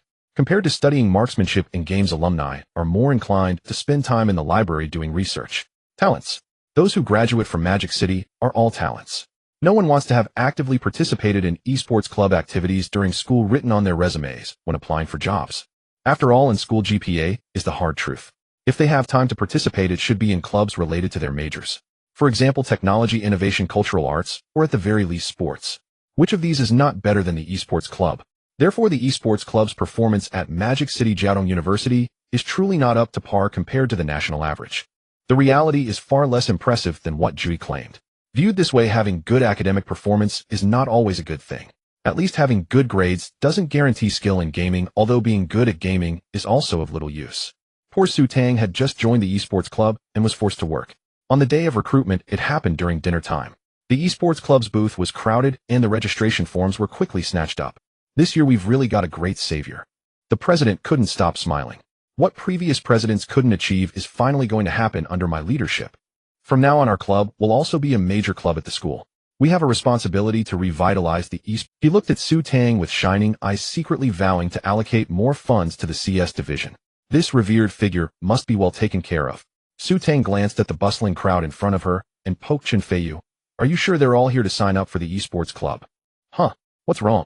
Chen Feiyu quickly stood up, grabbing a few registration forms. After glancing at them, his smile froze on his face, and he was already cursing inside. In the reason for joining section, it was written, "I want to compete with my mom." What kind of junior is this? I'm a nursing major. I can give hand care to the players. I can provide hand care. Are you trying to seduce them? You're shameless. CS2 doesn't matter, I have good stamina and can serve tea to the senior sisters. The most ridiculous was a classmate wearing glasses whose rank section prominently displayed strongest king. Where did this rank in CS come from? Chen Feiyu. Su Tang. The president also noticed that something was off. This group of people seemed enthusiastic, but were actually inexperienced, and all came for Su Tang. Joining the club would at most make them a burden. The benefit was that they could collect a good amount of registration fees and membership dues, and the number of members would really increase. As long as Su Tang was there, they wouldn't have to worry about manpower for future events. The downside was that after returning they would have to sift through a pile of garbage to find the real talents.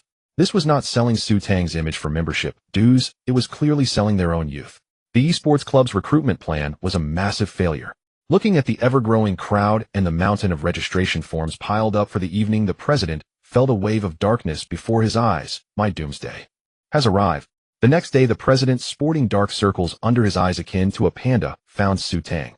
With a tone that mixed 3 parts justice and 7 parts determination, he declared, "Junior, leave the recruitment of new members to me. As the head of a society, I should be at the forefront." Seeing the confused look on Su Tang's face, he seemed even more committed to some belief. "Besides, your poster is still hanging there, so the effect can't be bad. So I'll go to the club then." Su Tang confirmed with a hint of doubt. Go ahead, go ahead." The president waved his hand nonchalantly, a hint of relief appearing in his eyes. Chen Feiyu, standing nearby, gave a thumbs up. "Awesome, sugar girl. Just collecting money without doing anything brilliant." Su Tang sighed, placing her hand on her forehead. After class in the afternoon, Chen Feiyu took Su Tang to the school's Cultural Innovation Building. Most of the clubs that had been approved were assigned activity spaces here. The space allocated to the esports club was noticeably smaller compared to those dedicated to music and arts. The students at Mo Jiao placed greater emphasis on literary and artistic pursuits, which are rich in cultural heritage. Within the esports club, most players were engrossed in their games, many wearing headphones and shouting with flushed faces, occasionally heard exclaiming words like "awesome" and "mom." The players in League of Legends were in a 5-man team. Perhaps due to an unfavorable battle situation, they played in silence. In a corner of the mobile game, players lounged in a relaxed manner, much like retired officials casually fiddling with their phones. The area for the CS division appeared somewhat deserted, with only 3 computers lit up and 3 seniors smoking as they gathered around one of the screens to study a recording. The air was thick with the smell of smoke, causing Su Tang to wrinkle her nose involuntarily. In her past life, she was also a heavy smoker, but since her rebirth, she hadn't touched a cigarette. Now suddenly encountering the smell felt somewhat unfamiliar and quite pungent. "I really don't understand what's so great about smoking. Yo, flying fish is here." A senior wearing glasses was the first to notice the two, hurriedly snuffing out his cigarette, while the others put down their notes and eagerly gathered around. "Isn't this Su, our junior? I've watched the military training video dozens of times, though I never expected her to be even more beautiful in person. Flying fish, did you come here with our junior Su?" They had long heard that this new campus beauty had joined the esports club, but they never imagined she would appear alongside Chen Feiyu in the CS2 division. Normally, someone like Su Tang, a talented girl, would never associate with the esports club. Even if she had a sudden urge to join, it would likely be for the club's publicity department. How could she personally engage in esports? "Let me formally introduce." Chen Feiyu clapped to attract attention. "Our department's new member, Su Tang." Everyone welcomed her warmly. "Is she really part of our department? Our junior plays the piano so well, and can also play CS. Is this real? Am I dreaming?" The seniors were almost applauding to the point of breaking their hands, their eyes filled with surprise. Chen Feiyu wondered aloud, "Haven't you watched her stream?" "Huh, does she still stream? What's her streaming room number?" Chen Feiyu didn't answer, instead revealing a devilish smile. "How about we bet on this? Not only can our junior play, but I also bet that none of you can beat her." "Really? There aren't many girls who are good at CS." A senior with glasses clearly didn't believe it. "Solo. Bet on dinner." Chen Feiyu had a playful expression. "All right, let's do a 5e match. Our junior just ranked up to A, so be careful. If you lose, you have to treat us all to a meal." He'll take the challenge." "Don't be nervous, junior. We're very gentle." "Exactly, we're very—" Seeing everyone joining in the fun, Su Tang smiled. "Then please be gentle, seniors." After adjusting her settings, Su Tang began to warm up. Except for the bespectacled player facing off against her, the other seniors surrounded Su Tang. Some crossed their arms, wearing expressions of spectatorship. Others looked skeptical, doubting how capable a girl could be. After practicing for a while, Su Tang felt eye strain. She wasn't used to the screen and keyboard. She moved her wrists and said, "Shall we start?" The glasses-wearing senior pushed up his frames and smiled. "Don't worry, junior. Just relax and play." "Okay, senior." Su Tang glanced at the senior's rank. "I'm a garbage ass." Facing her, they might really end up being turned into what could be described as garbage. There are many types of solo maps, but they all follow the same pattern. No matter the map, the two players started opposite and sequentially engaging in pistol rounds, rifle rounds, and sniper rounds for a total of 30 rounds of deadly competition. Since she had suffered from lack of practice in solo during her training at Tianlu, Su Tang had taken to playing solo matches from time to time to warm up her skills. Therefore, her solo skills were no longer those of a rookie struggling to find her footing. The matches quickly began, and during the pistol rounds both players were evenly matched. However, in the rifle rounds, the bespectacled senior leisurely took an AK, preparing to step out casually to fire a few shots and test the junior's capabilities. But as soon as he stepped out to take a look, he instantly melted. The bespectacled senior was momentarily stunned. What's going on? He tried to step out again, but as soon as he saw her, he ducked back down. Hey! The bespectacled senior's body stiffened. I need to sit up to play this. After 30 rounds. This is a big truck. Killing without stopping. The bespectacled senior was drenched in sweat as he was dragged away, staring at the screen, showing a score of 1230, his expression akin to seeing a ghost. As he was carried away, he kept mumbling about transformers and truck-eating incidents, uttering nonsense. The other two seniors took turns, but their results were even worse, failing to achieve even 10 kills, most of which came from the pistol rounds, while the rifle and sniper rounds were thoroughly crushed by Su Tang. Is this really a level? Is she really a girl? Her headshot rate is insane. We can't even match her fire. We're completely dominated. The seniors were somewhat heartbroken. Initially, they had only intended to accompany the campus beauty for some gaming without caring about winning or losing. But not caring about winning or losing does not mean they could accept being utterly crushed. Su Tang wasn't there to have fun, she was there to dominate. I've never seen a girl so skilled at gaming. The seniors rubbed their wrists, their faces filled with disbelief. Chun Feiyu sat down with a smile. Newbies, come, let me show you how it's done. When it was Chun Feiyu's turn to compete, the duel finally became interesting. Su Tang struggled during the pistol rounds. The rifle rounds saw them locked in a fierce battle. Each clash determined a victor in the blink of an eye, leaving everyone gasping in amazement. Wait until I get the sniper, I'll take you down. Just when Su Tang finally endured to the sniper phase, Chun Feiyu pressed Alt F4 at lightning speed, exiting the game directly. Oh no! How did the game crash? He said without a hint of embarrassment, maintaining a serious tone. We were clearly evenly matched, it's such a shame. Su Tang was so annoyed she could grind her teeth. Now I finally understand what it means to be close to the red and close to the ink. Hey, one can kill, but cannot insult. I'm not that shameless, MIA. Chun Feiyu wiped his sweat. I at least have some real skills. What does Suemo have? Can you tell me what he has? Alright, you're really impressive. Su Tang rolled her eyes, her tone filled with disdain, as if saying, you think you're something special compared to a piece of dog waste. Meanwhile, Suemo, lying in his dorm room, nursing an injury, suddenly sneezed, feeling a chill down his spine, as if someone was badmouthing him. In fact, Chun Feiyu's resentment towards Suemo had indeed deepened. This guy not only failed to inform him that Su Tang disliked cilantro, but he also recently went missing, showing a complete lack of loyalty. Wait. The bespectacled senior suddenly cried out, nearly having his glasses slip off his nose. Am I seeing things? He had discovered the highlights.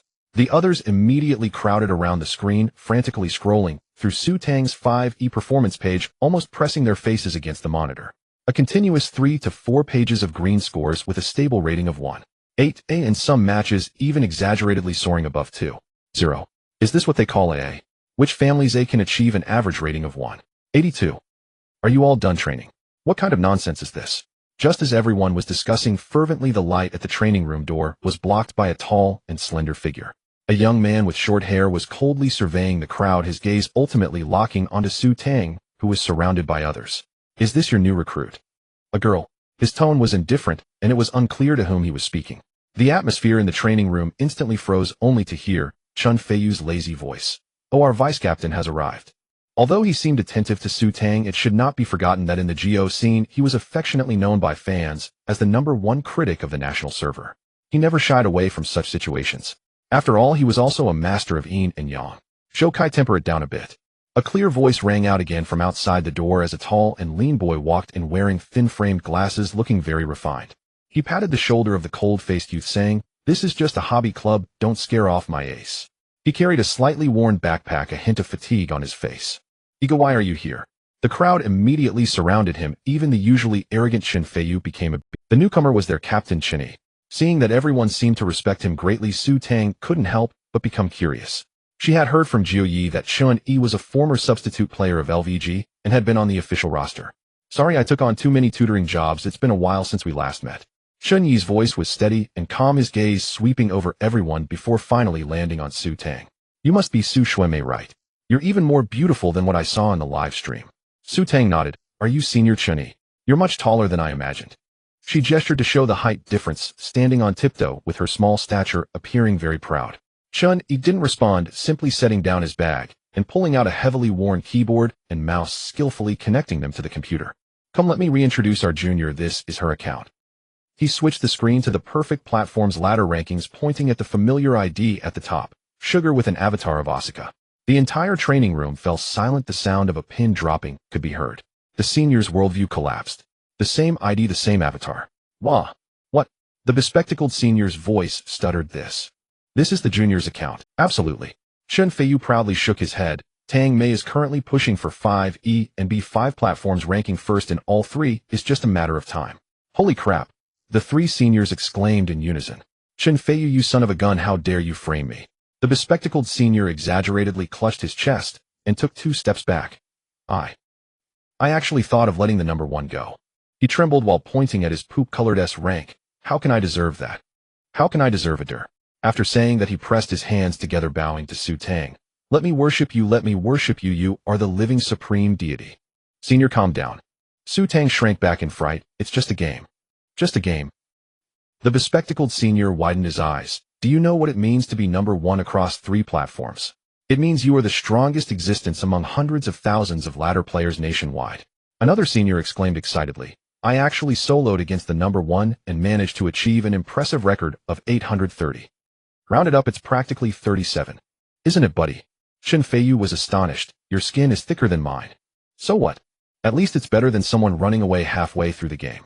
Alright, fine, we'll split it 50-50. Chen Feiyu shrugged his shoulders.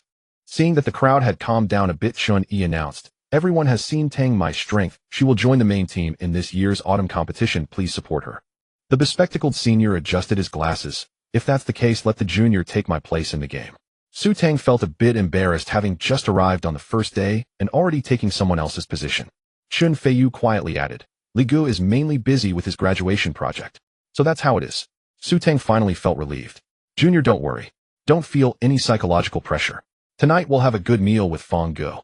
The 3 seniors were unconcerned, instead chattering about where to go for dinner. The school team is different from professional teams. Everyone joins the club out of passion. They come to practice whenever they have the time, and it's common for someone to not show up for a month if they're busy with studies, so there's a lot of turnover. Regarding Su Tang taking the spot, they would all wholeheartedly agree. Whoever is capable goes up, it's only right.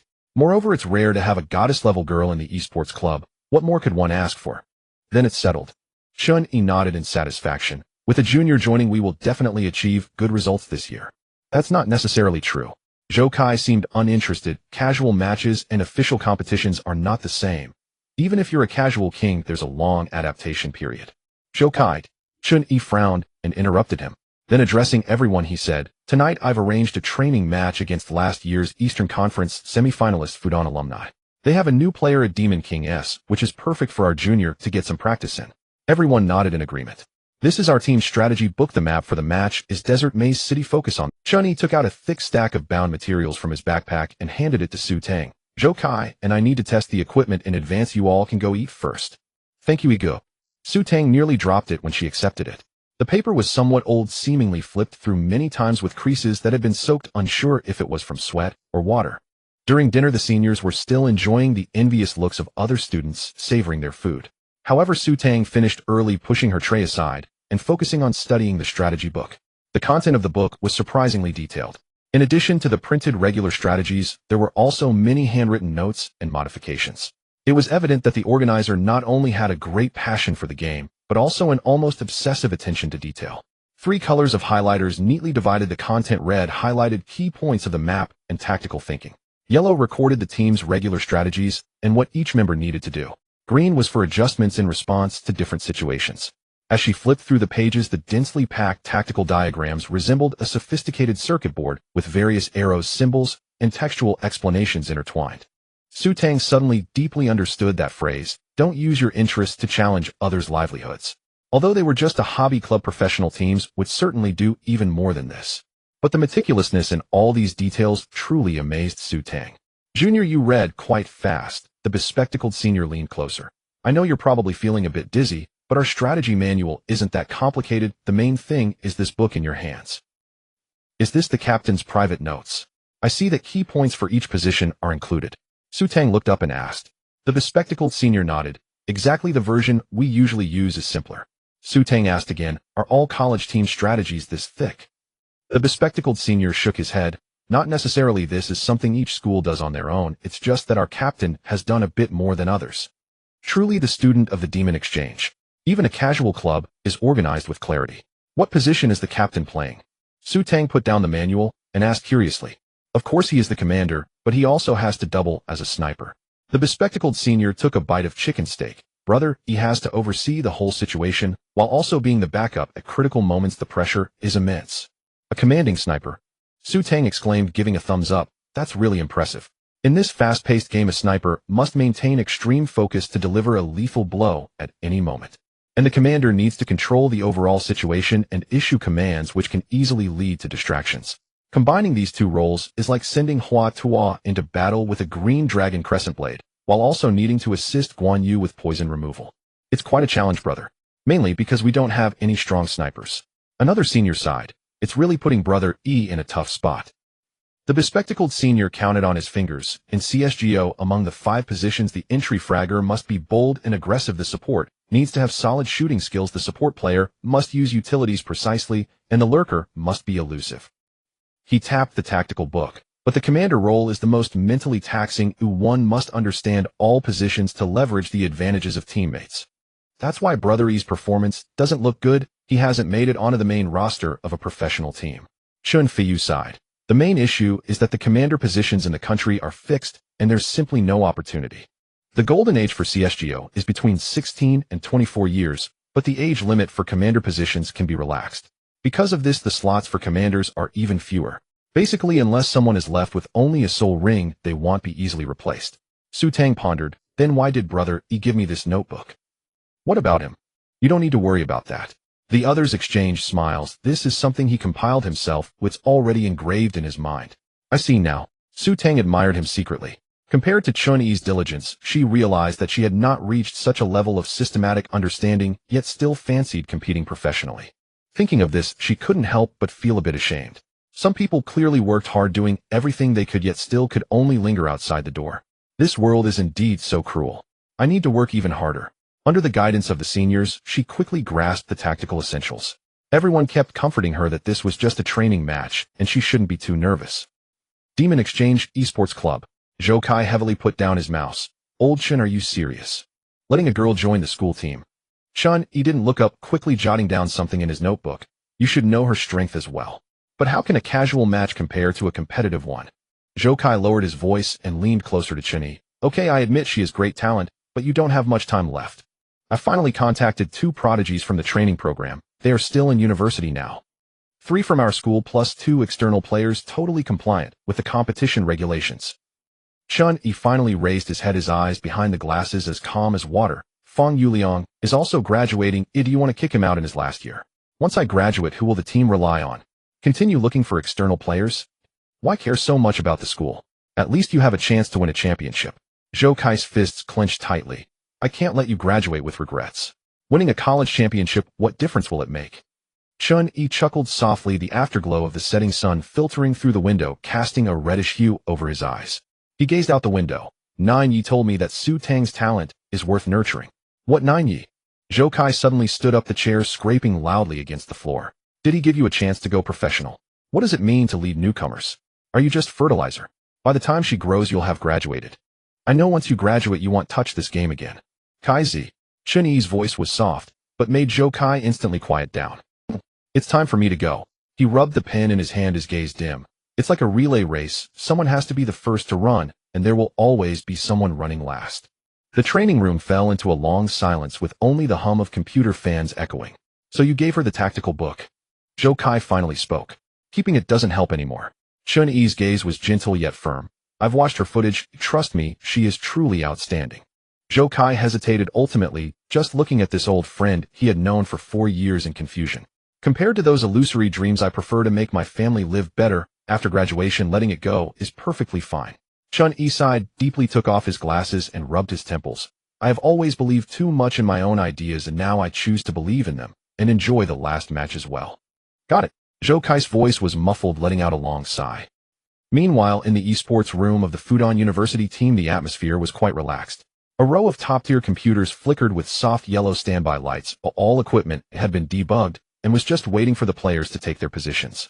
Wu Rui walked in with a straw of chilled cola in his mouth, his face full of disdain. Brother Heng, why do we have to practice against a fish team like the Demon Exchange? Isn't this a waste of time? Hu Yuanheng bit his fist, his eyes fixed on the battle list in his hand. Do you think they are a weak team? Of course, a team that can't even get into the national competition. Wu Rui scoffed. We've got 3 king-level players in our team this year. Isn't it a piece of cake to beat them? But Hu Yuanheng's brows furrowed tighter. Their new member Chen Feiyu has made rapid progress, and he's already in the top 100 of the ladder this year. Adding Chen Yi, their strength cannot be underestimated. I know Chen Yi, he was a substitute in LVG before, but he eventually dropped out. When it comes to Chen Yi, Wu Rui is very impressed. But when talking about Chen Feiyu, he had a disdainful look. That Chen Feiyu I also know, touted as the #1 entry fragger in college, yet he couldn't even make it to the national finals. Let me show him how it's done today. Seeing that the captain's expression was still serious, Wu Rui felt very confused. By the way, why do you look so serious? Hu Yuanheng shook his head, pointing at the battle list. What I'm worried about isn't this. Look, Chen Yi isn't playing today. Our replacing him is a strange ID. He paused, his expression becoming grave. Actually, it's not entirely unfamiliar. You should have seen this ID before. Wu Rui curiously took the list, and when he saw the ID Sugar, his expression immediately lit up. This, isn't she the genius girl from our Geo district? Seems like she's also the recently popular piano-playing campus beauty. Should be the same person. Hu Yuanheng thought for a moment. Given her gaming level, since she's studying in Shanghai, it's very normal for her to join the esports club. The chances of it being a different person are very low. Then we need to inform the others and prepare seriously, Wu Rui said, as if facing a great enemy. I have played against her before. Her shooting is indeed top-notch, and we absolutely cannot engage her heat-in. Hu Yuanheng nodded in agreement. We definitely can't reveal our trump card strategies now, but we can study her gaming habits first to target her effectively. After all, we have faced the other Demon Exchange players many times and have long understood their strategies. But in a professional match, she's still a rookie. Wu Rui wore a mischievous smile. Then let's give this genius campus beauty a good lesson. Let her realize the gap between professional matches and casual play. Hu Yuanheng didn't respond, but quietly opened the battle book, drawing a large red circle around the name Sugar and tapping it heavily. The nightlife at Modi University of Transportation is vibrant and colorful. Everyone has their own destination and reaches different places. After dinner, students can be seen everywhere in the campus heading to the study rooms, groups of friends strolling around, and participants engaged in various club activities. On this lively weekend, Su Tang and her friends finished their dinner, but could only hurry back to the esports club. The training room was already fully equipped. Next to each person's keyboard lay several neatly arranged tactical notes on A4 paper. I won't be playing tonight, as Zhou Kai will take over the command. Once everyone is seated, Chen Yi dragged a chair and sat behind them. Tang Mei will play the backup position. The backup role as the star position of the team tests both personal skill and excellent teamwork awareness. For Su Tang, who is new to this position maximizes her shooting advantage while avoiding the passive situation caused by unfamiliar tactics. Just follow Chen Feiyu's lead. Understood. Su Tang glanced at the A4 paper a few more times. It outlined the tactical habits of Fudan University's team and the corresponding tactics. Chen Yi noticed her nervousness and spoke gently. Just place this on your keyboard. When Zhou Kai commands the tactics, just take a glance at it and follow what's written. Don't be nervous. The training match had no complicated procedures. Both teams gathered on the platform and the match commenced. The map was the classic Mirage. According to the Collegiate League rules, it was a BO1 single map decided. In the pistol round, the terrorists started. Zhou Kai decisively called out the E3 tactic, one of the pistol round tactics marked in green on the A4 paper. Su Tang followed Chen Feiyu as they charged from the terrorist spawn. The smoke grenade and flashbang at the VIP window detonated almost simultaneously, their coordination flowing seamlessly. This smooth rhythm of attack made Su Tang feel very comfortable, as there was no need to pause and wait for the timing of the utilities. Following the command, the two crouched behind the sandbags to avoid the first wave of gunfire. The teammates back home exploited the bait grenades they had thrown earlier, continuously tossing them towards a site, creating the illusion of a mid-lane pincer attack on a point. Fudan's response was equally professional. Hu Yuanheng, having observed the mid-lane utilities, keenly noticed that the opponent had deployed smoke at the arch. If they are trying to pinch A, this smoke will actually block their own attack route. He quickly assessed their real target, might be the B site. Be careful at B site, I'll throw a flash at long box and clear both the arch and B small simultaneously. Flash thrown. No one is close, they might be behind the sandbags. Hu Yuanhang felt a pang of anxiety, oh no. Just as the two CTs were clearing the mid lane, the terrorists at a point suddenly struck. Those seemingly fake bait grenades turned into a real assault. The three terrorists hiding in A took advantage of the mid lane's clearing gap, swiftly gathering to drop Hu Yuanhang, who was tossing utilities at long box. Three at a site watched the sandbags. Hu Yuanhang urgently called for his teammates to fall back. The CT hiding at the arch, hearing the command, quickly pulled back to secure that side. However, the CT from the small path had a longer route to fall back. As he jumped down, Chen Feiyu and Su Tang caught him off guard and eliminated him. The two rushed towards the arch, forming a pincer. The CT had to defend the bomb site, while also being wary of what was behind him, his view spinning in confusion. Who set a pinch into a couldn't have its own smoke to obscure their approach. Su Tang and Chen Feiyu, one on the left and one on the right, executed a double ghost play at the door, taking down the CT, who was hesitating at the arch, and subsequently controlling the VIP. With all three terrorists down, the situation for the remaining CTs was grim. They could only choose to save their weapons. The coordination speed was too fast. Su Tang was secretly astonished. With this level of tactical execution, how could they not make it into the national top 16? Is the quality of collegiate competitions this high? We run this tactic often, having this level of coordination is quite normal. Chun Yi explained from behind, our two teams often train together. They are familiar with our tactics of feigning A to attack B. This time we specifically adjusted our follow-up strategy to catch them off guard. After losing the pistol round, the terrorists had an economic advantage, and Zhou Kai continued to command. Execute the default 221 at a site. I don't cross the window at B second floor, just apply pressure with utilities. For a casual match, an eco round is usually just about charging in with a pistol. It's that simple. However, in a serious competition where every point is critical, one cannot just act recklessly. There will usually be specific defensive strategies against strong pushes and counter-gambling maneuvers. The default tactic called by Zhou Kai is to have players group up in pairs, slowing their advance and blocking the opponent's rush routes. As long as the opponent dares to push 5 players together, teammates can cover each other to stay alive. In Area B, due to the platform division, only one person needs to hold a position. A single set of commands clearly arranged all 5 players. Once they figured out the opponent's defensive layout, they could quickly shift points in the mid lane to gain a firepower advantage. Su Tang cautiously followed Chen Feiyu waiting outside A, but never received any information. The 5 CTs seemed to have evaporated from the map. It might be a gamble. Oh, let's probe forward into B. Zhou Kai contemplated for a moment before sacrificing his own free agent to scout the situation. The glasses-wearing senior had just reached the window when he was hit by several USP bullets, dropping to half health, and hastily retreated 2 to 3 at B pack with 2 pistols. Indeed, it was an eco round. Wait for me to return and throw a bomb at A, control the police home, and leave one behind in mid lane for backup. Zhou Kai quickly adjusted the strategy.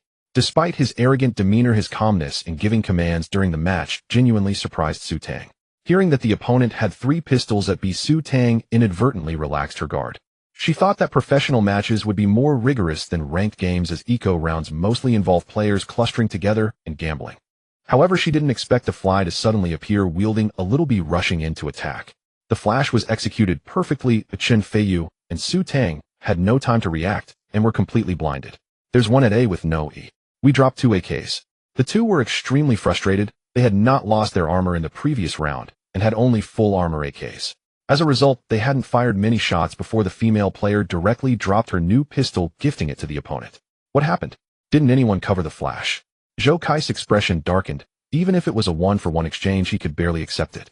But a 2-for-0 was a huge problem. This meant the opponent dared to go pick up the dropped AKs.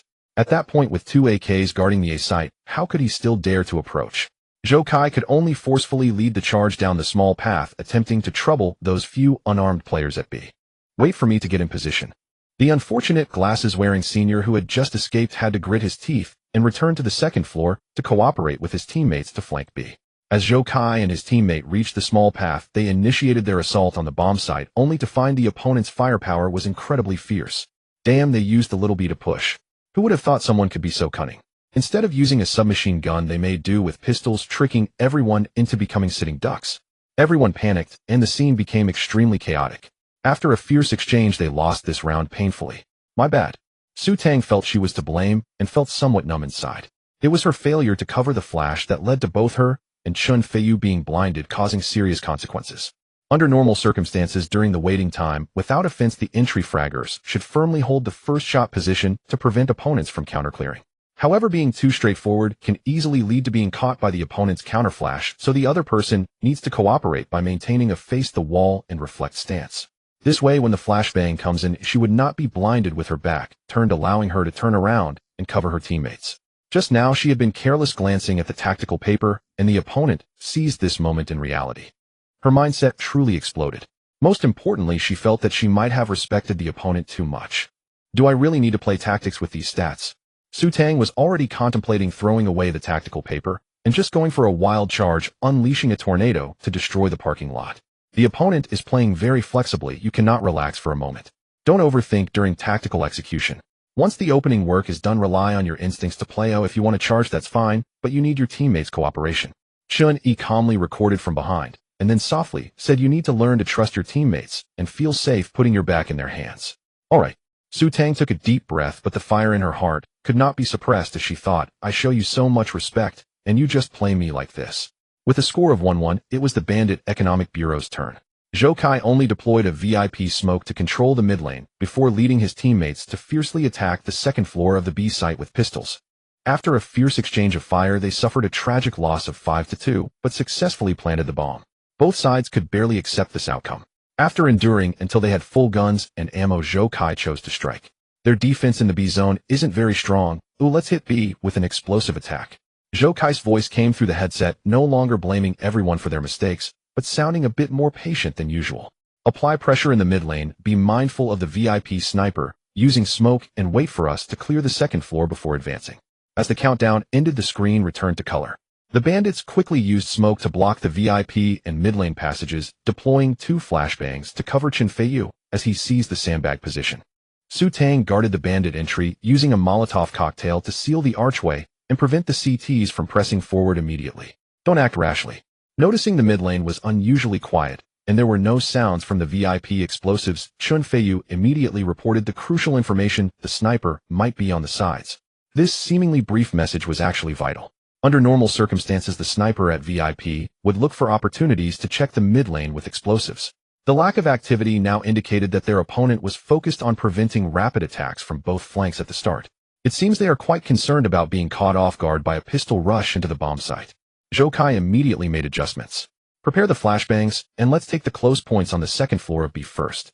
Learning that the sniper could be on the sides, he needed to adjust the rhythm of his attack and the distribution of equipment. Otherwise, losing a few snipers would be unbearable. While pushing through the mid lane, Su Tang glanced at the game clock and suddenly had a flash of inspiration. Be careful of them attempting a delayed counterclear. She hurriedly reminded Chen Feiyu over the voice chat. As soon as her words ended with the sound of a grenade and a flashbang going off, the VIP and side path struck simultaneously, catching Chen Feiyu at the moment he was about to throw a smoke grenade. This time Su Tang did not miss her chance. She had already evaded the flashbang in advance and quickly eliminated the CT at the archway. Chen Feiyu broke into a cold sweat, narrowly escaping with his life, and angrily fired a burst at the side path. The CT at the side path was scared into hiding in the small dark room.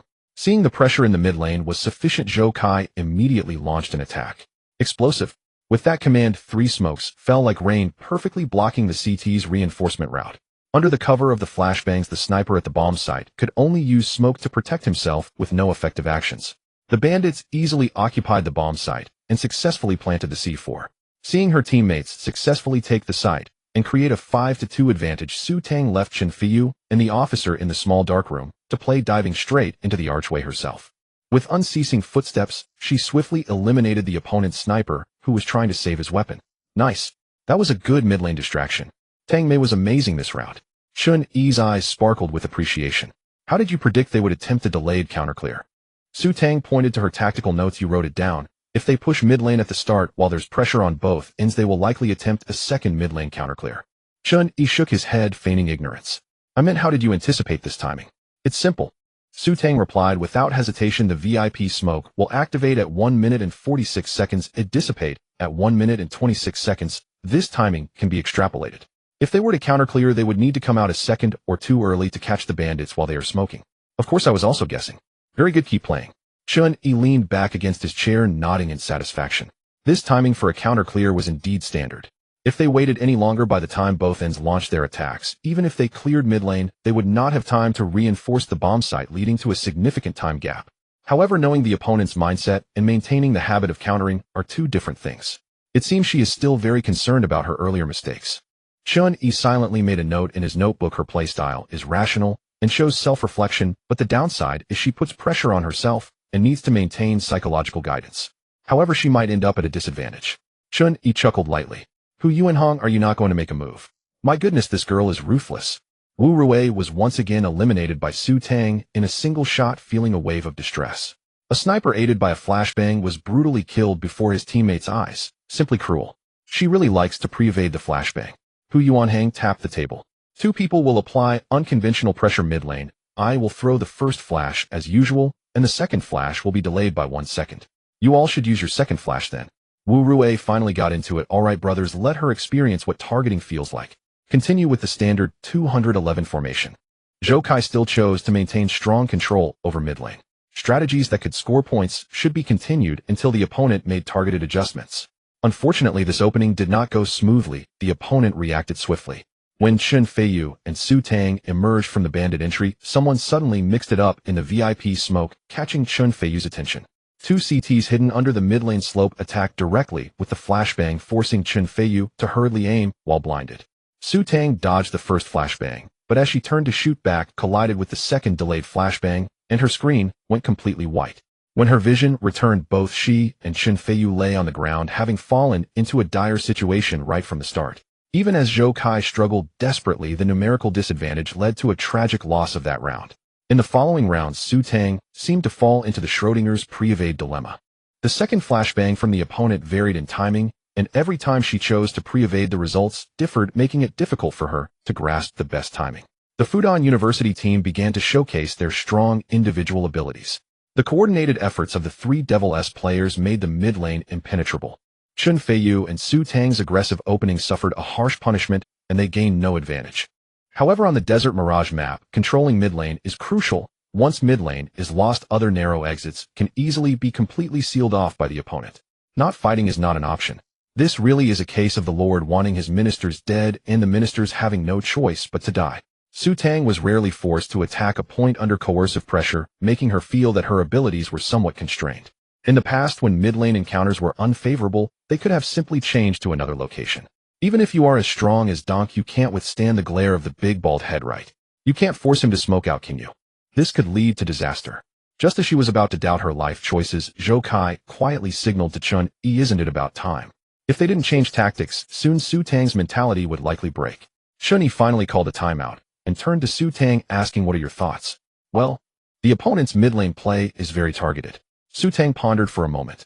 I think we can arrange for one person to link up with us from the sewer. A 122 sewer opening should be able to counter their tactics.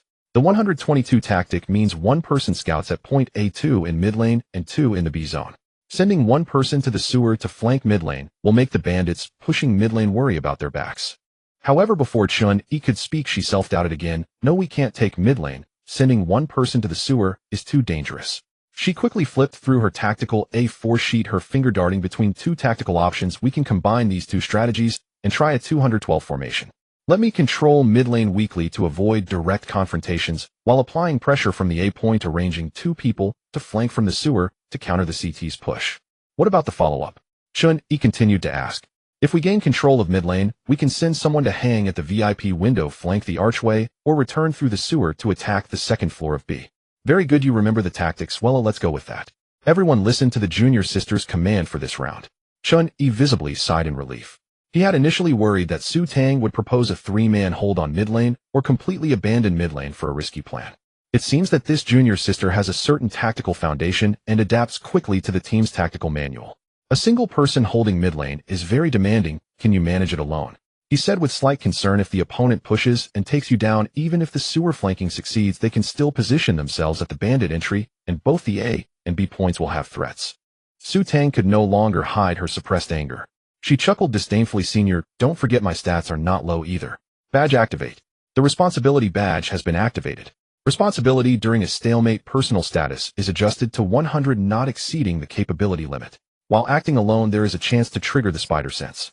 As the prompt sound rang, Su Tang moved cautiously. Under the badge's influence, the once perilous bandit, Din, appeared charming in her eyes. She secured the bandit Din while lighting a cigarette, avoiding recklessly dashing towards the sandbag. Instead, she nestled in a safe corner at the back, calmly observing the movements on the mini-map. As Chun Feiyu advanced halfway through the sewer, Su Tang needed to throw an item for support. Just as she pulled out the item, her spider sense suddenly triggered, and alarm bells rang in her mind. The opposing team was stalling for time. She immediately turned and hid behind a fake door for cover. Almost simultaneously, a second flashbang exploded behind her, followed by CT's retreat. She didn't catch even a glimpse of an enemy. The bandits have retreated. Be careful in the sewer. CT reacted quickly, not rashly pursuing, trying to use the alley for cover as they withdrew to the archway. Chun Feiyu, hiding in the sewer, arrived just in time, throwing fire to halt the retreating CT. However, due to the disadvantage at the sewer exit, he dared not pull out and engage directly. Let's pull together. Su Tang seized the opportunity to launch a counterattack. Zhou Kai positioned at point A threw 2 flashbangs to coordinate. Su Tang and Chun Feiyu executed a perfect ambush, instantly annihilating 2 CTs in the middle lane. 2 down in the middle. Chun Feiyu excitedly reported over voice chat. Su Tang's voice remained calm. Send the flying fish to the VIP window, throw smoke in the alley, and let's gather to attack. She didn't let the success of revenge in the middle cloud her judgment, focusing on seizing the opportunity to strike the bomb site. During the assault on the bomb site, although Wu Rue fought valiantly with his sniper to take down 2 enemies, he ultimately couldn't hold out alone. By the time the CTs returned to the B area, the bomb had already been planted. The score tightened again, and the battle fell into a stalemate once more. The middle lane also began a lengthy tug-of-war, oscillating between the 2 teams, with each side gaining points when in the lead. Fuden's playing style was bizarre and unpredictable. Some rounds they would initiate a rush before even throwing a flashbang, catching Su Tang off guard. However, with her spider sense, she occasionally triggered the effect to sense danger. Utilizing the kill streak bonus from the bulldozer badge, she managed to fight evenly against the opponents. It's worth noting that she took down 2 CTs by herself, along with one who threw a flash from the back.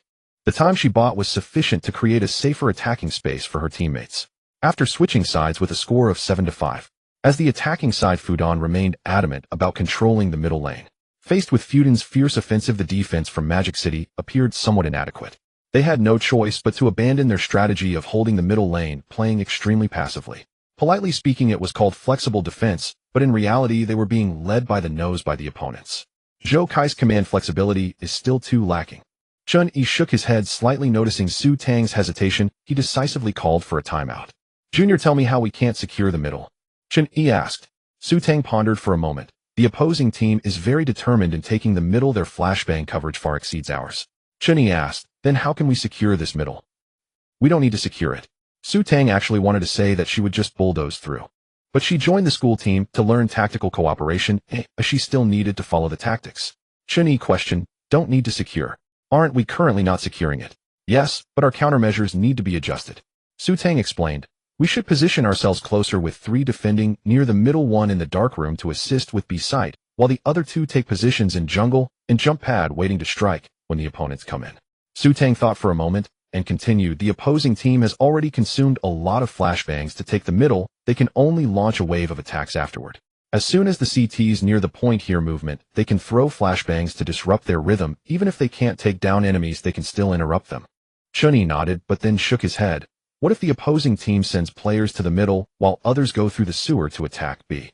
There's only 1 person at B. That position can't be cleared, and the alley is being watched. Su Tang was momentarily at a loss for words, unable to respond.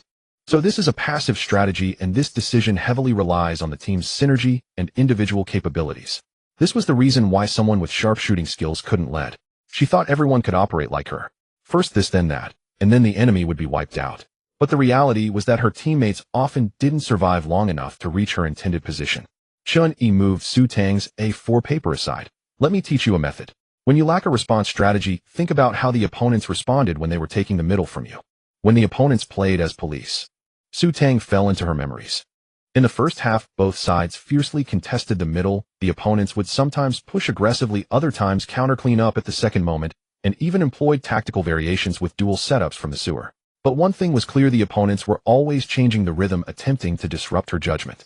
At that time her badges were bubbling with heat, and she was evenly matched with them, so she hadn't paid attention to the opponent's countermeasures.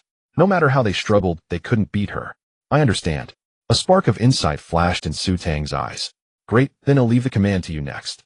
Chun-Yi leaned back in his chair satisfied, listening closely to Su Tang's tactical arrangements. The match continued, still the familiar battle for the middle. Wu Rui, holding an AWP, stepped on his teammate to execute a beautiful double jump, landing steadily behind the sandbag. Meanwhile, his teammates set fire at the bandit den to prevent the opponents from advancing. Magic City's strategy for taking the middle had long been deciphered by Fudan, making it easy to counter. They indeed captured the middle quite smoothly. When the sound of thunder and smoke erupted from the VIP room, Wu Rui immediately tensed up. The opposing sniper was about to strike. He crouched on the left side of the sandbag, scanning the VIP area with his scope, but saw no one. In this tense moment, footsteps suddenly approached from the archway. Wu Rui instinctively turned his gun, but heard a crisp AWP shot ring out from the smoke in the VIP. He had already fired before he knew it. What the heck? How did this girl manage to snipe? Wu Rui was dumbfounded. Wasn't this the tactic they had used before?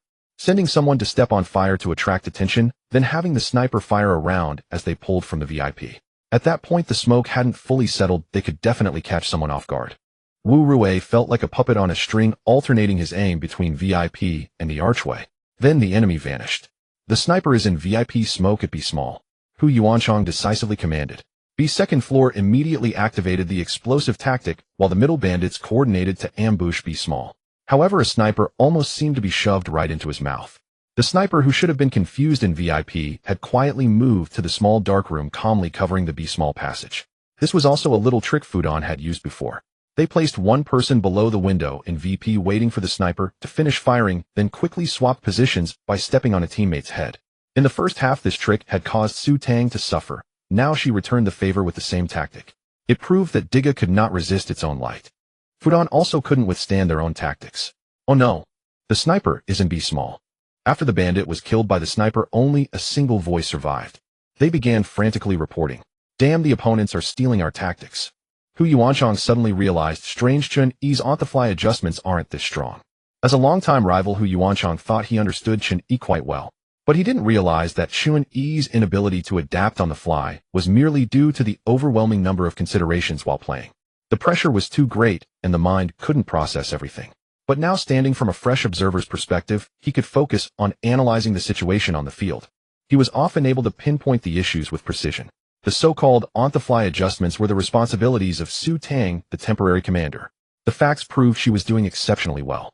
Not just well, as she could solve the tactical dilemmas of command all on her own. As long as we eliminate the enemies, we naturally won't need to call on teammates for assistance. Chun-Yi also noticed that Su Tang's individual performance was rapidly improving. She skillfully utilized the undulating terrain of Desert Mirage, sometimes pushing forward to scout, sometimes retreating to defend the bomb site, and adjusting the team's formation based on the information gathered. Even if she inadvertently encountered the enemy's main force, with her superior marksmanship, she could at least achieve a one-for-one exchange. If her teammates threw flashbangs in time, she might even pull off a spectacular play. Without Chen Feiyu stealing kills beside her, she could quickly accumulate kill streaks using the bulldozer. The Su Tang teammates were just a hindrance to her smooth gameplay. Under her dynamic control, her teammates also began to shine. Even Zhou Kai spoke, much less focusing on following commands. Su Tang's lips curled up, revealing a pair of cute little tiger teeth. Let you all taste what numbers mean. What's happening? Everything feels off. Hu Yuanhang's forehead was beaded with fine sweat. Despite executing the tactics perfectly, he felt constrained at every turn. Is she really charging in? This is outrageous. The Mingzhu Tower cannot allow someone so formidable to exist. Wu Rui's sweat dripped from his nose as he irritably shouted, "The school's lousy air conditioning, can't they lower the temperature a bit? I'm so hot I can't focus." Hu Yuanhang glanced at the air conditioner remote. 20 degrees, turbo mode, full blast cold air. This was already the lowest setting allowed by the school. How about we pool some money for a fine to set it to 16 degrees? He was equally flushed, looking like a boiled shrimp ready to be served on a plate. In the second half, the opponents started copying and following suit, stopped thinking, and just relied on brute force. This is the muscle therapy that only 3 Demon Kings can pull off. One punch for each little friend, unstoppable. Can the traffic in your Magic City match this strength? Well, they really can. Do they have the first place in the ladder? Unrestrained, extremely arrogant, and brutally ruthless. One session is stronger than 6. Every time Fudan executed their tactic step by step, Su Tang would turn into a big truck, charging wildly, completely disregarding traffic rules. They made it extremely uncomfortable to disrupt their offensive rhythm. Chen Feiyu also got excited, and with Su Tang's permission occasionally followed her lead. This mindless style of play suited him. His addition made Wu Yuanhang and others suffer. Every time they prepared to throw props, they would suddenly switch to aiming, fearing a CT would suddenly appear and slap them. They gave the kids PTSD. They are just confident they can trade kills. A Fudan player secretly wiped his sweat. That girl reminds me of Navi's fatball. He was referring to the commander BMBL4 of the former world champion team, Navi, known for his aggressive and flexible style. The fatball excels at charging to the front line during the probing phase to gather information and directing teammates. Of course, Su Tang didn't possess BMBL4's extensive experience. She only had boring dry statistics. I can't do this anymore, we need to change strategies. Seeing the score widening, Hu Yuanhang couldn't bear it anymore. As the commander, he was supposed to be the calmest brain in the team, but at this moment, that brain felt like it was being roasted. The bullets in his head were almost stuffed full. Calm down, brother Hang, it's just a practice match. Wu Rui still maintained some semblance of sanity. The opposing team has thieves. Oh right, we need to hide a tactic. Hu Yuanhang jolted awake. He could only hug his teammates in tears, and the strategy book he had clutched had not been flipped even once. The pain continued for a while. In the end, Fudan lost the practice match 139. GG. Su Tang completed her first practice match with an exaggerated record of 26 kills, 5 assists, and 13 deaths. After a brief exchange and mutual flattery, they exited the match and logged off to review. Everyone performed well. Chun Yi said with a smile as he pulled out his notebook. Fudan must still have hidden tactics. This is not their full strength, and Desert Ruins is not their strongest map. Now let's quickly go through the demo. Chun Yi turned on the projector to play the match video. He explained each round in detail, pausing occasionally to use the recorded playback for situational review, checking if everyone's communication and choices under pressure were accurate. He quickly pointed out everyone's issues. Fang Yiliang's exaggerated reporting, Chun Feiyu's dazed attacking strategy, Su Tang's unreasonable scouting habits, absurd props, and sporadic use of the rifle. Although Su Tang's shooting was surprisingly accurate, Chun Yi noticed she relied more on point shooting, purely depending on quick reflexes to headshot enemies. Her spray control could only be considered average level, somewhat unworthy of the title of first in the ladder. As for the pistol, it was truly disappointing, living up to its name as candy. Her on-the-spot command was impressive, but upon closer inspection, there were still many details needing refinement. Your game sense is strong, this freeform style suits you well, keep it up, but you need to try to integrate into your team. He looked at Su Tang, his tone serious. This isn't the ladder. Many positions don't require you to watch personally. Those are areas your teammates are responsible for. If you try to do everything, the pressure on your aim will increase. I understand, I will definitely improve. Su Tang earnestly noted each piece of advice. She firmly believed in Chun Yi's professional analysis. Following his guidance for improvement was undoubtedly correct. She could feel that Chun Yi's understanding of esports thinking far surpassed that of other teammates, and she truly learned a lot of professional knowledge this time. Chun Yi continued to explain tirelessly. Su Tang realized she had many small issues. Meanwhile, on the Fudan side, Hu Yuanhang stared at the video, completely dumbfounded. That girl's shooting is too fierce. Conventional tactics simply can't suppress her. Look at the beginning, she was still a bit restrained, not adapting to such a small activity range. He switched back and forth between the opening and closing rounds of the match. But in the second half, it was as if she had suddenly been untied and her performance opened up completely. In contrast, the new Demon King-S player on our team was already silenced. Clearly, he hasn't managed to break free from the confines of the strategy book. But this is the typical performance of a normal person just stepping onto the stage. According to the strategy book, everyone must reach designated positions at fixed times to execute tasks. Actions are very limited. You can't just go wherever you want, like in the ladder, doing whatever you please. Once actions are delayed, teammates in other areas also have to stop and wait for you. This delays the rhythm of the whole team. At this moment, even if they know it's a life or death situation, they must obediently go out and sacrifice. This is also why many professional players often make seemingly reckless moves during matches. This is called execution ability. Everything is to pave the way for tactics. You can't just stay there because you don't want to die. Thinking of how their own Demon King-S was shrinking back, afraid of making mistakes, was simply unacceptable. It's really infuriating to compare. This girl's adaptability is somewhat terrifying. Hu Yuanhang began to feel uneasy. He vaguely sensed that this year a big shark would emerge from the Eastern Division. Wu Rui slumped in his chair, finally recovering from his heated state. How about next time we encounter them, we just ban Desert Ruins? Hu Yuanhang shook his head. We belong to the same division. We can dodge for a moment, but not for a lifetime. We must study her weaknesses in advance and find a breakthrough. Time quietly slipped to 9 p.m. Although the match lasted less than an hour, the post-match review took over 2 hours. Su Tang looked at the densely packed notes and couldn't help but marvel at how Chun Yi could capture so many details from a single match. For every shortcoming, he could provide several adjustment suggestions. That's it for today? Chun-Yi's hoarse voice was laced with fatigue as he glanced at the time on his phone. The 16th preliminary match starts soon. There's less than a week left. Everyone practiced more at home. The group felt a bit dazed as they heard class was over. Their spirits finally returned as they packed up and planned to grab some late-night snacks to replenish their minds. Only Su Tang felt a bit unsatisfied. Chun-Yi had given her a complete set of optimization plans, and she still felt she hadn't heard enough. Wait a minute. Zhou Kai suddenly spoke up to stop everyone.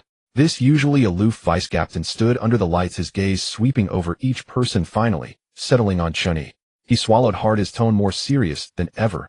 Does everyone remember our esports club's motto? The team members exchanged glances and shouted the motto in unison. Climb to the highest stage and showcase the charm of magic exchange. This fall season. Zhou Kai's voice suddenly choked up. He took a deep breath. It's Brother Yi's last match, let's all work hard together. The cheerful atmosphere suddenly froze. Only then did everyone remember that figure who always organized strategies alone late at night, that captain who always gently guided them, was about to leave campus for an internship with unfulfilled dreams. Time flies so fast. Of course. Do you need to remind us? Chun Feiyu suddenly slammed the table and stood up. Let's just do it. Our goal is to dominate the nation. Kick this SD player out. Zhou Kai didn't say anything, just extended his hand. 6 hands slowly stacked together, the youthful passion pulsating in their palms. Chun-Yi turned away, his shoulders trembling ever so slightly. Zhou Kai raised his hand as if to pat him, but it ultimately became a gentle touch. Everyone exchanged smiles under the lights, all unspoken words morphing into silent nods, their bond unspoken. I have something to attend to, I'll take my leave. Chun-Yi quickly walked out the door, but wiped his face at the corner. Zhou Kai followed closely behind. The corridor's lights extended their figures long and far. Fall season, I'll leave it to you all.